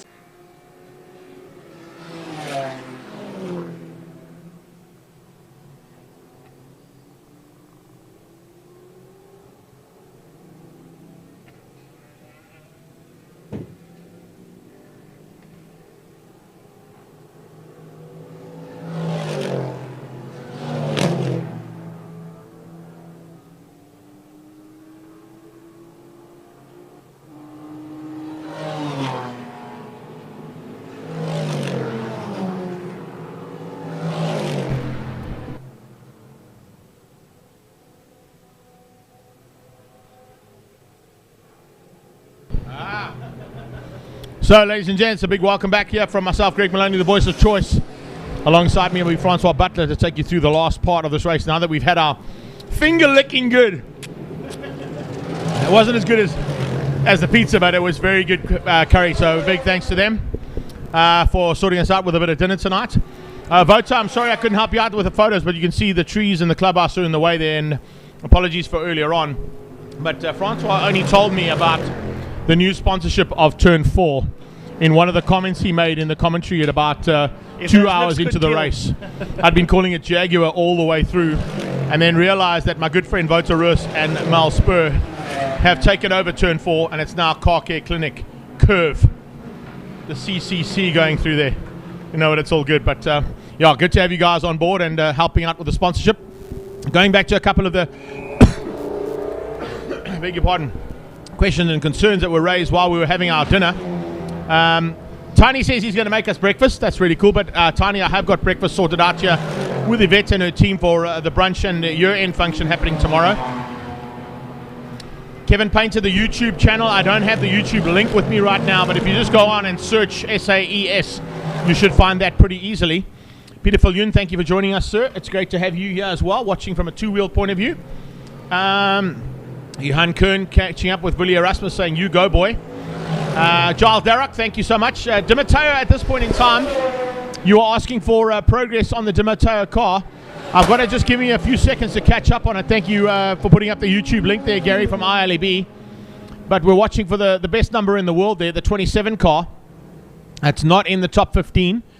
So it means he's still got some work to do. He's still circulating and is down currently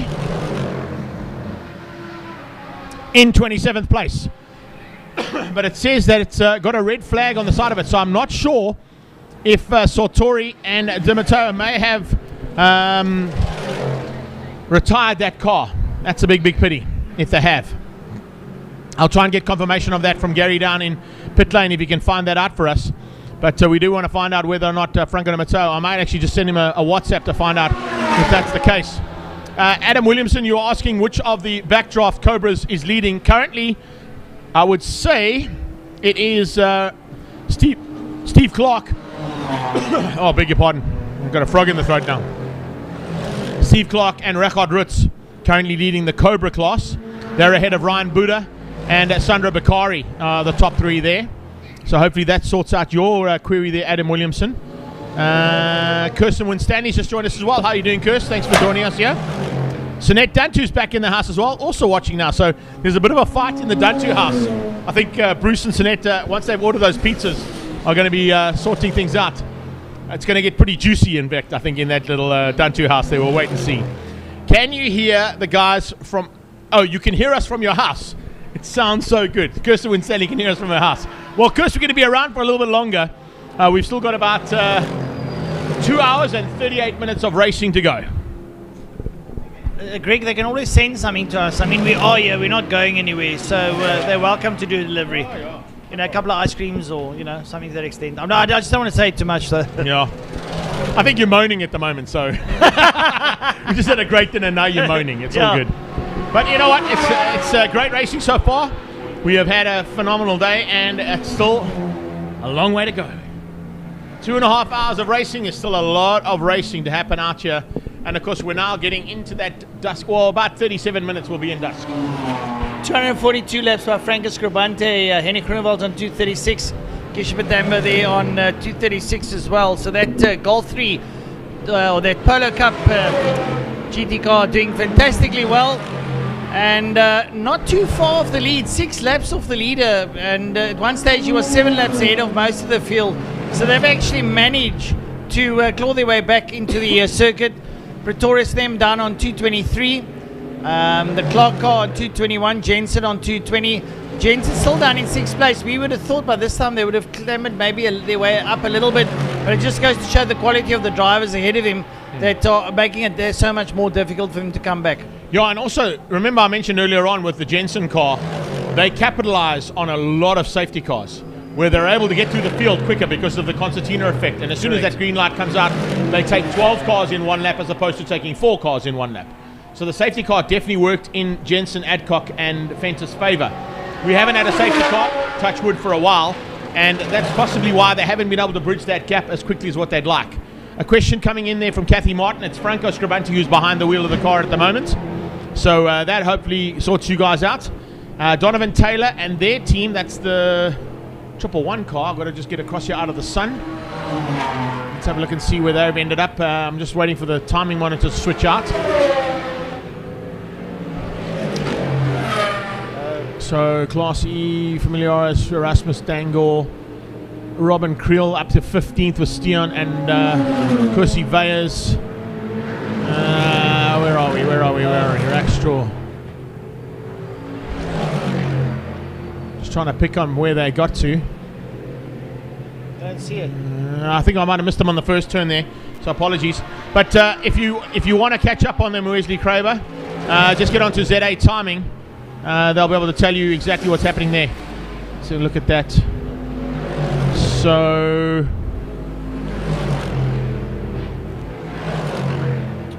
sure, I can do that with pleasure.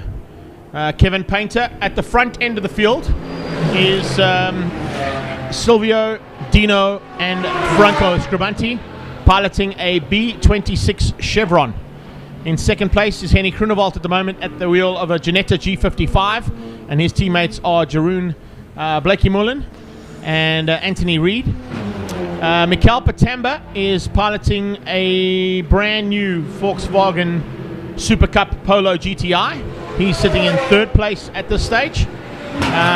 You've got a huge array, as you can see on the screen, of Backdraft Cobras that are part of the Backdraft Cobra racing stable. Tony Martin and Brian Martin bringing 20 of those cars to play with us over the last year as part of the 2020 season.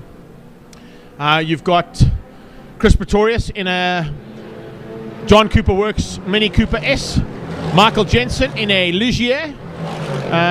Just looking at the rest of that field that have gone through there. If you're looking at the purple numbers on the left-hand side of your screen, those are all the Cobras. Byron Mitchell is in a Golf 1 in 14th place. Andrew Rackstraw is in the Lamborghini Gallardo out of Stradale Motorsport, sitting in 16th place.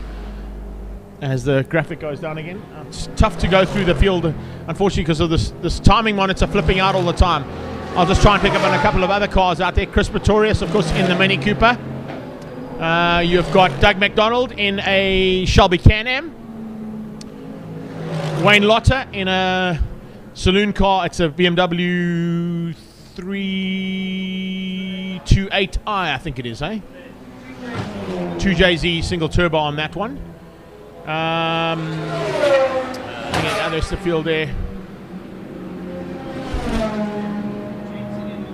Doug McDonald also in a Shelby Can-Am. I'm just looking at cars that I haven't mentioned in that top 15. I think I've mentioned all the cars in the top 15.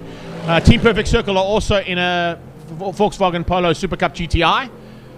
Philip Mayer is in a Sports 2000. Who else we got out there? Ahmad was in a BMW Z4. Rian Botma also in a Ligier JS 51. And I think that is all the cars that I need to cover. I'm just going through them down the right-hand side of the screen as my screen changes up for you, Kevin Painter. There was a Ford Falcon. Unfortunately, that car has retired. There's a Honda Civic Type R. That's one we haven't mentioned. And other than that, we've covered the rest of the field. So that's how it stands at this point in time, Kevin Painter. Hopefully that tells you what we've got going out on circuit. And hopefully you guys can enjoy the rest of the racing as we've got 2.5 hours to go. If you have joined us and want to keep up with the live timing, remember ZA Timing has got the live timing running on their website.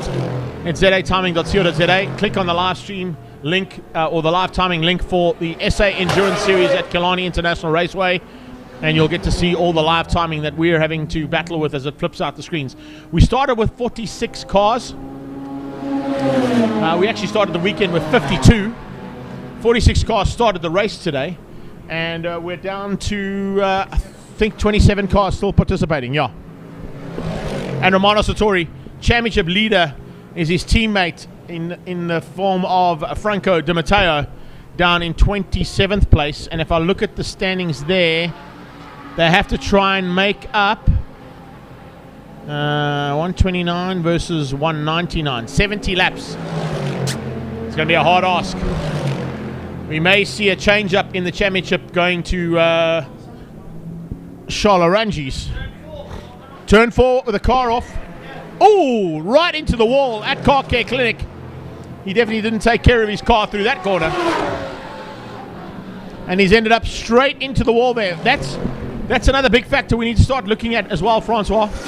We saw it happen at a couple of races in the past, and it was one of the reasons why Tony Martin and Brian Martin asked for brake changes and brake discs and brake pads to be changed on the pit lane as opposed to rolling the cars back. The Cobras have been synonymous with some brake fade, and I wonder if that's the case with that Cobra as it's headed straight into the wall.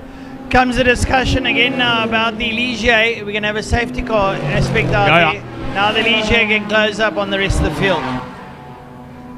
Very good possibility of that happening, that is for sure.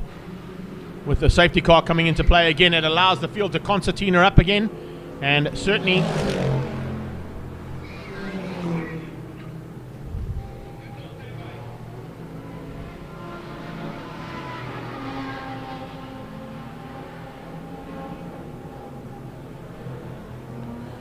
as you see, the driver seems to be okay, but it means safety car will be deployed and Haval will be called into duty again.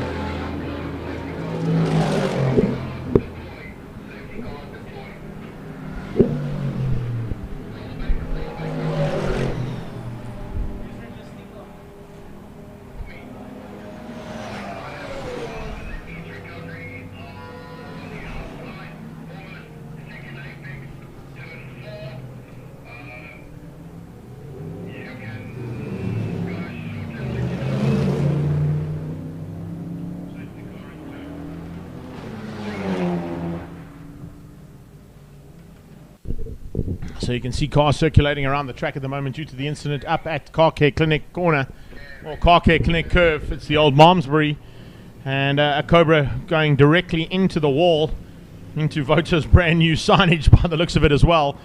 So it looks like they're going to have to recover that car. There's a replay from the one camera angle, which of course then just made our screen go all wonky and completely out of sort. Here it is. I'm just trying to pick up on which car that is. I saw the car go off. I wonder if it may be...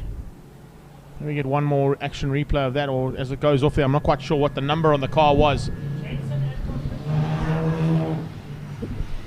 Looks like Jensen coming into the pit lane under safety car as well for a quick change up on driver and a refuel. Possibly the last refuel of that car as well, if they've planned their lives right. It's the 282 car that went off. So I'm just waiting for the screen to swap out. We're on the top 15 on our timing monitor. It makes it a bit difficult there. Jensen and Adcock back out again. Is that right, Francois? So second screen comes up to, is it the 262 or 282? 262. Edouard Bester. Edouard Bester was at the wheel of that car when it went off. So I think it was possibly Edouard Bester who crashed out at Car Care Clinic curve. And they're now having to put it onto the rollback to get that recovery all sorted out.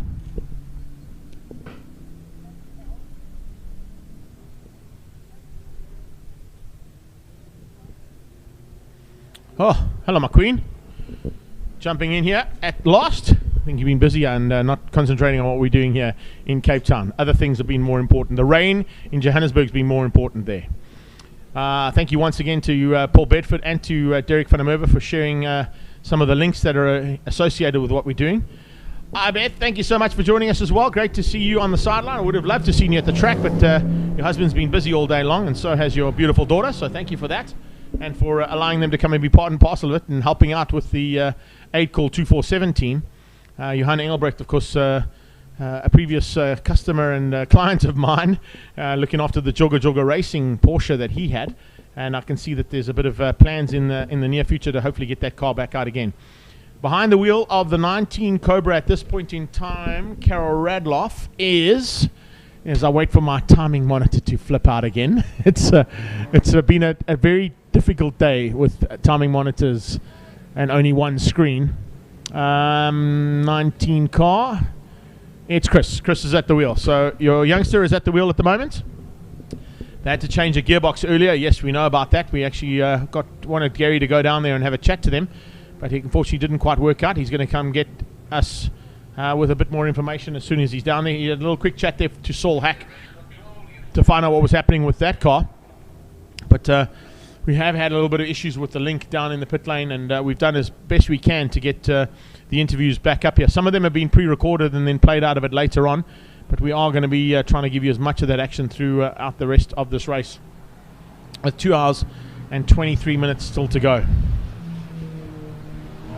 Here's the current standings, right down to 27th place. It's Romano Sartori and Franco Di Matteo, but I haven't had a chance yet to send Franco a message. I'm going to send him one quickly now while I think of it again before I forget, to find out, did you retire? Let's find out from Franco directly as we send him a little WhatsApp and see if he will respond and let me know.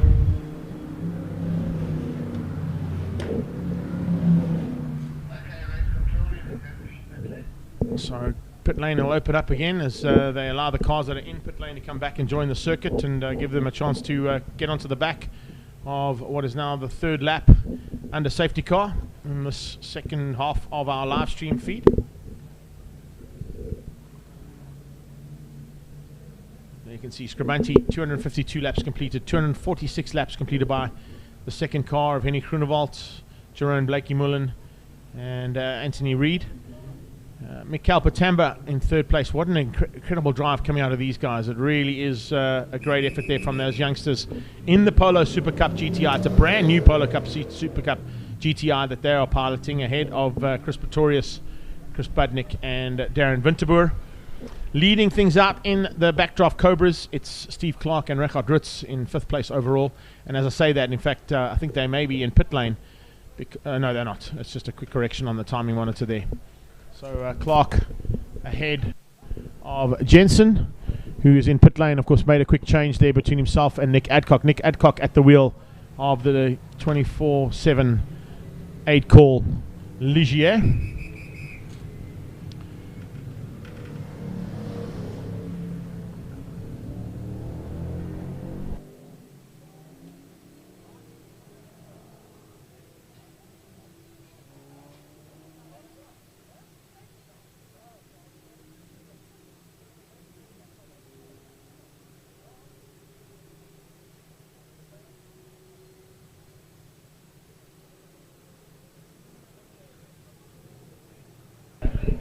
Looks like Gary is down in pit lane though for a bit of information from our pit lane consultant. I'm not quite sure if it is Gary or our young lady, who I still don't have a name for, but let's go down to pit lane and catch up with some of the action down in the pit lane.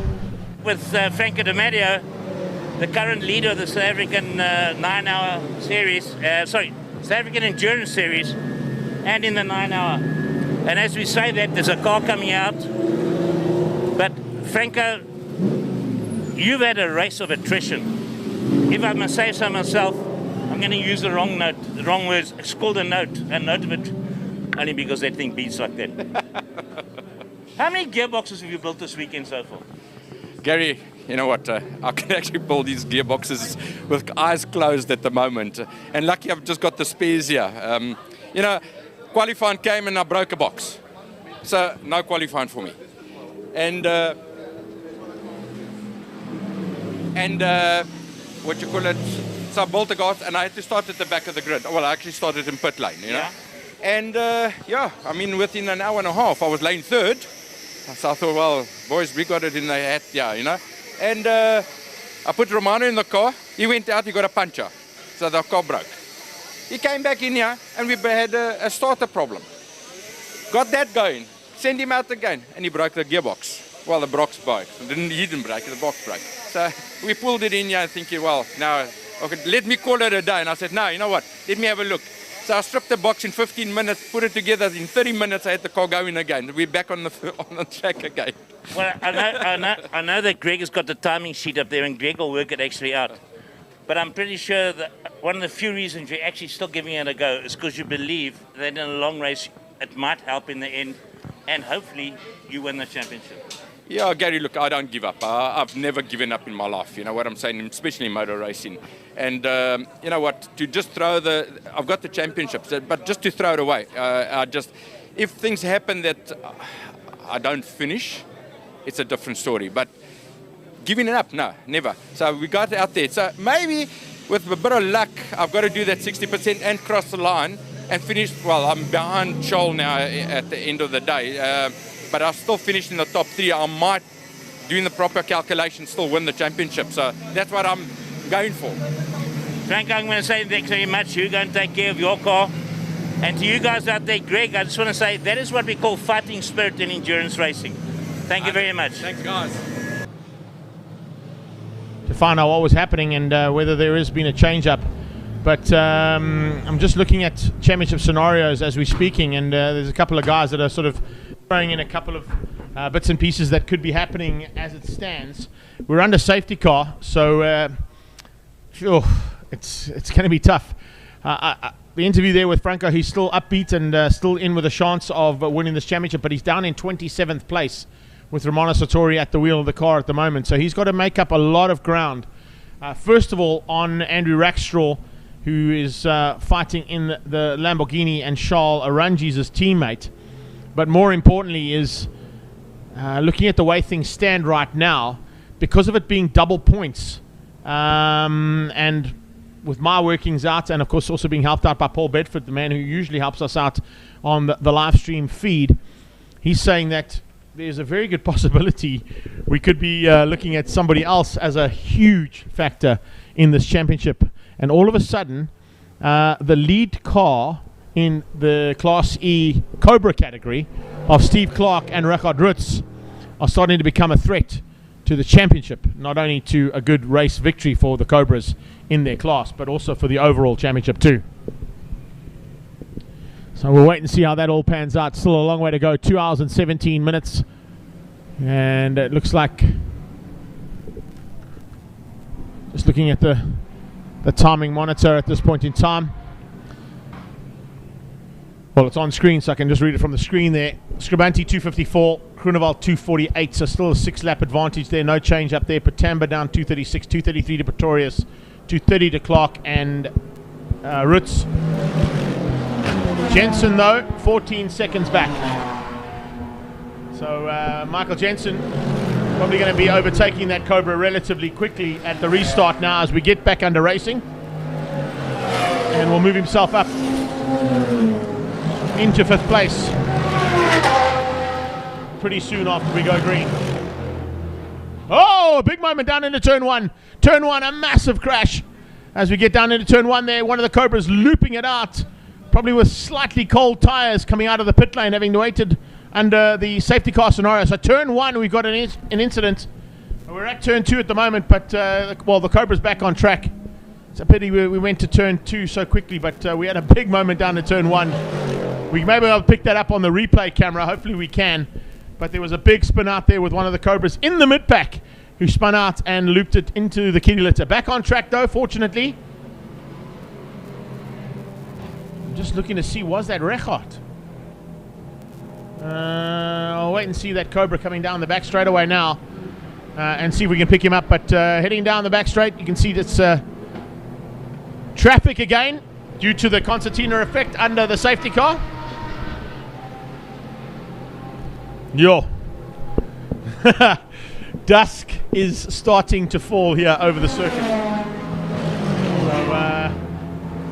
if you haven't got your lights on yet, there's probably going to be a call to put the lights on relatively soon. I can see the circuit lights have already been put on. So the circuit lights down the main straight are on, and the street lights are on. There's an opportunity. Is that the replay? Are we going to see this? Oh, yeah, there it is. There it is. Oh, no. It wasn't that one. That was just a lockup down into turn 1. That wasn't the spin.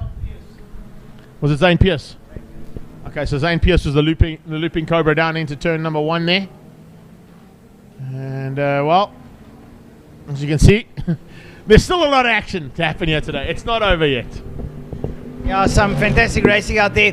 And already the field after that bunch up behind the pace car have now spread themselves out. And I see the Di Matteo car out on circuit there ahead of the Patamba Golf. Riding out there, so lots happening. The Janetta there of Henny Groenewald is out there. So to the organ on the back straight. And the vehicle of the Scribante is making its way down the back straight there behind the Janetta. So lots happening there. You see the Lamborghini as well going down into turn 5. Fast strong corner, and as we can say that, you see the shadows starting to cast over turn 5 there, Greg, as the sun starts setting.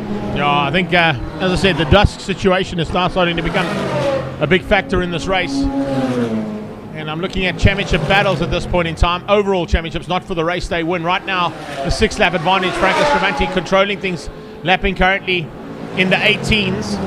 Groenewald in the 18s as well. 22s out of Patamba. The timing monitor kills me every single time. Yeah, I can't see the lap times though. That's what I'm wanting to see, unfortunately, and it's not giving me the lap times on that graphic. But I'll come back to it now. I'm also looking to see where things stand on that graphic as well for the overall championship battle that we're watching for. So right now, Steve Clark and Rackard Roots in 5th place, and only down in, I think, 16th or 17th place is Adrian Dalton for the Stradale Motorsport Lamborghini, and then 27th still for Romano Sartori. So yeah, calculations need to start happening. Calculators will be out on this championship, and we'll get Gary van der Spey to possibly go and see Peter Collings, who handles all the points scenarios, to try and start giving us potential finishes and working out those predictions. I know Gary said he was going to go down to try and catch up with Vanna Hinop. Whether he's been able to do that or not, we'll wait and see. But it'll be great to sort of work out a couple of scenarios and see who's going to actually take this championship.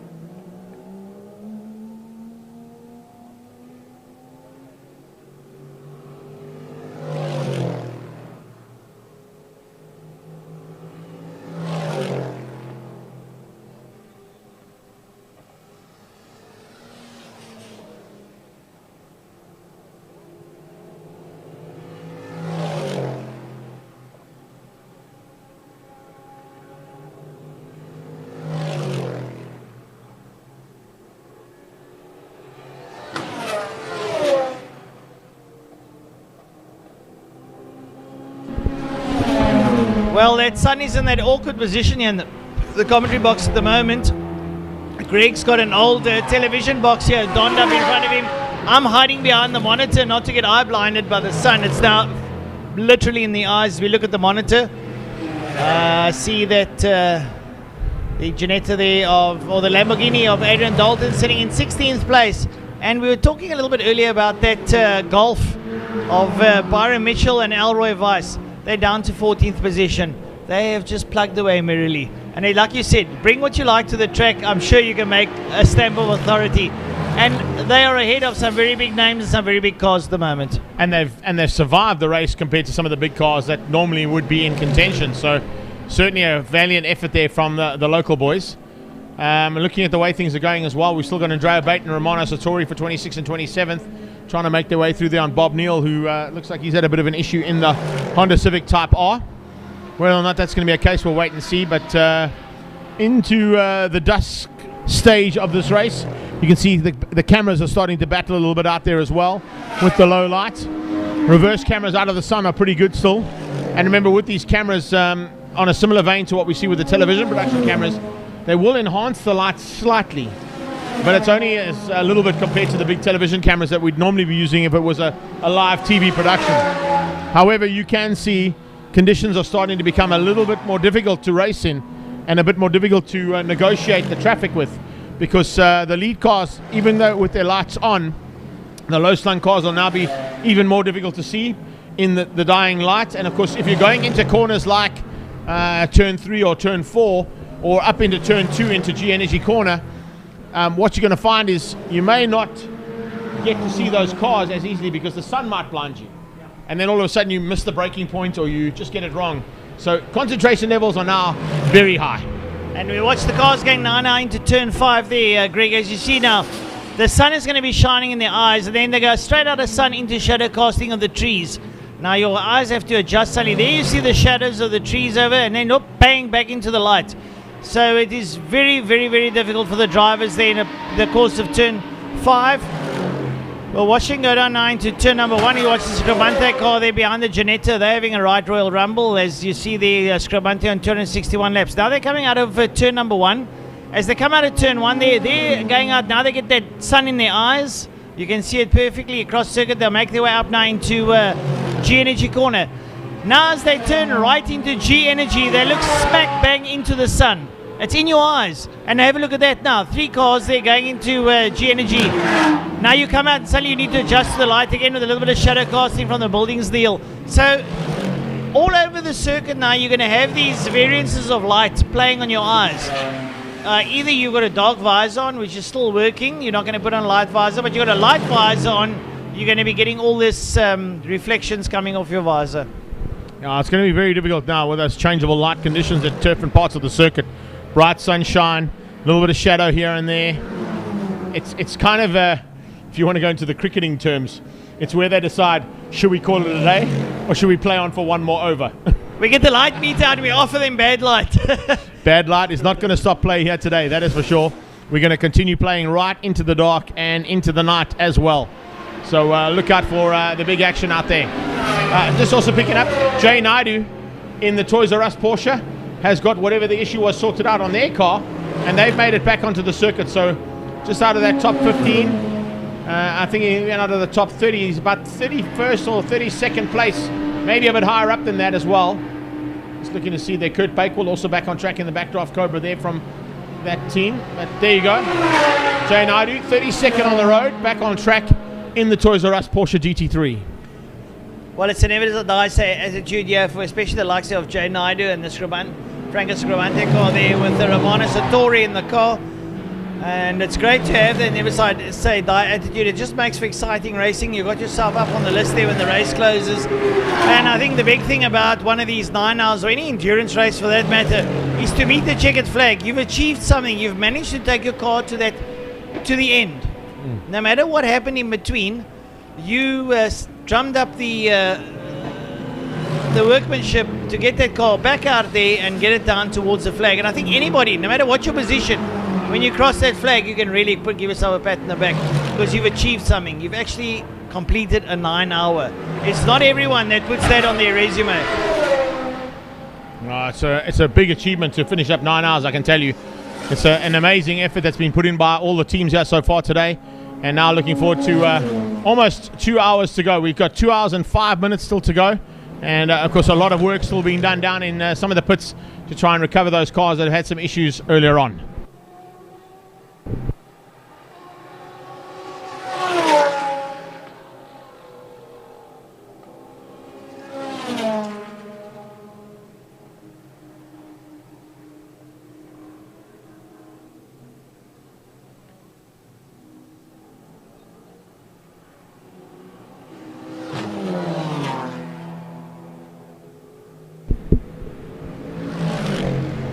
So there you have it, top 27 on the screen as they stand.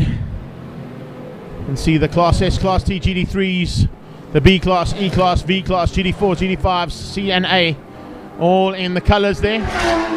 Currently it is Franco Scribanti at the wheel of his incredible Chevron B26, and having completed 263 laps, about to do 264, he leads out in the S class ahead of Michael Jensen and Nick Adcock, Dean Fenter, Romano Sartori, Franco Di Matteo, and Marco Di Matteo, of course, sitting in third place down in 27th overall. So as we get into that, we can head down into pit lane, because I believe Gary is standing by with some action down in the pit lane. So Gary, let's go down to you and find out what's happening down in the pit lane. Right, Greg, we managed to catch up with Werner Hinnap from True Race. And what we're looking at here is what Werner has. He's developed a software which is used with this race team. The guys from 24/8 call, Nick Adcock and them. And as you can see on the screen over here is what it is. So Werner, talk us through your screen. Okay, so Gary, it's all about information. We want to gather as much information from the timing data and then communication with the driver from there. We know where he's on track. We know what traffic we're expecting. And at a stage like this, we see a prediction. We see that we can actually make P3 at the end of this race. So we can gauge his target lap times as well. If we do 18.1, given we still need to make a stop, then we can actually get P3. And his pace is 16.2. We're going to put Dean in later in the race, so it looks positive at this stage, given what we know now. Okay, so you mentioned something just now, 16 point. You're talking about that as a lap time? Yes, so that's his target. That's average pace he's doing now. Yeah. We're targeting at least 18.1. If he gets below 18.1, we'll get a podium. Okay. Now, we're looking at this screen and you've got the circle here, and okay, we know that's a track. What is the circle indicating to us? Okay, so we can see exactly who's in front of us. And, okay, so we're over there. That's the start-finish line. So he's approaching the start-finish line. He would be in about 10 seconds. He should cross now. And then we can see who we're coming up on. So P2 is ahead of us. And you say that he went past? Yeah. Well predicted. It's what we do. So we can see if he's approaching a very slow back marker or someone's catching up to him, and we can communicate that to him. Although you're watching that, and I don't know, do you have a modem on the car that's actually feeding you back information, or you can do this for any team from where you're standing? No, we can do this for any team. It is sort of a, this is not GPS based, but it all comes from the timing website. And from there we make estimations, we calculate average lap times, given the position that is on track, all of that. So no, we can use this in any team. Super. Werner, thank you very much. And for any of you that ever want to get hold of something like this, you get hold of me, I'm his contractor, and we'll sort something out. Werner and True Race, thank you very much for what you do in motorsport. And we wish you and Greg all the best, and Nick and them all the best for the race. And we're holding thumbs. Thank you. One last thing just before we go away, and this one's for Greg. Greg, interesting little phenomenon that came my way while I was walking down the pit lane.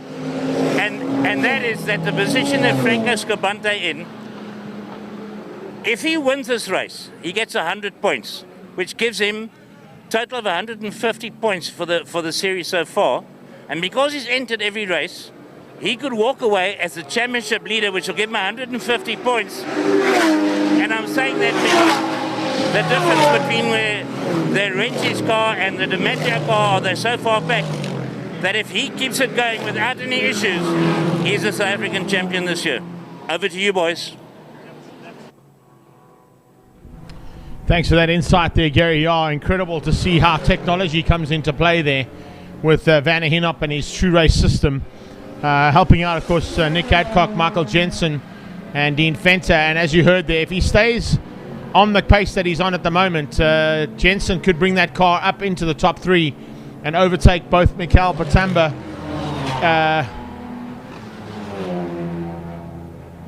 in the Polo Super Cup GTI and the Mini Cooper as well. So should be some fun and games in the next couple of hours, as we've got exactly 2 hours to go In fact, we're about 20 seconds into the last 2 hours now, as we're into the last part of this very, very daunting and trying race for a lot of teams.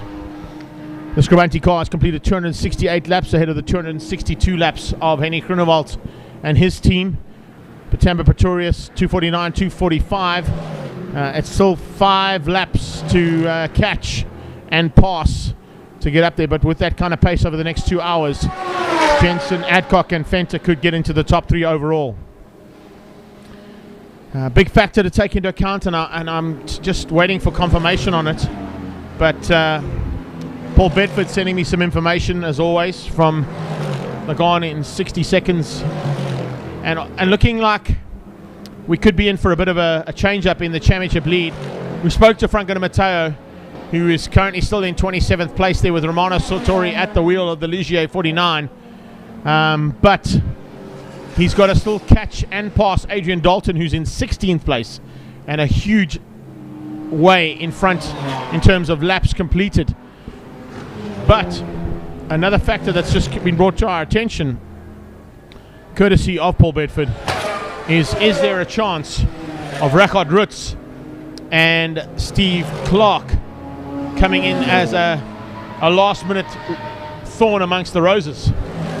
Because if they finish up where they are right now, due to the fact that this is a 9-hour race and takes double championship points for this 9-hour race, Clark and Rachad Rutz are now in contention for a potential SA Endurance Series championship. We'll have to keep an eye on that one right through it. I want to try and get confirmation, as I said, from Gary van der Spey to get down to Peter Collings, our guru when it comes to the points, and see if our predictions are correct.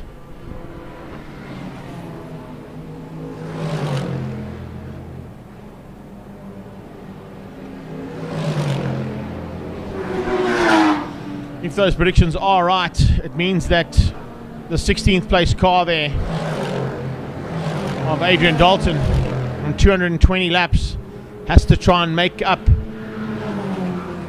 at least 25 laps in the next 2 hours. That's a hard task unless something major happens. And I was watching him following some of the Cobras. He's actually maintaining his position. He's not closing up on them. So a little bit of a task there on hand for him to try and make up those laps. His pace is relatively stable. He's not accelerating. And I'm not sure what his pit is telling him. Franco will be telling him what to do at the end of the day. But he's basically just maintaining a status quo. So when he's going to make up those positions, I don't know. It's a tall order. I don't know if he's going to be able to do that. That's the unfortunate thing. You can see also the pit board just been put out there for Sartori. So I wonder if Franco is going to get in the car and give it a last-ditch effort here for the last 2 hours. The pit board was out. They're standing by down in Franco Di Matteo's pit. We'll hopefully get that little corner screen once again back up on the screen to see if they're ready to go. If that is the case and they come in now, it might be hand the car to the man who owns the car and let him go and give it whatever he can to see if he can bridge that gap, get ahead of Charles Arangis and Dalton and Rackstraw, and potentially still keep himself in the hunt for the championship. But he's going to have to make up the 25 laps on that car, and then he also has to make up the additional laps on Clark and Rachad Rutz. Yeah, it's currently on the standings. They're down in 27th on 152 laps, and like you say, to make up all those laps, rather a tall order. If I have a look at some of the cars ahead of him, yeah, it's a lot to pass, and they're not exactly driving slowly around the circuit at the moment, Greg. Some of these guys have got their foot firmly stuck down on the floorboard, and they're pedaling along quite merrily. Information coming from the clerk of the course as well. We've got about 2 minutes before lights have to go on the cars, and they have to be on, beg your pardon, by 7:30. So from 7:15 to 7:30, you have to put your lights on, they have to remain on, and they have to remain on for the rest of the race. And if that's the case, and the lights go off on the cars, they'd have to bring in and be fixed and repaired so that you can go out with full set of headlights and the additional lights that have been provided. So 2 minutes to go before we get the lights on board. Also information coming through there as well. South African Endurance Championship, the point standings at the moment. I'm just hoping that I can actually see it clearly on the system here. So it's Franco Di Matteo on 116 points. Charles Arangis on 100 points. Stian Creel on 94, Brian Morgan on 94, Donovan Taylor 94, 78. We'll have to get some calculators out here and start messing around with some calculations, maybe a bit of paperwork that we need to do here as well. Just going to grab a piece of paper and see if we can start working out a few permutations as to how things can change up here in the last part of this race. I'm so glad you brought a pen. My pen's hidden behind the screen here. So we got 116 plays 100 plays 94 times 1, 2, 3. Besaid notes on 83. Hack, that's times 2, so that's Andre and Saul. We've got Brian, Donovan, and Kersey. It's the right still being led out by Franco Scribante there with the Janento Veni Groenewald in second place. The Patamba Polo GT Cup is sitting in third. The Pretoria Scar sitting there in P4. Michael Jensen in the Legia is sitting there in P5. And Clark sitting in P6. Looking further down the field there, the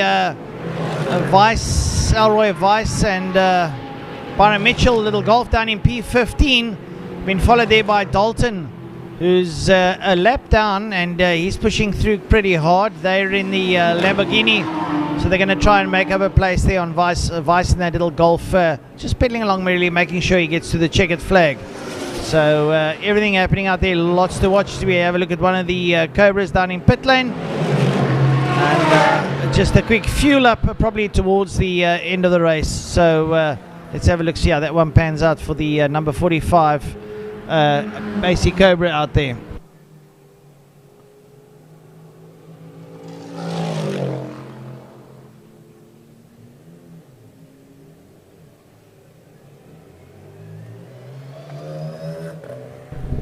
Just trying to work out some of the permutations in terms of the points.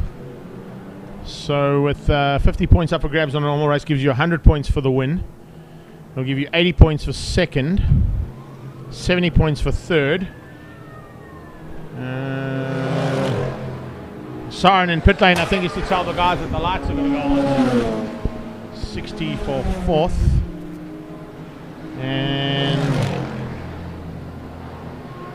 28 is 56 for fifth. Right, so currently we're not worried about Franco, Scribanti, Dino and Silvio. They're going to win the race by the looks of it. But if we take Franco de Matteo down in 27th place, is he even going to score any points at 27th place? I don't think so.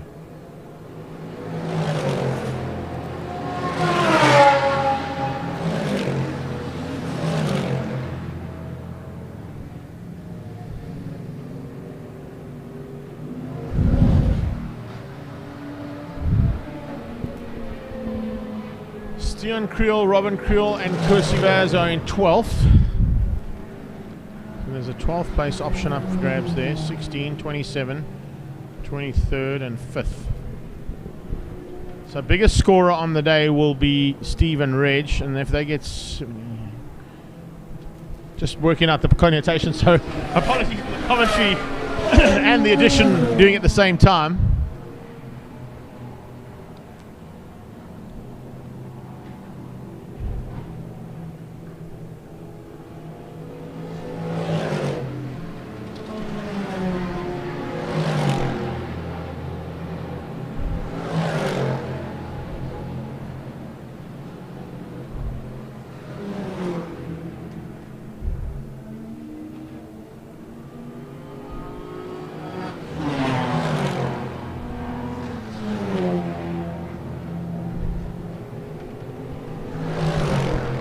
Continuing into the dusk here at Killarney International Raceway. You can see lights are now on, and the lights on board has come out for everybody. So as they come through there, you'll get to see, there it is, the lights on board being shown to all the drivers to put their lights on. They've got 15 minutes to do that, otherwise they do get a penalty incurred, and I think it's a drive-through penalty for those lights going off.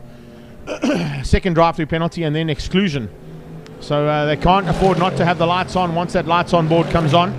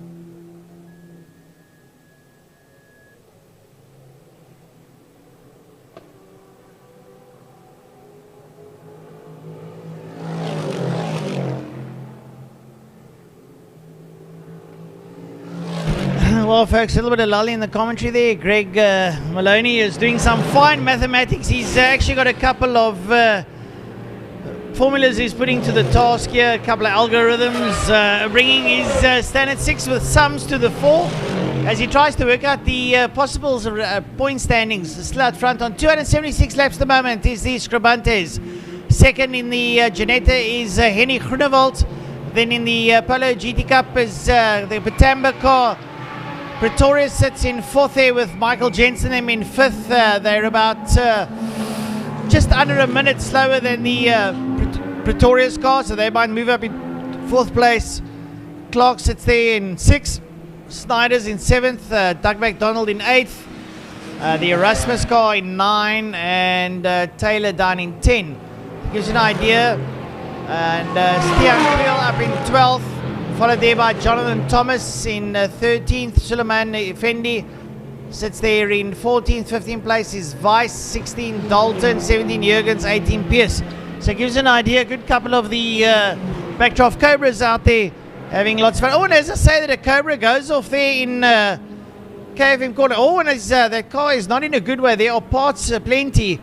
And it's the whole bonnet sticking up. Looks like the front wheel has sort of come adrift. Possibly the steering that's out, and that car's been pulled up against the wall. So a possibility of a safety car. I don't know if they're going to want to bring that car back to pit lane. Lights are on, lights are ablaze now, all these cars. That car went off there coming out of turn 3. We can see that on view at the moment. The front end of that car not looking extremely healthy. Looks like the right hand front wheel might have a broken shock or something. The wheel was moving around. So a good possibility the safety car will come on, and possibly the flatbed to collect that car in this late part of the race.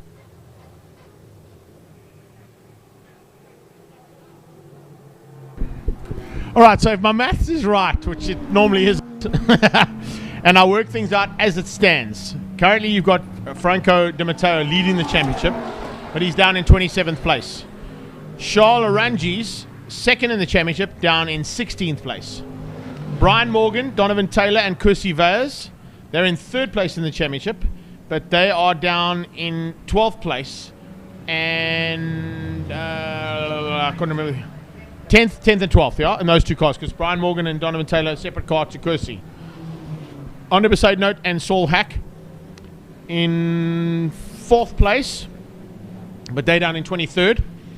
And then Stephen Reichardt are in 5th place in the championship, but they're in 5th place on the road at the moment.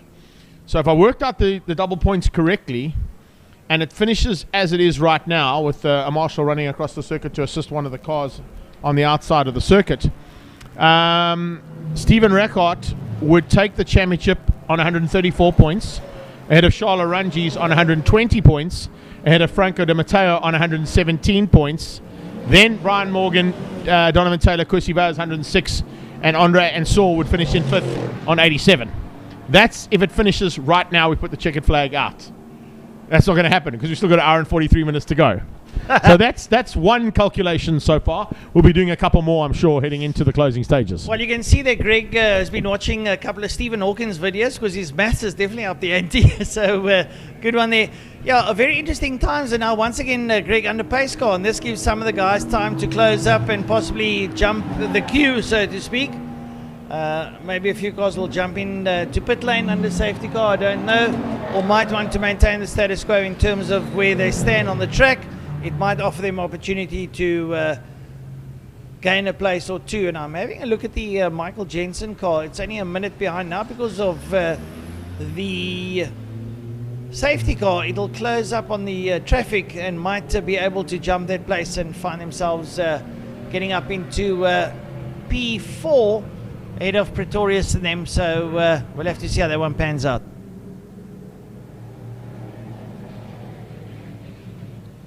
Safety car proudly brought to you by Vol, and some cars have got lighting on the side of their cars. Beautiful to see. The looks like the Nash going into turn 2 there, Greg. You'll be coming out and look at the numbers. Got blue blaze on it. Actually makes it very exciting in the night to see the numbers all lit up on the side of the cars. Sort of a Le Mans feel about it, and that is what the 9 hour does. Gives you a feel of Le Mans. Some of those cars putting on their lights and creating their own daylight ahead of them. We'll have to see how that one pans out. Can you imagine you're driving and suddenly you've got this bright light in your rearview mirror? You can see absolutely nothing. That's the big factor that's going to come into play now. Other factor, of course, is drivers that are out there now, I beg your pardon, that have jumped into the car for the last stint, hopefully have realized that they're going to be going into the night, because if you're in an open cockpit car and still driving around with your dark visor on, that's not a great idea. Particularly that the light is fading, and it's fading relatively quickly here. We've still got sunlight, of course, to play with. A couple of guys with numbers on the sides of their cars that they've also done a number in lighting and LED, which is going to make our lives a bit easier later on, trying to find out who's who and where they are. But yeah, we'll wait and see as that all pans out. But I don't know. There's like an air of excitement starting to rage here. You know, hour and 40 minutes still to go. And you have a scenario where the safety car comes out. It concertinas the field again, which is now going to get an opportunity yet again to the Jensen, Fenter, and Adcock car to get another lap ahead of the two saloon cars in front of it. So they are becoming a threat to the front end of this race, not particularly for the win, but for the latter part of the top 5. Jensen at the moment is 54 seconds behind Pretorius and probably 3.5 laps behind the car in front of that, which of course is Mikael Patamba and his team. Now, the interesting factor there, Brad Scorer, Mikael Patamba, and I can't remember the third driver's name right now, it's gone over my head, but the interesting factor there is not as seasoned campaigners or experienced as Michael Jensen and Nick Adcock when it comes to the format of racing we're doing today in endurance. Yeah, it's going to be interesting to see down towards the closing stage of the lap. And when I spoke about the sprint race, it wasn't necessarily that we had a top 10 sprint race, but it becomes a sprint race for some of those drivers trying to just get that final position in the bag. So we'll have to see how that one pans out. And well, the dimmer switches on the sun. It's starting to dim now.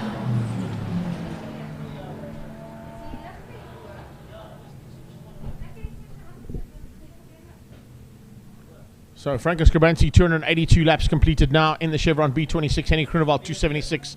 Mikael Patamba, 261. Chris Pretorius, 258. Dean Fenter, 257. 256, Steve Clark. Steve Clark and Rekha Roots are also closing in on those little saloon cars. Look at those laps there, bud.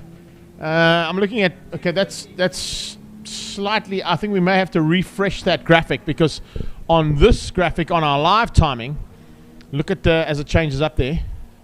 What is the top? We've got 276 on there, but I think it's a little bit higher. There you go. Look, 282. 282, 276, 261, 258, 257, 256, 250. There is a big change up there. We need to refresh the graphic that's on the screen, guys, downstairs, because that timing graphic is slightly out as to what's actually happening on the live timing screen that we can see ahead of us here too. I know, there we go. There it is. Thanks for the refresh. Adrian Burford sending me a little, not 100% sure. He's saying the creels are too far back. Yeah, we know that. So that's not going to help you guys out, because that doesn't help Kusi Vaz. Kusi Vaz will finish up in about 4th place if they stay where they are right now, 80, on my maths. The point structure basically gives you 50 for a win, 40 for second, 35 for third, 30 for fourth, and 28 for fifth. But it's double points, so you double up that. So it's 100 for a win, 80 for second, 70 for third, 60 for fourth, and 56 for fifth place. And then, of course, it works down in different variables all the way down to the bottom. So I was working it out. It's not confirmed as to how it does and what it does. But, yeah, we're definitely in for a good finish here. Drivers in 3rd and 4th place. Yeah, it's going to be tight. Very, very tight. We'll wait and see what happens as we get into the closing stages. I'll try and get Peter Collins and Gary van der Spey. I know he's waiting down in pit lane. We're just waiting for him to join us. It looks like he is ready to go. So let's get down into the pit lane and catch up with Gary. And then hopefully after that, he can head down to Peter Collins and find out exactly what the variables are in this championship.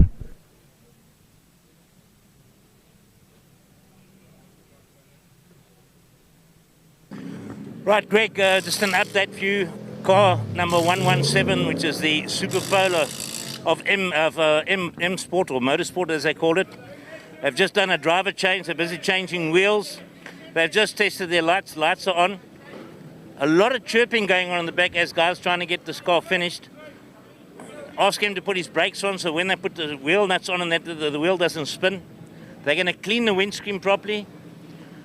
All the lights are working. I don't know if the camera can actually see them. And if we're lucky enough, we're going to get to have a chat with Michael Steven as soon as the car pulls off. But the fueling has been done, so it's final checks. From what I see, they've only changed the front wheels. The back wheels are still pretty fine. They're okay with that. And at any minute now, they're going to let his car go. And as I say, they took advantage of the safety car scenario, so it doesn't put them too many laps down. And there's quite a few cars coming into the pits. Another of the Cobras just arrived. But they're getting ready. They're working on the right-hand side front at the moment. They will now torque the wheels.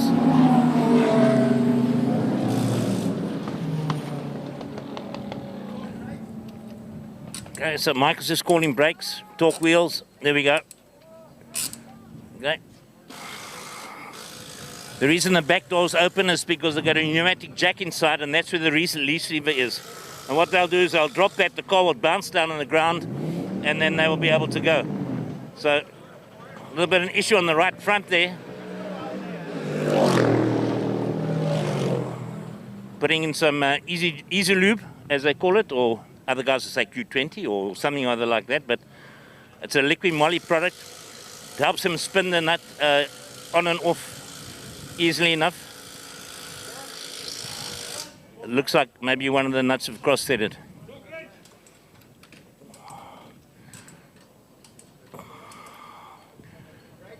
Brakes are on. The reason why we're sticking on this car, the reason why we're staying on this car, he's currently sitting in P3. This is a Super Polo Cup car compared to a lot of the GT3 cars and the faster Ligiers out there. And these guys have worked their way all up to P3. As I say, the jacks go down. Cars off. I'm going to see if Michael Steven will talk to us. Michael, just a quick one before we get run over.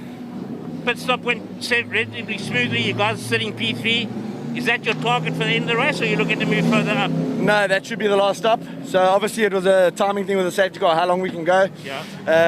Safety car came out at the perfect time. It was in our window to do it, and we got him out like 10 seconds before the safety car to lose another lap. So great work by the team, and hopefully that's our last stop for the evening. Well, on behalf of all of us, the way these the Super Cup cars have been going, built by Volkswagen, of course, and the way they've been managing how light they are and easy to run, must have made your life pretty easy this race meeting. Yeah, it's been absolutely fantastic, and I think, also credit to the drivers. For two of them, they're youngsters, it's their first endurance race. Done an absolutely fantastic job. Bradley's in the car now, lots of experience, so hopefully he can just bring it home. Super, Michael, thank you very much, and all the best to your team. Cool, thank you. Right, Greg, all the best back to you. Catch you later. Right, thank you there to Gary van der Spey for that interview there with Michael Steven. That Golf now is back on circuit, that Patamba Golf. They changed some wheels, checked the brakes and all the rest. The car currently lying in third place and back out on circuit. And as far as I know, we are still under safety car. Very quiet out on circuit. Yep, there they all parade down into turn number 4. And make their way down the back straight. The Evolve leading out there with all the cars behind them. All lights ablaze. Nice to see. And a couple of cars sporting some Christmas lights as well. I'm joking on Christmas lights. Those are special markers for the pit crews to know when their car's approaching them. Some of the numbers on the side of the cars have been lit up. That helps Greg and myself try and pick up who's in the zoo as the light dissipates. And the cars now all making their way down towards turn number 5, Fastron corner. It also gives a chance for some of the cars that were in the pits to now close up on the back of the field. And as the pace car moved into pit lane, yes it has, and we are green, we're good to go, and we're racing once again.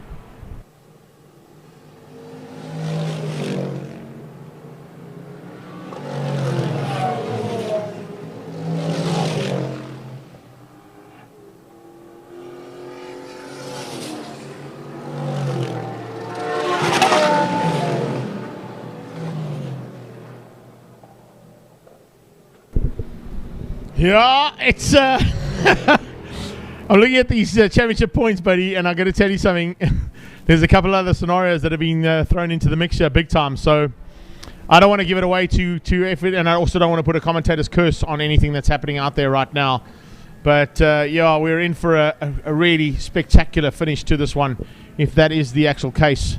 Also, just want to try and refresh my iPod here, because looks like we've dropped the video. Yeah, I've lost the feed there. I don't know if the feed's gone missing somewhere else, but we definitely lost the feed on iLab.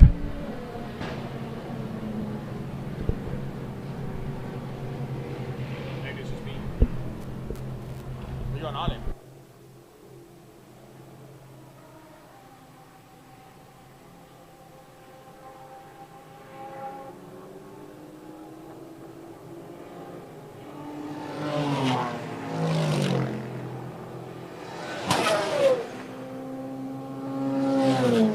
Right, see some of the cars go down the back straight. Big smoke going down there into turn 5 as someone steps on the brake pedal.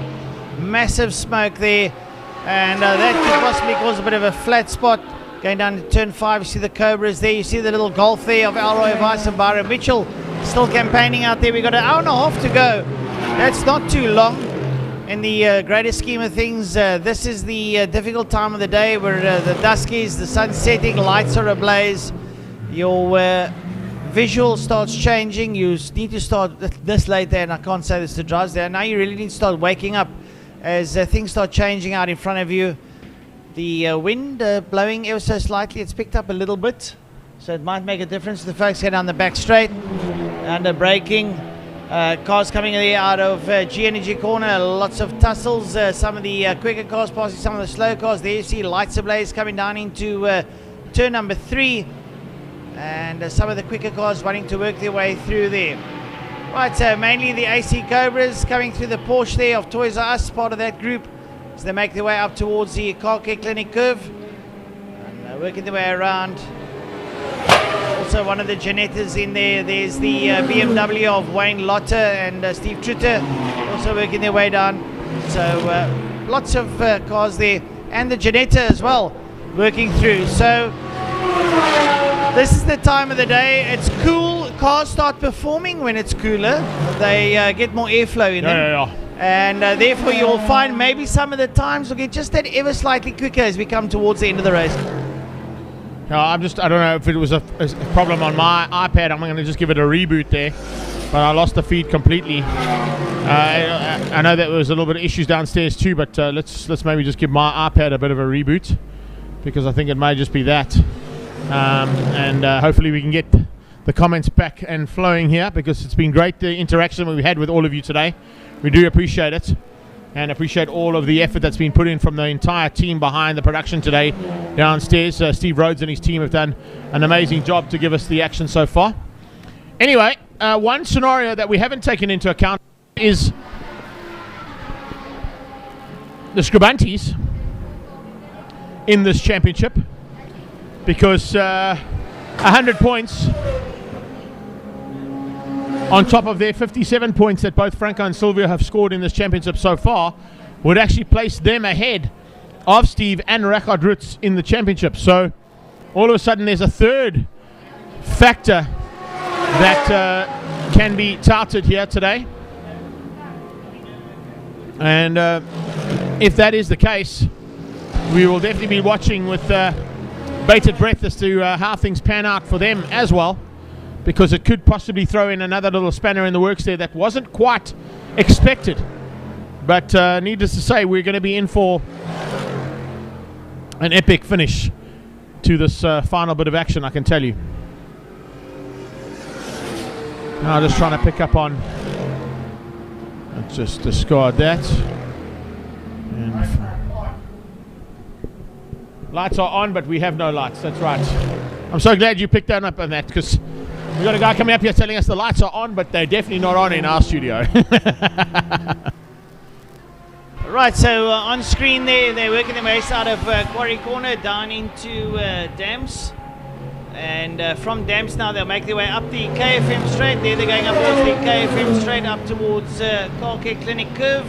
You see the Cobra running there now down the back straight. They will go, working their way through Car Care Clinic Curve. There you see the Car Care Clinic advertisement board. And down the Killarney straight away, they will make their way down towards Fastron Corner. Turn number 5, there they go all into Fastron. We see all the Fastron ads there on the outside. Working their way out of Fastron Corner. They make a right, they come out now down the Porsche straight. Here we see the pictures of the Porsche, all the Porsche straight advertisements there on the wall. Porsche that sponsor the straight. They work their way down. And there you see the Mini making its way down into KFM Corner. So lots of action. We had lots of action here in KFM Corner today, guys, running off, especially on cold tyres after the safety car perspective. And then they make their way back up the UBS straight, back up into Quarry Corner. Oh, it's going to be a great finish to this one. Hour and 26 minutes still to go. And with that amount of laps still to be completed, hour and 25 minutes. Also getting confirmation from a couple of guys also working out the points scenarios and potential changes in the points. We have to take into account the Scribantes now. They're in with a shot of this championship, as well as the race win in the 9 hour. It would move Steve and Rachad into second place on 130. Well, I'm saying 134, Paul's saying 130, and then Charles on 120, and I'm saying 126, and I'm saying 120. So it could be a couple of changes up there. I'm waiting to see if we can possibly get Peter Collins to give us the potential standings as we're getting into this latter part of the race, and hopefully get a little bit more clarity on exactly how those championship points are going to be allocated. Well, we see Henny Groenewald. We just had a picture of the Janetta in the pit lane. That's Henny Groenewald that's gone into pit lane for a refuel. They're on 283 laps. They've got a little bit of a comfort zone. They're going to be losing out on the Scribantes, though. Scribante, I think, is still out on the circuit, so he might gain a lap or two on them. I'm not sure if Scribante will go back into pit lane. There is the Janetta of Henny Groenewald in, and they might only do a refuel. I'm not sure if they're going to do a driver change. We didn't see if there was any driver change. And the refuel buckets off the car. Car's on hold, and it's putting back out of pit lane. There we go. Henny Groenewald making his way out of the pits, back onto the Porsche straight down into KFM corner.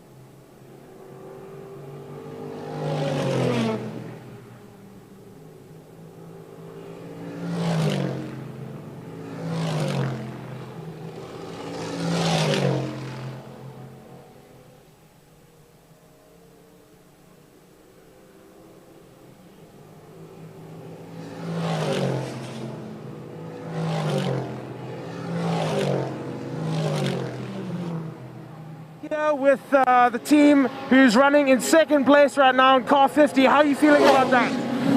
Well, we're feeling great. We have got Jeroen Bleekemolen in for the last stint. We don't need to refuel. We're now just going to go straight to the end. Do you have any thoughts of challenging for the lead? Well, we are so far behind the lead car at this moment in time, but at least we're first in our class. And the only manner in which we're actually going to win this race is if the lead car doesn't finish. All right, so you got your fingers crossed, eh? No, well done to them. At least we're competing in a different class. So yes, overall victory would have been fantastic, but we're happy, very happy with where we are. Well, you're doing very, very good and really looking strong out there. So well done to you and your entire team. Thank you very, very much. Much appreciated. Okay.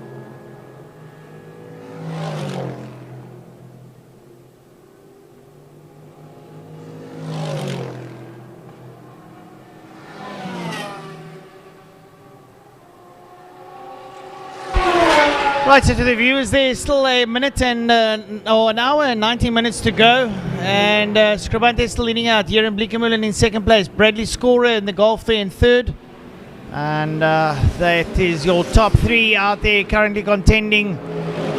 Dean Venter in P4, Pretorius 5, Clark in 6, Snyder 7th. I tell you what, there's the laps are getting a little bit closer there.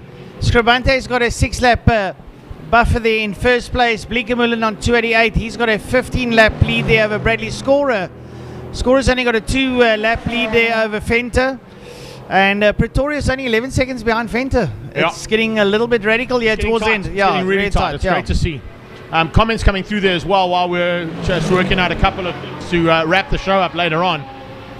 One of them coming out of Graham Charles Gardner. Sadly, no spectators. I'm not quite sure what you're talking about. You're busy watching on live stream, so you must be watching. You're a spectator. Yes, no spectators at the circuit, we understand. But that's, even in MotoGP, there's no spectators. In Formula One, there's no spectators. But the cool thing is at least we can bring it to you via our live stream feed, and you get to see what's going on.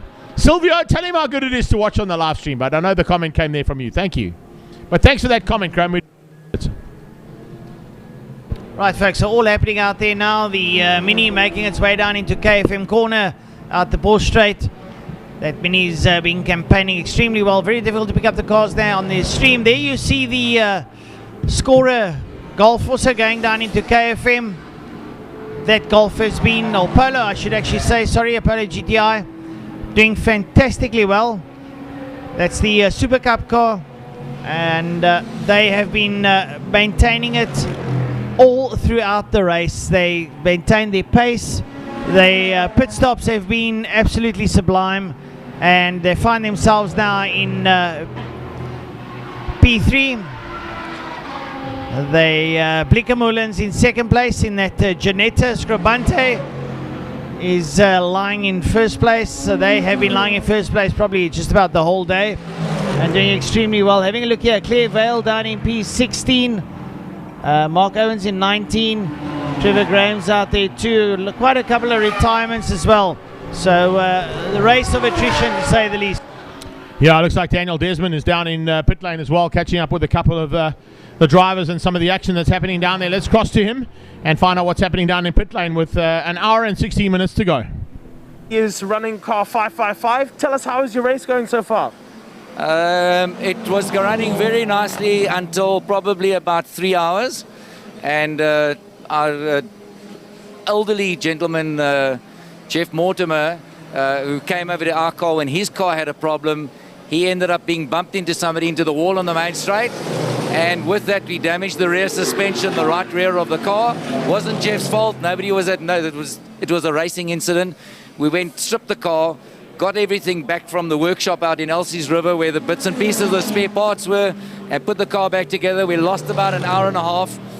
Andrea got into the car. We've managed to haul up a couple of places, and at this point we're looking pretty good for a finish tonight. That's great. Racing is a tough business. You know, it never goes the way you think it's going to go or you plan it. But how have you been able to adapt? What's your process behind overcoming and problem solving within your team? I think basically what happens is that we're a team together with all the other Janettas that are driving. So when there's work to be done, we help each other with the cars. I've been in charge of our particular car, the 555, which runs a Ford V6 motor in it. The other cars, which is a GT4. The others are GT3 motor cars, which run V8 motors. So they're a lot quicker than what we are. But at the end of the day, we're a team. We're working together as a team to make it all happen. That's fantastic. Thank you, Dick. All right, back to you guys.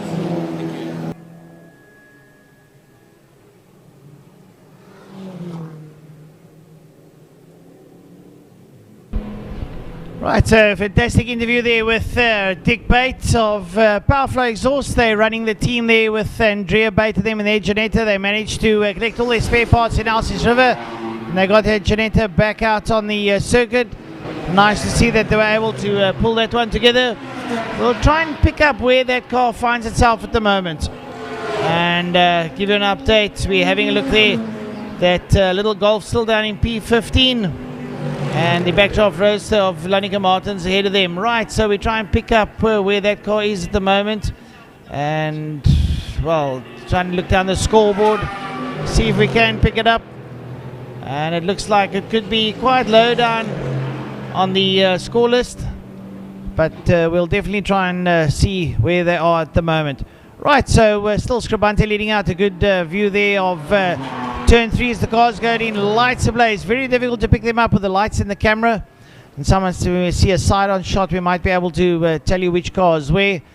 Scribante now hitting the 300 lap mark. Well, that is an extreme amount of laps. 300 laps. Jan Blickermoelen down on 292. As we see one of the backdrafts now in pit lane. And the folks just sorting out possibly some fuel. Reggie Roots. Richard Roots is backdraft Cobra that's now in the pit lane. And they wanting to hopefully, that'll be Steve Clark and Richard Roots. That's the number 42 backdraft Cobra in 6th place. Currently in pit lane now for a fuel, possibly a fuel up towards the end. It's an hour and 30 minutes to go. Probably be able to make it in that hour and 30 minutes. Those V8s are relatively economical. The Lexus V8s, the way they run. So hopefully they'll be able to take that one down towards the end. Well, Scorer now in 3rd place. Fenter in 4th in the number 1 car. That's the Ligier now up in 4th place. And Pretorius in 5th. Clark in 6th. Snyder 7th. And Dean down in 8th. And Jonathan Thomas in 9th place on 256 laps. That's 44 laps down on the leader.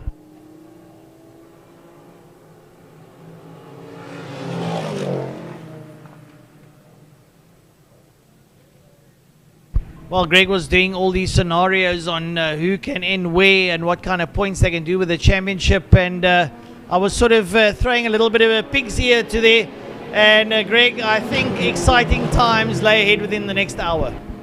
Yeah. We've got an hour and 11 minutes to go, so I think as it comes in there, we should all be on one foot, eh? It's time for a bit of Nelson, but before we go to Nelson, let's go down to Daniel in pit lane. He's got another interview lined up with us, so Daniel, who have you got down there with us, buddy? All right, hi Andrea. So it's nearing the end of the race and you're about to jump back in the car. Tell us how your last stint went and how you're hoping this stint will go. Oh, fantastic. The last stint was really good. We came back after some accident damage, so we pitted once unexpectedly, but everything seems to be fine. Everything's holding together. The car's not what it was yesterday, but she's certainly just she's not slow at all.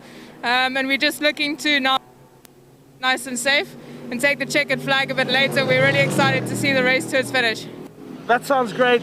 And are you getting tired? Are you getting tired, or is the adrenaline coming through? And are you ready for this last stint to push? I was born ready for this last stint. Can't wait for it. It's absolutely fantastic being out here, being with all the other cars. It's a great car to drive. The Ginetta is amazing. It's a good opportunity, and I'm stoked. Can't wait to get back in. All right, well, good luck, and we hope to see you out there. Thanks so much. All right, cheers.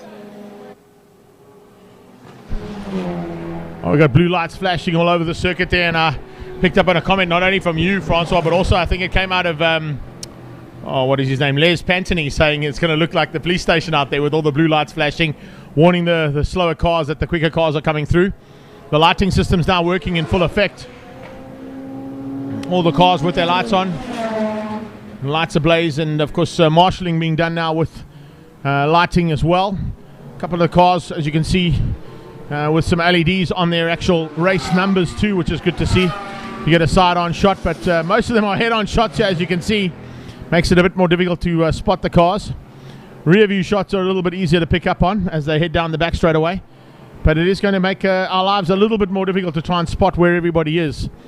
And with that just over an hour to go, this last hour could prove to be great for some teams, and it could be treacherous for others. No commentator's curse, hopefully, in the next hour. That's what we're trying to avoid. But Greg, you've never been known for your commentator's curse. I mean, you know, you're just a standing commentator. I ever cost a good few in my time. Now we'll try to avoid those faux pas or issues that can always be deemed a commentator's curse. Lamborghini back out on track as well after a little bit more of a stop, so that's going to drop Charles completely out of contention, I think, for the championship. The battle is basically between the Scribantes and Steve Clark and Richard Rutz. That's however they finish up in this is how this championship could turn around. Jerome Blanky-Mullen out there in second place at the moment in the Ginetta G55, completing 295 laps. That team's going to be well within the 300 laps completed by the end of this one. So looking forward to seeing that. Scorer at the wheel now for probably the last hour. I'm sure they're not going to do any changes there. Michael Stephen will look to use Brad Scorer's little bit more experience than his two younger teammates in that car to get them to the line. The Fenter's at the wheel now of the Ligier, the 8-call 24/7 car. And he will probably, I wonder if he's going to stay out there. I'm not quite sure. With an hour to go, they might give Dean Fenter the chance to finish the race. I don't think there would be a chance or a need to bring that car in with an hour to go if the last stop was the right one. They would have fueled the car. I think the maximum effort on that car was probably about a 2-hour stint. So with only an hour to go, that might be Dean Fenter to finish the race there for that team. Looking at that, just behind that, you've got the Pretorius Mini. And then it's Clark, Snyders, Thomas, Dean, C, and Morgan. Oh, and a car off at turn 1. One of the Cobras has gone off at turn 1. Oh, there's problems. The Lamborghini's gone off at turn 1 as well. And it's on fire. The Lamborghini is on fire down at turn 1. Driver going to get out the car. A big problem here. Look at that. Down at turn 1, the Lamborghini has caught a light. Driver's out the car. I think it might have been Rackstraw, or is it Oranges in the car? Yes. Oranges is in the car saying, get the fire here. Please get the fire extinguisher here. The marshal running across the kitty litter to get to the car. But drama. We expected drama. We've got it. You said commentator's curse. I didn't say anything, eh? I never said a word. Yeah. The marshals all running friendly. Yeah, oh man, that was a ball of flames. That bull just went from high flying with lots of wings into low flying with nothing but flames coming out of the side of it. Marshals running across to assist the first marshal on the scene to try and put the fire out, and there's still flames coming out of that car. And that is not a sight I like to see in any form of motorsport. Big flames out of the Paget Racing and Stradale Motorsport Lamborghini Gallardo as it's stuck on the sideline there. Oh man, that is just not what you want to be seeing, that is for sure. But fortunately, we've got Fire 1 who gets to the scene quickly. We've got about 6 or 7 marshals in attendance there trying to get the fire under control. Charles Orangi's jumped out the car. Is it Orangi's in the car? Just to double check. Yeah. It is Charles. Yeah, he is. He's up to 14th. And wow. Well, Greg, I'm not sure what happened. He came out at turn 1 and it almost looks like the brakes locked up because the whole back end just stepped out on that car suddenly. And as it went onto the grass, the whole car flamed up. So possibly a flame out and with heat and something... He just come out of pit lane. He just come out of pit lane. And there was... Okay, he would have definitely done a little refuel and an additional fuel just to make sure that there was enough fuel in the car. But just before that, I don't know if we can get to the replay here, team downstairs, our production team. Just before that car went off, there was a Cobra that spun in front of him. Yeah. And I think he may have hit whatever the Cobra dropped to cause it to spin, or the Cobra hit the same thing that caused him to spin. The Cobra survived, but wow.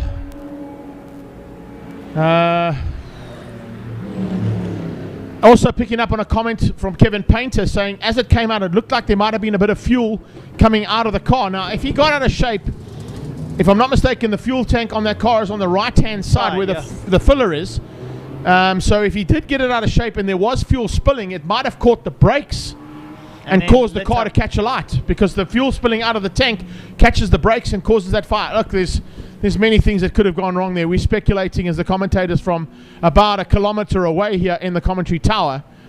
But unfortunately, that is a massive, massive loss to the field there. Fortunately, and that's the most important factor, Charles jumped out the car pretty fast and was able to get away from it in the light of the big fire that had started there. You can see him just standing on the right-hand side of that shot now with that marshal on the right-hand side. I'm sure the medical team would have given him a once-over to make sure. I think he said I'm all okay. But a big shock there to the system. You get into a race car and it catches into a big ball of flames. You can ask our good friend last weekend. A massive moment there for Romain Grosjean in Formula 1. I had a chat to Andre Besaidnout, who was part and parcel of an FIA inquiry into it. And they asked him what he thought had happened. And he was saying to me in a conversation we had on Thursday, just before we got into the practice sessions on Friday, he said that the saving grace with that F1 car was the way it flipped over the Armco barrier. Yeah. And the fact that the halo system and the driver was on the right-hand side facing the circuit, and the fire was on the opposite side underneath the undercarriage burning that way, which allowed him to get out the car and get out within, I think he said it was like 22 seconds you can withstand the heat that car was in, and he got out in like 20 seconds. 2 more seconds later, you might not have had him anymore. You know what I'm saying? And a big up there to Dr. Alan van der Merwe for putting his own life at risk there to get Romain Grosjean out of those flames. And if you see him jump over the wall, he actually has got one boot off. Yeah. And Andre said he actually got his foot stuck under the pedal, and he had to remove his boot, which is why he got a little bit of a burn on the foot as well. That's right, yep. Sure. You see he's actually got his socks on as he climbs over the gate there. Well, he's got 3rd-degree burns to both his hands, and he's also damaged his left knee in that impact. You see he's walking with a bit of a limp. So hopefully Romain will. And remember, we're going back there tomorrow. Going back, but different circuit, a very quick circuit, almost a square with 1 or 2 kinks in it. But I believe quite a bumpy circuit coming into the corners. Yeah, look, it's still at Bahrain and it's still at the international circuit there, but it's just I think it's known as the Indy circuit that they play with there, which is a slightly different version. I've actually been there to do some driver training with Audi. And the weekend we were at the Bahrain circuit doing the driver training with Audi was the same weekend that Rossi tested for Ferrari. So we actually got a chance to go and spend some time on the circuit, although we did most of our driver training in the car park on the main straight because of it being so long. I mean, it's almost, I think, 9 or 10 American football fields long, that main straight. So you've got so much place to play with there. we didn't actually get a chance to physically drive any of the Audis we were testing and driver training with. There's the replay, Greg. There's the replay. Charles gets out the car. You can see the car burning, asking for assistance. The marshal running to his assistance. You can see marshals in the front of a screen also running to try and get any fire extinguishers they can. That was the one I was concerned about. You see here. Yeah. That Cobra in the front of the shot was the car that actually spun out It's initially. the wheel. It is the wheel that catches the light, Greg. And it causes Definitely the entire- right-hand yeah, wheel. look at the back right there. I'm sure that's the fuel pouring onto the brake disc, which of course would be red hot. Yeah. And it's caused the flame on the car. It ignites and it's getting that's a lot my of cross- speculation. I could be wrong. And a lot of crosswind as well. And now the wind blowing still douses the flame Yeah. ever so slightly, allowing the marshal to get there. Yeah, but then of course as he gets there, it kind of resurges. Yeah. We don't hold the There we shot go long again. enough, unfortunately. But There there he you go. spins off. He spins out. I wonder if that was fuel on the tyre that causing just him to lost the spin. traction, cost him the spin, and then of course it caught the brake disc. Now he And with stops that- and watch how pretty quickly he gets out. There, bang, he's out. No, his extrication out of that car was spectacular, I got to tell you. Yeah. And you can see him saying, come, come, come. Charles, I promise you right now, those marshals didn't get there any quicker than what anybody else would have been able to get there. Unless it was Carl Lewis. Well done to the marshals team for getting there, but unfortunately it has brought that car completely out of contention. Not only for the win in the race, but the win in the championship.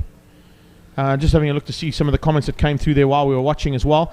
Samantha Maloney, you were watching that. Hopefully you also saw the big action that we saw there. But looks like losing fuel around the corner. That's exactly what we're saying, Kevin. Kevin Painter saying that as he went round, the fuel maybe caught the tyre then lost traction. The fuel ran onto the brake disc and set the car alight. That's our theory anyway. I might be wrong. Well, you know, it's got a fuel cap on it. One wants to know now, is there a silicone seal or rubber seal that keeps that fuel cap closed? Yeah, surely, because remember, it works on a system where you've got to inject the fuel nozzle in and then secure it's it, and it locks. Spring lock, yeah. And then it spring locks out, and when that spring lock comes out, that thing should secure it. Now, it's an indented fuel cap where the pipe goes in. Is it not a possibility when they extricated that there was probably a little dribble of fuel lying there? Look, we spoke about the fact that things start to wear and tear. Yeah. And they've done a couple of fuel changes on that car. Maybe it's a rubber seal, as you said, that's not 100% right, and the fuel spilled out going around turn one. And unfortunately, possibly pressure out of the fuel cell you itself. never know. Yeah, There's so many variables to play around with. But we're But going it's with the definitely theory. something wet. There you can see the track is wet. Yeah. As he goes around. There's something obviously leaked out there. You can see the rest of the cars go through there unscathed because it's fuel. Yeah. It's not It dries oil. up quickly, So yeah. it'll dry almost instantaneously because the track is still warm from the day's racing. Yeah. So it's not going to affect any of the other cars that have gone around. Had it been oil or something, those 5 cars that went Would through have the spun corner out. straight after would have spun out. So yeah, I don't know. Well, not a nice sight to see for the Oranges car. I don't want to say, but it's the third Lamborghini I've seen in that kind of scenario in our South African Endurance Series race championship over the last 3 years I've been involved here. We had the big one, of course, with Gavin Cronier at East London, who had a big one coming out of what's the first corner gone? It's gone out of my head now. I'm trying to remember. Potter's Pass is what I wanted. Thank you. Potter's Pass. You see, I've been talking about Killarney for too long today. I can't remember any other track in the world. Don't worry. I can't remember what we had for lunch. Did we have lunch? Did we? I can't No, remember. we had some finger licking curry. Curry, yeah. There we go, Yeah. And some mind blowing pizza would be amazing right now, but that was all good, I got to tell you. Anyway, scary to see that. That is for sure. There's no doubt about it. Jade Whitehouse. We're trying to keep up the live stream as good as we can, so I hope you've enjoyed that so far. A phenomenal effort from our team to pick up on that action and to give us the action replay so we could speculate as to what went wrong there with the Paget Racing and Stradale Motorsport Lamborghini Gallardo. What a sad sight to see a car in the back of a flatbed after a big ball of flames. I know that that car is actually the original way that Stradale did their motorsport business, just for an interest sake, and it's quite a nice way to bring it in right now. They used to send all their cars back to Italy and have the teams that they buy them for and the production teams that put those race cars together do all the repair work and do all the engine rebuilds, etc., etc. But Stradale have actually taken on 3 or 4 of their mechanics, sent them overseas and taught them the whole nitty-gritty of handling a race car of this nature, and they do all their own engine rebuilds and rebuilds of these cars now in-house at Stradale in V-Town, in Vereeniging in Johannesburg, which is superb. take nothing away from what they can do overseas, but the cost factor comes down slightly for the customer here in South Africa, which is great. And of course, one of those customers is Aldo Scribanti, who bought the GT3 car, which I was hoping to see next weekend. But when I spoke to Silvio and to Franco and Aldo, they're saying no, they're looking to possibly do the Killarney 9-hour next year in that car as a Scuderia Scribanti entered machine in that Lambo, which will be amazing. Yeah, great to hear. It's nice to hear that the South Africans are getting to that point where they don't have to send us stuff overseas. We can actually do it here locally, and we have our talent in-house. One cool thing I got to say, I saw a comment coming on and saying how well Kevin Painter saying how well Adrian Dalton did. Yes, he did an incredible job. Well done, and hats off to him. But the one cool thing you can say about Adrian Dalton and Andrew Rackstraw sitting in pit lane is that they don't have to go to Charles and say, sorry, I put your car into a ball of flames. It was him himself. So there is a consolation to Rackstraw and to Dalton. And I mean, I say that tongue in cheek because we're trying to make light of a very, very serious situation that has just happened in front of our eyes. Unbelievable to see that kind of action, particularly with, I mean, we've got 55 minutes still to go. What else can go wrong? Let's not go there. Okay. Let's go where's some wood? Can we touch some wood somewhere, Touch please? wood. There's some wood. Yeah, there's some wood. Yeah, there's some wood. There we you go. Well done, Greg. We're all good. Let's Greg keep that out. wood. Okay. Tennille Anderson has just joined us as well. A big welcome to you. Thank you so much. It's late in the day, but you have joined us in time to see some big action there. And Wayne de Villiers also, Wayne and Eileen de Villiers picking up on the action coming out of the Patamba team, who are now moving up into third place and staying in third place and maintaining a slight lead over Dean Fenter. But with this scenario of safety car, yet again, Francois, we have to bring in the fact that that concertina effect of the safety car is going to allow Dean Fenter to make up that one lap he's behind on scorer a lot easier than what he would have had to do had there not been the safety car scenario. Yeah, as you said, yeah, they're concertinaing, so they get nice and close by. It gives you the chance to accelerate and try and close up on the competitor ahead of you, and also possibly make up a couple of laps. So we'll have to see how that one pans out. Right, looks like we're going to be looking for some action down in pit lane. I don't know if we've got the action lined up in pit lane. I'm just waiting for our team downstairs to give me confirmation. But as we continue to talk, a couple of cars making up ground now behind the Haval H6 safety car. There you can see just how difficult it's going to be for our cameras to pick up for the first time. We see that head-on shot into the Porsche Straight. The reverse shot on the Porsche Straight, of course, shows us some action, but some fun and games here to still be done with 54 minutes of racing to go. I did get an indication that we may be going down into pit lane. I'm just waiting for a confirmation on that one. If we do go down there, Daniel Desmond is waiting for us, and maybe Gary down in pit lane with some info that we don't see, and maybe get us a bit more up close and personal with those teams involved in those big incidents. Paul Bedford sending us some information. I don't know if we need to put it up, but I will anyway. And if you are haven't seen the F1 qualifying, F1 qualifying has finished up. So do yourselves a favor, get onto the F1 site, and you can see. But give you an indication, the top three are split by 0.056 seconds. That's mind-blowing. And very, well, not surprising, but there's a little bit of a surprising twist in the top five. Yeah, there is. It's quite nice to see that, actually, for a change. I put a post out on Ridgeway Race Bar, of course, a page that I look after up in Johannesburg, saying, picture of our special friend in car 44, I can't even remember his name is, that's how much I like him, saying, he's not going to be here this weekend, but do we really need him? Because we're going back to the same circuit, and are we going to see some more action? Right, okay, we're not doing any more updates down in pit lane at the moment, so we're going to hold the commentary there. Thanks to the team downstairs for giving us that heads up. Scribanti 310 laps. Blakey Mullen now 303. He's moved up 1 lap more. 7 laps ahead. 287 down to scorer. 286 Fenter. 283 Pretorius. 275 Veria. And a change up for Veria and Clark as well.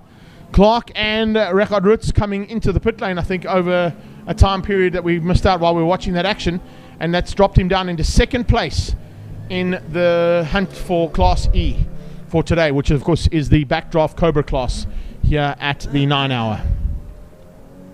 Well, we were talking about the Ligier. Fenter now in 4th place, only 1 lap off scorer. and they're now starting green light under pace car. That is going to be one to keep an eye on, Greg. Definitely keep an eye on that one.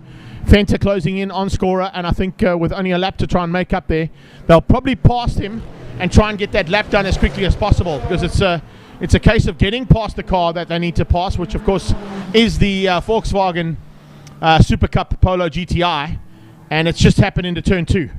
So into turn 2, you'll just see the cars. I mean, we've got a little bit of a blurry picture now, understandably, that we're running with CCTV cameras here as part of the system that we've set up for the day. But you can see it on the reverse angle.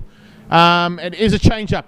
Fenter has got through and ahead now of scorer as they went into G Energy corner at turn 2. So he's got to make up that lap and come back, I think. I'm not 100% sure. We'll wait to see as they pass there.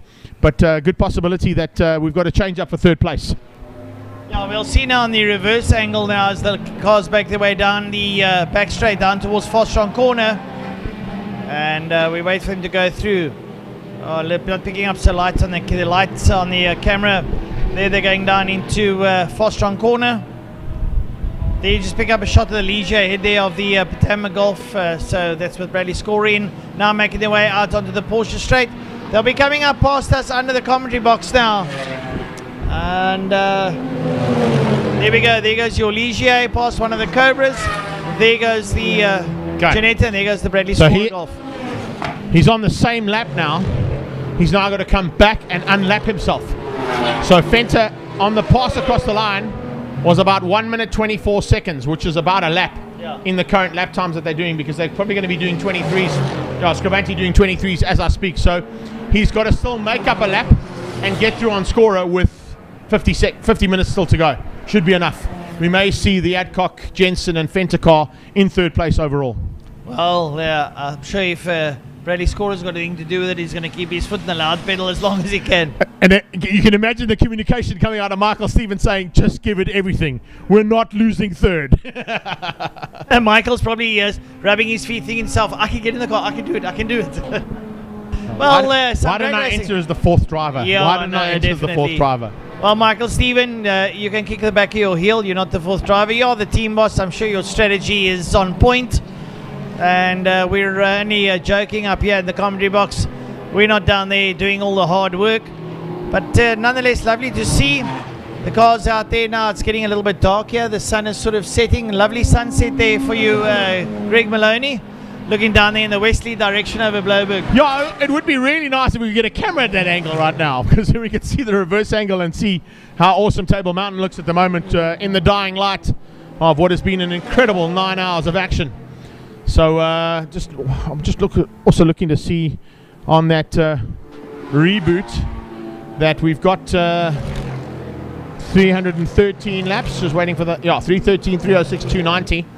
So as it stands on the left-hand side of your screen is what it looks like right now. We've got a couple of cars going through the cement dust that was put down earlier on, just to clear up anything that might have spilt out of the Lamborghini that burst into flames through KFM corner. And as we go down the list there, you can see it is... oh, nice. Great little fight still to happen out there as well. Keep an eye out on... possible change up between Gerald Wright and the 19 car of what's got E on at the moment, but that 19 backdraft Cobra down in 22nd place. They're pretty tight there. And then as we move up, also Van Reenen and Martins fighting for what is 12th place on tracks, 265 versus 264. 10 seconds between Willie Erasmus and the 77 car. And 77 with the F on would be Julian Familiaris at the wheel of that car right now with 10.7 seconds to make up. Another one of the formidable iRacers, Julian Familiaris. And also, I mean, he comes out of... He originally started in the Bridgestone BMW Car Club Racing Series, moved on to V8 Supercars, and the Mobil 1 V8 Supercars is now a front runner and a threat because he nearly won the last race at Zwartkops. Well, there we go, and I'm sure the iRacing's been giving him a little bit of tips and tricks, but he's a great driver nonetheless, Julian Familiaris. Keep an eye on him now as he makes his way around the circuit, and we'll keep an eye on the leaderboard. He's starting 10th place, 13 seconds behind Erasmus, the number 9 car. So it's all happening out there. Brilliant racing. Nice to see Brian Morgan. He's in 8th place already there of Willie Erasmus. Charlotte Range is unfortunately out the race. St. Pierce is out there in the backdraft Cobra in 17th. Mark Owens and Trevor Graham up there behind him in 19 and 20. So the Cobras having lots of fun out there. Well, I got a picture sent to me by Adrian Burford from Stigworks showing the guys working frantically on that backdraft Cobra of Steve Clark and Record Roots. That's the reason why they dropped back so dramatically. So I think there might have been an issue with the brakes or something there. We did say the brakes are a bit of a problem on those backdraft Cobras, so maybe it's a last-ditch effort there to get a last set of brake pads in and get them to the finish line. But it has dropped them down into second place in the Cobra category and down to 7th overall on track. Well, yeah, 272 laps. They've got about 4 laps before Morgan will pass them. And 4 laps in total is about 6 or 7 minutes. I don't see you changing brake pads in that time, Greg. No. Going to have to do some frantic work if they can get that car back out again. But, of course, they have got 3 laps to play with there over Brian Morgan, Donovan Taylor. The chaps in the Wright Motorsport entered Cobra. Gerald Wright prepping that car for Donovan Taylor and for Brian Morgan. So they've got a little bit of work to do now to try and possibly change up and get into the top 3, because this will also change up their standings in the overall championship as well. Currently, if it finishes as it is, Morgan and Donovan Taylor will finish up in 4th place in the championship. But if they can go one better than Steve Clark, they may move up into 3rd. So we'll see. Well, there we go. Permutations are aplenty. As we see a photographer standing there on the inside of Fastron Corner. He's been there the whole day. You can imagine they must be feeling pretty lame. He's probably carrying about 12, 13 kilos worth of camera work. And, well, I'll change some cameras and hopefully I'll get a good nighttime shot. Hope he's got a decent size converter, first of all. And the other thing, of course, is you're going to need... Oh, there's a terminology for it. The white filter, but there's a... Oh, it'll come to me anyway. I'll talk about it now. I'll remember it as I'm talking commentary. But he's going to have a relatively big lens to get some good shots in this very, very fading light. Yeah, well, it depends. It's probably also, it's digital, running on about 600 ASA setting for the speed in the light. So hopefully he'll pick up some nice dark shots. He's probably got a, one of the light refractors in there as well. So you'll definitely get some great shots out there. So you see some of the cars going through KFM corner, turn number 1. The light, the pixelation on the camera is obviously all the different light settings coming at it now. There you see the so-called sunset. Yeah, you can see the sunset just in the background of that. It's quite nice. That orange hue there behind Lion Z as you pick it up in the top form of your screen. And your mate from Wingfield Motors will be pretty happy with that shot, eh? I tell you what, Johnny Van Niekerk is rubbing his hands in glee. The 2 flags are penetrating the screen. And thanks to Johnny Van Niekerk, Wingfield Motors, best price of my car, for sponsoring the Power Series. And we had the closing one today. And, the final round sorted out this morning. Brilliant. Right, so Bigfoot Express Freight, Just for Sleep and Toys R Us, all the sponsors here on the SA Endurance Series 9 hour. I like that one in the right hand corner, Just for Sleep, because that's what I'm doing to myself at the moment. I'm adjusting towards my sleep. Adjusting for your sleep for later, yeah. I think a lot of the drivers will be adjusting for sleep a little bit later on as well. Coming into the closing stage, there's also a big welcome there to Francois van der Merwe. Peter Maloney's in the house. How's it, Pops? The Queen's here too. And looks like Sonette has joined us once again. So how was the pizza, Sonette? I hope it was good. I think that's going to be sorted out now. She'll be looking forward to, of course, the action going to be happening next weekend. And hopefully it's a lot more of the action that they're expecting from Team Perfect Circle, because they'll be participating in the Kyle Army 9 hour, both Saul Hack and Andre Besaidenote, partnering up with Pereira, Saul Hack's teammate from the world of Porsche racing internationally. I see our marshals gesticulating. What is that? TV replay. They want an action replay. They actually asking for the TV referee to judge what's happened. Just have a judge of that. Look, I think we've got safety car. That's what they were talking about. Safety car boards. Safety car boards are out. I can see the yellow flags, yellow lights flashing around the circuit saying we're under safety car. And now, good luck on trying to find out where we're under safety car. If you can spot what the problem is, then you're a lot better man than I am. So it's not at turn 2 at G Energy, because fortunately that's lit up, because that, of course, is lighting for the oval track that's here at Killarney. Turn 3, I don't see any frantic activity. Turn 4, well, I can't see it because Car Care Clinic is now hidden by the trees and by the clubhouse. We had a little bit of vision of that earlier on. Maybe we can spot it as the cars go around. That's turn 2 that we're watching at the moment. Do you see anything down at turn 5 there? Okay, so possibly turn 5 could be the issue while we are under safety car again here with 42 minutes to go. Sean, Auto, Menlin, Anthony, Auto, Menlin, Auto is in the house as well. Thank you for joining us, buddy. Safety car again, turn 5. Thanks for that, Les. So Les Pantini just giving us a heads up. It's turn 5 where the issue is. So the turn 5 is where the problem is. We'll try and find out what that is. And Les, if you've got information on that, please feel free to send us information on to why the safety car has been deployed. I can see that Rescue 1 has been sent down there. We don't see it on the entry corner. We don't see it on the mid corner. We might see it on the exit corner. There it is. Cobra parked on the sideline. Cobra on the sideline there. Well picked up by our team downstairs there. And spotting the reason for the safety car.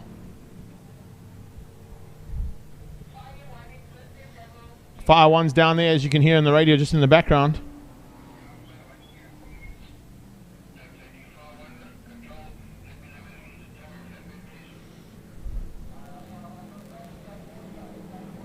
Yeah, we did see a yellow flag. Thanks for that, Kev. And we saw a couple of yellow flags at different scenarios before the guys put the yellow flag and safety car board out. But back under the Haval H6 once again.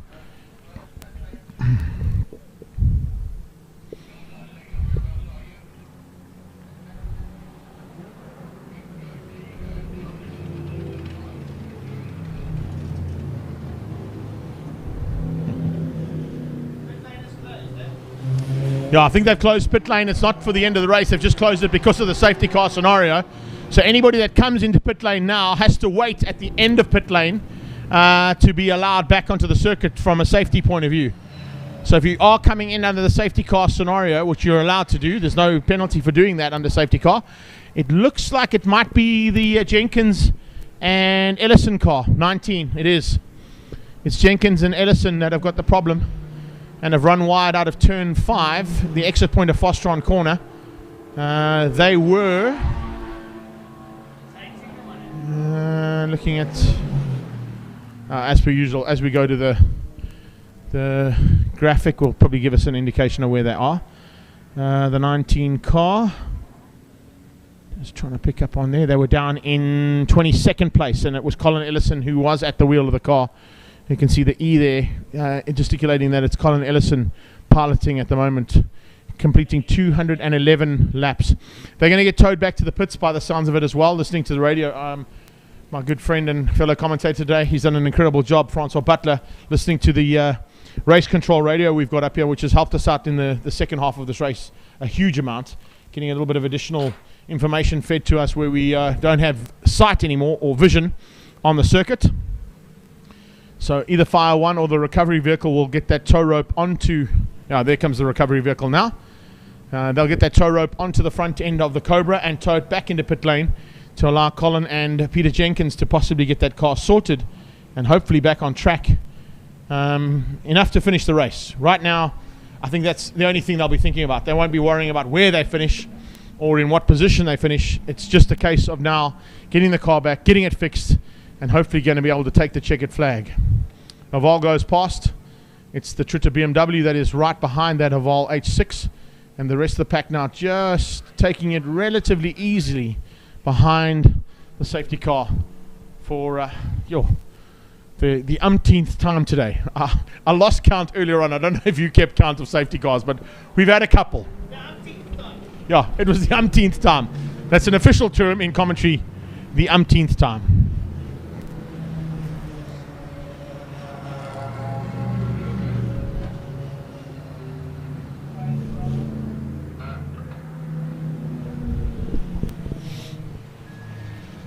Yeah, so as you can see, some work being done to hook that Cobra up, get it back onto the tarmac and back into pit lane.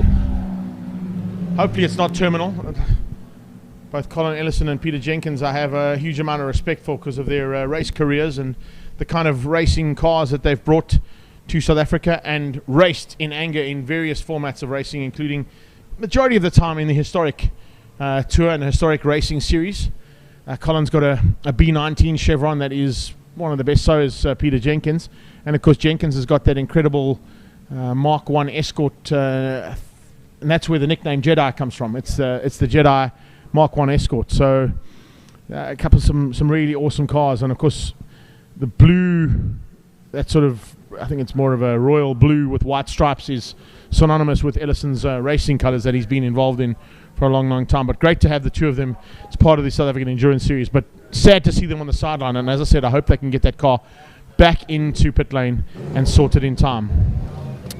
Okay, well, looks like we are setting up for something down in pit lane as well. We're going to go down there in a few minutes time as soon as I get the all clear and the setup is ready. I'm not quite sure who we're going to be picking up on, but we'll try and get that information. Otherwise, we'll just see. Okay, looks like they got the car started under its own steam. That's a good thing.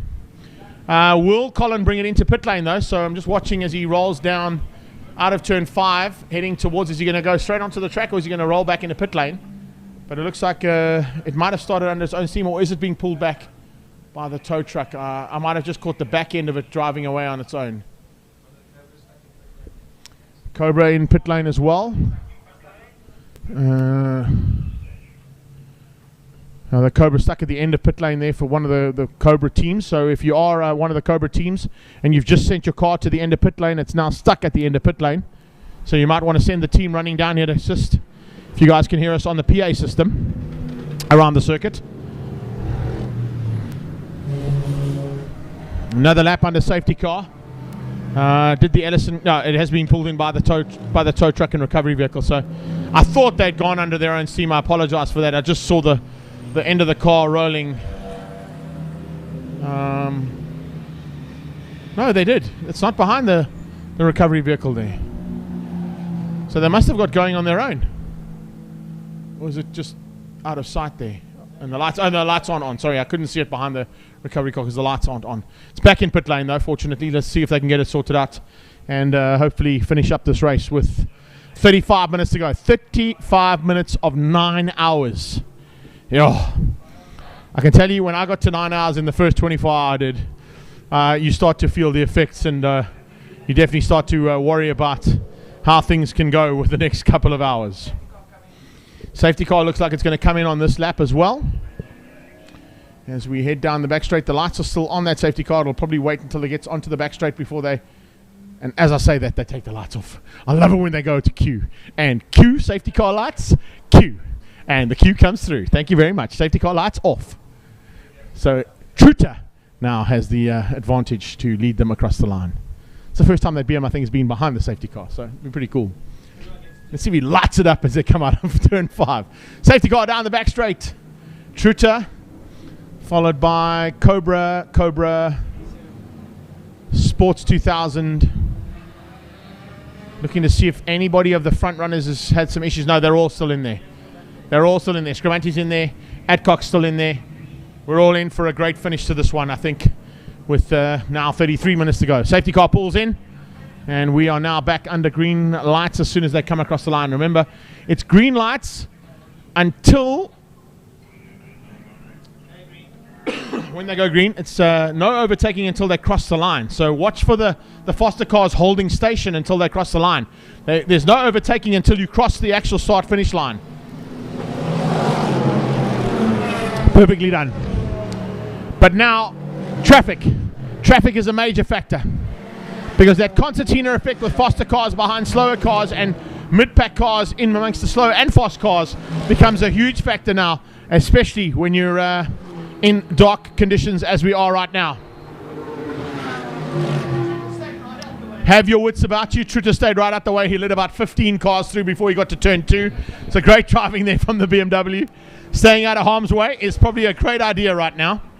Roy Gardner's just joined us in the house. What's up, Mr. South African Superbike man? And of course, he's no longer involved in the South African Superbike Series, which is a big pity to lose Roy Gardner and his efforts. But needless to say, he did an incredible job this year to bring back the South African Superbike Championship to a relatively good space. Hopefully more of the same next year, but not with Roy at the helm. And we thank him for all the hard work he's done. Right, we're back under racing, but before we go into more of the race action that's happening on track, let's go down to Desmond in pit lane with an interview.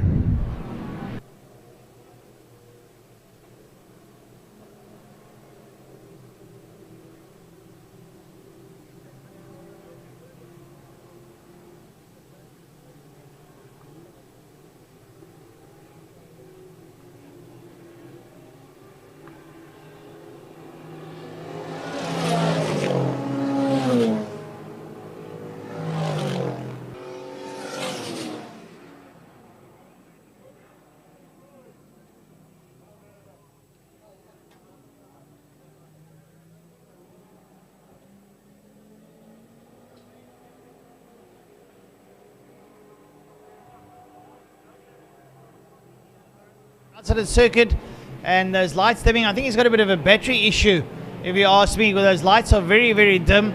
So the pace car going out on the circuit, the Marshall's car's moving out to act, and the race car's still at full course yellow. The yellow lights are all on, so hopefully the drivers pick it up. Some of them still moving at an alarming rate.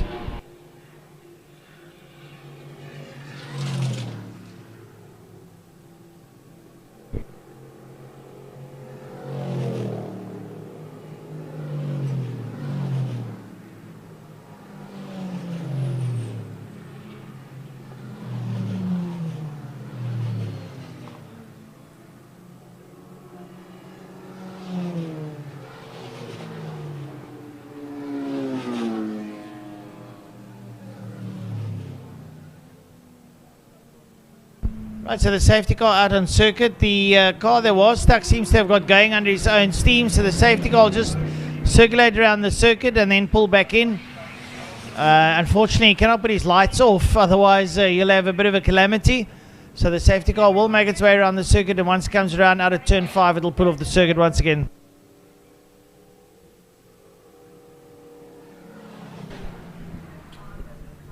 Kind of scenario that always happens in a time like this. When you're under a safety car, you come back out of the safety car scenario. As I said, that concertina effect, slower cars and faster cars in the mix and trying to sort themselves out again, usually ends up with somebody else having an issue. I think, to be honest though, what happened there was the car that got stuck at the end of pit lane in the first safety car scenario was the car that pulled to the sideline, and you were spot on in terms of your thinking. I think there may be an alternator or battery problem on that car, because the lights were on and off, and it wasn't firing like it was in the past. So it got going again. Hopefully you can get us to the end of the race now without any more safety cars. We got 28 minutes and 55 seconds to go, and it's almost green light time again. Right, so the safety car will be pulling off the circuit, and the circuit will go green. We are up in the commentary box. We can actually see the flag marshal down here below us. We see the green flag being readied.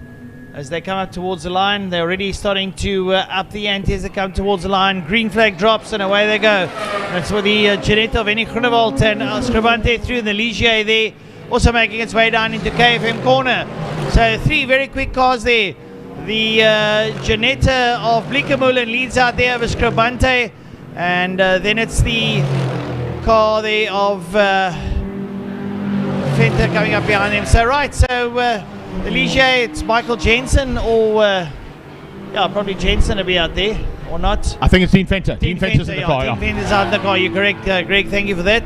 So Dean Venter's out there in the Ligier, and well, the Ligier is still sitting in 4th place, and they're still going to make up that lap there on Bradley's scorer.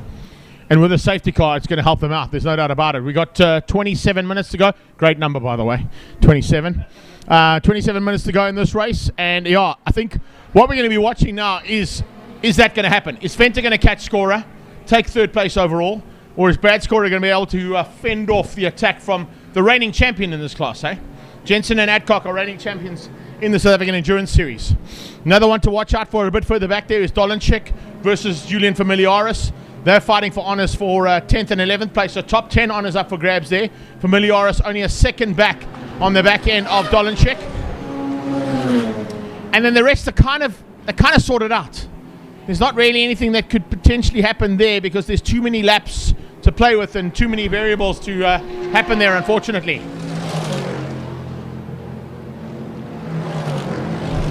So some fun and games still to happen here with 26 minutes to go. Oh, we're counting them down here.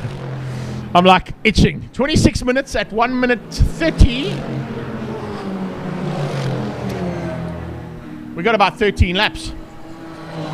We're now in sprint race. You can just take it. Sprint race, go. We started the 9 hour. Then we started the 6 hour.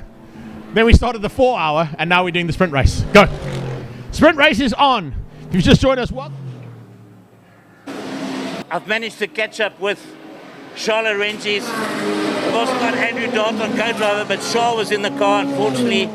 Shaw, he wanted to come to this race and finish the day. No, not at all. I must say, we came to try and win this championship today, and the car was phenomenal the whole day with Andrew in the car and with Adrian in the car. And then we started having some bad luck, and we started to crawl back again, and then to go out in a ball of fire is not fun. Give us some idea what happened. I mean, most of us we saw it looked like maybe a lot of fuel leaked out the car and possibly spun in your own fuel and then a burst of flame. Yeah, look, I mean, I think the crew will analyze what exactly happened. But yeah, it seems to be a fuel leak, and it's probably the scariest moment of my life. It's something that I don't want to wish on my worst enemy. There's nothing like that, being in a car where you're on fire and still trying to process how to get out, So yeah, but we're in one piece. Kudos to the fire guys today. They were on it straight away, and I was able to get out alive. Awesome to catch up there with Charlotte Ranges and with Adrian Dalton after that big incident down at turn 1 with the flaming bull heading out of turn 1. We got 23 minutes or 23 and a half minutes to go. Some lap and action still to take place on circuit, and hopefully not too much of the action, but more of the laps just being counted down and finalized here in the Adjust for Sleep South African 9-hour at Killarney International Raceway in association with Bigfoot Express Freight and Haval, Edenvale, and of course our friends at Toys R Us. A big thanks to all of our sponsors for being involved in this weekend's incredible 9-hour return to the Killarney International Raceway.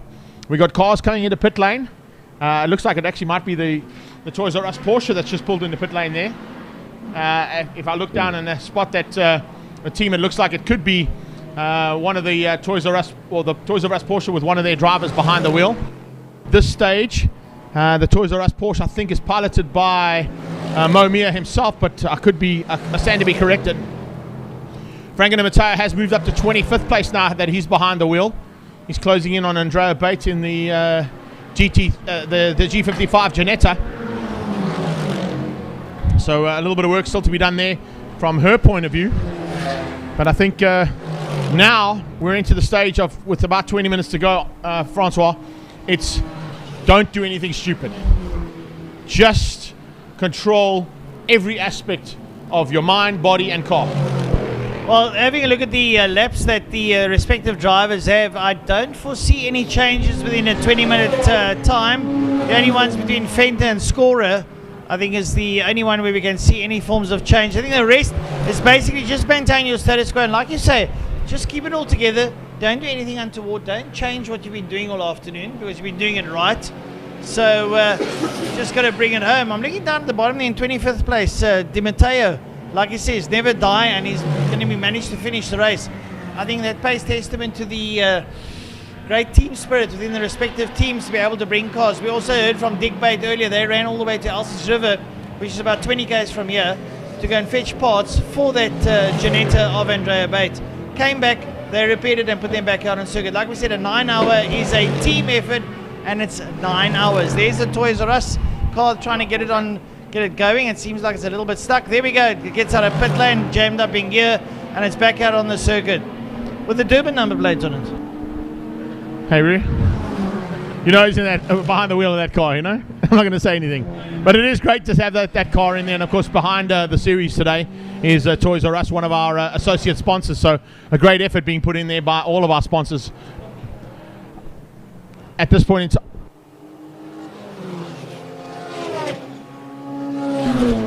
we got 20 minutes to go, and 20 minutes, hopefully, of as little action as possible, particularly when you're looking at the teams that are out there looking to finish this incredible race. It is an absolutely amazing effort that has been put in by the teams that are still out on track, and take nothing away from the teams that are off track as well. They put in just as much effort, it just didn't work out for them. So hats off to the likes of Schechter, Botma, Ahmad, Tony Martin, Blakey Mullen, that's Mike Blakey Mullen, Gerald Bass and Josh Broom. Those are all guys that came here looking to be the race finishers. Might not be the race winners, but definitely race finishers in the 9-hour. But with the way things have gone in this 9-hour, and we've spoken about it all day long, very good possibility of next year's race being even bigger and better, and possibly even oversubscribed. Yeah, some fantastic cars that were brought out here today. Some brilliant driver combinations, team combinations to say the least. And a little bit unfortunate, Sorrel on his birthday not having it the way he wanted. Have a look at this little result here currently. I've been watching that one all day. Yeah. All day. A great job. Fantastic job. Great job from Byron Mitchell and Byron from Elroy Weiss, who put in a big effort in the Golf 1. It's the only Golf 1 that was participating here this weekend. But they came out and they said, listen, we're going to have a go. Why not? And take your hat off to them, because currently sitting down there and doing a superb job. Yes, they might not be in contention for the win, but they are certainly in contention for finishing this race, which in its own right, and in 14th place, with the caliber of cars that started, is a great effort. Absolutely nothing to be sneezed at. I think they did exceptionally well. They became very proud of the effort. A very small dynamic team. It's father and son, co-driver, and a couple of mates. The youngsters' mates in there to put fuel in, and his girlfriend Kelly Fletcher has been doing all the lap scoring and the fueling. What brilliant! All race drivers, all in there. It's lovely. That's what you want to see. So we got 332 laps completed by the leader, 324 by second place, 308 on the same lap. Dean Fenter now. It's no longer laps that he's apart, it's seconds that he's apart from taking third place away from Brad Scorer and Mikael Patamba. Oh, we're going to see a little bit of a last ditch effort, knife in the back, because that's all it can be at that point. I mean, you've held on to third for so long. Can Scorer do it for the next 18 minutes? Well, we'll have to see. Bradley Scorer pushing on 3 seconds in it. Dean Fenter is rapidly closing up there on the back of Bradley Scorer. We're actually going to try and pick him up on circuit, folks. If we can, we'll hang out the window and see if the cars come past the start-finish line. There goes the Mini, trying to see one of the cars come over here. Not easy to spot these cars out the window or on track, but we will try and have a look and see whether we can find the overtake maneuver that could potentially soil the day for Brad Scorer's team. Kish Patamba, of course, putting that team together with Michael Stephen at the helm to run the team for the weekend. They brought 2 cars down. They brought a Z4 and they brought the brand new Polo Super Cup GTI that they purchased from Volkswagen Motorsport. They've held it in third place for a good 2, 3, even 4 hours. But now into the closing stages, it's only 3 seconds adrift from the Ligier getting through on that Polo Super Cup GTI. How devastating must that be to think about after so long? Is there going to be a change up and potentially a third place loss there for the Ligier, over the Ligier ahead of that Super Cup Polo? So it looks like the Ligier has got past. He has. Fenter's up into third. Confirmation on the lap time with 16 and a half minutes to go. Dean Fenter moved to third place, and he now is into the top 3 overall. And that's got to be a phenomenal drive to think about as well. Take into account, Nick Adcock at the wheel of his own car in the first half an hour had a major problem, and it kept him in pit lane for almost, I'd say, half an hour. They came back last and have driven up to third. That's a great effort there from a team that, of course, have got the number 1 plate on their car, and that's why they've got the number 1 plate on their car for 2019. Great team effort, Greg, nonetheless. I think they're from Michael Jensen and Nick Adcock's team. Rico Barlow sitting in the back. Running Rico the team. Barlow, testament to Rico Barlow's professionalism in the pit lane to be able to get them down, like you said, from last up to third. It's been a brilliant. As a matter of fact, when they came in, they found out that the radiator had popped a leak. So what they did is they turned a grommet into it, a rubber grommet, and that, believe it or not, has lasted 9 hours. That's incredible. Amazing to think how you can make a plan on a race car or on a race bike. On numerous occasions, we've had to do the same thing, as you know, and different things that happen at all times and scenarios into these kind of races are what could be happening. It's not an easy one to deal with, I can tell you that much, but at this point in time, with 15 minutes to go, we've got a bit of race action still to happen out on circuit, and hopefully no more drama.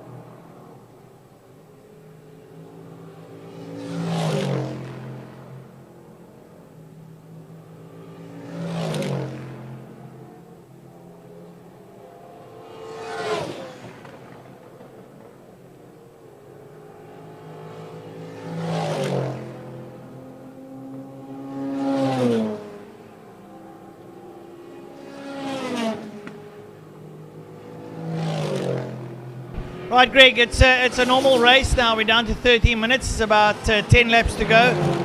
And still the fastest time set today, 1:11.8 by Franco Scribante, the man that's had a lot of work to do. He's still out there. They're still driving. So a lot's been done there.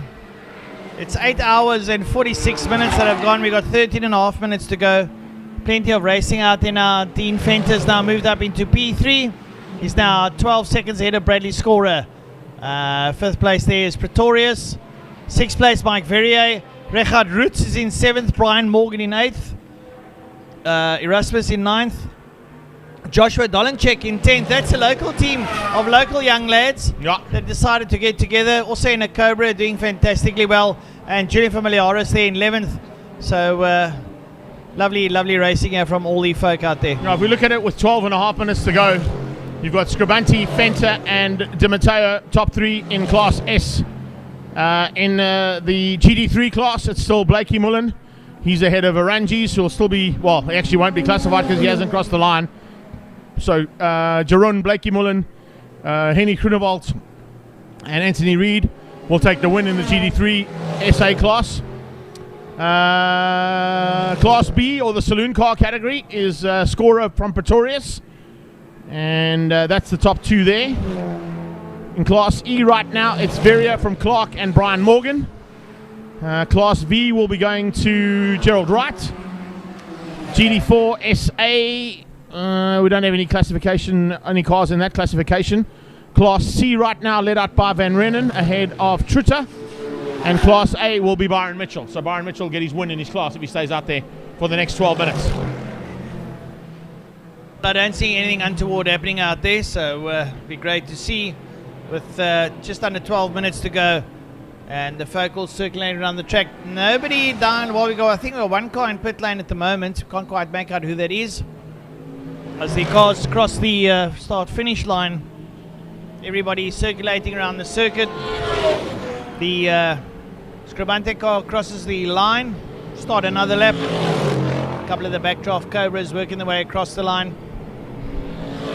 It's a beautiful evening for racing.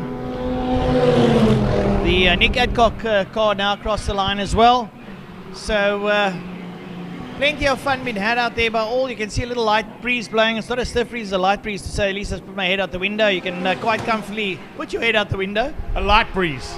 Dude, it's a pretty stiff breeze, but it's not as hectic as it was earlier on. It has definitely died down slightly, so there's still a wind factor. Greg, where you come from, I know there's no wind. This is a light breeze for us. We have no wind. A stiff breeze to us is about 140 km an hour. That's a stiff breeze. Yeah, that's what I landed in on Thursday. Yesterday. I don't know how the pilot put it down on Thursday afternoon, but we got you safely, thank goodness. Like my wife would say, I'm only making a yoke. Thank goodness for that. And I think it was I think it actually might have been one of your guys that are down here. I believe that one of the race drivers has now turned into an SAF Air pilot, if I'm not mistaken. I'm not quite sure who it is. Definitely one of them, though. That's Brandon Staffen. That's on the motorcycles. He's got his pilot's license, now Something moving like that. into commercial piloting. Something like that. Yeah. All right, so we got 10 minutes to go. 10 minutes at 1 minute 30s. Oh, no, I don't know if it's 1 minute 30s. Let's wait till it flips over. 1 minute 18s. What is Franco Scribante doing 18s for now? Does he really have to do 18s? No, he could back it out completely. So let's say at 1 minute 18s, we've got about 7 laps to go.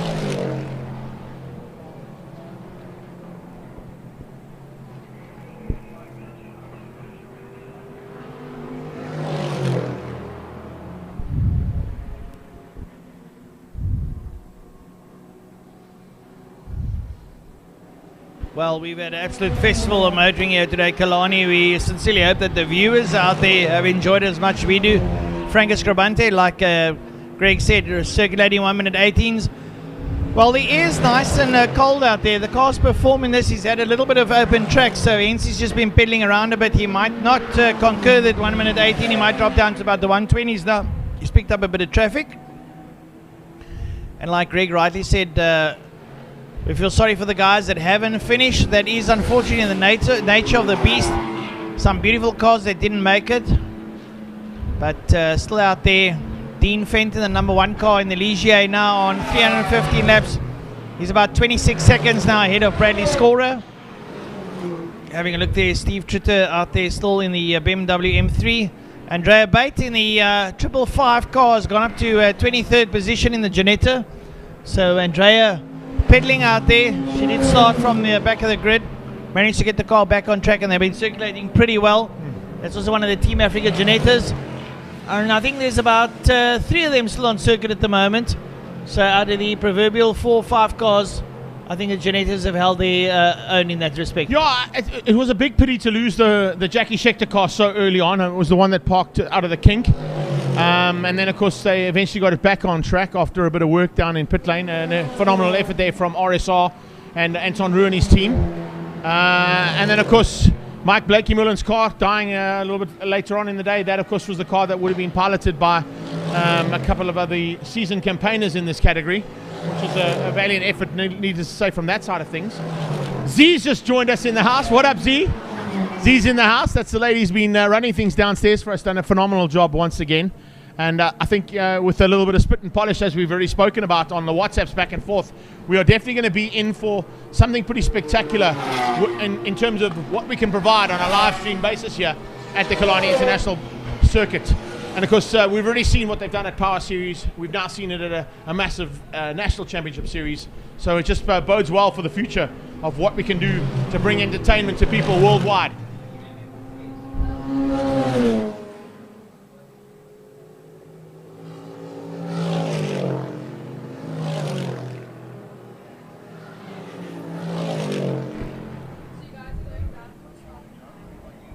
So it's 7 minutes to go. Yo, this is the time of the race that I was sitting on the bike going, can they just put the checkered flag out? Please. I've done 250 laps. I'm done. I've had enough. Can I please have a checkered flag? 24 hours later, and you start to feel the effects of riding a motorcycle around Red Star Raceway. Definitely hurts. It definitely hurts. In all areas that you don't think you'd ever hurt on a motorcycle, you start to hurt after 24 hours. Oh, right now, sure. it's the voice that's hurting though a little bit. Yeah, just a fraction. Yeah, you've been gabbling away a lot more than I have today, Greg. I've been fortunate to walk around in pit lane and get a little bit of inside stuff there. But it's been a phenomenal race, I have to say. We've had all elements of a race. We've had crashes, we've had fires, we've had safety cars, the wheels rolling away. Yeah. You know, I don't think driving the wheels of the car. Driving the wheels of the car. I mean, you know, some of the drivers are a little bit literal, to say the least. You know what I'm saying? Exactly. But I have to speak to Andre Bassane, and he takes things too literally, driving the wheels of the car. No, that's what he does, though. And of course, we wish him all the very best next weekend. Him and Saul Hack will be the only South African drivers participating in the Killarney 9 hour, which is part and parcel of the Intercontinental GT Championship.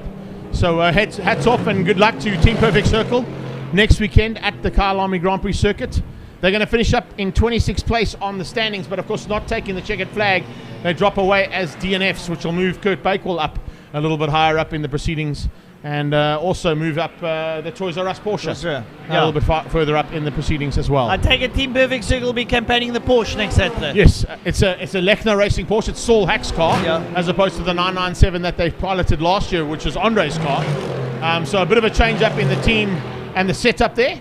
But a team that they used to racing, because of course before lockdown, Saul and Andre were participating in the Middle Eastern Championship in Bahrain, Abu Dhabi, Dubai, and Doha. So they participated with that same team, Austrian-based team. Interesting fact with them as we're getting into the closing stage, and maybe just chuck one in there. Lechner Racing, when a new Porsche comes out, the first 20 racing Porsches go to Lechner Racing. So it's a tough life, you know what I'm saying? Yeah. Tough life. Well, so we're getting down to the closing stage. We've got about 2 or 3 laps left in it. And Greg, when we have the moment early in the new year, I'll speak to Andre Bassane. You need to come down. I don't know if you've been to Andre's farm yet. He's got a museum, a motoring museum. He's got Ferrari apparel. I've had an opportunity 3 or 4 times to get down here to go and do it, but unfortunately with the race programs and what we get to do here in Cape Town when I get down here, there's not usually enough time. But we are planning something pretty big for the Passion for Speed Festival second round, if it all goes according to plan, for the first weekend in February for 2021. After we do the Passion for Speed at Swartkops, you know, there's always the double header. And if we get down in time, Andre wants to do something at the farm for the international drivers. So hopefully I'll be down for that. Right, so we look forward to that one. I'll maybe speak to Andre. I'll slip in a packet of fish and chips there. Yes, you know, Andre is the owner of Onse AC down in Blouberg. Yeah, we did a big one at the beginning of the year with Onse AC. The 100. We had the international single-seater drivers that came out from the UK at Onse AC, and in fact, Sonette just throwing in a comment there, we got to get to Weltevreden Estate. That's the wine farm that he owns. But Onse AC is an amazing little restaurant. And the history behind that, of course, is also pretty spectacular to see. So, yeah, there's a couple of things that you can get involved in. Ivan Newman's just joined us. Ivan the Terrible, all the way from East London. Lastminute.com, Ivan. Thanks for joining us with 3 minutes and 24 seconds to go. He's waited for the best part. Right, so 3 minutes, 16 seconds to go. We probably got about 2 laps in it. So a couple of cars crossing the line. I can see the Adcock car on the circuit at the moment. Pick up those lights. Now, what we need to do now is kind of look over the outdoor here and expect to see a checkered flag at some point.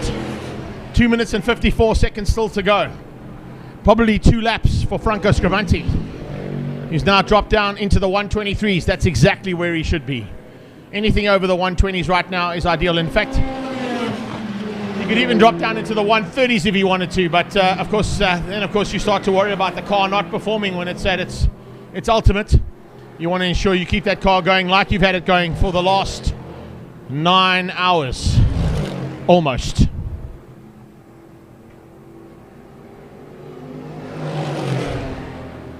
So we're into the last part of this one. It's been an incredible effort, I can tell you. The team downstairs, headed up by the young lady next to me, Z, and of course Steve Rhodes and the team. Phenomenal effort. We're going to be working frantically to just get more spit and polish onto the production we're putting out here.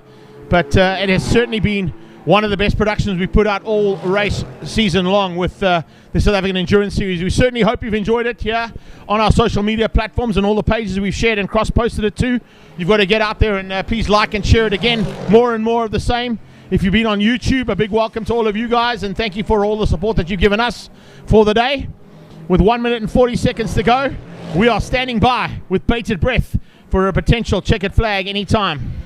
It really is been, it has been a phenomenal day's racing. One of the best race meetings I've been to in a long, long time. I'm just looking out the window at the same time trying to pick up on whether or not they've spotted that lead car. I'm just watching to see if it goes through for one more lap, because if it does go through, I would say Franco Scrivanti would have probably started his last lap and is going to complete between 345 and 346 laps in anger in 9 hours here at Killarney.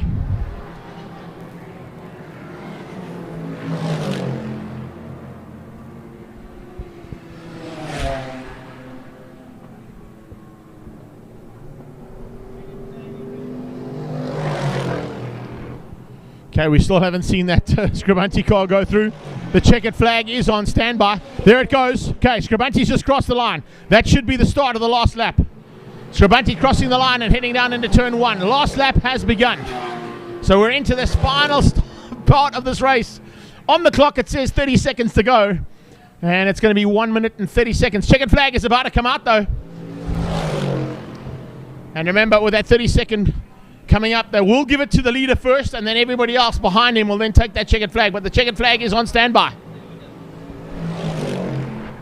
Scrivanti heading into turn 3.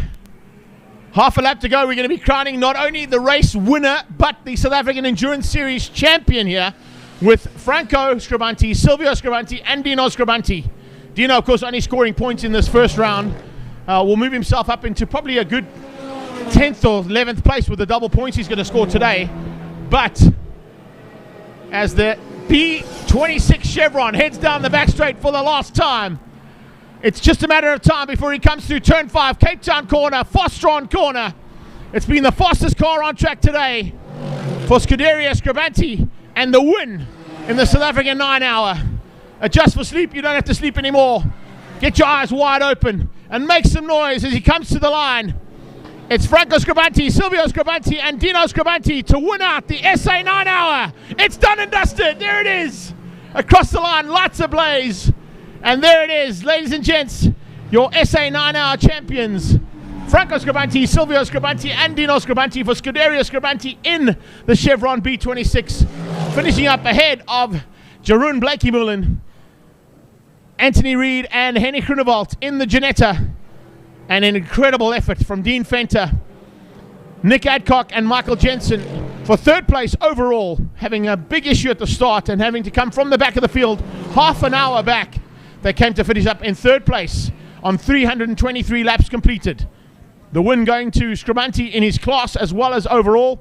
Blakey-Molen takes second place and the win in his class. It's Brad Scorer and his team that take the win in the B class and the saloon car category ahead of Chris Pretorius, Chris Budnick, and Darren Winterboer. And a great effort there from the Verrier team, beating out the Class E and Cobra category ahead of Steve Clark and Rechard Rutz. And Willie Erasmus finishes up the third place there in the Cobras. Francois, final word from you, buddy. What an amazing day. Absolutely brilliant racing. I said it's going to come down to the closing stages, and so it did. And to some of the smaller cars that did well there, Byron Mitchell and them coming home in 14th place. A brilliant effort there by them. To the Truter car, hanging around, slowing around the circuit all day. Fantastic. Down in 22nd place, doing 228 laps. 100 laps down on the leaders, but not quite the pace that they were setting. And to Charles Arangis for that phenomenal escape out of that burning car. Brilliant stuff. And to Andre Besaidnout, please stop driving the wheels off the car. From our side, Francois Butler signing off. Final word there from Greg Maloney. Yeah, amazing effort there, and always a great honour and privilege to work with the guys down here in Western Province. Part and parcel of course, our world-famous World Rallycross commentating team.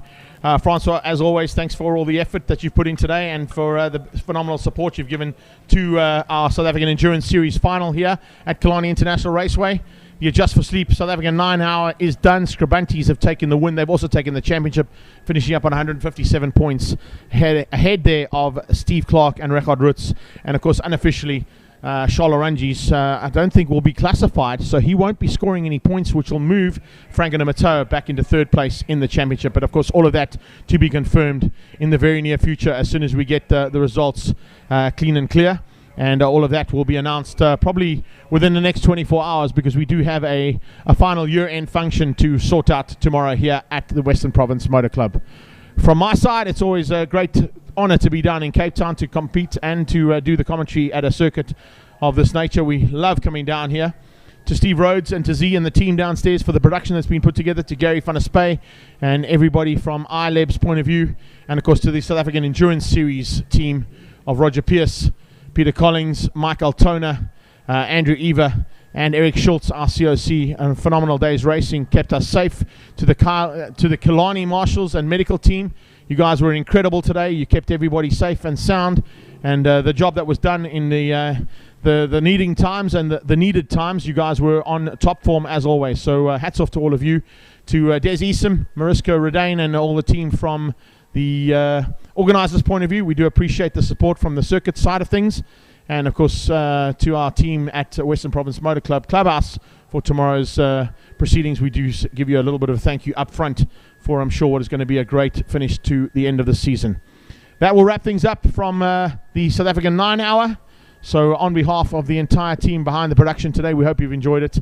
From myself, Greg Maloney, the voice of choice. Take care then, bye-bye now, and have a phenomenal festive season. To last 9 hours and win so convincingly like we did with an 8-lap lead at the end. I mean, yeah, just super chuffed. Thanks to Franco's team. Thanks to Franco, for allowing me to drive with him, and just super excited today. Franco, first of all, congratulations, sir.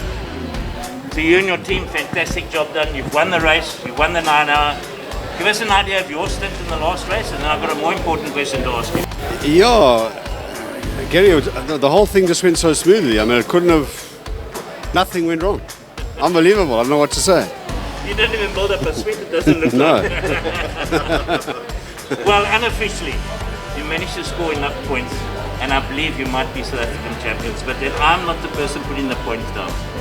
And I think you guys might have bagged it. What does it make you guys feel like to be South African champions? Oh, I'm astounded, because this is the last thing we expected. We didn't even do a calculation because there was too many guys in front of us. And yeah, I'm absolutely blown away. Obviously very happy if we are. It's quite a feat, but extremely, I'm astounded. You spend most of the year with Franco driving. How does it feel to be possibly the champion? It feels amazing, Gary. I mean, we got off to such a bad start to the year. I mean, even after 3 races, we only had 6 points or 7 points. To finally end the year on top in number 1 position and have the SA Championship for the SAS category is a very, very proud moment for, I think, both Franco and I, you know. And it just proves that, you know, persevere and, you know, luck will come your way sooner or later.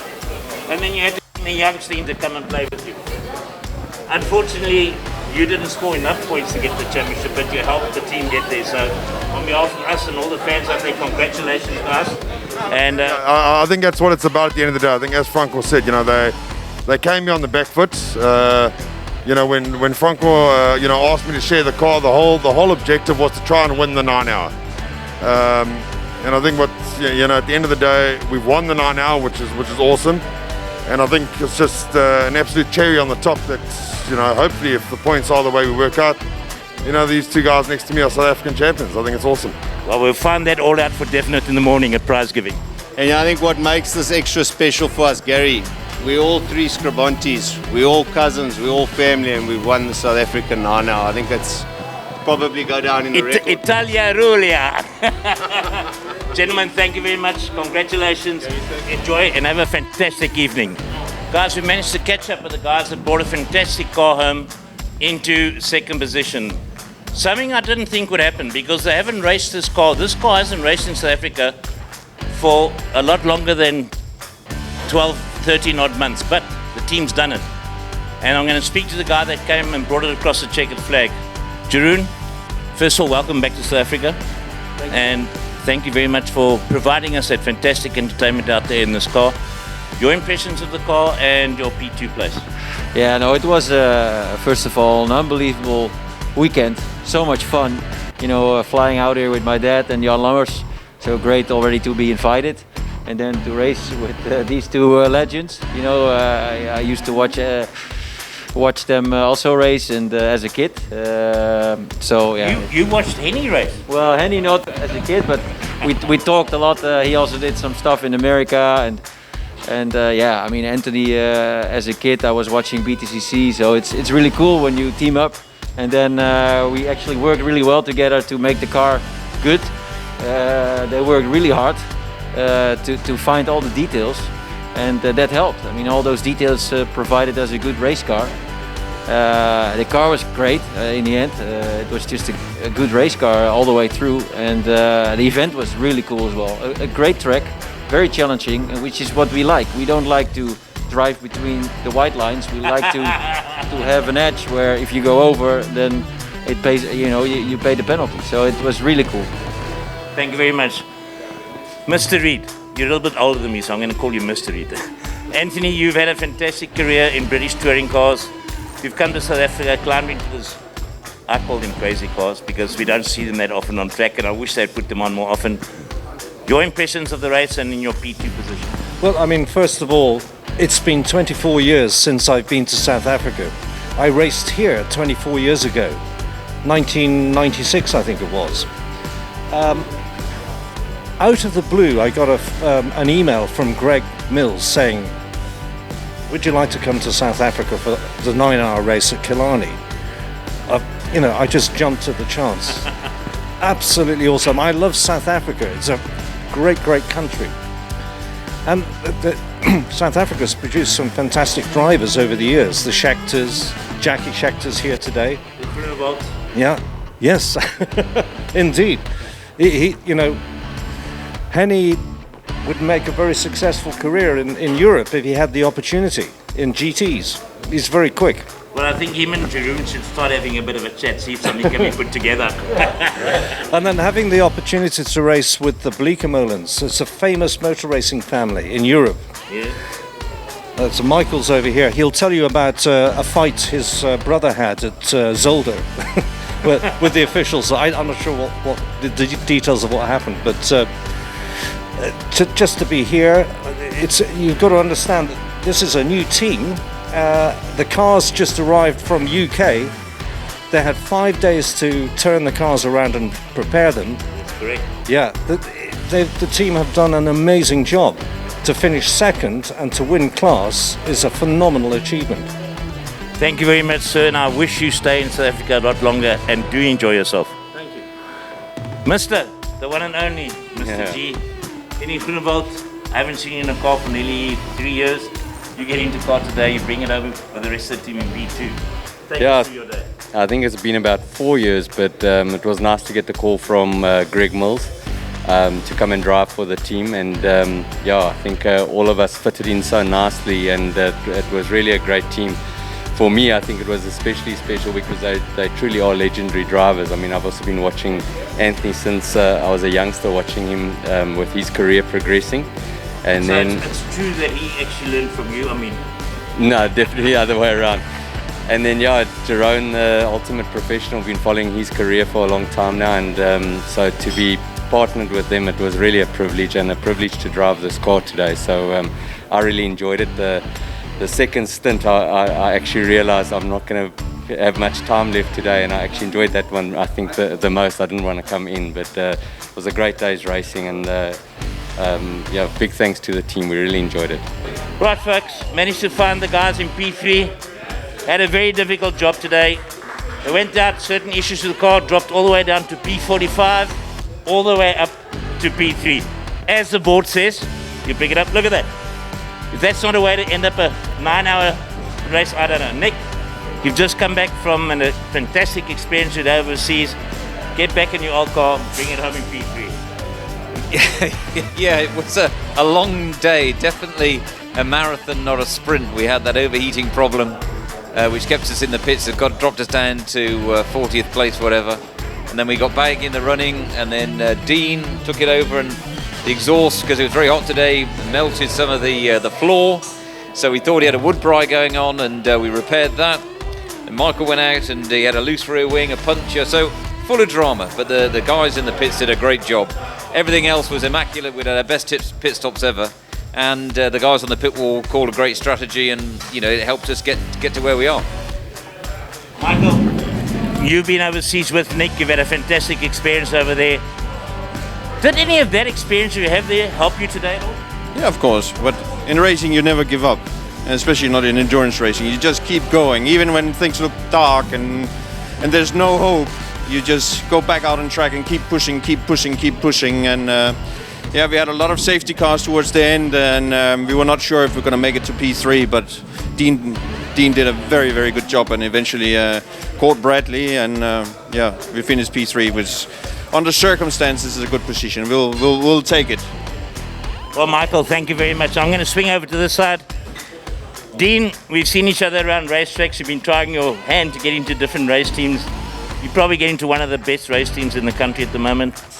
To help these guys bring the car home in P3, give us your feeling. It was a brilliant day. It was an honour and a privilege to be part of this team. And obviously we didn't have the result we were hoping for, but we definitely made a good comeback, and P3 is pretty damn good in my books. Well, I hope what your effort put in today, these guys will take a good firm look at you for next year, because we need this car in South African endurance the whole of next year. I don't care if they go and race overseas. At least they've got a driver. Yeah, well, I'm going to have to work a little bit harder, and I just wanted to say thanks to my old man especially, and obviously the sponsors. So thank you very much, appreciate it. Well, of course, you guys have been involved with South African endurance here, so on behalf of them, Roger and everybody, thank you for supporting us. One last word. No, just thank you to the whole team, to Roger's team. As always, it's such a pleasure to come to Cape Town. Stunning venue. Fantastic. And I have to say, the marshalling today has been exemplary. The guys on the flag marshals were absolutely on point, and all credit to them. It was a European standard. Really, really impressive. Gentlemen, thank you very much. Now, you haven't been in a race car for a long, long time. No, I haven't. It's actually been just over 5 years, and the last time I was in a proper race car was with Team Africa Le Mans. So this is really a full circle and a coming home for me. To get this opportunity and to get to take the checkered flag was phenomenal. I mean, Anton and Greg and everything that they've done to make us start the race, to make us finish the race. Thank you guys, it's been amazing. 5 years in the making, and I couldn't be prouder. Does this mean we're going to see you on a racetrack more next year? I definitely would like to. We'll have to see what plans we can put in place, but I'd certainly like to. Listen, the microphone's right here. There's team management, there's team owners. Tell them to go. I'm here, so far so good. Come on guys, put in a call for the whole of next year. Gentlemen, thank you, thanks for the entertainment, and we'll see you in 2021.